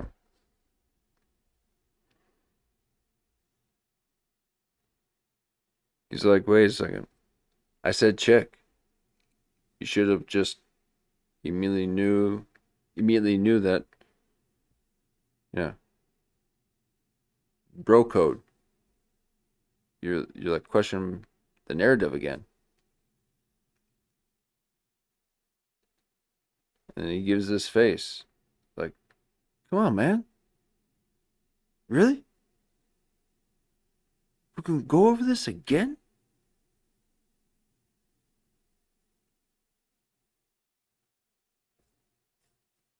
You pressed me too hard on the accident, and then I shared the story about how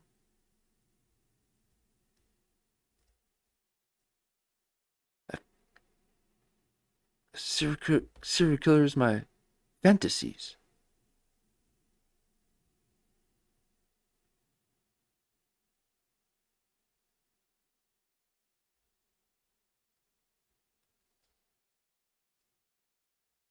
But what are you saying? You're I'm saying saying I've never seen a female comic who's really gorgeous, who's really like been able to keep her femininity while she's doing the jokes. It's always kind of like this, like I'm keeping it real kind of lady, which is fine. I'm not. It works. It's great. I think it's very funny. But like nobody's Jay? really cracked the code on being like, I like being a girl, and there's nothing wrong with being a woman, and they have to go to the guy bank of like, so I'm fucking this, and my pussy stinks, and like all this kind of like weird, edgy stuff, which works, and I'm not poo-pooing it. I'm just saying I've never seen, if you could find... Oh. He did?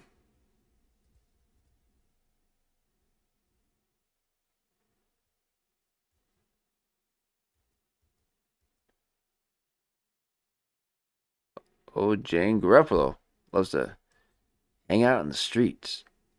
And he might have a little dish on her. kind of lady, which is fine. I'm not, it works. It's great. I think it's very funny. But like nobody's really cracked the code on being like, I like being a girl, and there's nothing wrong with being a woman, and they have to go to the guy bank of like, so I'm fucking this, and my pussy stinks, and like all this kind of like weird, edgy stuff, which works, and I'm not poo-pooing it. I'm just saying I've never seen, if you could find a hot chick who talks about women stuff, like the Taylor Swift, if you will, of stand-up comedy, sky's the limit. They'll be the richest comic that's ever lived. Wow.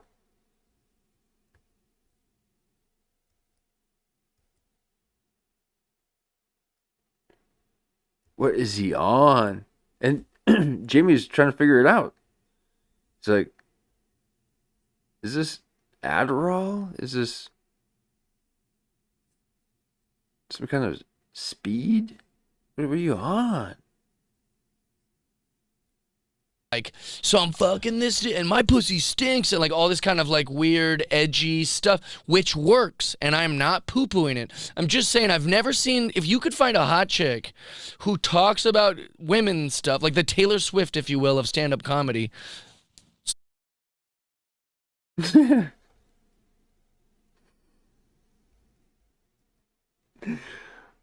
Was he trying to do a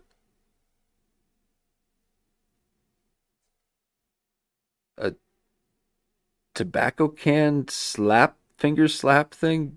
Cool factor?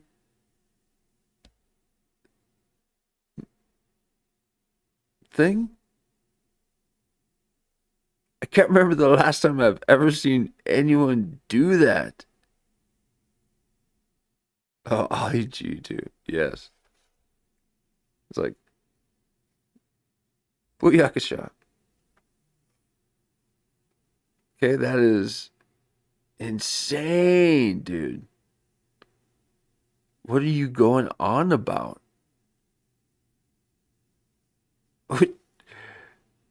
Does Jimmy Kennedy MK Ultra his guests before they come on? Because they are going crazy.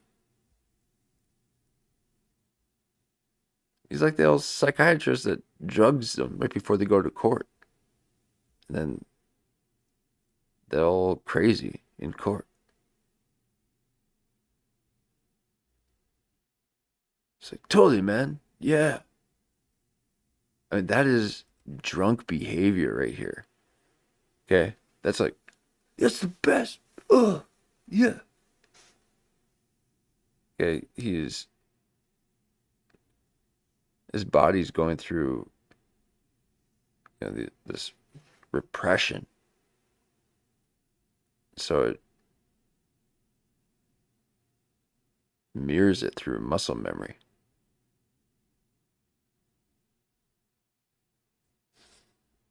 Sky's the limit. They'll be the richest comic that's ever lived. All that licking that little Jeff dry lip. Because you're a lizard man. Comedy. Sky's the limit. They'll be the richest comic that's ever lived. Comedy. Sky's the limit. They'll be the richest comic that's ever lived. Shout out to gross. women. Side note, you agree? We don't talk like that. When women you're saying are talking, Exactly. We don't talk like that. Everything you just did, no one ever sounds or does anything remotely close to what you just did. And it's not even this cool, like, street way where you talk another language that no one knows but the streets. Okay, that was just a bunch of gibberish, speed-induced nonsense.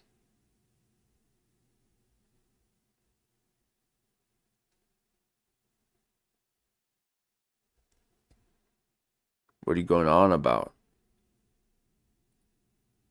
that requires any more than 7,000 people's attention?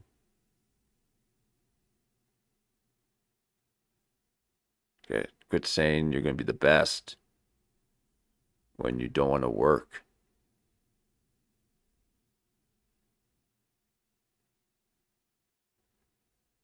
You'd be lucky to participate in a booming economy.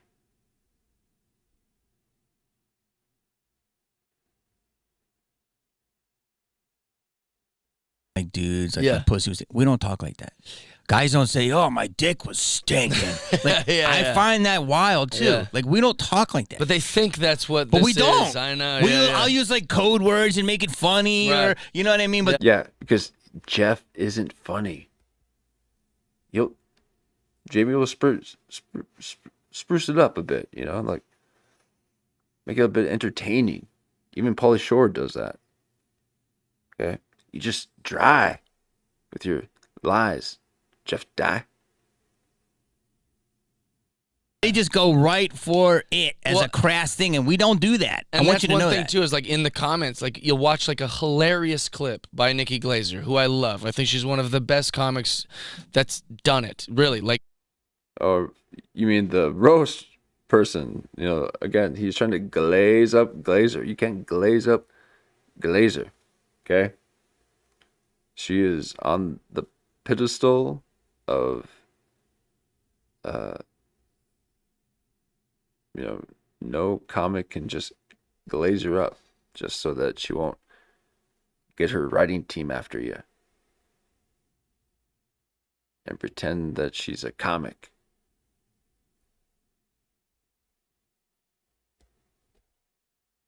Okay, that is an empty vessel resonating whatever other people drum up.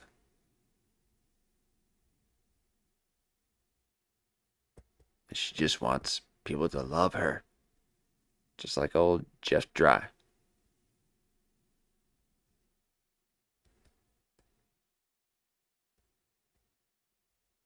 But she's fine.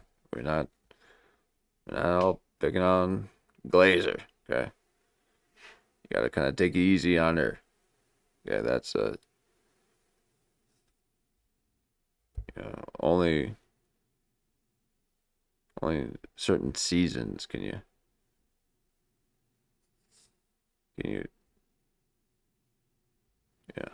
point out all the many flaws of old Glazer. Oof.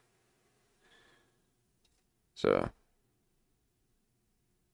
but she tries, okay, and not like a try hard like old Jeff Dry, okay.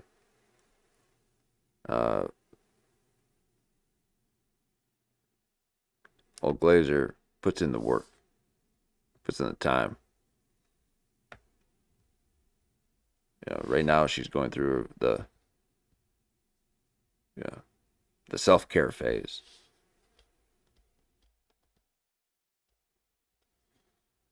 And then soon it'll be all devoted to activism. As it is impossible for someone to keep a shape like that for more than just 2 weeks. So anytime you see old Glazer, she's on borrowed time. Okay, that old glass slipper, it will shatter if you look at it sideways. So you just let her have her time. Because she's worked hard. But he doesn't want to work.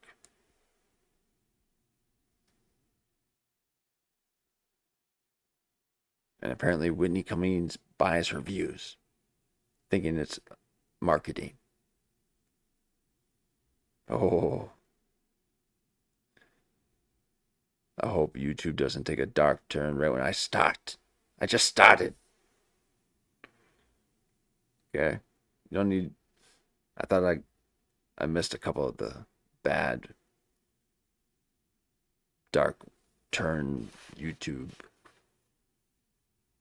criterias that only hurts the creators. But they're thinking of more ways to... it's all good. But old Jeff Jai won't get me to be a victim. Yeah, power through it. By Nikki Glazer, who I love. I think she's one of the best comics that's done it. Okay, so he's trying to glaze up Glazer so that she doesn't get her writing team on you. Okay? They're coming after you. They're going to try to figure out who else was in the vehicle that you're not telling us about. Like, since Kathleen Madigan, like, I think she's awesome. Mm-hmm. And you read the comments, you'd think this bit is inarguably funny. And the comments are like, oh, of course she had to go blue. She had to be dirty. And I'm like, why is that the comment? Because they don't know how to process dirty. And I'm like, why is that the comment? Because they don't know how to process that a beautiful woman is being funny. Like, they're going, well, she's going blue. Like, they have to find a way to tear it down. And that's very annoying. And That's what's annoying? I don't know. I just think that that's a fascinating thing you'll see. So someone's got to find a way to crack the code is all. I think that... No, there's no code cracking. Okay? There's just put your one foot in front of the other and do something with your life. out there. I think there's some. Really? I don't know. I've just not seen it, you know? Yeah. I don't know. I think that's good. Yeah. Oh, Jamie pushing back again. Okay, Jamie's pressing him. This is very impressive. Okay, he's not letting Jeff dry off the hook so quickly.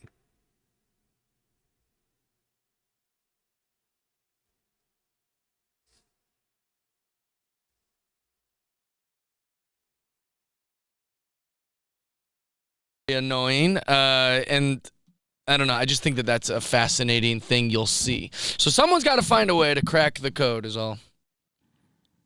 I think there's out there. I think there's some. Really? I don't know. I've just not seen it, you know? Imagine not knowing. That's a sad, sad place to be. The unknown.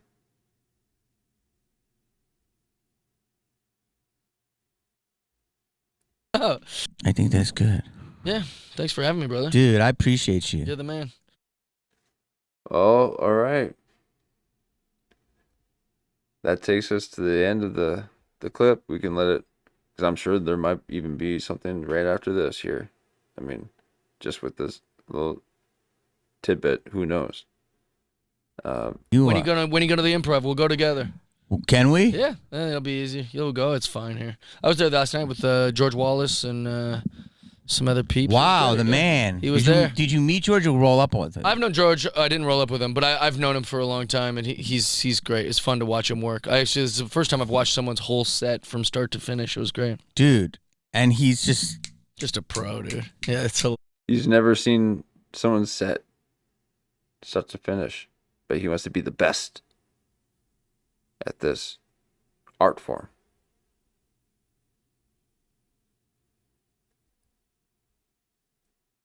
From start to finish, it was great. dude, and he's just a pro, dude. Yeah, it's hilarious.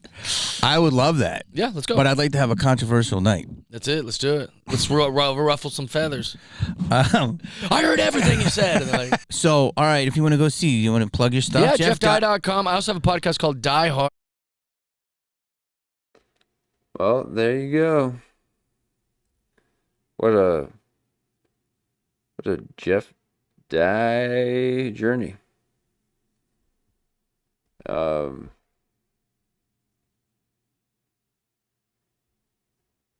again, this is just observational humor. Okay? These are all alleged stuff. I'm not even alleging to anything. I'm just repeating things that he says.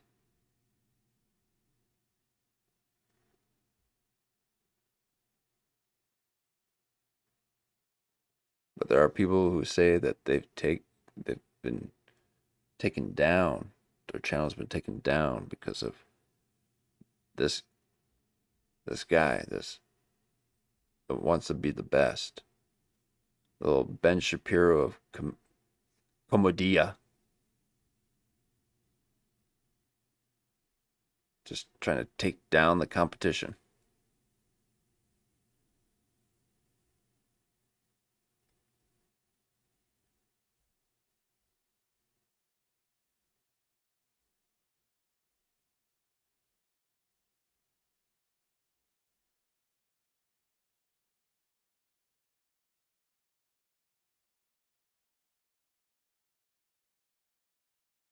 You got a very goofy look about you. That's not funny.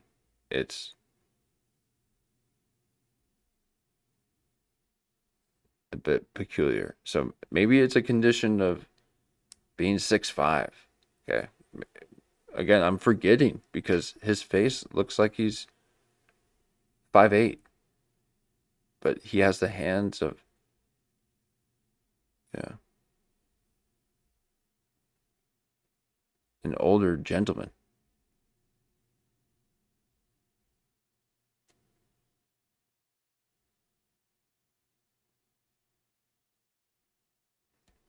So we'll be continuing the saga. I was not expecting this deep of a dive. I commend those who have powered through and allowed me to be your backdrop. I will like to continue with a little bit of, I guess, Ben Avery, really, to see if this is true, if that Jeff Dye took down Ben Avery's site after he was just starting to get a little popularity.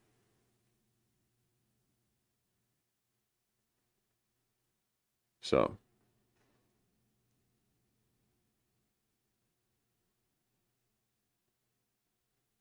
it'll be an interesting little branch that I was not expecting from old Jeff Dye.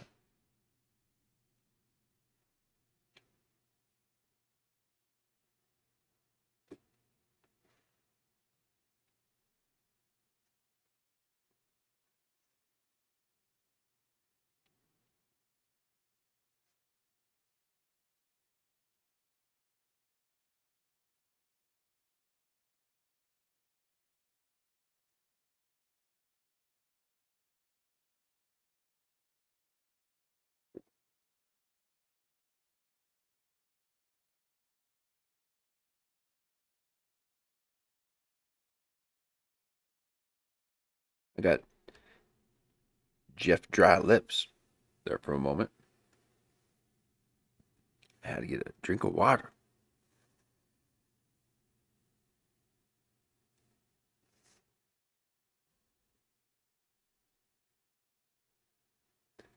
But as I was saying, we'll be taking a look at a Ben Avery update and see what's happening with the rumors that Jeff Dye might have taken down Ben Avery's site.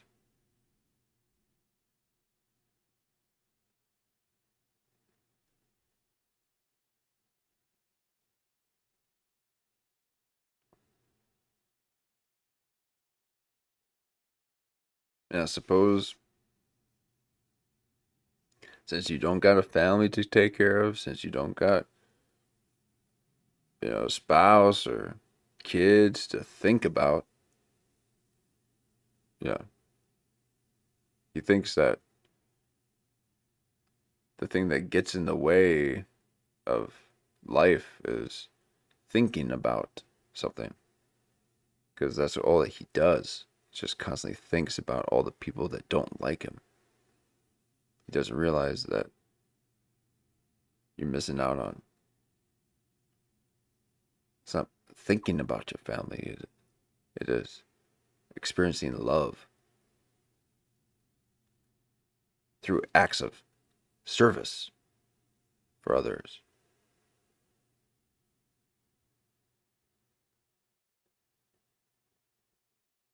Or just being the best you, whatever. So you don't get that opportunity.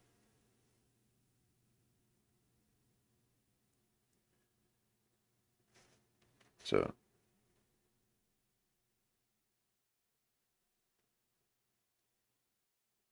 you became obsessive and possessive. Now you want to wrap your whole identity within a scene.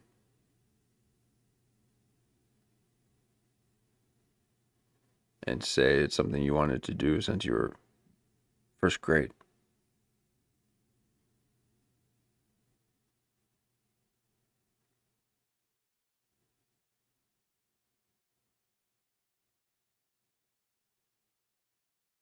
I hope somebody can check in on you. Make sure you're doing okay.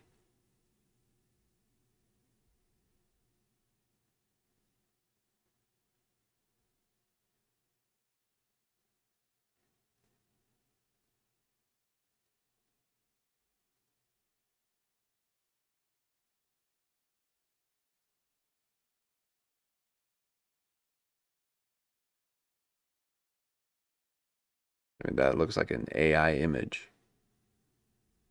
That went a little too goofy.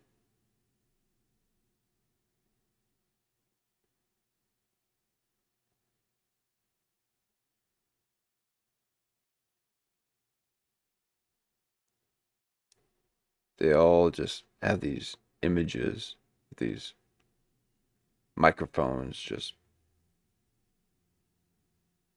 always just a fist away from their face. Thank you, Joe Rogan.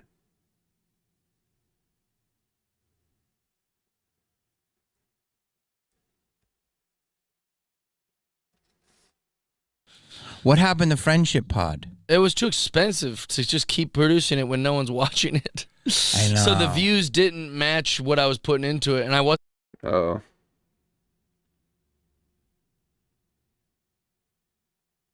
So you just wanted to get a lot of views for all this time that you put into it.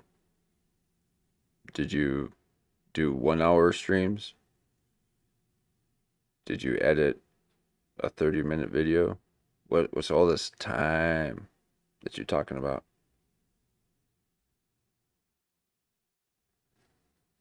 Okay, people put in time all the time.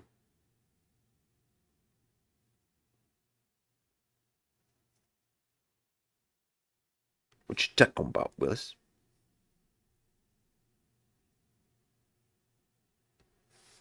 And enjoying it as much as, week to week I would enjoy one and then not enjoy the next one or whatever. And so, but this one I really enjoy, and I like filming it. Are you selling more or selling out? I've been selling really well, but I think that I give the credit to my web guy, who's doing really good at Oh, okay. You're selling, but you're giving credit to your web guy. posting my clips and stuff, and then Joe Rogan, Social obviously, guy. and then Greg Gutfeld. So I think that's the reason I'm selling tickets, and then that's doing so well that's why the podcast. Yeah, because it's not so much about the content, is it? It's about this virality that you want to cast these wide nets. It takes a few episodes to really understand what I'm doing. Okay, this is niche. It's not meant for a wide audience. And the people that get it, not that there's anything to get, but once you get it, it's fun.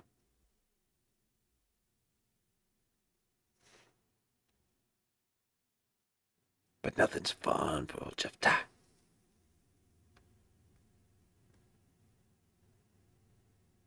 Is doing well.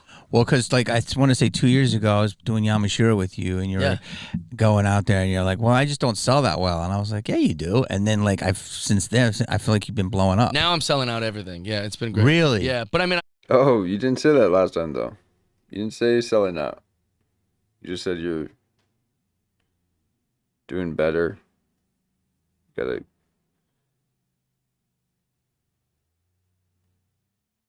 give it up to your web guy. I haven't made the leap to theaters or to arenas. I'm just doing the same venues I used to do, except selling them out. But I love comedy clubs. I think that's good. That's a good space for me. I don't need to be at a theater. I'm pretty happy. Mm-hmm. Pretty? Yeah. And you'll be happy? on Gutfeld January? Are you sure? January 10th, I think. I don't remember. With someone wanting to be the best. Oh. Bam! And we're to believe that you're pretty much happy with not doing a stadium. Did you even say stadium or just theater? And because that's a bummer, because I actually wanted to book you in my stadium tour, but since you don't want one, then you just want to stay at the cool hip mid-level, respected by your peers, then we'll just go ahead and give this to someone else. Everything. Yeah, it's been great. Really? Yeah, but I mean, I haven't made the leap to theaters or to arenas. I'm just doing the same venues I used to do, except selling them out. Okay. But I love comedy clubs. I think that's good. That's a good space for me. I don't need to be at a theater. I'm pretty happy. Mm-hmm. Yeah. And you'll be on Gutfeld January? January 10th, I think. I don't remember. Bam! Yeah. All right. Appreciate you, brother. You're the man, dude. Thank you, brother. Love you back. You're the best. Thank you. Love you, brother. Okay, it ends with another Bam! Yeah. jelly roll. All right. Love you, brother. Appreciate you, brother. You're the man, dude. Thank you, brother. Love you back. You're the best. Look at that.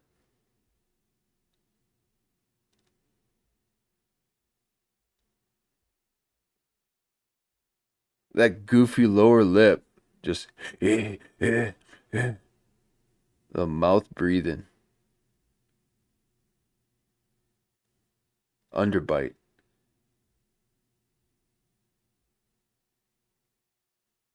Saying that he loves this man.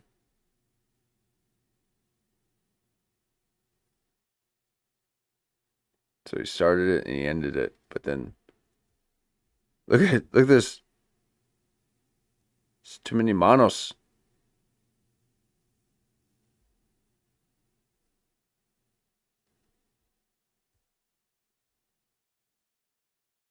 This isn't That's insane. What are you guys doing? Why isn't no one covering this?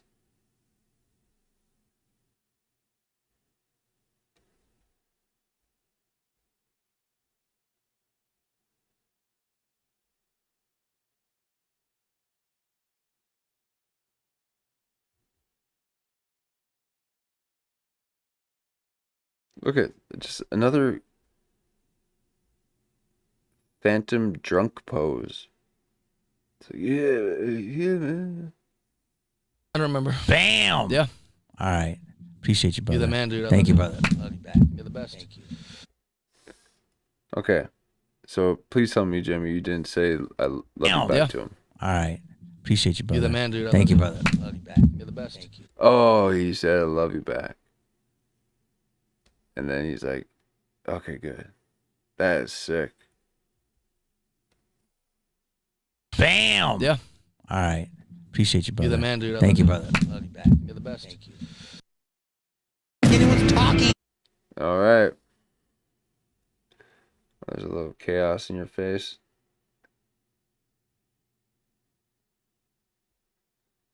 Well, that was Jimmy Kennedy with Jeff Dye. Okay, and we didn't even start from the beginning.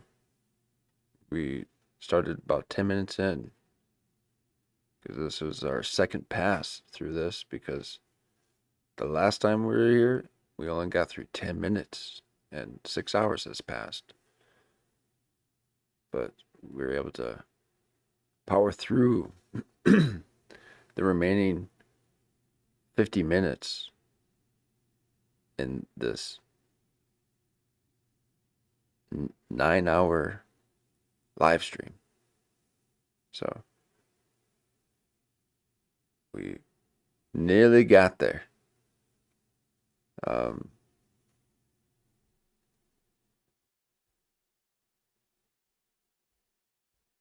don't feel like I need to apologize for that.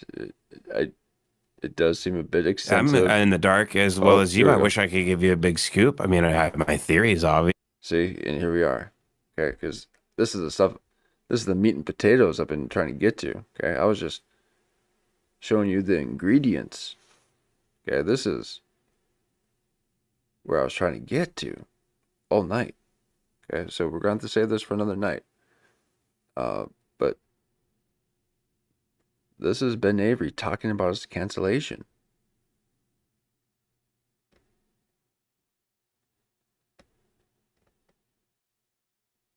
So this is real drama, or it could be completely fake. I don't know. But it's seeming like it's affecting people.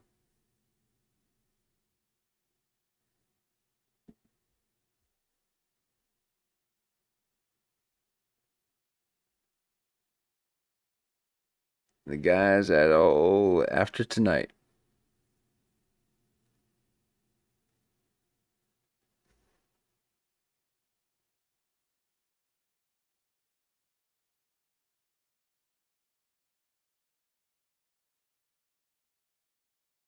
All right, so we'll take a look at that. But that is a bit of Jeff Dye with Jamie Kennedy. Yeah, this was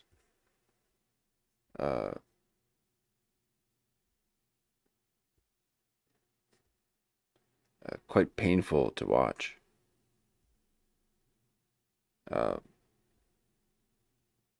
Again, 6.7K, and he's wanting to be the best in the world. The world. And Pauly Shore easily pulling in 31K without blinking. That's Pauly Shore. So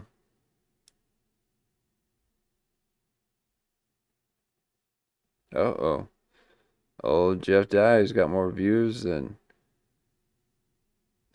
Ben Avery has got more views on this than Jeff Dye has on his whole interview. So that just goes to show the support.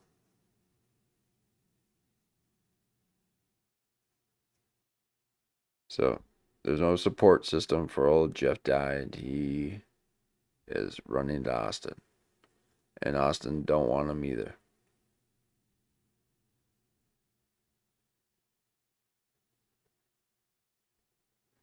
So we'll have all that and more the next time that we go live. Okay, we got a little drama saga to